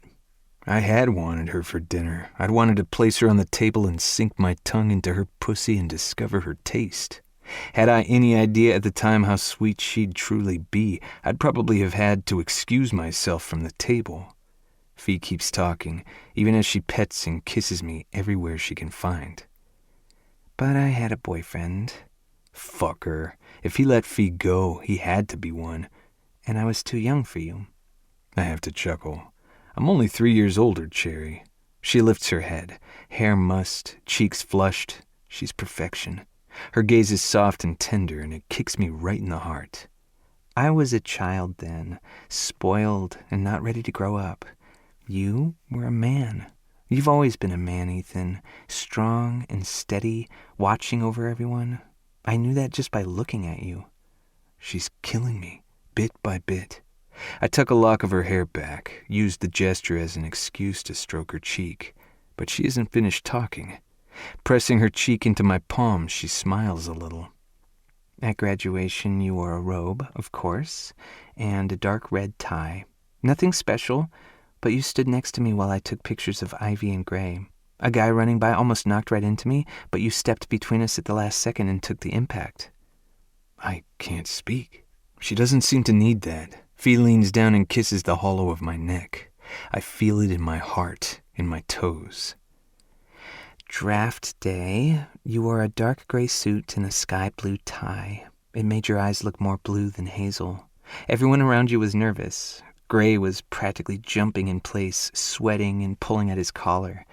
But you simply sat at the table and drank your water." She chuckles, the sound a purr that makes my skin go tight. "I asked if you were nervous, and you winked at me and told me..." "Nerves won't get me drafted any sooner," I finish for her, my voice husky and thick. Her smile blooms wide. "Exactly." She presses her lips to my sternum before lifting her head again. "I remember everything about you, Ethan. It just took me a while to do it." I take a breath, then another.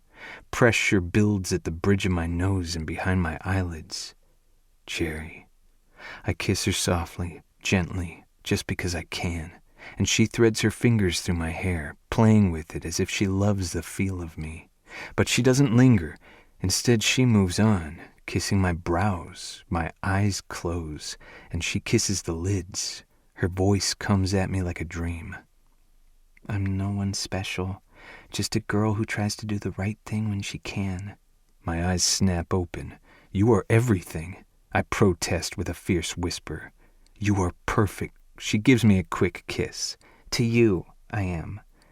But I guess that's the point. No one has ever looked at me as though they want me, all of me, just as I am, until you, Ethan." "Because I do," I tell her. "I always have. And I don't want anyone but you. It doesn't matter if we're 1,000 miles apart or right next to each other. I will always want you, because that's how it is when you find your forever. My nostrils flare on a sharp breath. I haul her close, wrapping my arms around her so tight I'm probably crushing her, but I can't let go. My face burrows in her hair. On the next breath, I'm rolling over her and pushing inside of her with a mindless need to feel the tight clasp of her body. She makes a little sound, half whimper, half groan, and I freeze, realizing that, in my desperation, I didn't check to see if she was ready. She's slick, but not enough. I move to draw away, maybe kiss between her legs and make it better, but her hand slides down my back and grasps my ass. "Don't stop," she whispers. "Please, don't stop." A groan tears out of me and I thrust again, find her mouth with mine. Her body yields to me, soft and luscious, slick and tight. Awareness ripples over my body.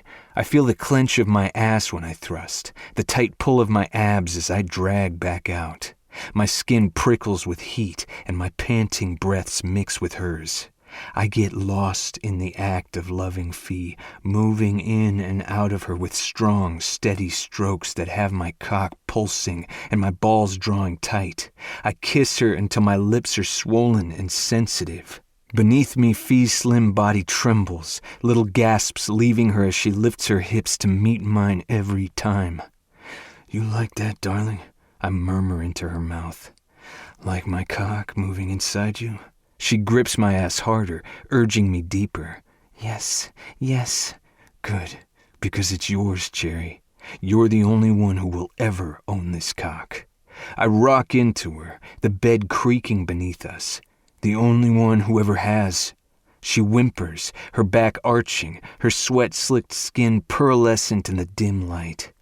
"Ethan." The stiff tips of her nipples brush my chest as she writhes. "Ethan." She's close, so close. The knowledge sends a punch of hot pleasure up my inner thighs. "Let go, Cherry love." I thrust, working that spot within her that I know she loves.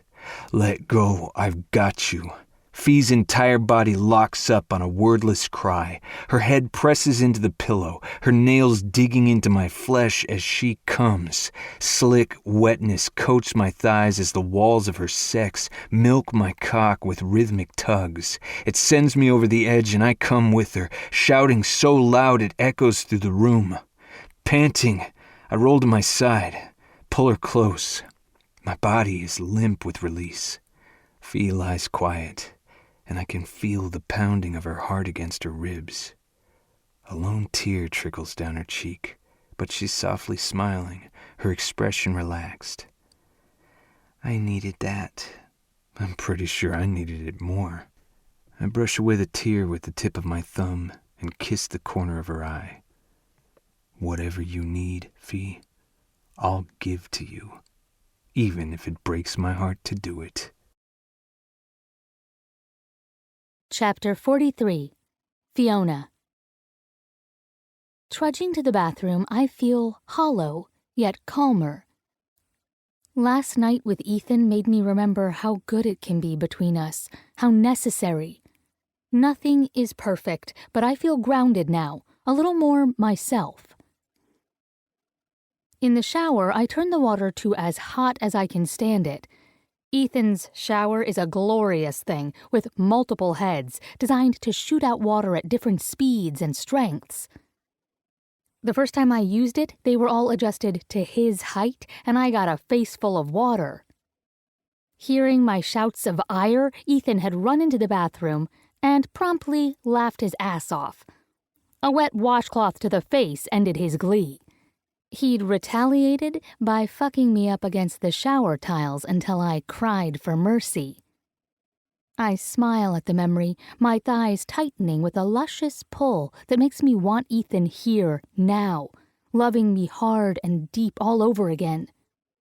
But he's already gone to the stadium to prepare for his game today. I know he doesn't want me to go to London. While he's excellent at hiding his thoughts from the rest of the world, I can read him like a favorite story. I know the idea of me going away hurts him. But he agreed to it anyway, because I wanted it. For so long, I thought I needed a man who was always there, one who'd cling to me and tell me he couldn't bear to leave my sight. Which makes me wonder what the hell I was thinking. I like my space, those quiet times when I'm in my own world, creating a design or working on a piece. A clinger would annoy the shit out of me. Ethan doesn't do that. He has his own life, and while it sucks when he's at an away game, when we're together, it's perfection. Being apart and having those times to myself only makes me crave him more, makes me treasure our time together. I tell myself it will be the same when I go to London, that our eventual reunion will be awesome. But it all feels off, wrong in some way. I think about leaving, and I'm not happy. I'm sad, desperate to hold on to Ethan and not let go. Does that make me the clinger now? Frowning, I turn off the taps and reach for a towel, only I make the mistake of turning on my phone as I brush my teeth. It's habit, checking for messages, trolling the internet. Stupid habit, because they've found me again. Doesn't matter that I've changed all accounts. Ugly messages find their way to me. You suck, cum slut. You don't deserve him, whore. I wanna fuck you good. With a shaking hand, I delete it all, set the phone down, and close my eyes. I didn't sign up for this, never wanted attention, but it's my world now. The reality of it threatens to break me. Even now, I can feel all that judgment pushing into my flesh and expanding outward, filling me with hate and self-loathing. It makes me want to run, far away. London seems like the answer. But even as I cling to the thought, I think of Ethan. I fear running will break us. He blames himself for this. If I leave, I'm confirming that it's true. They claim love conquers all. I used to believe that. Used to think that if someone just loved me enough, it would make everything better. Now I know the truth. Ethan's love won't fix me. I have to do that myself. So, no, his love isn't the cure. But it is something to live for. Without him, I might not want to fix myself. Ethan Dexter makes me want to be a better person, to be brave. With a hard swipe, I clear the condensation away from the mirror. A version of myself stares back, her eyes ringed with fatigue and stress, her cheeks hollow. I rake my fingers through my wet hair, and Mirror Fee's face comes into sharper relief. I take her in, study her with unblinking eyes. She looks like shit. Ragged, defeated. Before he left, Ethan kissed this face, raining soft gifts of love over cheeks, nose, chin, mouth. Ethan worshipped this face, whispering, "You're beautiful," with each reverent touch. Thing is, I knew he wasn't talking about the way I look, but about how he saw the whole of me. Who is the real me? I'm not sure I've ever really known. Despite what I project to people, I've never taken the time to get comfortable with myself as a person. Truth is, we all project a false front to the world, peppering our social media pages with witty words and silly emoticons. Life narrowed down to 140 characters, staged selfies, and tirades over opinion posts. Life lived for the approval of the masses, all while tearing strangers down for the slightest misstep. And when you turn away from that electric glow, when you no longer see those silent, pixelated opinions, who are you, really? Who do you see in the mirror? When did the regard of those unknown masses become your existence? Those who will never be there for you except to judge. If I run, I'm saying that every ugly word thrown my way is true. Worse, if I run, I'm taking the easy way out. I'm letting those people define me. Staring in the mirror now, a surge of potent rage hits me. It's all bullshit, these pictures I've let tear me down. I let myself feel the rage, and it gives me power.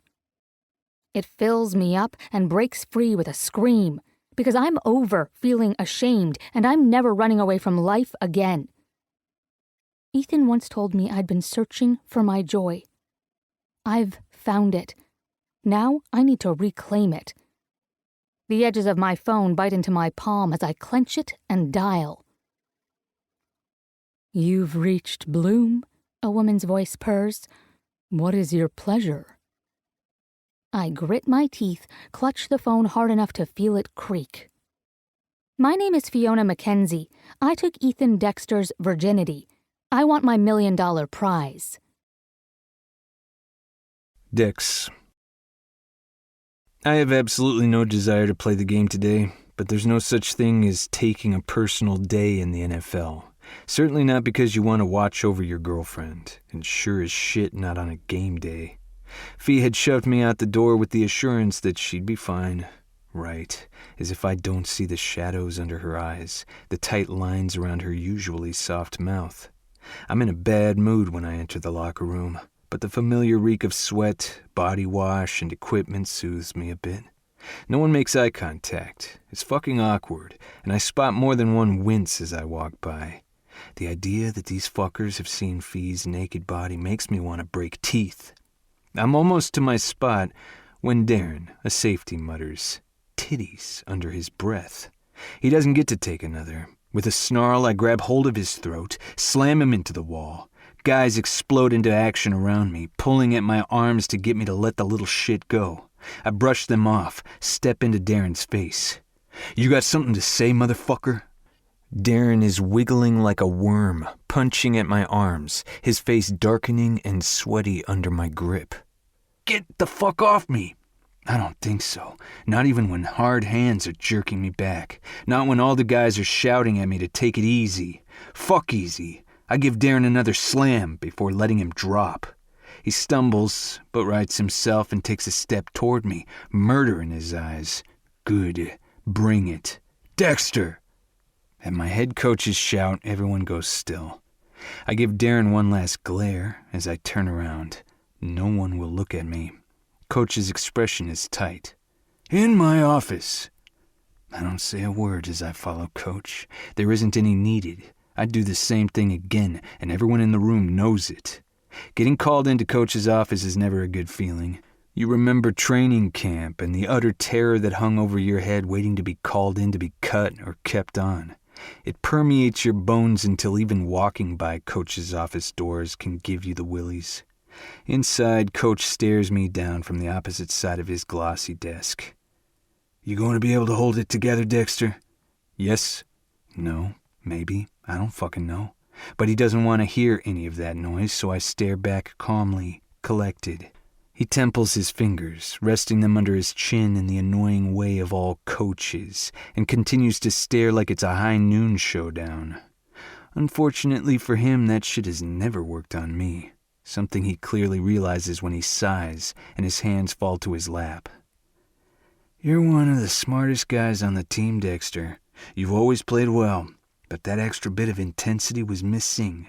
It's there now, focused. You're playing better than I've ever seen." Great. So my rage is a bonus. It's not like I haven't realized this as well, but I don't like it. Maybe Coach knows that too because he leans forward, bracing his hands on the desk. "This media circus will die down soon enough. In the meantime, take this as the opportunity it is. Channel that rage, Dex." His expression goes brutal and dead serious. "But keep it on the fucking field."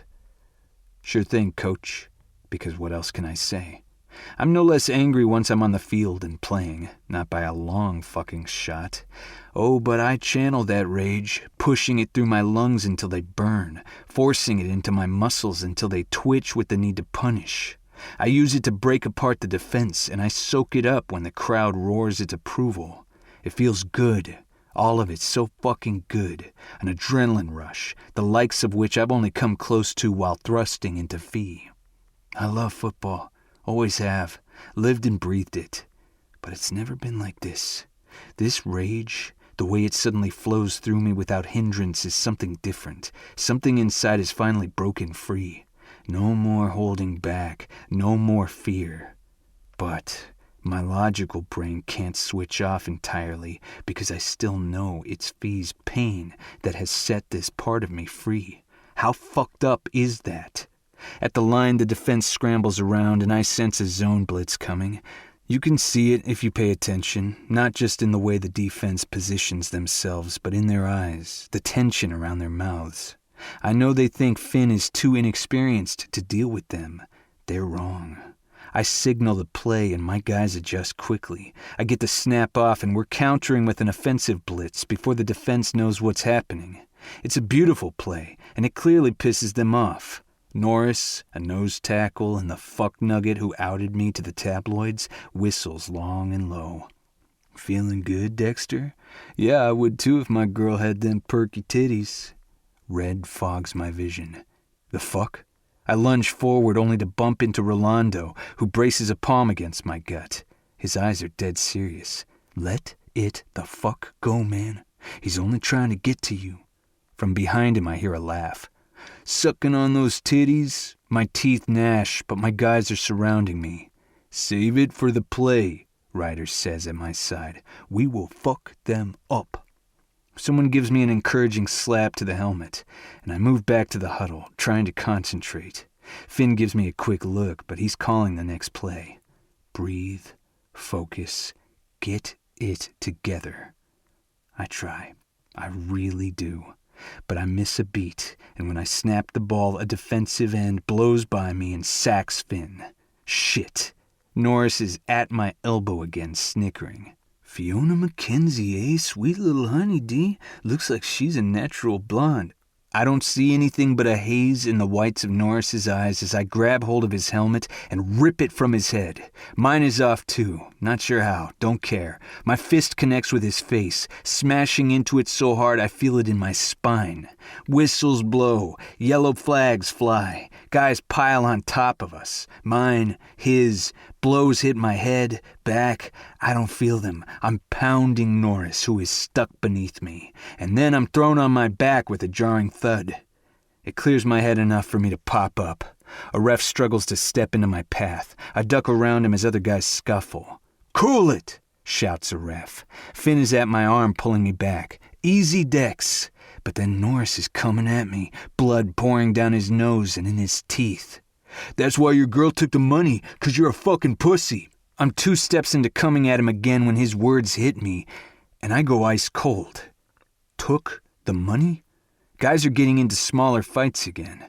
Rolando is now up in Norris's face, calling him a punk-ass bitch. Refs are plucking them apart. Someone is walking me backward, pushing me toward the sidelines as shouts continue, but I'm numb. My ears ringing and all available blood rushing to the pit of my stomach. Took the money? The ref ejects me and Norris from the game and the stadium erupts into a chorus of boos. On the sidelines, my offensive coach is shouting at me that I fucked up while slapping my shoulder to say it's okay I nearly tore Norris's head off. My head coach is bellowing in my ear about being a dumbass, but I'm barely listening. I find an assistant coordinator. You got a phone? He glances around as if trying to find an escape. Give me your fucking phone, I snap. Blood trickles in my eye, and a medic is trying to press a cloth to the cut on my forehead. I wave him off, grab the phone that's offered to me with a shaking hand. One glance around confirms that everyone's been keeping something from me. I find out soon enough when the headlines pop up. Fiona Mackenzie claims her $1 million. There's a picture of Fee and me, fuzzy and taken from a distance. We're laughing, my arms slung around her slim shoulders as we stroll through Jackson Square. And under that, the confirmation that Fee called Bloom this morning, demanding her prize. Chapter 44. Dex. I don't go home. I can't. Rolando takes me to his apartment. I head straight to his guest room and into the shower. I hadn't bothered washing up at the stadium, just sat on a flimsy chair in front of my spot until the guys came back in and Rolando hustled me out of there. Now I stand beneath cold water, letting it pummel me. Images flash through my mind. Fee's smile, Fee crying, Norris's ugly grin, blood running down his nose. Fee arching beneath me as I take her. Fee and me laughing in a grainy picture. Fee telling me she wants to go to London. She asked for the money. Black rage, thick, hot, and choking, surges up my throat. My shout shatters the air as my fist smashes into the tiles. Pain explodes in my hand, but it takes me a moment to stop. Slumping against the stall, I stare down at my split knuckles, the blood thin and pale as it mixes with the water beating down on it. Tentatively, I make a fist. The skin stings, but nothing else. Stupid, fucking stupid to risk a busted hand. I ought to be horrified. I'm not. My mind's on that picture of Fee, a once beautiful private moment reduced to something ugly and cheap. Does she hate me for giving that chick the opportunity to steal my phone? Was that why? It makes no sense. Nothing does. I think of Fee and everything she told me last night. She wouldn't do this. There has to be more. Chest tight, I run my uninjured hand over my wet face, and my fingers tangle in my beard. Again comes the rage, sticky and thick, as if it's coated my insides like hot tar. Pushing away from the wall, I wrench off the shower. When I emerge, Rolando has stepped out, probably thinking I need to be alone. He's right. The pain in my busted knuckles keeps me focused. For so long, pain was the one real thing in my life. Taste the pain, ignore the rest. By the time I find what I'm looking for under his bathroom sink, the room is a mess. I don't give a right fuck. My chest heaves as I stand and look in the mirror. For so long, I didn't know who the fuck I was. Only with Fee did I feel right, at least within my flesh. The world has tainted that too. To hell with it. Grimly, I lift the razor and press it to my skin. Fee. With an excess of nervous energy zinging through me, I decide to bake some biscuits. Ivy was right. I do know how to bake. I just tend to do it for emergency purposes only. Right now, baking is the only thing I can think of to calm my shaking hands and reaffirm that Ethan's home is my home too. It's been a weird day, between demanding my money from Bloom and setting up an interview with the press to explain why I did it. Ivy helped me with that, choosing a sympathetic sports reporter, a woman so I would feel more comfortable. We held the interview through Skype. Ivy had joined from her home in San Francisco, acting as Dex's agent and my moral support. I was so nervous, I feared I might throw up just seconds before we went on air. But then a strange sort of cool calm came over me as I told the reporter of my plans for the money. I didn't speak about the pictures or how it felt to be exposed, and Ivy shut down those questions every time they were asked. The truth is, none of that mattered. What matters is that Bloom's dirty money will be put to good use. $1 million to help stop childhood hunger and homelessness. I went as far as throwing down a gauntlet to Bloom, daring them to double their money and do good for once. I don't expect them to, but it was satisfying to make them squirm. Ivy thought it was a most excellent fuck you to Bloom and all the haters. I'm just happy it's over. I want to get back to my life, to focus on my furniture making, and most importantly, on Ethan. There hadn't been time to tell him what I was doing and why. He was at his game, and I was too anxious to wait, afraid I'd chicken out. But it's done now. I feel lighter, free. All that remains is to explain it to Ethan and tell him I'm staying right here where I belong. The joy I feel in knowing he's mine, in being with him, is so strong it scares me. I want to guard it with my entire soul. I want to tuck big, strong, capable Ethan Dexter to my side and protect him from the world. It makes absolutely no sense. He doesn't need my protection. But the desire is there just the same. I don't want him to be unhappy or vulnerable to the vultures out there. I need him to know how much he's loved. I know he feels the same about me. It's in his every touch, every word, look, and smile he gives me. With him here in this home he's made, I feel that safety. Only now I'm afraid I might have fucked up by not warning him. Highlights from the game show him being ejected for starting a brawl. I've watched the footage over and over, my mouth gaping. Ethan never fights, never really loses his temper at all. God, but he looked so angry, blood and sweat running down his face as he pummeled the shit out of a player on the other team. At first I thought maybe he was fighting because of a disparaging remark the guy made about me. But now I'm not so sure, because the game is long over and Ethan still isn't home. When I tried to call him, I found his phone sitting on his dresser, forgotten in his haste to be on time today. Short of roaming the city for him, I can only stay here and bake and wait.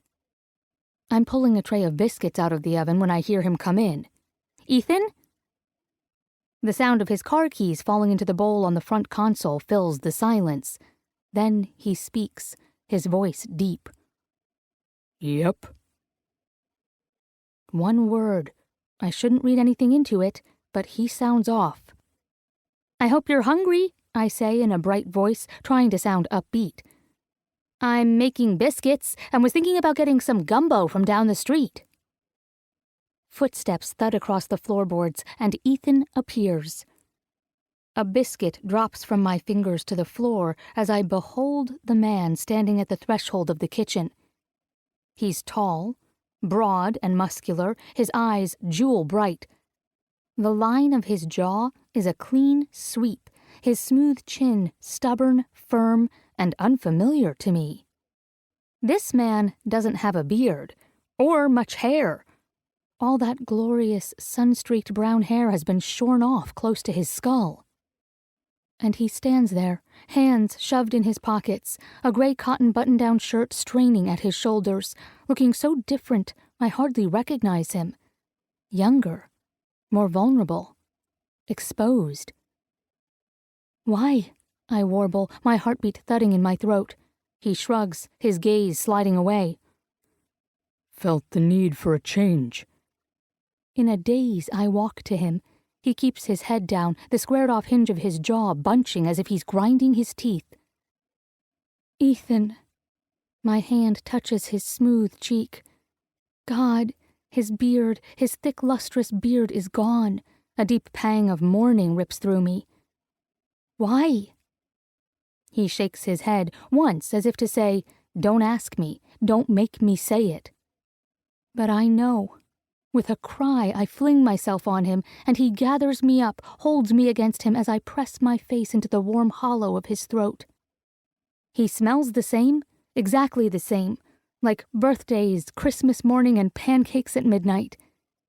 I've needed to feel his solid strength and hear his steady breath more than I realized. Tears well, hot and heavy in my eyes, as my fingers find the back of his shorn head. I must be choking him. My arms are wrapped around his neck so tightly, but I can't stop. I want to be closer, under his skin, or maybe tuck him under mine, where I can keep him as safe as I can. Sobs burst out of me, rapid fire. Ethan's arm wraps more snugly around my waist, his big warm hand on the back of my head.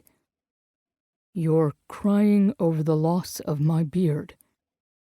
He doesn't sound upset, but as if he's confirming a long-suspected belief. And it breaks my heart. Somehow I manage to let him go enough to look up at his face. His eyes are solemn, sad, as if he hates seeing me cry but doesn't know what to do about it. His thumb brushes my wet cheeks, but he doesn't say anything, just lets me look at his now smooth face. I cup one of his cheeks, press my palm against skin that's warm and tight. I'm crying because you thought this outer shell meant more to me than what's inside of you. His big body jerks in surprise, but I cling, not letting him go. As if he's too tired to keep his head up, he bends down and buries his face in the crook of my neck.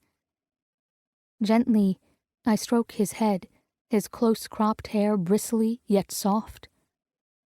You think I kissed you that first time, that I wanted you because of a beard? You couldn't be more wrong. It was because you were a sexy as fuck, sly as all hell charmer who grabbed my attention and held it. A muffled grunt blows into my hair. I mean, look at you, I say, even though we're still clutching each other and I can't see anything. But my memory is just fine. I think of his solemn eyes, and that mouth of his, that soft, wide, pouty mouth. I'm in serious danger of having a young Marlon Brando Streetcar Named Desire moment here. I kind of want you to tear at your shirt and shout, Stella! Or I guess it should be, Fiona! Ethan snorts, but it sounds like he's trying not to laugh. Still, tension vibrates along his strong body, and I know he remains upset. When he finally answers, his voice is raw. Rather hear you shout my name, Cherry. So make me. He doesn't move, only grows stiffer. Ethan, I loved your beard, but I love you more. He blinks down at me, then he swallows hard as if trying to clear his throat. I love you too, Cherry. He presses his forehead to mine. Feels like I've loved you forever. I thought you knew that. There's an accusation in his voice, soft, but there all the same. I do, Ethan. You've been so good to me. His grip flexes on my hips. Then why did you do it? Why did you take the money? Surprise freezes me to the spot.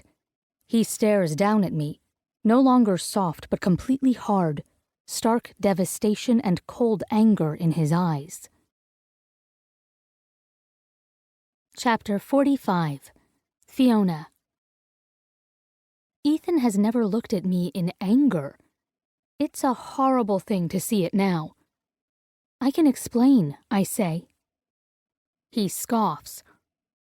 Just the words a guy wants to hear after he's been metaphorically kicked in the teeth by his woman. My breath pushes out in an anxious rush. I'm not going to London. Not the best opener. Based on the sidelong look he gives me, Ethan clearly thinks so too. Okay, and that has to do with taking Bloom's fuck money how? Wincing, I try to touch his chest, but he backs away, shoving his hands deep in his pockets as he goes. The fact that he no longer wants to touch me, that he's putting physical distance between us, has my insides tumbling. I realized that going to London was just me running away. No shit, he cuts in, his voice flat, his gaze blazing with tamped anger. But it's slowly starting to simmer. He looks so different without his beard, his head shaved close to his skull. His features are stern and unforgiving. I clutch my skirt with cold fingers. Right, so, thing is, I didn't want to run anymore. I demanded the money from Bloom because I knew that would end it. Another ugly snort leaves him and he shakes his head. Well, it certainly does end things. No, Ethan, I say, stepping forward, not like that. I'm giving the money to your charity, all 1 million. Ivy and I had a press conference. I said I was donating it on your behalf because Bloom getting sleazy PR by exploiting your personal life should come to some good. He stills, his eyes narrowing. You gave it to charity? Of course. Did you really think I'd claim that disgusting prize for myself? I swallow hard, trying not to be offended at the idea. I ought to have warned him. Ethan's shoulders bunch with tension. No, but I didn't know what to think, Fiona. I had some fucking linebacker laughing in my face, telling me my girl went for the money. Baby, I'm so sorry. I take a step forward, but he backs away, his face closed off. Regret punches through me. Do you have any idea what it did to me? He grinds out. To hear it from someone else? Because let me tell you, not a single fucking person on that field knew about you giving the money to charity. They looked at me like I was a massive dupe, a fucking joke. Shit. I didn't consider the lag time between asking for the money and my interview, which should be airing right about now. I'm so sorry, Ethan. You're right. I should have warned you. I wasn't thinking. I wanted to set us free. I needed to take the wind from their sails. Taking that money and giving it to your charity? What can anyone say about us now? He expels a breath. Okay, fine. But we should have done it together. I give a jerky nod, misery spreading. I'm sorry. Ethan laughs without humor, tilting his head back to blink up at the ceiling. God, you cut me off at the knees out there, Fee. I walked into that blind. Ethan, I know. he says with a terse snarl. You're sorry. You didn't mean it. He glances at me, and there's no joy in the look. Believe me, I'm trying to get over it. But you were my safe harbor, Fee. The one person I've never had to worry about. He spits out a curse and turns away as if he can't look at me. You're my safe harbor too, I say, holding back a sob. I messed up. I never wanted to hurt you. I didn't think— No, he shouts. you didn't. Emotion punches into my chest and I snap. Damn it, Ethan. I've been hurting here too. It wasn't your naked picture spread all over the internet. You're not the one being called a whore or having fucking creepers comment on your body. You think I don't know that? He takes a step toward me as a deep flush works its way up his neck. You think it doesn't fucking gut me that I caused it? You know it does. Then don't rip into me for finally taking control of the situation, because your whole no comment stance wasn't doing the fucking job. He freezes and frowns at me as if seeing me for the first time. Shit. Did you do it this way because you were pissed at me? All the air leaves my lungs. I practically choke as I stumble back. Did you just say that? Did you just fucking accuse me? Fuck you, Ethan. His face twists. Don't get all righteous on me. I'm allowed to question this. Then don't you go getting all righteous on me, I snap back, stabbing my finger in the air. I get that I fucked up. I get that you're mad, but you have no right to— I've no right? His expression is feral now, teeth bared, muscles bulging. Because I'm calm, sensible Dex, the guy who takes a beating and gets back up without complaint? Well, too fucking bad. I am mad, and I'm sorry if that offends you, but I'm not going to suck this up. Not yet. Not fucking yet, Fiona. I hate the sound of my name on his lips, no longer reverent but a curse. I didn't mean to hurt you, I whisper. His chin tilts up. I know that. I know you didn't mean it, but shit. He begins to pace, his hands going to his head to pull at his hair, which is no longer there. Agitation makes his steps jerky, his arms restless. I know, I'm just— Fuck, I can't— He takes a deep breath and then another. I see the moment he totally loses his shit. Like a dam that can no longer hold back the flood, he cracks with a long, ragged cry. Fuck! He slams the side of his fist against the aged brick wall. Fuck, fuck, fuck! Every curse punctuated by a punch. Ethan, calm down. No! He shouts over me, his eyes on the wall. A sheen of sweat covers his skin, glistening over his biceps. No, I'm so fucking sick of always being the rational one. Well, guess what? I'm done. His voice rises with every word, going to full-on bellow. I'm pissed at everything. I'm just fucking pissed, Bea. Noted. I bite my lip, tears smarting. This isn't just about today. It's everything that's come before. It's Ethan never allowing himself to fully let go until now. With a guttural cry, he turns, tearing one of his paintings from the wall. It flies through the air, spinning like a pizza box before crashing into the far wall, the frame snapping. I can only stand silent as he shouts, his voice filled with pain and rage. He punches the edge of the heavy wooden bookcase that divides the living room and a small reading nook. Just motherfucking shit! Books soar across the room as he hurls them in rapid succession. I've always wondered how it would be for Ethan to totally lose it. Now I know, and it breaks my heart, because I know his rage right now is pain, a soul deeply hurt that has no other outlet but to burn, hot and violent. A sob of frustration rips from his chest, and he braces himself against the bookcase. For a second, I think he's calmed. An ungodly roar tears from him, and his muscles bulge as he pushes against the bookcase, which is bolted to the floor. The whole structure creaks, threatening to topple. "Ethan," I shout, "careful!" But I'm too late. The massive case tips too far and smashes to the floor with such force that the house shakes. I jump back, plastering myself to the wall as broken pottery shards, knickknacks, and books fly everywhere. It scares the shit out of me. I know he'd never hurt me, but the base violence of the act rattles my bones. He stands there, his muscles straining, his chest heaving. He blinks rapidly as if to clear his thoughts, but that crazed look is still there. "Okay," I say through a breath. "That's it." I turn, grabbing my bag and coat off the hook.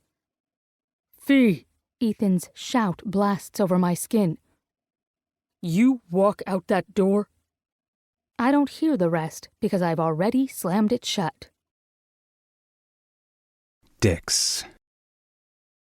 The red haze that clouds my vision blows away with the slam of the door.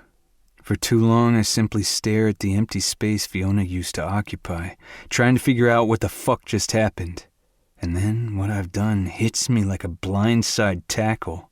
My breath leaves in a whoosh, and I struggle to find it again. "Fee!" I stumble forward, tripping over the stupid bookshelf. Shit! Hopping over the case and picking my way through the mess slows me down.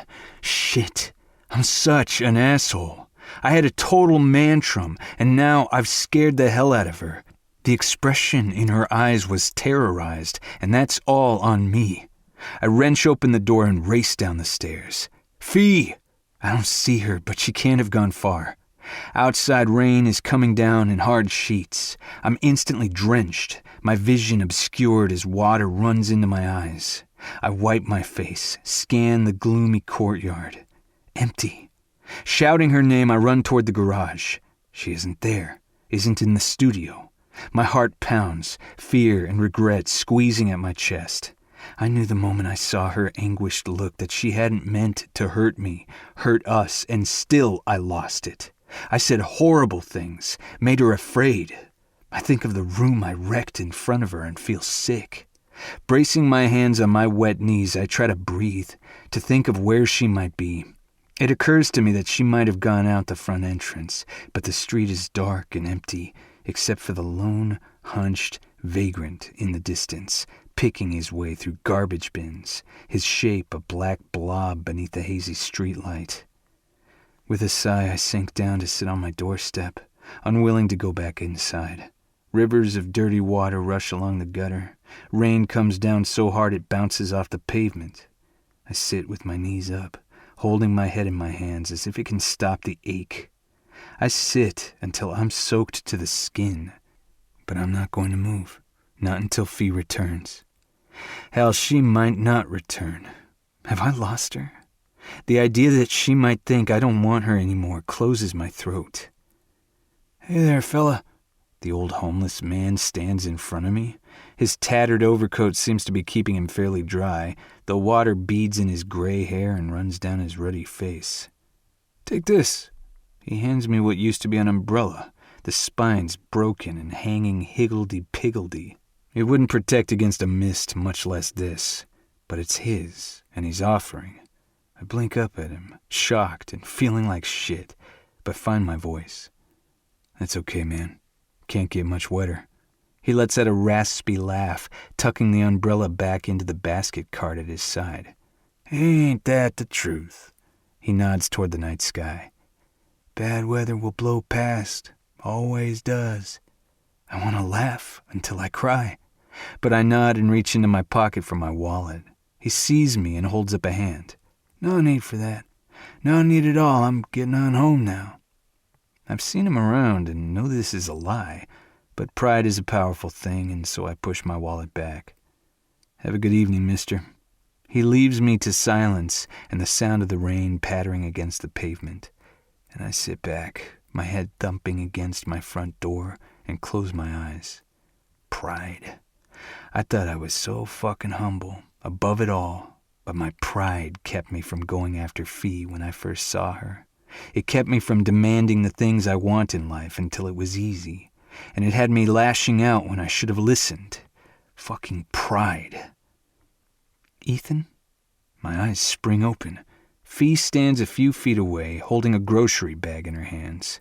Illuminated by the gas lantern hanging over our door, her little frame is dwarfed by her big yellow raincoat. I scramble to my feet, my sneakers squeaking on the pavers. Fee, I take a step forward, my chest heaving. Cherry, I'm sorry. I didn't mean to scare you. I know. All that stupid shit I said. I was just... She takes a step too. You don't have to explain. Everyone deserves to howl at the moon at some point, and you've had a shitty day. A shitty month, really. We've both had a shitty time of it. Yet she wasn't the one who went into Hulk smash mode.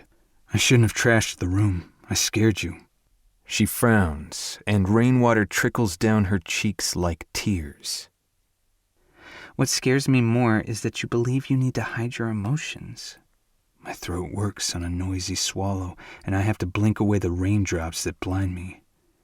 What's really bothering you? She asks when I don't speak. I liked it, I confess in a tight voice, my eyes finding hers. Allowing myself to let go. It had relieved a pressure I'd felt building for what seemed like forever. She gave me a small smile. It's okay to get angry or upset, you know. If all this has taught me anything, it's that we can't plan life. It just happens. If you hold on too tight, you might break. And I don't ever want to see you broken, Ethan. I don't have it in me to explain the stark, gray terror I felt when I realized she was gone. If losing my temper meant losing her, I'd hold on to it as tight as I could, because without her, I'd be broken anyway. Being with you, loving you, you make me feel everything. Another step and she's within touching distance. And that's a bad thing? No, I was numb before you. I want to feel, I don't want to scare you. I got angry and you left. I thought, my breath hitches. You left. Green eyes stare up at me through clumped wet lashes. I needed air.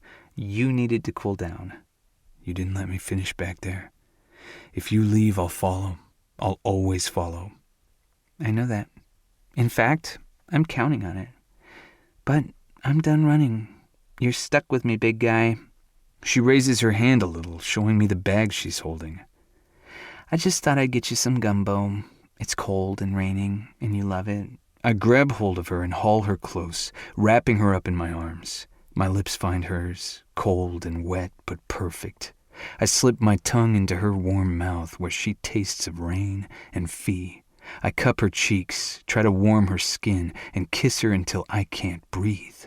She leans into me, her raincoat squeaking, her soft breasts plump against my chest.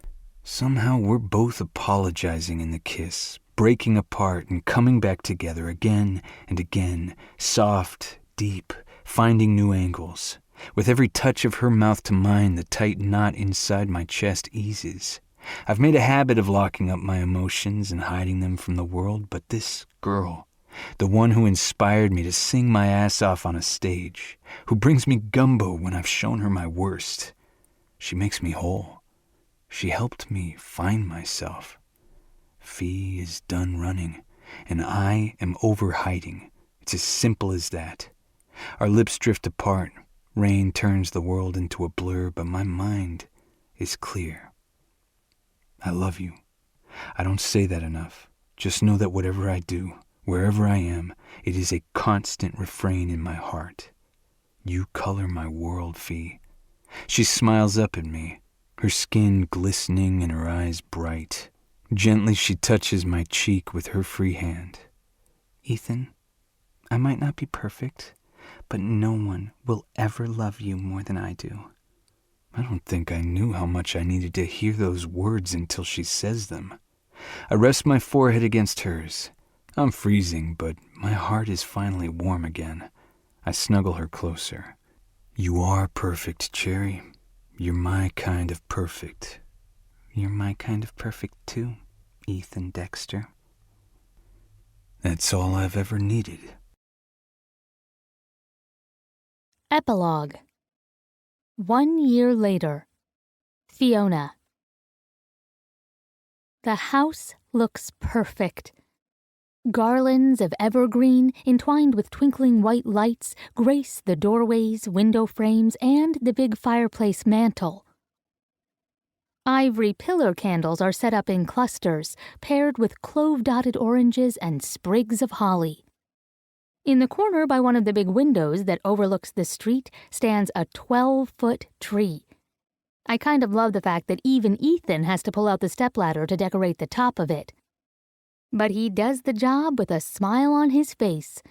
He hangs little football helmets covered in glitter, deep red crystal cherries, die-cast commercial jet planes, even a blown glass ornament shaped like the Golden Gate Bridge. Fee sure likes her themes, Gray observes, helping out too. Ethan grins, his concentration on hanging a tiny mic. There's a flush on his cheeks that I know is from happiness. This year, our tree tells the story of us, and he knows the significance of each and every item I've picked. What's with this one? Ivy asks, holding up an ornament shaped like a stack of pancakes. Ethan glances at it and catches my eye. His brows rise with humor even as his gaze goes hot. My cheeks flush warm in response. We've had plenty of pancakes at midnight since our first attempt. After all, a girl needs to keep up her strength. Inside joke ornament, Anna guesses, her nose wrinkling. Quick, put it on the tree and move on before they feel compelled to explain. At her side, Drew kisses the top of her head before saying, I'm pretty sure Dex would have to be threatened with grievous bodily harm before he talked.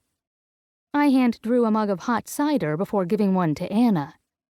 She isn't drinking any alcohol. 3 guesses why. I give them both a big, sweet smile. I'm happy to tell you all about those pancakes. No, the room shouts as a collective whole. Well, all but Ethan, who snickers as he hops off the stepladder and comes to me. He wraps me in his arms, bringing my back against his hard chest. His breath stirs my hair. You're so bad, Cherry. I relax against him. Suckers, as if I would talk about our midnight lerve. His chuckle is a rumble I feel through my body. With a quick affectionate kiss to my cheek, he walks off to collect the stepladder and put it away. How's the shop going, Fee? Anna asks. Last April, I'd picked up my first client in New Orleans, Ethan's teammate, Rolando Smith.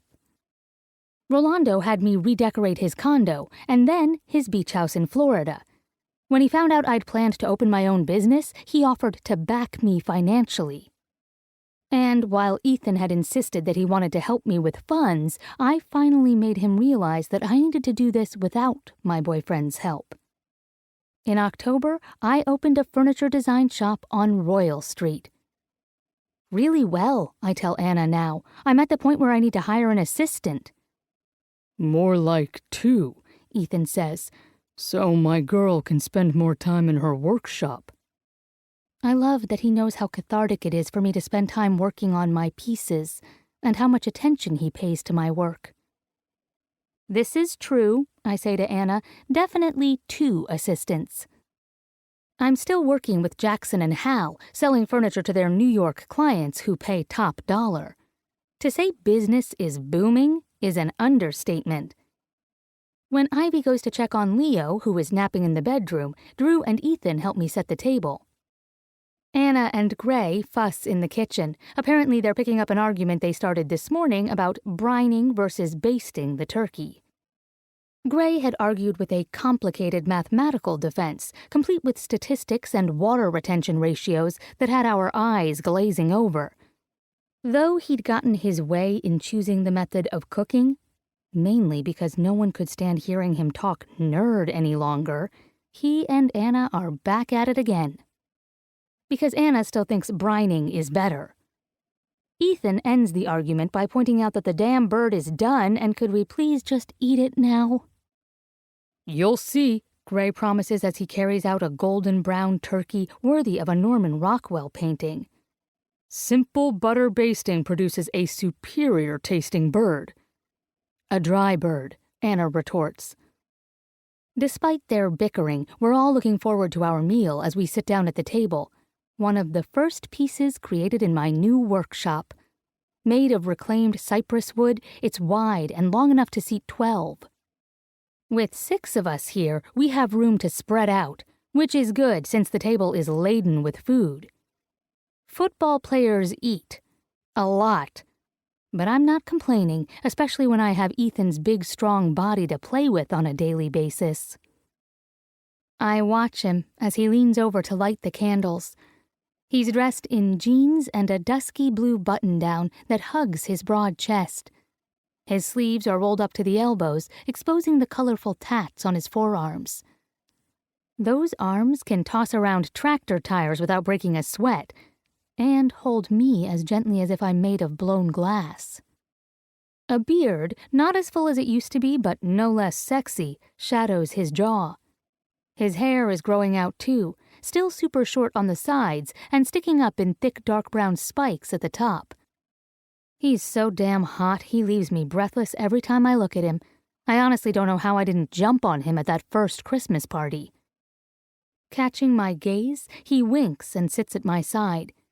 One hand slips under the table to settle warmly on my knee, while the other lifts his wine glass high. At his salute, we all pick up our glasses. So then, He says, Merry Christmas. even though it's technically Christmas Eve, we all toast. Gray sets his glass down.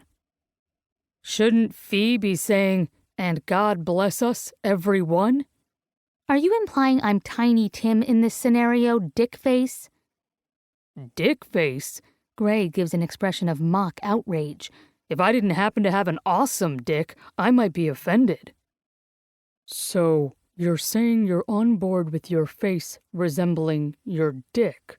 Drew asks with a laugh. I'm saying that if my face has to resemble a dick, it might as well be the stunning sight that is my own, Gray retorts with a waggle of his brows. I lean in. If you want to talk about stunning dicks, no, everyone shouts again. I shrug and hide my smile as I take a sip of wine. I'm so glad sausage is on the menu, Ethan deadpans before slicing into his banger. Drew and Gray wince, but Anna, Ivy, and I laugh. Happiness is infectious and fills me with warmth. I'm no longer that restless girl I'd been for so long. I'd finally found my place. I give Ethan's shoulder a kiss, and he winks at me as if he knows exactly how I feel. Much later, it's just me and Ethan, kneeling on our big bed, the golden glow of lamplight casting shadows over his bold features. With infinite tenderness, he cradles the sides of my neck as he slowly peppers my face with kisses. His soft lips and prickly beard send little tickles along my skin, and I sigh, leaning into his touch. His voice is a low rumble. So your stance on beards is... I smile, remembering how he first got me to kiss him. Total fangirl. You might even call me a groupie. He grins against the corner of my mouth before giving my upper lip a little suck. And football players? I'm completely gone on one in particular. He hums in approval. Good thing. He loves you, heart and soul. This time, I capture his lips and kiss him with enough heat that his chest hitches. I smile at that. I love you too. Warm breath gusts along my mouth as he speaks again. So tell me, he murmurs, still mapping my face with kisses. What's your stance on marriage? My heart stops, and I utter a small gasp. Ethan pulls away just enough to meet my eyes. He looks at me with that solemn, steady gaze I've come to love so much. The one that sees my soul and wants to keep it in his care. Tears clog my throat, make my voice thick, but my lips quiver with a smile. Is this your way of getting me to marry you? I tease even as my heart pounds against my ribs. His thumbs stroke my cheeks as his quiet eyes stare into mine. Will you? I laugh, the sound getting caught on a gurgle of happy tears. Yes, Ethan Dexter. Hell fucking yes. I launch myself into his arms. Laughing, he falls back on the bed, taking me with him. Hold up, He says as I cover his face with kisses. you didn't let me give you the ring. The ring! I forgot about that. Gimme, gimme. He laughs again. Then give me some room to get it. As soon as I lean back, he grins and reaches into his pocket to pull out the ring. It's a large, round, pink diamond in a rose gold bezel setting. Simple, elegant, yet wonderfully girly. He slips it on my finger and I'm in instant love. You made this, didn't you? I ask, my gaze going to his and then back to my ring. Not made, He says a little gruffly. but designed it, yeah. How did you know? Because I know you. Ethan would plan everything out, down to the exact way the ring should look. Do you like it? He's frowning at the ring as though checking for flaws in the design. I cup his cheek and lean against his solid warmth. It is utterly perfect. Just like you. He blushes at that, so I kiss him some more until he forgets to be embarrassed and gets caught up in kissing me back. He's completely mine now. He put a ring on it, and I'm going to do the same. Let's do it in San Francisco, I say, resting my chin on his chest and admiring the way the pink diamond glitters in the low light. He nods as if this makes perfect sense. At the scene of the crime. I tickle his ribs, and he grabs my hand to nip my fingers. Be warned, I tell him, I might get the urge to take off my dress and jump in the pool. But if I do, I'm taking you with me this time. His smile holds the promise of forever. Sounds like a plan, Cherry. This concludes The Game Plan by Kristen Callihan, narrated by Teddy Hamilton and Grace Grant. Copyright 2015 by Kristen Callihan. This unabridged audiobook is published by arrangement with Kristen Callihan, care of Brower Literary and Management, and was produced in the year 2022 by Tantor Media Incorporated, a division of Recorded Books, which holds the copyright thereto. Please visit tantor.com for more information on our growing library of unabridged audiobooks. Audible hopes you have enjoyed this program.